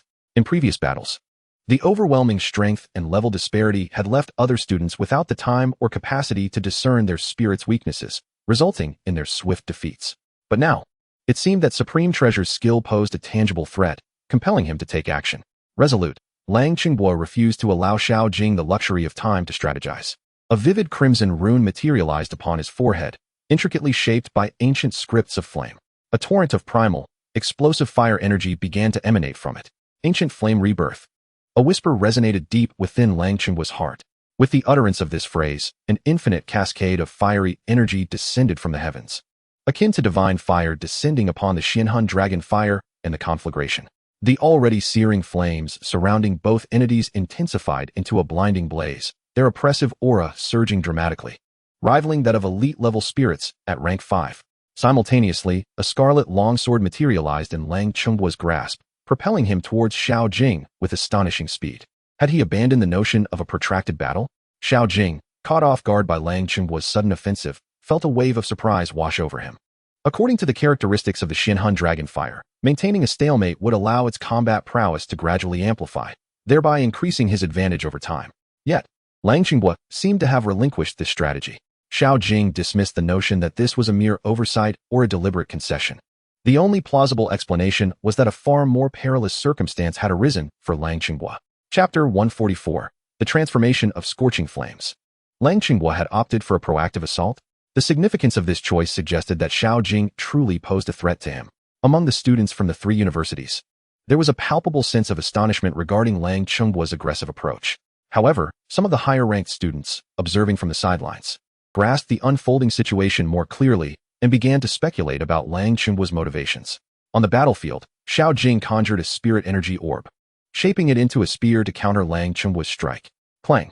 The clash of spear and sword resonated, producing a sound reminiscent of metal colliding. Following the impact, Xiao Jing was pushed back several meters, yet Lang Qinghua, too, staggered 3 steps back. Although surprised by Xiao Jing's formidable close combat tenacity, Lang Qinghua did not display any overt astonishment. Such exceptional prowess was befitting of a champion of the common folk, justifying his recognition of Xiao Jing as a worthy adversary. Scorching Flame Technique. Following his initial strike, Lang Qinghua relentlessly pursued Xiao Jing, launching another offensive while enveloping his crimson longsword in flames that activated its intricate patterns.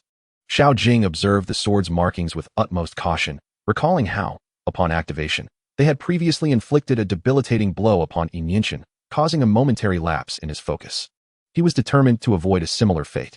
With this in mind, Xiao Jing began to adopt a distinctive footwork pattern. As Lang Qinghua's relentless assault approached, he deftly employed a set of staff techniques, the wishful staff technique. A whisper echoed within Xiao Jing's heart. Clang, clang, clang. The spirit energy spear and the crimson longsword rapidly intertwined, exchanging blows hundreds of times within mere seconds. Each time, the markings on the longsword attempted to unleash a unique force, only to be deftly neutralized by the wishful staff technique. This strategy allowed Xiao Jing to completely evade the mental assaults that had befallen Yinshin due to prolonged contact with the weapon. As Xiao Jing executed his staff techniques, many began to recognize their origin. Xiao Jing was indeed employing the skills of his spirit partner, the wishful staff technique. This revelation astonished both students and instructors present, as they had never considered that a spirit master could learn skills from their own spirits.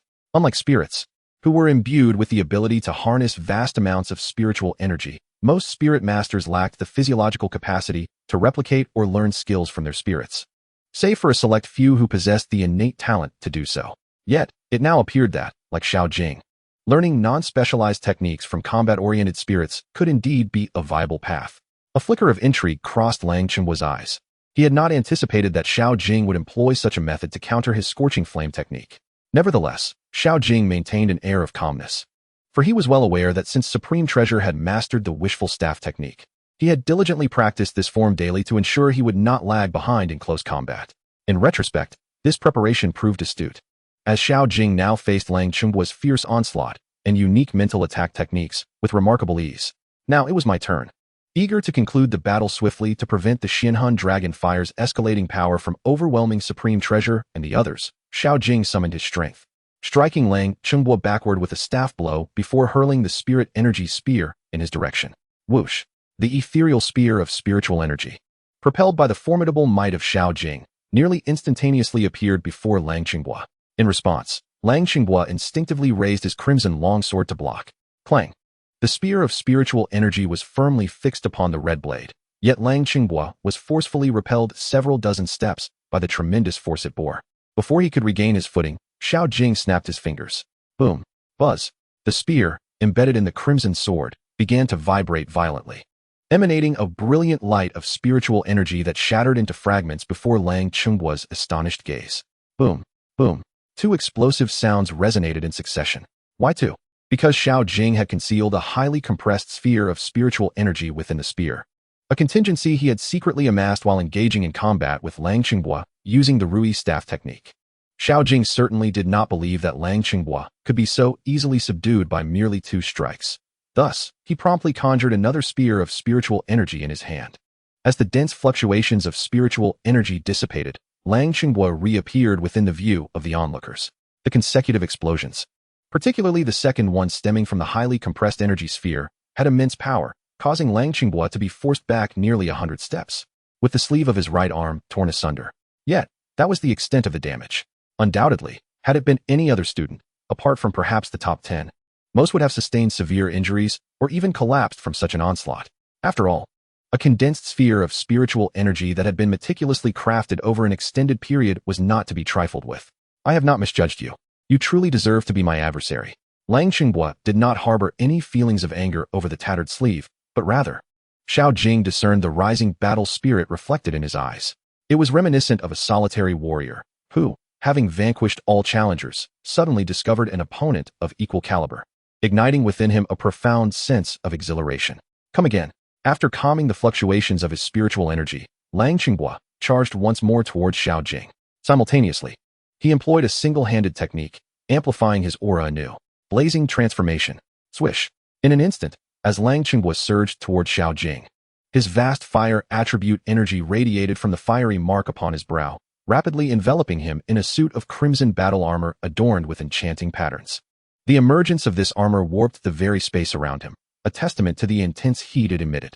At that moment, Xiao Jing's expression grew solemn, for the pressure exerted by Lang Qingbo now far exceeded that of his previous opponent, Zhong Shi. Chapter 145, The Method to Break the Deadlock.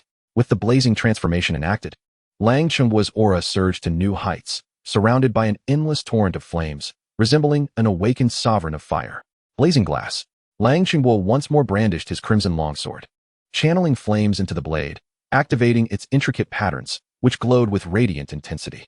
The crimson longsword, under the astonished gaze of the observing students, absorbed this fire attribute energy, gradually transforming into an elongated sword that shimmered with a deep crimson glass-like hue, slashing towards Xiao Jing. Many elite students from Huangyan University, particularly those in their later years, regarded this strike with grave concern, sensing the palpable aura of danger it exuded. They pondered that if they were to face such a strike, they too might sustain significant injuries. Moreover, this was not even Lang Qingbo's most formidable skill. They found it hard to fathom the true extent of the combat prowess possessed by this student from the Lang family.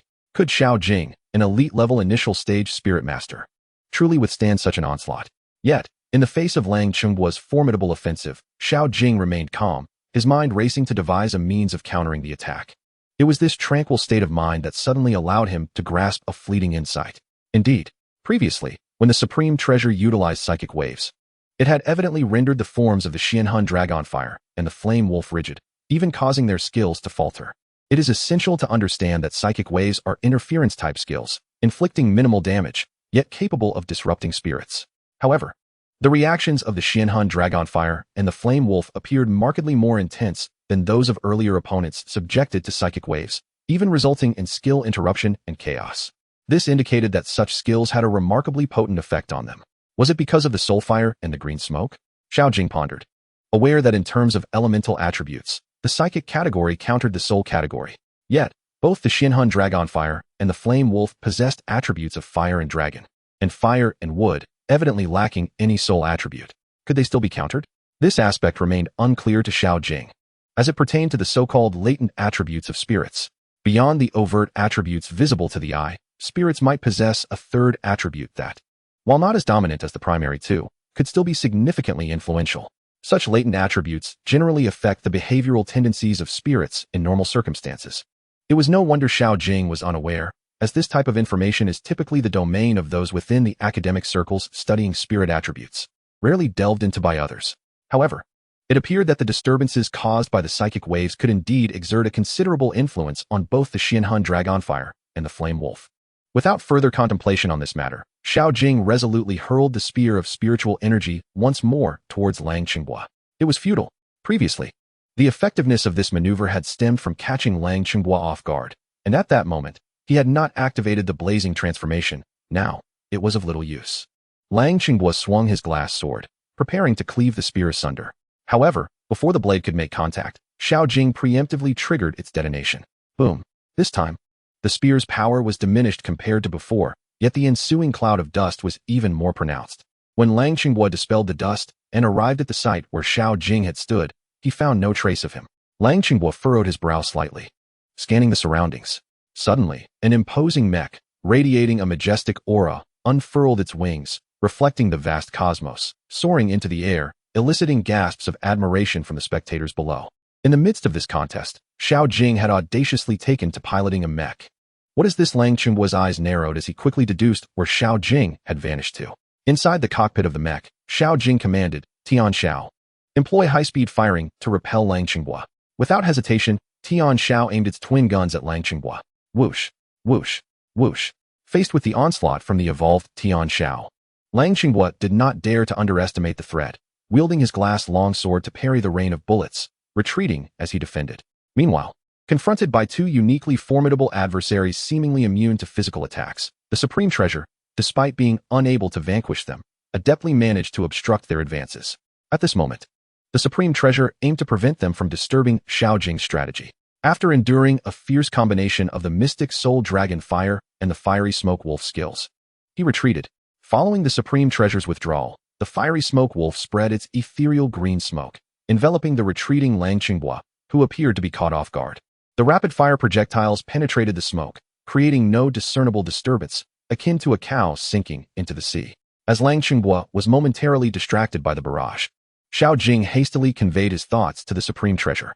Supreme Treasure, it seems that psychic-type skills have a unique effect on them. Try using a psychic attack next. I'll have Tian Xiao provide cover. Upon hearing Xiao Jing's mental directive, the Supreme Treasure unhesitatingly complied. The only two psychic skills at his disposal were Psychic Beam and Psychic Wave. If the Psychic Wave could inflict damage, what of the Psychic Beam? Pointing his Rui staff.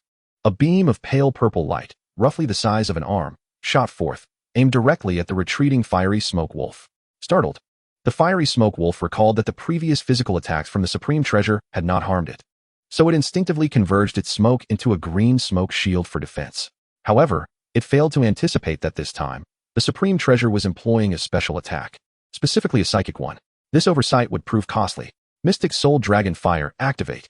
Lang Qinghua seemed to sense the impending threat and immediately commanded the Mystic Soul Dragon Fire to shield the fiery smoke wolf from the incoming attack. Unfortunately, the psychic beam was exceptionally swift. Before Lang Qinghua could finish his command, the beam pierced through the green smoke shield and struck the inner core of the fiery smoke wolf, which burned with an intense flame. Boom. The smoke enveloping Lang Qinghua was instantaneously dissipated, and even the greenwood surrounding him was obliterated, scattering debris everywhere.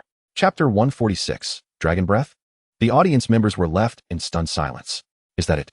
Has it been resolved so easily? Murmured a top 10 student from the Holy Light University, unable to fathom the spectacle. They had witnessed the previous battles, where the fiery smoke wolf had displayed overwhelming prowess, easily subduing any sprites it encountered, leaving them utterly defenseless. Yet now, it had been utterly obliterated by a single beam from that spirit monkey? Surely this was a jest? Those from the Mechanical University stood in dazed disbelief. Those who had personally experienced the fiery smoke wolves might exchange bewildered glances, unable to comprehend the situation unfolding before them. Only Yin Yinshan, having somewhat recovered, and Lin Xian, who steadfastly believed in Xiao Jing, displayed no significant change in expression. They were acutely aware of the Supreme Treasure's remarkable strength as Xiao Jing's ace sprite. As a brother-in-arms who had fought alongside Xiao Jing, Yin Yinshan knew the Supreme Treasure's capabilities and potential, capable of igniting evolutionary transformations and excelling in battles against both regular and elite sprites. How could it possibly be compared to an ordinary sprite? Lin Xian was also cognizant that during the final exam, she had been evenly matched against Xiao Jing, partly due to the psychic type's advantage over fighting types, and partly because the Supreme Treasure's combat prowess had yet to be fully unleashed, lacking a seamless chain of attacks. However, the situation had dramatically shifted. The Supreme Treasure's offensive capabilities had evidently undergone a qualitative leap. If her illusionary spirit deer were to face the Supreme Treasure now, it might swiftly falter. As the crowd pondered, Lang Qinghua tapped his fingertip against the fiery patterns on his brow and pointed towards the scattered green wood. The previously listless green wood appeared to regain vitality, slowly levitating back to Lang Qinghua, swiftly reassembling. The flames reignited atop the green wood, and the smoke wafted outward once more, restoring the fiery smoke wolf to its former state. Yet, this time, it lacked the previous robust presence. The flames were merely 1/5 of their original size, and the smoke only 1/3, rendering the sprite somewhat lackluster. Though the Supreme Treasure's previous strike had not eliminated the fiery smoke wolf, it had significantly diminished its combat capabilities, allowing Tian Xiao to exert complete dominance. This was a testament to the fiery smoke wolf's formidable strength, considering the Supreme Treasure had been augmented by Xiao Jing's talents, badges, resonance items, and inherent traits. The fact that it had not been immediately eliminated, despite Lang Qinghua's enhancements and the current recovery effect, underscored the fiery smoke wolf's formidable prowess. Xiao Jing, recognizing the opportunity, promptly commanded the Supreme Treasure and Tian Xiao, use overload bombardment as cover. Supreme Treasure, utilize Psychic Wave to disrupt them. Following Xiao Jing's orders, countless missiles erupted from Tian Xiao's myriad cannon ports, raining down with the fury of divine retribution upon Lang Qinghua's vicinity. In the face of such an onslaught, Lang Qinghua calmly directed, Mystic Soul Dragon Fire, deploy Rejection Flame Ring and Little Dragon Breath. The Mystic Soul Dragon Fire, initially the size of a soccer ball, suddenly expanded brilliantly, flames dancing wildly until it reached a humanoid size, at which point it rapidly contracted. Boom.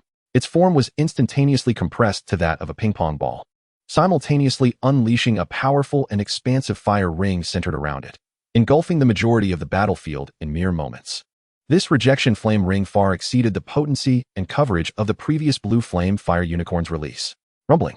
The overload bombardment unleashed by Tian Xiao detonated upon contact with the rejection flame ring, sending countless flame splashes into the air. Yet it could not cross the threshold of the flame's domain. Simultaneously, the dragon spirit within the mystic soul dragon fire opened its maw, drawing in the surrounding spiritual energy, the influence of which vastly surpassed that of the previously introduced Lin Yuan Kuan, rivaling the coverage of the rejection flame ring. It seemed the dragon spirit had absorbed sufficient spiritual energy, targeting Tian Zhao's location, and exhaled a searing breath of dragon-type spiritual energy, the very essence of dragon breath. As this exclamation reached the ears of the onlooking students, it ignited a fervor, with many rising in astonishment. The mystic soul dragon fire had simultaneously executed two skills, one of which was dragon breath. Dragon breath, an exceedingly potent attack skill exclusively mastered by dragon-type sprites, renowned for its overwhelming power capable of defeating foes of higher caliber. Once, a great Lord Tier Tsang Yin dragon had faced an ordinary heavenly king, known for its defensive prowess, the iron-armored beast. The iron-armored beast, in a fit of madness, attempted to prey upon the dragon race, forcing the Tsang Yin dragon into a perilous situation. The iron-armored beast seemingly pushed the blazing dragon to its limits. Ignoring its own injuries, the blazing dragon endured a devastating blow and unleashed its long-prepared dragon breath, which instantly melted the iron-armored beast. Although the dragon breath was formidable, only true dragons with a primary attribute of the dragon lineage could comprehend it. Yet, astonishingly, this technique was mastered by a subdragon species with a secondary dragon attribute. This was not the authentic dragon breath, but rather a simplified version known as the lesser dragon breath, mimicking the original. Fortunately, the mentors at Huangyan University were well-versed and quickly recognized it. This revelation clarified many students' doubts, simultaneously alleviating their concerns. Had Lang Qingguo's mystical soul dragon fire genuinely learned the dragon breath, the gap in their abilities would have been insurmountable. How could they compete then? They might as well hand over the victory. Nonetheless, while the lesser dragon breath was less potent than the true dragon breath, amounting to only a fifth of its power, it did not require the same colossal energy, rendering it terrifyingly powerful among peers. Faced with this attack, what could Xiao Jing possibly use to defend himself? Amid the crowd's confusion, no one noticed an intangible wave of energy spreading outward. Xiao Jing recognized the challenge posed by the mystical soul dragon fire and immediately instructed his partner, Supreme Treasure, to amplify the psychic wave's intensity. Although the psychic wave initially consumed very little energy, Supreme Treasure was now channeling 1/10 of its own spirit power into it, hinting at its tremendous potential. Buzz! The psychic wave surged forth, crossing the resistance of the fire ring and heading straight for the mystical soul dragon fire. Having learned from his previous mistake, Lang Qingguo was on guard, having commanded the fiery wolf smoke to use the verdant flute sound to disrupt the psychic wave. Alas, he underestimated the investment Supreme Treasure had made in this maneuver. With 1/5 of its spirit power, it could unleash hundreds of psychic waves, now focused entirely on a singular strike. Bang! The defensive barrier created by the flute sound was instantly shattered. Chapter 147. A new combination technique, the Rending Blade Dragon Tornado. The psychic wave, being formless and intangible, could hardly be affected by any skills other than sound or psychic-based ones. Thus, even the lesser dragon breath merely intertwined with the two forces. In Lang Qingguo's incredulous gaze, the psychic wave descended upon the mystical soul dragon fire and the fiery wolf smoke. The mystical soul dragon fire was equally taken aback. It never anticipated that Supreme Treasure's psychic wave, a skill with minimal offensive capabilities, could so swiftly breach the protective barrier formed by the verdant flute sound. At that moment, the already weakened fiery wolf smoke, having been struck hard by Supreme Treasure, was now further assaulted by this potent psychic wave. The azure mist surrounding the blue wood became violently chaotic, with even the flames flickering erratically under the gentle caress of the psychic wave, threatening to extinguish at any moment. Roar! The fiery wolf smoke emitted a cry of agony, and in the bewildered gazes of all the students and mentors, it vanished in a puff of smoke, leaving behind a dull azure wood suspended in midair, indicating the fiery wolf smoke had completely lost its combat capability and retreated into self-preservation. Meanwhile, the mystical soul dragon fire raised a soul fire shield to block the psychic wave, managing to fend it off for several seconds before succumbing as well. It felt a sharp pain in its mind, and its fiery form swayed violently, with the dragon's soul within roaring in torment. The resistance of the fire ring faded, and signs of dispersal appeared in the lesser dragon breath. Yet, being Lang Qingguo's trump card spirit, the mystical soul dragon fire remarkably endured the initial agony and steadfastly held its ground. Observing the mystical soul dragon fire gradually stabilizing, Xiao Jing felt no regret. Successfully repelling a fiery wolf smoke in this collaboration was already commendable. These two spirits had unique forms, rendering conventional attacks ineffective against them, thereby relegating Tian Xiao to a purely supportive role in this battle. Were it not for Supreme Treasure's psychic abilities countering them, it could have been truly perilous. With the opponent's condition stabilized, Xiao Jing now had to contend with the oncoming Lesser Dragon Breath and the Resistance Fire Ring. Given the expansive range of these two skills, even with Supreme Treasure's teleportation, as long as it remained within the combat arena, it would still be within their area of effect, much less Tian Xiao, who could not teleport. Supreme Treasure used the Battle Tornado. Tian Xiao, employ the Rending Light Blade. Xiao Jing then whispered a few words to Tian Xiao, who nodded in comprehension. The sharp, pale red tornado reappeared on the battlefield, while behind, Tian Xiao generated two pale golden light blades in its palms. With Tian Xiao's evolution and the addition of the Dawn Wings, these light blades exhibited striking changes, adorned with delicate white feathers and radiant dragon scales. The feathers and scales emanated a soft essence, yet the winds swirling around them struggled to penetrate their defense, being sliced into fragments. Swish!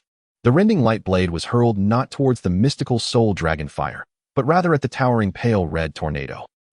Lang Qinghua observed Xiao Jing's new maneuver, uncertain of its intent, but sensing it was not to be taken lightly. He glanced at the now reverted azure wood of the fiery wolf smoke, sighed softly, and returned it to its spirit ball. As the battle tornado and the lesser dragon breath were on the verge of colliding, he thought. It seemed he had no choice but to resort to that move. At the moment of impending collision, Tian Zhao's rending light blade aligned with the outer edges of the battle tornado, thanks to the presence of feathers and dragon scales. These light blades began to rotate against the direction of the tornado, forming a radiant ring. From a distance, it resembled a cataclysmic tornado, with an additional cutting light ring encircling it. After Tian Zhao's evolution, Xiao Jing had briefly reviewed the changes in its skills and noticed the anomaly in the rending light blade, which prompted him to experiment with this new skill combination. And to his astonishment, it succeeded. This new skill combination was aptly named the Rending Blade Dragon Tornado. As this Rending Blade Dragon Tornado took shape, it collided head-on with the Resistance Fire Ring. Crack! The sharp metallic sound of cutting resonated throughout the arena, as the Resistance Fire Ring was instantaneously breached by the Rending Blade Dragon Tornado, dissipating into nothingness. The ferocious Lesser Dragon Breath then clashed violently with the Rending Blade Dragon Tornado. Boom! The strength of the Lesser Dragon Breath far exceeded that of the Resistance Fire Ring, leading to a stalemate as both forces clashed and consumed one another. The Lesser Dragon Breath rapidly dissipated under the dual-edged sharpness of the Rending Blade Dragon Tornado, which was also being eroded by the Lesser Dragon Breath's tumultuous and terrifying energy particles. Boom! Ultimately, the Rending Blade Dragon Tornado triumphed, obliterating the Lesser Dragon Breath and rushing forward with residual force towards the mystical Soul Dragon Fire. For the first time during the battle, a grave expression crossed Lang Qinghua's features. Had Supreme Treasure employed the Battle Tornado independently, the mystical Soul Dragon Fire would have been virtually unaffected due to its spirit type. However, now that the two skills had crossed paths, under the influence of their respective energy attributes, this technique would undoubtedly inflict damage on the mystical Soul Dragon Fire. Moreover, Lang Qinghua had discerned that Supreme Treasure possessed exceptionally high attack values, despite having been significantly diminished. This combination technique still bore enough residual power to leave the mystical Soul Dragon Fire in dire straits. Upon witnessing this scene, Lang Qinghua finally made up his mind. He swiftly raised his hand, altering the seal with remarkable speed, murmuring incantations that left no time for Xiao Jing to react, before shouting, "Reversal of the blazing fire." Binding flame technique. The fiery mark upon Lang Qinghua's forehead flickered wildly, seemingly draining an immense amount of energy, causing its luster to dim rapidly, while his complexion grew pale. As Lang Qinghua unleashed his talent, two ethereal waves suddenly descended upon the combat platform, one connected to the Xian Soul Dragon Fire, while the other was inexplicably tethered to Tian Xiao. This incoming force rendered Tian Xiao utterly incapable of breaking free. Boom! In the next moment, the cracked blade battle dragon tornado finally struck the Xian Soul Dragon Fire.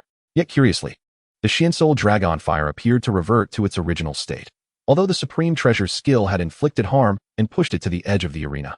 The desired effect seemed elusive. Conversely, at the same moment the Xian Soul Dragon Fire was injured, Tian Xiao appeared to suffer a severe blow from an inexplicable force, causing the entire mech to be violently ejected from the arena, signifying its disqualification. Fortunately, before Tian Xiao was launched out, it managed to release Xiao Jing from the cockpit, preventing him from being eliminated alongside it. Chapter 148, The Conclusion of the Finals. Xiao Jing landed at the edge of the platform, his expression somewhat grim. A victory that was seemingly assured had once again been reversed.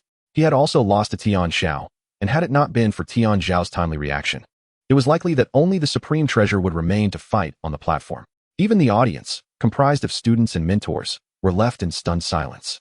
They had initially believed that the Xiansoul Dragon Fire would suffer a devastating blow from this strike, yet it now appeared that both sides were evenly matched, having merely eliminated one spirit apiece, leaving the outcome ambiguous. Reflecting on this, the students, especially those from Huangyan University, felt their admiration for Xiao Jing deepen. He had managed to contend with Lang Qinghua in such a fiercely competitive manner, even causing Lang Qinghua considerable trouble, an achievement that clearly surpassed the capabilities of the remaining students. This cohort's strength was evidently divided, with Xiao Jing and Lang Qinghua in a league of their own, far ahead of the others. Xiao Jing took a deep breath, mentally recalibrating the threat level posed by the offspring of these influential families. He had already been cautious enough. Yet Lang Qinghua had still found a way to pose such challenges. A faint suspicion began to form in Xiao Jing's mind. Lang Qinghua's recently exhibited talent appeared to be akin to a type of damage-sharing mechanism, wherein he bore the brunt of the damage. This talent was linked to Tian Xiao, potentially allowing for the simultaneous elimination of both a spirit and its spirit master. Before Xiao Jing could utter a word to the Supreme Treasure, he suddenly sensed the other ethereal force that had descended upon the platform springing into action. Freeze! A whisper reverberated in the hearts of Xiao Jing, Lang Qinghua, the Supreme Treasure, and the Xiansoul Dragon Fire. Buzz! An imperceptible wave spread out, instantly freezing everything on the combat platform. Even the once agitated spiritual energy, stirred by their skills, suddenly fell still. The movements of Xiao Jing, the Supreme Treasure, and even the Xiansoul Dragon Fire were halted in the preceding moment, save for Lang Qinghua. At that moment, the dim fiery mark on Lang Qinghua's forehead flickered with its final glimmers of light, seemingly on the verge of extinguishing, yet it persisted defiantly. The flickering of the fiery mark exempted Lang Qinghua from the binding flame technique's restraint, making him the sole individual able to act. Lang Qinghua gripped his crimson glass long sword once more and advanced step by step toward Xiao Jing, uttering no superfluous words or sentiments. For Xiao Jing had already proven himself a formidable threat during their earlier clash, affirming his strength. Thus, out of respect for Xiao Jing, Lang Qinghua resolved to exert his utmost effort to eliminate him. The situation's abrupt reversal left the students and mentors unable to keep pace with the shifting emotions. They were at a loss as to who would emerge victorious, rendering the atmosphere in the arena remarkably silent, so quiet that one could hear a pin drop. "It's over," a student in the audience murmured softly, convinced that Xiao Jing had no possibility of resistance remaining. At the highest observation platform, Xia Wenkai's gaze remained fixed on the unfolding scene. Until Xiao Jing was eliminated, he would refrain from prematurely concluding the matter. Moreover, he noticed no signs of panic on Xiao Jing's face. Though he appeared somewhat pale, there was only a hint of bewilderment. Could it be that this young man had a hidden trump card?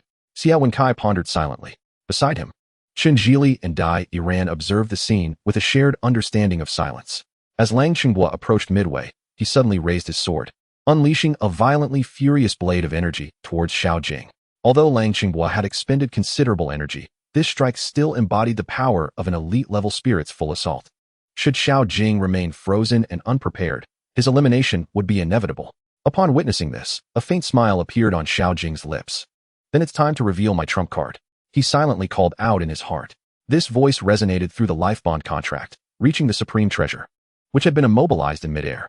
Suddenly, the area surrounding the previously frozen Supreme Treasure began to tremble violently, and its body stirred to life. Buzz! As the Supreme Treasure moved for the first time, a majestic golden figure emerged behind it, adorned with a phoenix-winged purple-golden crown and clad in golden chainmail, exuding an overwhelming aura, as if it sought to rival the heavens. Though its features were obscured, it was unmistakably another monkey. What? The first hint of disbelief crossed Lang Qinhua's face. He had been sufficiently cautious and respectful toward Xiao Jing. Yet how could the Supreme Treasure break free from a technique that was conceptually binding? This was knowledge Lang Qinghua lacked. For this was Xiao Jing's ultimate ace against control, a skill that was entirely conceptual in nature, known as the body of the great sage. Clang! The Supreme Treasure surged forward, positioning itself before Xiao Jing and delivering a powerful strike, blocking the deadly blade of energy, while raising its calm golden gaze to meet Lang Qinghua's. Lang Qinghua silently observed this scene, the dimming fiery mark on his forehead indicating that he had exhausted his trump cards, even bordering on depletion. If he could not defeat Xiao Jing, this match would become an insurmountable challenge for him. for having already exhausted his spiritual power. He could never triumph over the supreme treasure, which still retained a significant reserve. Realizing this, Lang Qingbo relinquished his fervor, smiling at Xiao Jing. You are indeed strong. I accept my defeat with grace. With Lang Qingbo's words, the final conclusion of this new student ranking competition was signaled. I hereby declare the conclusion of the new student ranking competition. The victor is Xiao Jing. Li Tianen stepped forward to dispel the binding flame technique in the arena and announce the final results of the competition. As the entire audience of teachers and students witnessed Lang Qingbo's unexpected admission of defeat, a profound sense of bewilderment and shock enveloped the atmosphere. The majority stood agape, utterly astonished, for they had just borne witness to the fall of Lang Qingbo, the prodigious champion from the illustrious Lang family, known for his enigmatic talents and formidable prowess, at the hands of a commoner victor. Suddenly, a thunderous wave of applause erupted, shaking the very foundations of the venue. Splendid. This was undoubtedly the most exhilarating freshman ranking match at Huangyan University in nearly a decade. Indeed, since the university's inception, there has never been a record of a scion of the Lang family, endowed with such extraordinary gifts, being vanquished. This was truly an unparalleled confrontation. On the elevated platform, Chen Zhili observed Xiao Jing with a smile and remarked, Wen Kai, this round is mine. I know, replied Xie Wen Kai with a hint of irritation. He was neither deaf nor blind. He had clearly seen the outcome of the match. Nonetheless, despite his loss, he cast a smile towards Xiao Jing, acknowledging, this lad is quite impressive. Chapter 149, The Secret Realm of Spirit Cultivation, Celestial and Terrestrial. After Li Tianen announced the victory, Xiao Jing instinctively turned his gaze toward the resting area, where a gentle pair of eyes was also fixed upon him. He beheld Lin Xian's radiant yet slightly aloof visage, and he parted his lips as if to speak. Lin Xian, seemingly attuned to his thoughts, discerned his words without difficulty. I said I would help you defeat him, and I have indeed done so. Suddenly, Lin Xian chuckled at Xiao Jing's gesture, casting him a look of affirmation and admiration. This moment felt akin to moonlight cascading into a mountain spring, a sight that captivated and enchanted all who beheld it. Meanwhile, as Xiao Jing and Lin Xian basked in their mutual admiration, another gaze was directed toward them from the opposite side of the arena. Xiao Jing recognized its source immediately. He turned his attention to Lang Qingbo. Their eyes met, and the spirit of competition between them remained undiminished by the conclusion of the match. On the contrary, an unspoken camaraderie began to blossom, suggesting that their rivalry and mutual respect would continue beyond this freshman ranking match. They were not only competitors throughout their extensive academic journey, but would also become kindred spirits in the face of challenge. Without uttering a single word, their eyes conveyed everything necessary. Xiao Jing withdrew his gaze and turned to the resting area below, where Lin Xian and Yin Yinshan had approached to celebrate his victory. I never expected you could truly defeat Lang Qingbo, Yin Yinshan remarked, his expression a blend of admiration and complexity. As Xiao Jing's roommate and comrade who had faced life-threatening trials alongside him, he harbored hopes that Xiao Jing would fare better against Lang Qingbo than he had. The Lang family's dominance was formidable, so much so that many, himself included, had doubted Xiao Jing's ability to triumph. Despite his own efforts, he had suffered a crushing defeat at Lang Qingbo's hands. Yet now, Xiao Jing had shattered the myth of invincibility, proving that even the most prestigious lineage could be challenged. Unbeknownst to Xiao Jing, his actions had inadvertently earned him deep respect and admiration from the students of Huangyan University, St. Light University, and Mechanical University, all hailing from prominent families. For those of noble birth, strength and capability were revered above all, a belief ingrained in the minds of those raised amidst the vast resources of competing clans. Thus, Xiao Jing's triumph over Lang Qingbo resonated even more profoundly than his previous victory over an elite opponent. Of course, Xiao Jing had no interest in delving into such matters. With the freshman ranking match completed, he looked forward to the awards ceremony and the upcoming exchange matches with St. Light University and Mechanical University. The prospect of competing for the coveted St. Yudan Prize was particularly enticing. Following the conclusion of the match, the school held the awards ceremony for the student ranking competition, a long-standing tradition that would not be simplified due to the unexpected exchange match. This event served to recognize and validate the 10 strongest students and the freshman champion of Huangyan University. Under Li Tiannan's guidance, the grand awards ceremony unfolded smoothly.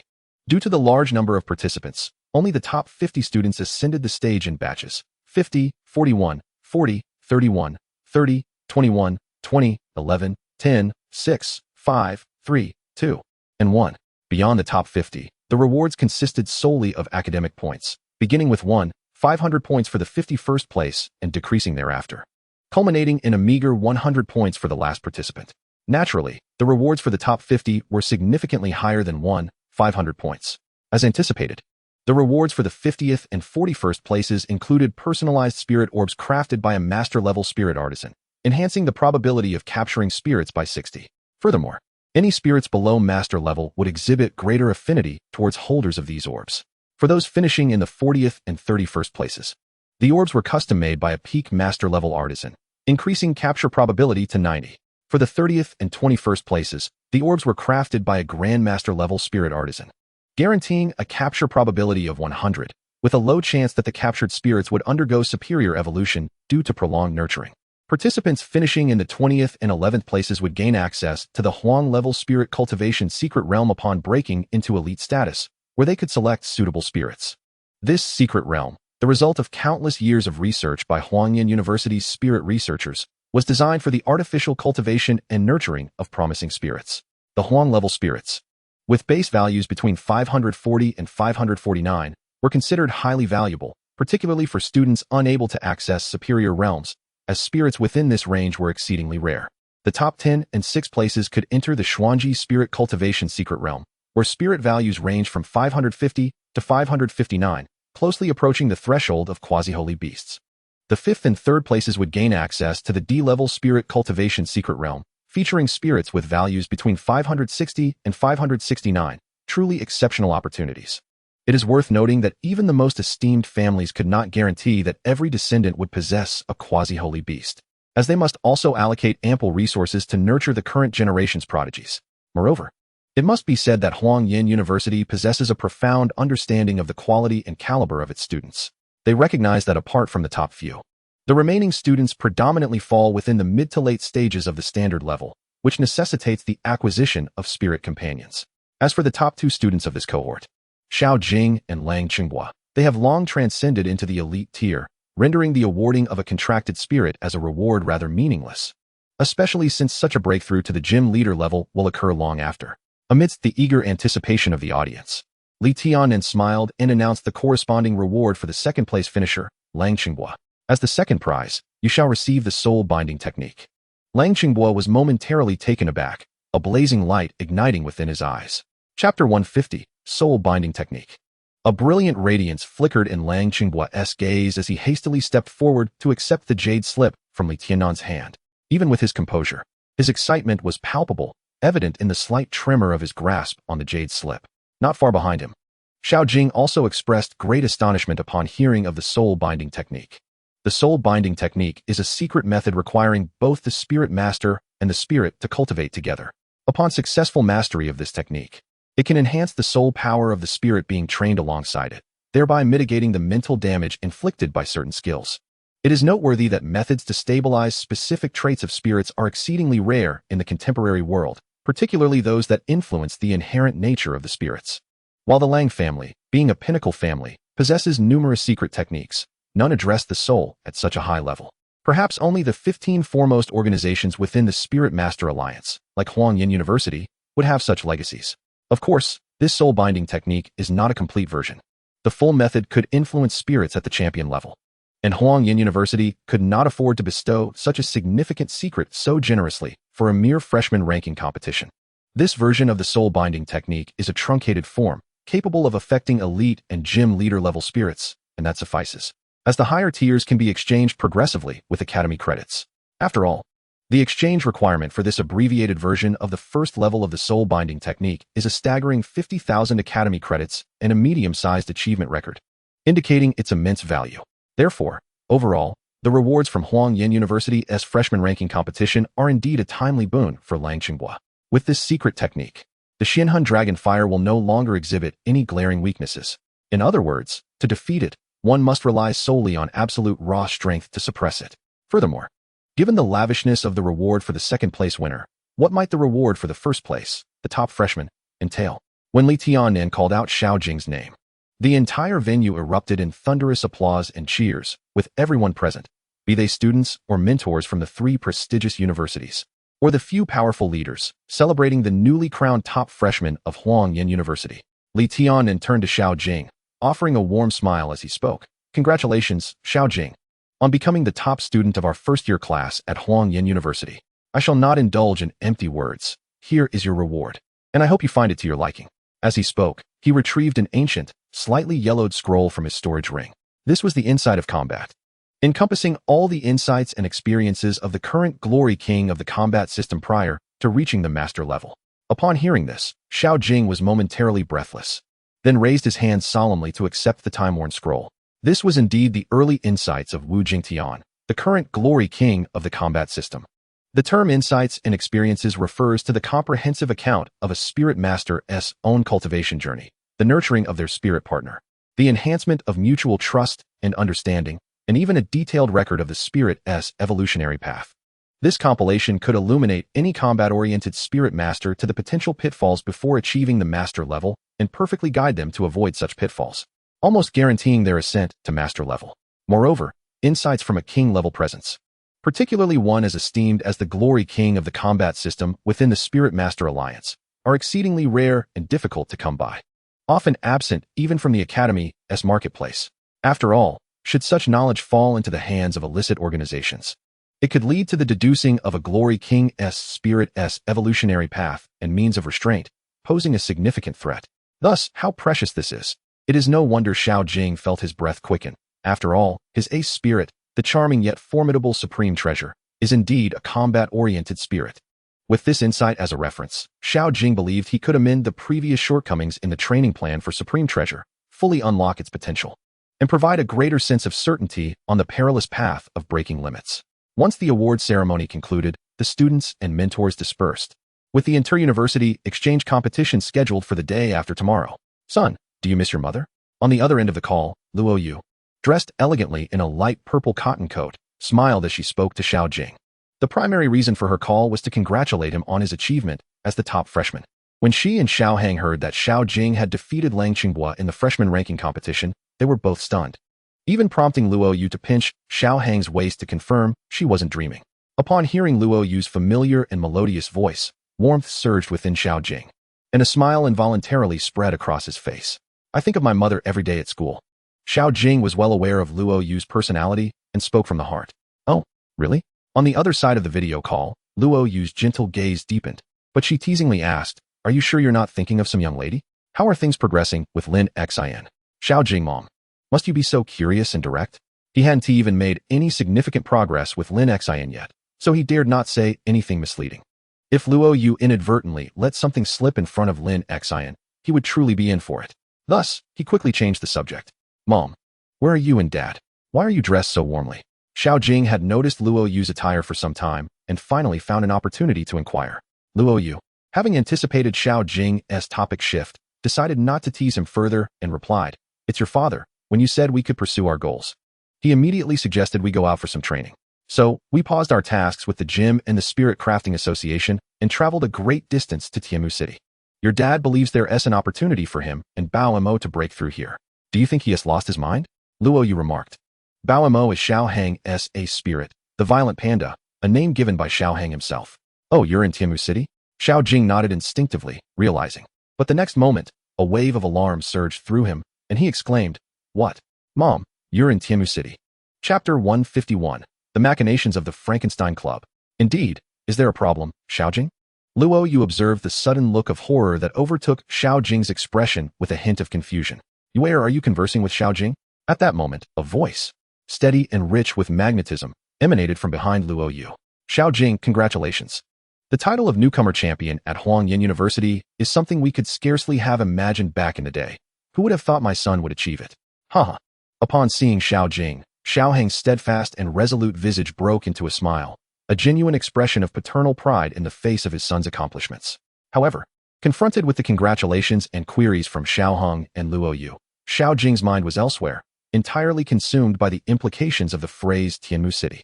The member of the Frankenstein Club, Zhong Shi, had, before his demise, divulged to him the looming crisis in the Northern Alliance, and his diary heavily referenced Tianmu City, detailing an infiltration during which certain confidential information was stolen. It was not difficult to surmise from his writings that the illicit organization had long been laying plans in Tianmu City, and perhaps was soon to make a significant move. This was an organization of high threat, led by the Diamond King, an entity far beyond the reach of mere mortals like them. After all, Even the city of fantasy had fallen victim to its schemes. It was evident that Tianmu City was no longer a bastion of safety. Even though Xiao Jing had recently reported these leads to Qinji Li and the university's upper echelons. Yet, since Xiao Hong and Luo Yu were his closest kin, he wished to shield them from any potential peril. With this thought, Xiao Jing urgently urged, "Mom and Dad, you must leave Tianmu City at once." Subsequently, he guided Xiao Hong and Luo Yu to a secluded area, activating a barrier to isolate their conversation, and recounted his encounter with Zhong Shi along with the contents of the diary. Upon hearing Xiao Jing's revelations, a grave expression settled upon Xiao Hong and Luo Yu's faces. "We understand, Xiao Jing. Your mother and I will return today." Relieved by their acquiescence, Xiao Jing felt a weight lift from his shoulders. Grateful that this would prevent his parents from being engulfed in impending turmoil.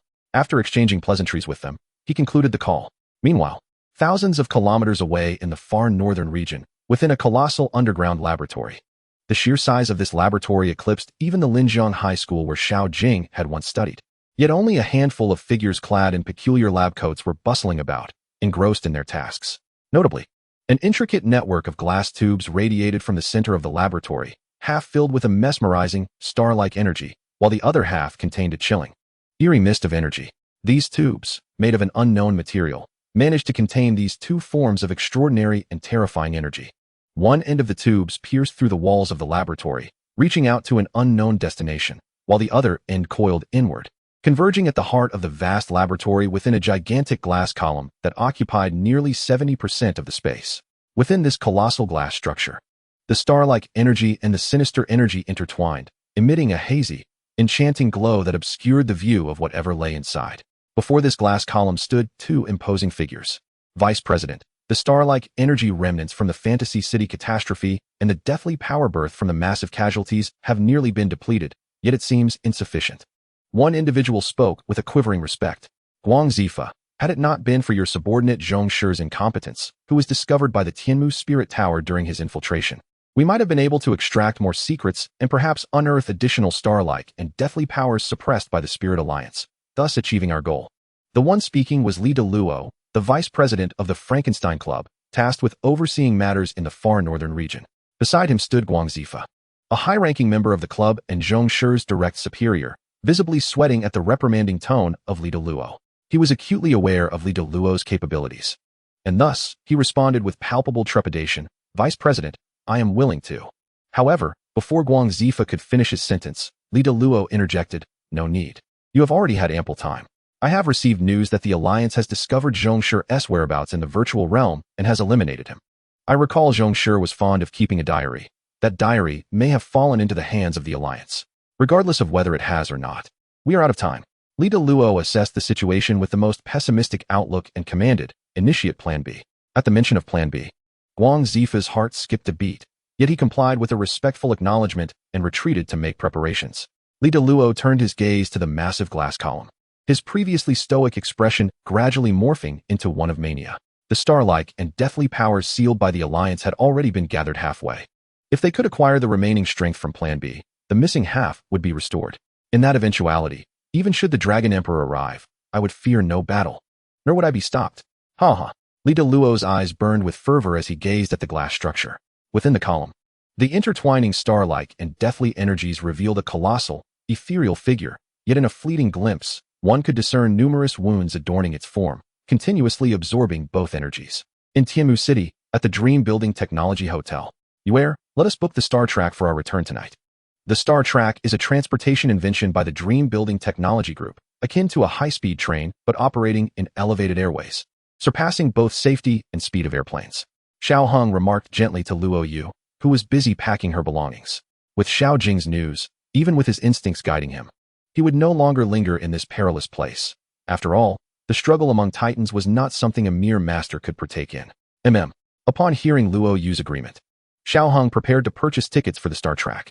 However, at that moment, an invisible wave of energy surged from an unknown source, rapidly enveloping the entirety of Tianmu City, save for the Tianmu Spirit Tower. Instantly, Xiao Hong found himself unable to proceed with the ticket purchase. "This is bad." Xiao Hong's expression shifted abruptly. Simultaneously, the city of Tianmu was pierced by the shrill sound of alarms. Chapter 152, The Tianmu Incident. The piercing alarm resonated throughout Tianmu City. startling many who were unaware of the unfolding crisis, while the more powerful spirit masters felt a sudden chill in their hearts, instinctively sensing that something grave was about to transpire. Buzz! A resonating hum echoed in everyone's ears, prompting them to instinctively look up, only to witness a scene that would haunt them for a lifetime, filled with awe and terror. In an instant, thick black smoke began to billow from various locations within the city of Tianmu, extending even to the outskirts and the distant edges of the northern celestial realm. This smoke coalesced into an immense, impenetrable shroud that enveloped the entire city of Tianmu. This scene bore a striking resemblance to the celestial auroras that graced Tianmu City every few years, yet the stark contrast lay in the nature of this darkness. While the auroras dazzled with vibrant colors that captivated the heart and mind, this sinister black veil exuded an unsettling stench that repulsed onlookers, causing many to retch in the streets. "It's too late, we cannot escape," Xiao Jing remarked grimly as he surveyed the ominous scene outside. His finely crafted phone, close to excellent quality, failed to connect him with the outside world. They were cut off. What is happening? In the highest chamber of the Tianmu Spirit Tower, a middle-aged man, Luo Fu, gazed at the encroaching darkness with a troubled expression. He had sensed the anomaly the moment it emerged. Following the catastrophe at Huanyo City, the Spirit Alliance had taken measures to station a formidable regular-level Spirit Master, himself, in this critical city at the northernmost frontier of the Alliance. He attempted to intervene and thwart the formation of the Black Veil, only to discover that he was ensnared by a force reminiscent of entwined stars and death, which subsequently accelerated the formation of the Black Shroud, completely isolating the Tianmu Spirit Tower. Even communication between the Spirit Towers was severed. The city of Tianmu was now a desolate island cut off from the outside world, while the Black Veil seemed particularly focused on isolating the Spirit Tower, creating a barrier around the tower in the city center and another at the outermost edge of Tianmu City. Behind Luo Fu, a staff member of the Spirit Tower, though visibly shaken by the scene, composed himself and promptly reported on the situation. "Tower Master Luo, our researchers have analyzed that this black smoke appears to be pollutants generated by the city's development and various unknown factories, having been discharged without meeting emission standards over the years, accumulating to a significant scale." Pollution? Luo Fu's eyes narrowed. The current situation could not merely be the result of accumulated pollution. He detected the faint whiff of a conspiracy. Recalling that the Alliance had recently sent word of potential disturbances in Tianmu City, a flash of insight struck him. The Scientific Monster Club? Only they would engage in inhumane experiments across the realm, recklessly releasing pollutants that would combine with the city's rapid development, creating a threat when the time was ripe. What are they planning? Contemplating this, Luo Fu commanded an immediate personal effort to break through the isolation barrier and protect the citizens of Tianmu City. At Villa 105, in the underground combat chamber, Xiao Jing wielded a spirit energy spear, engaged in close combat with Supreme Treasure, both demonstrating their respective skills in the art of the Rui staff technique.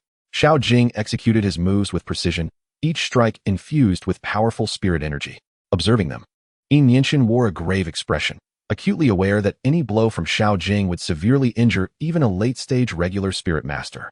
He himself could only withstand a few hits, and against a barrage of strikes, he would likely have to resort to activating giant spirit form to endure. Supreme Treasure, brandishing the Rui staff, moved with fluid grace, each strike perfectly timed, conserving every ounce of spirit energy.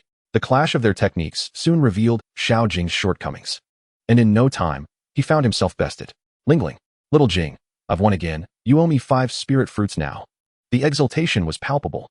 "All right, I'll buy them for you in a moment," Xiao Jing replied affectionately. He trained daily with Supreme Treasure to refine his Rui staff techniques, and had now reached a point where he could withstand 10 minutes against Supreme Treasure's assaults, albeit under the condition that Supreme Treasure refrained from utilizing any spirit energy. Otherwise, the overwhelming nature of that mechanism would surely lead to Xiao Jing's defeat.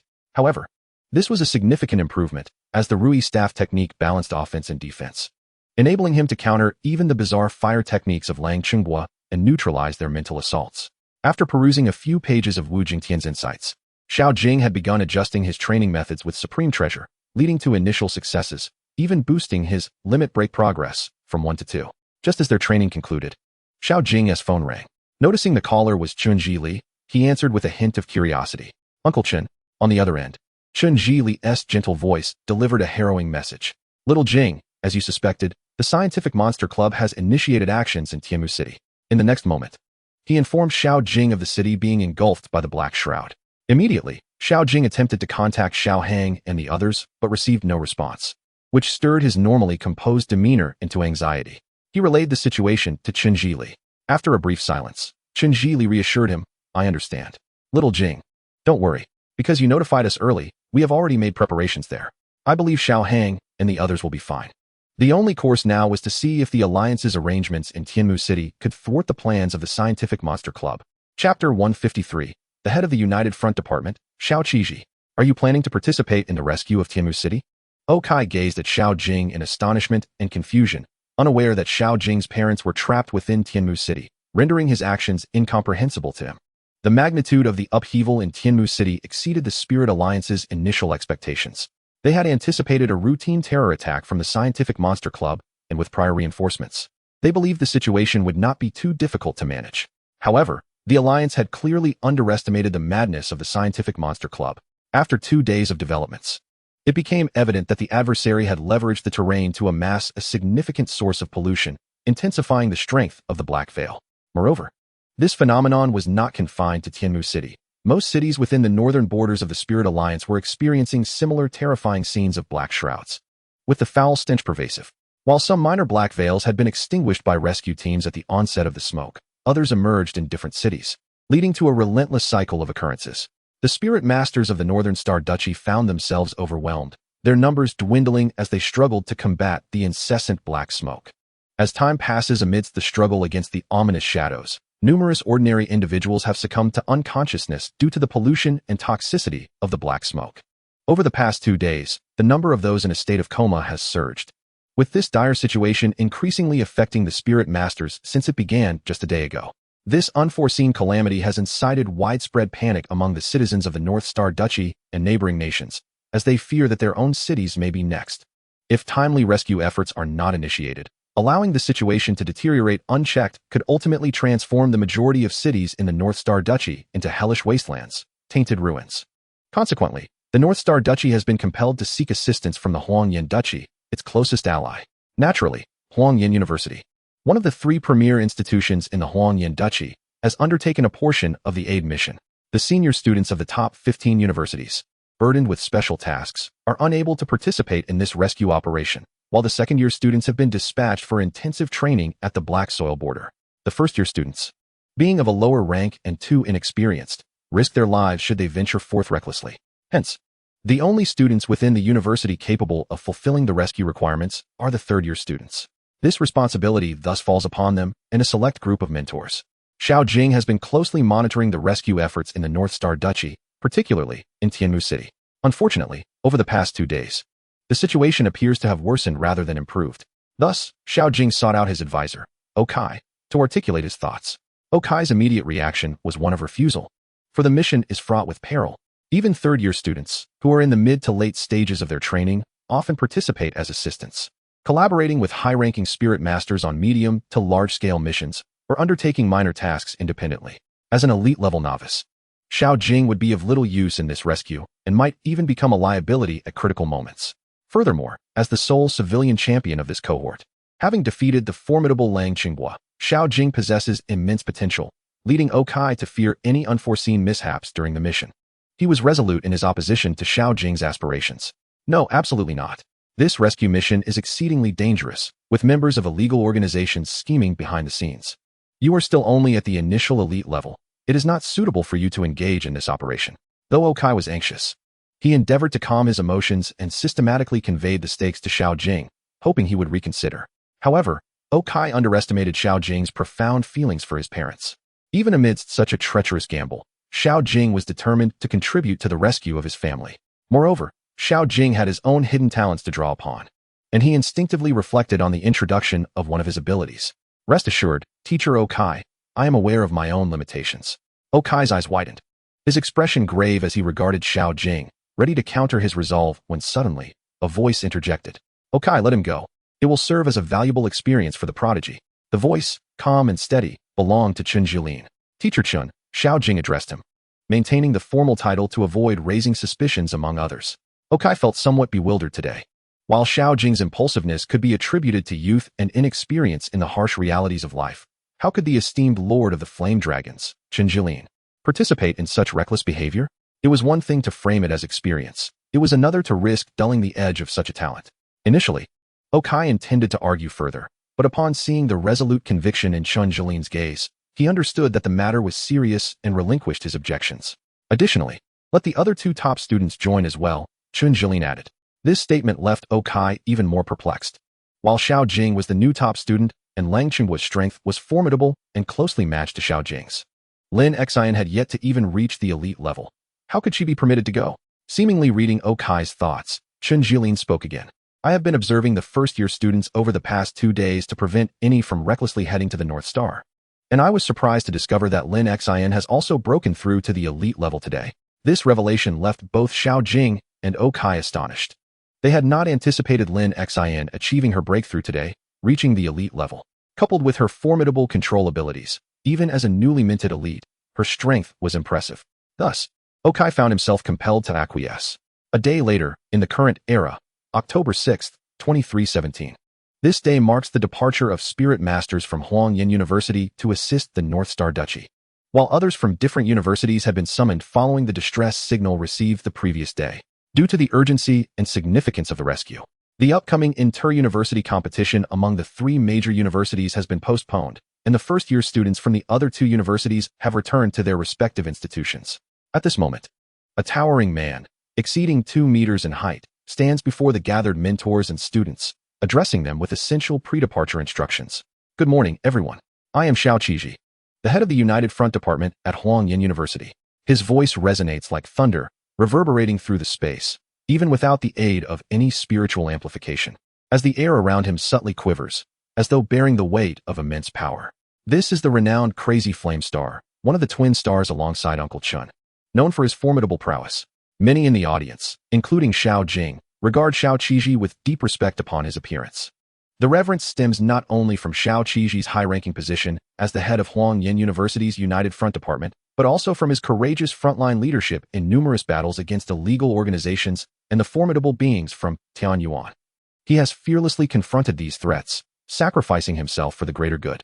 In one notorious encounter, he single-handedly faced a powerful regular king who had forcibly ascended to the king level through illicit means. That harrowing battle concluded in a stalemate, allowing the alliance to gain precious time and facilitating the timely evacuation of millions of civilians. It is crucial to note that even a king-level spirit, boosted through such means, possesses strength that far surpasses that of a lord-level entity, exerting terrifying pressure.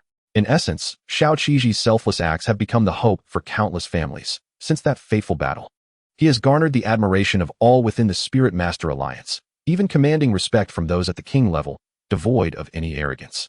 Now, standing at the forefront of the Huangyan University rescue team, Xiao Qiji outlines several pivotal matters before their departure.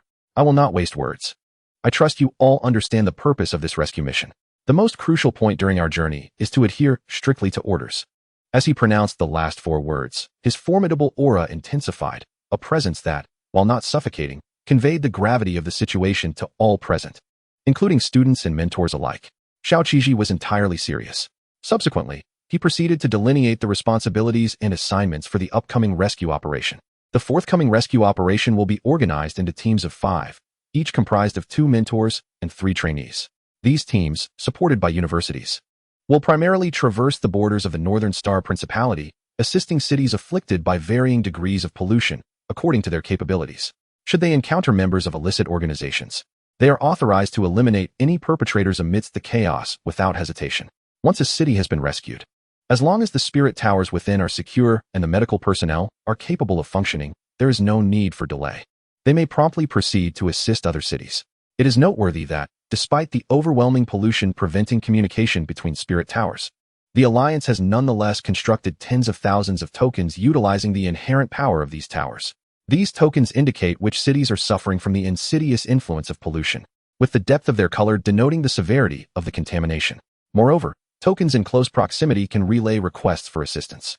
Thus, the rescue teams from Huangyan University, under the leadership of Xiao Qiji, embarked on their mission aboard a colossal Lord-tier dragon spirit, traversing the skies with remarkable speed towards the Northern Star Principality. Simultaneously, in 2 other cities within Huangyan Principality, Holy Light City and Mechanical City, various forms of Lord-tier spirits soared into the air, carrying their respective rescue teams towards the Northern Star Principality. In a somewhat ethereal realm, flashes of light flickered, one dark, one bright, and one illusory. Ah, those madmen from the Scientific Monster Club have begun their antics again. It seems they remain undeterred by the remnants of the stellar god's dreaming dragon. Have they so soon forgotten the lesson learned from nearly being obliterated by the dragon sovereign? The scars have yet to heal, yet the pain has been forgotten. A voice, tinged with mockery, echoed from one of the light forms, casting a shadow over the surrounding space. However, when the title of Dragon Sovereign was mentioned, a palpable sense of reverence and trepidation surfaced in the gaze behind that light.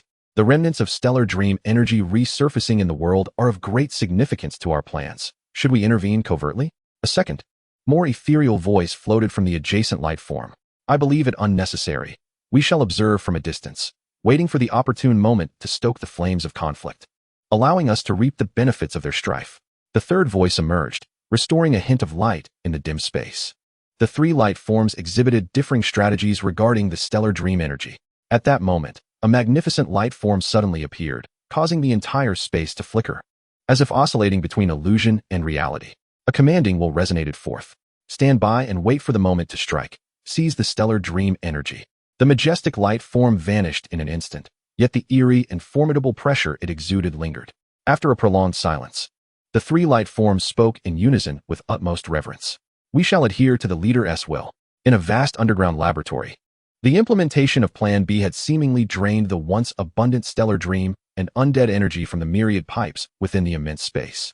In its stead, a thick, dark mist gathered from all directions, coalescing into the central glass column.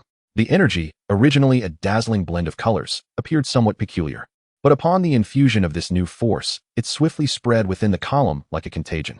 The previously calm energy now erupted into a frenzy, as if something within sought to break free, violently crashing against the walls, causing the entire underground laboratory to tremble as if it could not withstand the surging tumult.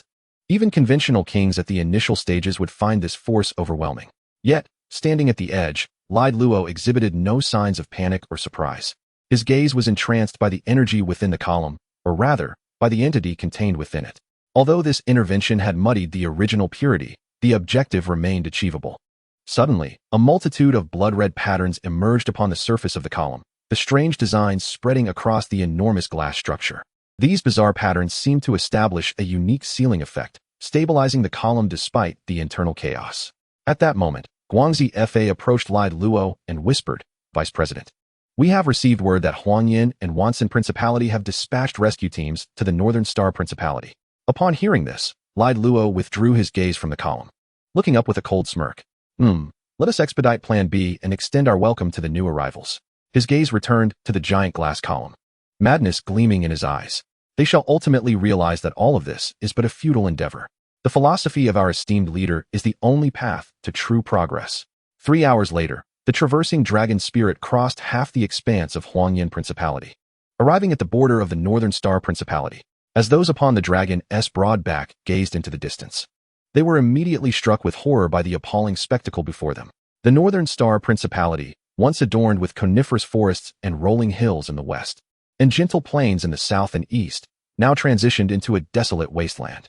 The vast northern expanse that once glimmered with beauty now succumbed to a frozen tundra. What had once been a picturesque landscape of a silver-clad northern realm was now engulfed in thick, nauseating black smoke. The smoke coalesced into a shroud, obscuring sunlight from many cities, plunging them into a state of dread and darkness. The pollution spread like black ink, tainting a pristine water source, rapidly consuming the once majestic scenery, leaving only devastation in its wake. The illicit organizations truly act with impunity, a once thriving nation reduced to this pitiful state. Among the rescue team, a third-year trainee, witnessing the grim reality, exclaimed in anger. The expressions of the mentors and trainees alike were filled with cold fury. Who could remain indifferent in the face of such rage-inducing injustice? Whereas the past transgressions of illicit organizations against the Spirit Alliance and innocent civilians had been mere hearsay, the current sight of the Northern Star Principality's plight carved a lasting impression upon their minds. No matter how much time passes, this harrowing vision shall not be forgotten. Everyone recognized the gravity of the situation. Now, we shall proceed according to our established plan. The traversing dragon spirit will deploy the first batch of rescue teams at the nearest contaminated city. Xiao Jing's demeanor remained remarkably calm, devoid of any visible emotion. Clearly, he had grown accustomed to such occurrences through years of conflict with illicit organizations. According to the plan, the first batch of rescue teams, comprising the relatively weaker members, would be dispatched to assist cities that lay far from the pollution's epicenter, Tiamu City. Xiao Jing, Lang Qinghua, and Lin Xian were prominently included among the ranks. As the cloud dragon traversed the skies and descended upon a city shrouded in black smoke, many spirit masters summoned their flying sprites. With dozens of beams of light cascading from the heavens, carrying their respective spirit masters directly toward the beleaguered city. Under the guidance of their partners, these myriad sprites unleashed an array of extraordinary skills in midair, bombarding the black smoke from above. The pollution in this city was relatively mild, the black smoke sparse, failing even to form a complete shroud. This was not a city of significant development, merely a small town primarily responsible for transiting goods traded from the Huangyan Kingdom to the Beichen Kingdom. Thus its level of industrialization was quite low, which accounted for the lighter pollution. Concurrently, the Spirit Alliance had dispatched a Tower Master whose rank had only recently entered the Lord tier.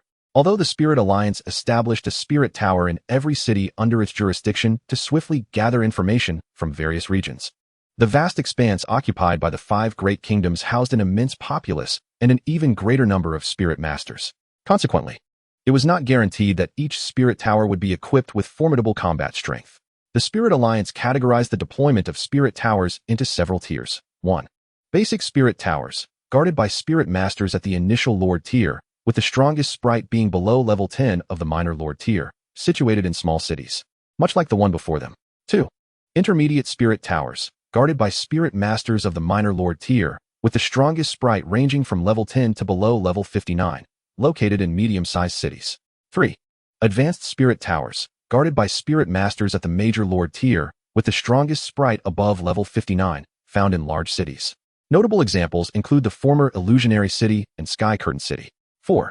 Super Spirit Towers, guarded by Spirit Masters close to the King tier or at the King tier, with the strongest sprite exceeding level 80 of the major Lord tier or below level 69 of the regular King tier. Situated in the capitals of various kingdoms, cities of extraordinary secret realms, and those with special missions, such as Linjiang City, Huangyan City, and the contemporary Sky Curtain City. Remarkably, the black smoke in this city began to dissipate rapidly under the onslaught of sprites, despite the absence of Lord-tier Spirit Masters. Xiao Jing, having gleaned information from Xiao Qiji earlier, swiftly grasped the situation. The explanation was straightforward. The pollution and isolating power of the black smoke emanated from the exterior inward. In other words, due to its primary focus on the Spirit Tower, the black smoke's effectiveness was ensured by bolstering its internal defenses, naturally diverting its external forces inward and significantly weakening external defenses. Once a powerful external force intervened, the equilibrium would be disrupted, shattering this isolating power. While every city suffered under the black smoke's relentless assault, the Spirit Towers and their masters were not idle. They employed their methods and powers to restrain the black smoke, preventing it from spreading too rapidly, thereby establishing a delicate balance in this power struggle. At that moment, when the balance was disrupted, the internal Tower Master unleashed a sudden surge of formidable Lord-tier spiritual energy, which, combined with the powerful offensive from his own Lord-tier sprite and 8 title-level sprites, swiftly caused the black smoke enveloping the city to retreat in disarray. Ultimately, under the combined efforts of the Spirit Masters within the city and the rescue team, all traces of the black smoke were eradicated. With a sigh of relief, the rescue team descended from the skies, landing before the Spirit Tower. The Tower Master greeted the rescuers with a smile, expressing heartfelt gratitude. Thank you all for journeying from afar to rescue us in Beichen. On behalf of the millions saved in our city, I extend my sincerest thanks. After bowing slightly, the Tower Master continued, You are too kind, my lord. We merely influenced the balance from the outside. Following a round of polite exchanges, they soon realized that there were no further threats within the city, prompting many teams to resume their rescue missions. Xiao Jing and his companions initially intended to depart, but at that moment, Xiao Jing suddenly sensed a fleeting wave, and with his innate sensitivity to spiritual energy, he immediately turned his gaze toward a certain direction in Beichen City. At the same time, Lang Qinghua also looked toward that area. What is it? Chapter 156. The Corrupted Crystal. The expressions of Xiao Jing and Lang Qinghua sharpened in unison, both fixated on a specific region of Beichen City. The others beside Xiao Jing exchanged puzzled glances, and one of the leading mentors, Wang Lin, inquired, What's wrong? Have you discovered something? After a brief exchange of glances, Xiao Jing and Lang Qinghua hesitated before revealing the unusual sensation they had just experienced. An anomalous fluctuation? Wang Lin's eyes narrowed sharply. An irregular occurrence is often a harbinger of trouble. This sudden wave at such a critical moment is clearly abnormal. However, The question arose, why were it two newly minted elite students who detected this, while the seasoned mentors Wang Lin and Kuinya, both late title level, remained oblivious? Even the Lord Tier Qi Luo was unaware. Indeed, during this rescue operation, Huangyan University had taken extraordinary measures to ensure the safety of 3 exceptionally promising students by assigning them 2 title-level mentors for guidance, both of whom were late-stage title-level experts. In Huangyan University, only those who achieved the title level could qualify for mentorship roles, a level of capability sufficient to establish first-rate families in the cities outside and assume the role of patriarch, save for the sheer number of family members. In the preceding batches of rescue teams, the highest combat strength, aside from these mentors, was merely that of mid-title level. Given the relatively mild pollution encountered, there was no need to deploy excessive combat power, which was better conserved for subsequent cities, particularly Sky Curtain City. The allocation of late title level experts, so close to the Lord tier, to such a location clearly indicated a heightened concern for the safety of Xiao Jing and his companions. Upon hearing Xiao Jing and Lang Qingguo's confident assertions, Qi Luo, Wang Lin, and Kuinya did not hesitate to allow them to lead the way for further investigation. In such circumstances, no new complications could be permitted to arise. When Xiao Jing and Lang Qingguo, guided by their acute sensitivity to spiritual fluctuations, led the group to their destination, Qi Luo was momentarily taken aback upon seeing the building before him. Why here? Noticing the puzzled gaze from Wang Lin, Qi Luo, as a Lord tier, exhibited no signs of dissatisfaction. Instead, he smiled slightly and introduced the site to Xiao Jing and his companions. You may not be aware, but the original urban planning for Beichen City was not intended as a trade hub.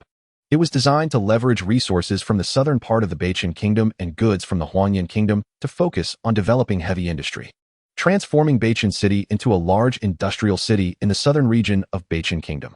Pausing momentarily, Qi Luo continued, regrettably, following the destruction of Illusionary City, the national policies of the Beichen Kingdom shifted dramatically.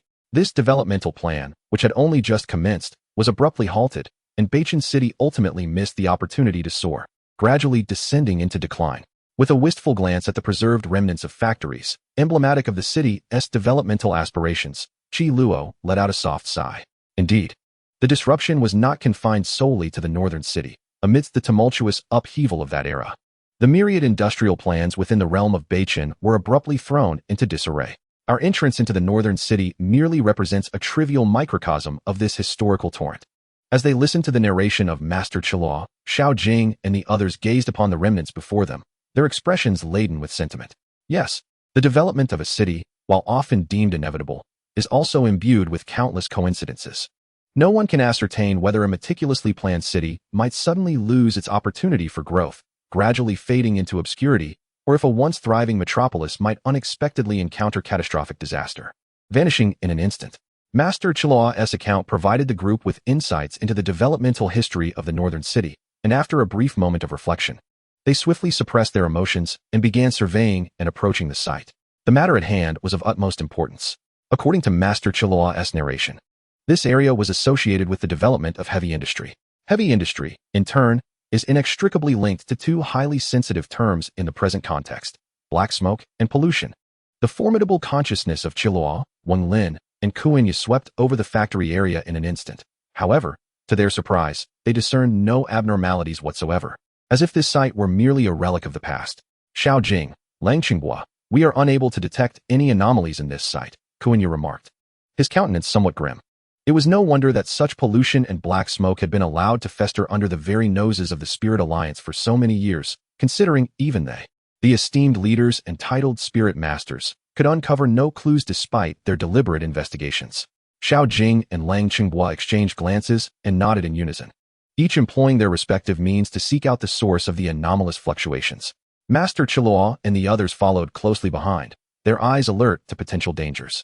Through the collaborative efforts of Xiao Jing and Lang Qingguo, their consciousness swept over the area repeatedly, soon leading them to their target. Found it. Under Xiao Jing's guidance, the group soon found themselves in a rather secluded section of the ruins, which appeared to be the drainage area of the site.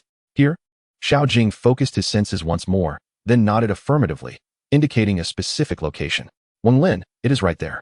The eyes of the others followed Xiao Jing's gesture, revealing a water pump partially embedded in the ground. Without hesitation, Wang Lin, Kuinya, and Qilua acted simultaneously, utilizing their formidable powers as spirit masters to obliterate the water pump in an instant.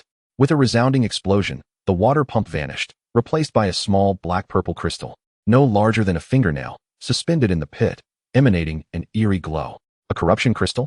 Wang Lin and the others exclaimed in astonishment, their expressions darkening abruptly.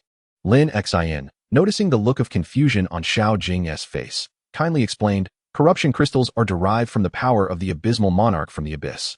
Anything contaminated by the abysmal monarch's corruptive power can yield this energy. Corruption crystals are the product of highly concentrated corruptive energy.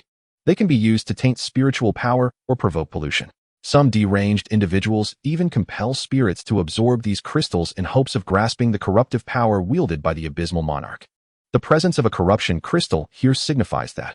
With Lin Xin's explanation, Xiao Jing grasped the implication of her words, and his expression darkened considerably. This indicates a collusion between illegal organizations and the abysmal monarch of the celestial tier within the abyss.